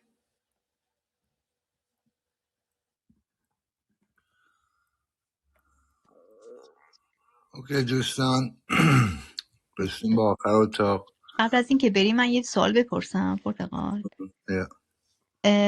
شبکه وقتی برق قطع بشه و حالا با توجه به اینکه الان میگن که ابر بحران برق و اینا داریم، برای تو سیستم دفاعی اینها تاثیر میذاره؟ احتمالا نه، برای اینکه معمولا این سیستم های دفاعی یه مقدار یا شاید حتی حملهشون؟ نه، معمولا سیستم های جنگی باید بکاپ داشته باشن، مثل بیمارستان ها دیگه، یا مراکز مخابرات غیر نظامی هم باید بکاپ داشته باشن. اما اینکه آیا دارن و مثلا یکی از جایی که سوخت میخوان همونه دیگه. پایگاه خیلی گنده مثلا راداری هم حتی باید داشته باشن. ممکن مسئله اونجا نیست، نه اگه بیان اولین کاری که باید بکنن باید سیستم های رادار و دفاعی رو بزنن دیگه. یعنی مثلا اینکه مثلا برق هست یا نیست در جنگ 12 روزه تاثیر نداشت. نه من منظورم این بود که اگر کلا برق به طور گسترده قطع بشه، شاید توی برای شلیک موشک و اینا به مشکل نه برمیخوره. اینا حتما برای چیزاشون، مثلا اصل کاری مثلا اونایی که پایگاه زیر کوییه دیگه، اگر بنک اونا حتما باید برق داشته باشن و حالا یا برق شهری و به صورت کابل زیرزمینی واردشون کردن، یا اینکه البته میتونه اگه برق به طور کلی چیز بشه اینطور اونم تاثیر داشته باشه. آره، اما چون ما نمیدونیم دقیقا چجوریه، چون مثلا یکم مشکلاتی که آمریکا داره اینه که تمام برق همه پایگاهاش همون برق شبکه سراسری آمریکاست. یعنی هر نیروگاهی رو بزنی پایگاه هم برق نخواهند داشت. البته اونا هم باید بکاپ داشته باشن، اما اینکه سیستم های نظامی غیر نظامی با همدیگه کار میکنن، یعنی همون نیروگاه هستن، این میتونه باعث شر بشه. مثلا همون نیروگاه کوچیک اتمی رو که ساختن و بردن گشتنش توی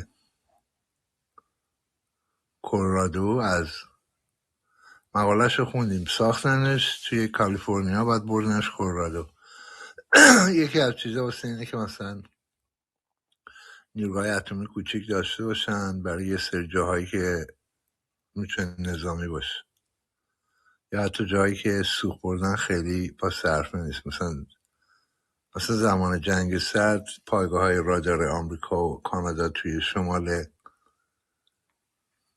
قسمت قطبی کانادا میخواستن برای اونا راکتور اتمی بذارن، اما خب نکردن، میتونست جلد درد سر باشه. آره این همون میگم دیگه، تمدن بدون برق کار نمیکنه دیگه، حالا چه سیستم دفاعی، چه گرمایش، سرمایش، آب، فاضلاب، همه اینا هست. یه خبر خنده‌دارم بخونم دیگه من تمام. هادی زنوزی نوشته که باز هم خبر مزخرف از نیویورک تایمز و همون نویسنده که همه میشناسید. طبق گزارش مقامات آمریکایی، یکی از اهداف اصلی حمله اسرائیل به تهران آزاد کردن محمود احمدی نژاد از حبس خانگی و به قدرت رساندن او به عنوان رهبر جدید ایران بوده است. بنابراین گزارش این اقدام بخشی از برنامه گسترده‌تر آمریکا و اسرائیل برای تغییر رژیم در ایران بوده است. من یه لینک گوشتم، مرسی مژگان، من یه لینک گوشتم توی چت، یه اتاق فردا میزنیم، همون بزنید روی لینک میبینین که داستان چیه، یا اوزون هاست بشین یا میخوایم صحبت کنیم راجع به که این اتاق رو برنامه‌شو عوض کنیم. اگه علاقه‌مند هستین در مورد مسئله صحبت کنیم که صحبت کنیم. و قبل اینکه اتاق رو تمام کنم من یه موزیکی رو میذارم، این که تمام شد بعد اتاق رو میبندم. New Centrum Adults 50 Plus provides new. مرض این چی بود؟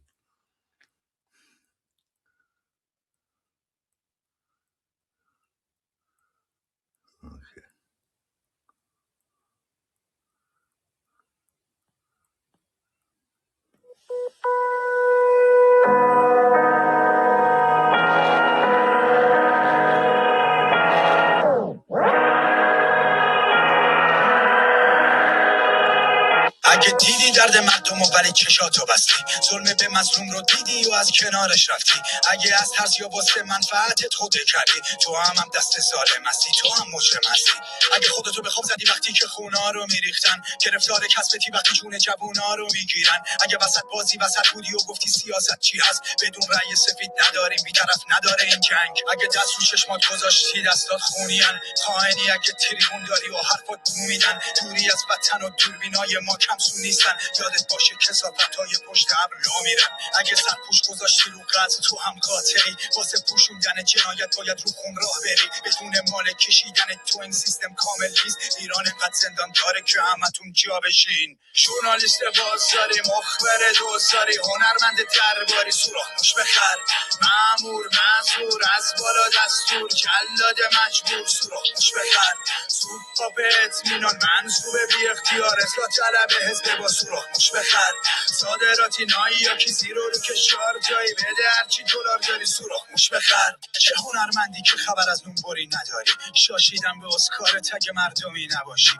پاره میکنم کلافتو که دیگه چرم نبافی، چه شهاب دولتی باشی چه از قره فرهادی، چه بازیکن حکومتی و چفی الیسی، چه بازیگر صادراتی و اله ایکسی، شما خود فروش پولی نزدیک مقام فیکسین، حیف سالو جیر خورا شما از خلایق نیستین، لاشی کارون با آب مدنی که پر نمیشه، خوزستان شتون نمیخواد صاحب کل میزه، آزادی گرونه باشه آزاده کشته میده، یادتون باشه خون فقط با خون شسته میشه، تیر بزن از پشت سر بکش تشنه ها رو، به قتل حق خواه نامسلح افتخار کن، بیرون مز به جنایت بزن رنگ و لاب رو، بگیر از من مژده فردا و تقاص رو. ژورنالیست بازاری، مخبر دوزاری، هنرمند درباری، سوراخ موش بخر، مأمور مزدور از بالا دستور، جلاد مجبور، سوراخ موش بخر، سوپا به اطمینان منصوب بی اختیار، اصلاح طلب حزب با سوراخ موش بخر، صادراتی نایی یا کسی رو کشار جایی بده هرچی دلار داری، سوراخ موش بخر. منتظر ناجی نباش خبری تو راه نیست، نجات دهنده خودتی، خودت قهرمانی، من و تو اگه ما بشیم بیکرانیم، ما منچی زمانه ایم، امام زمانی.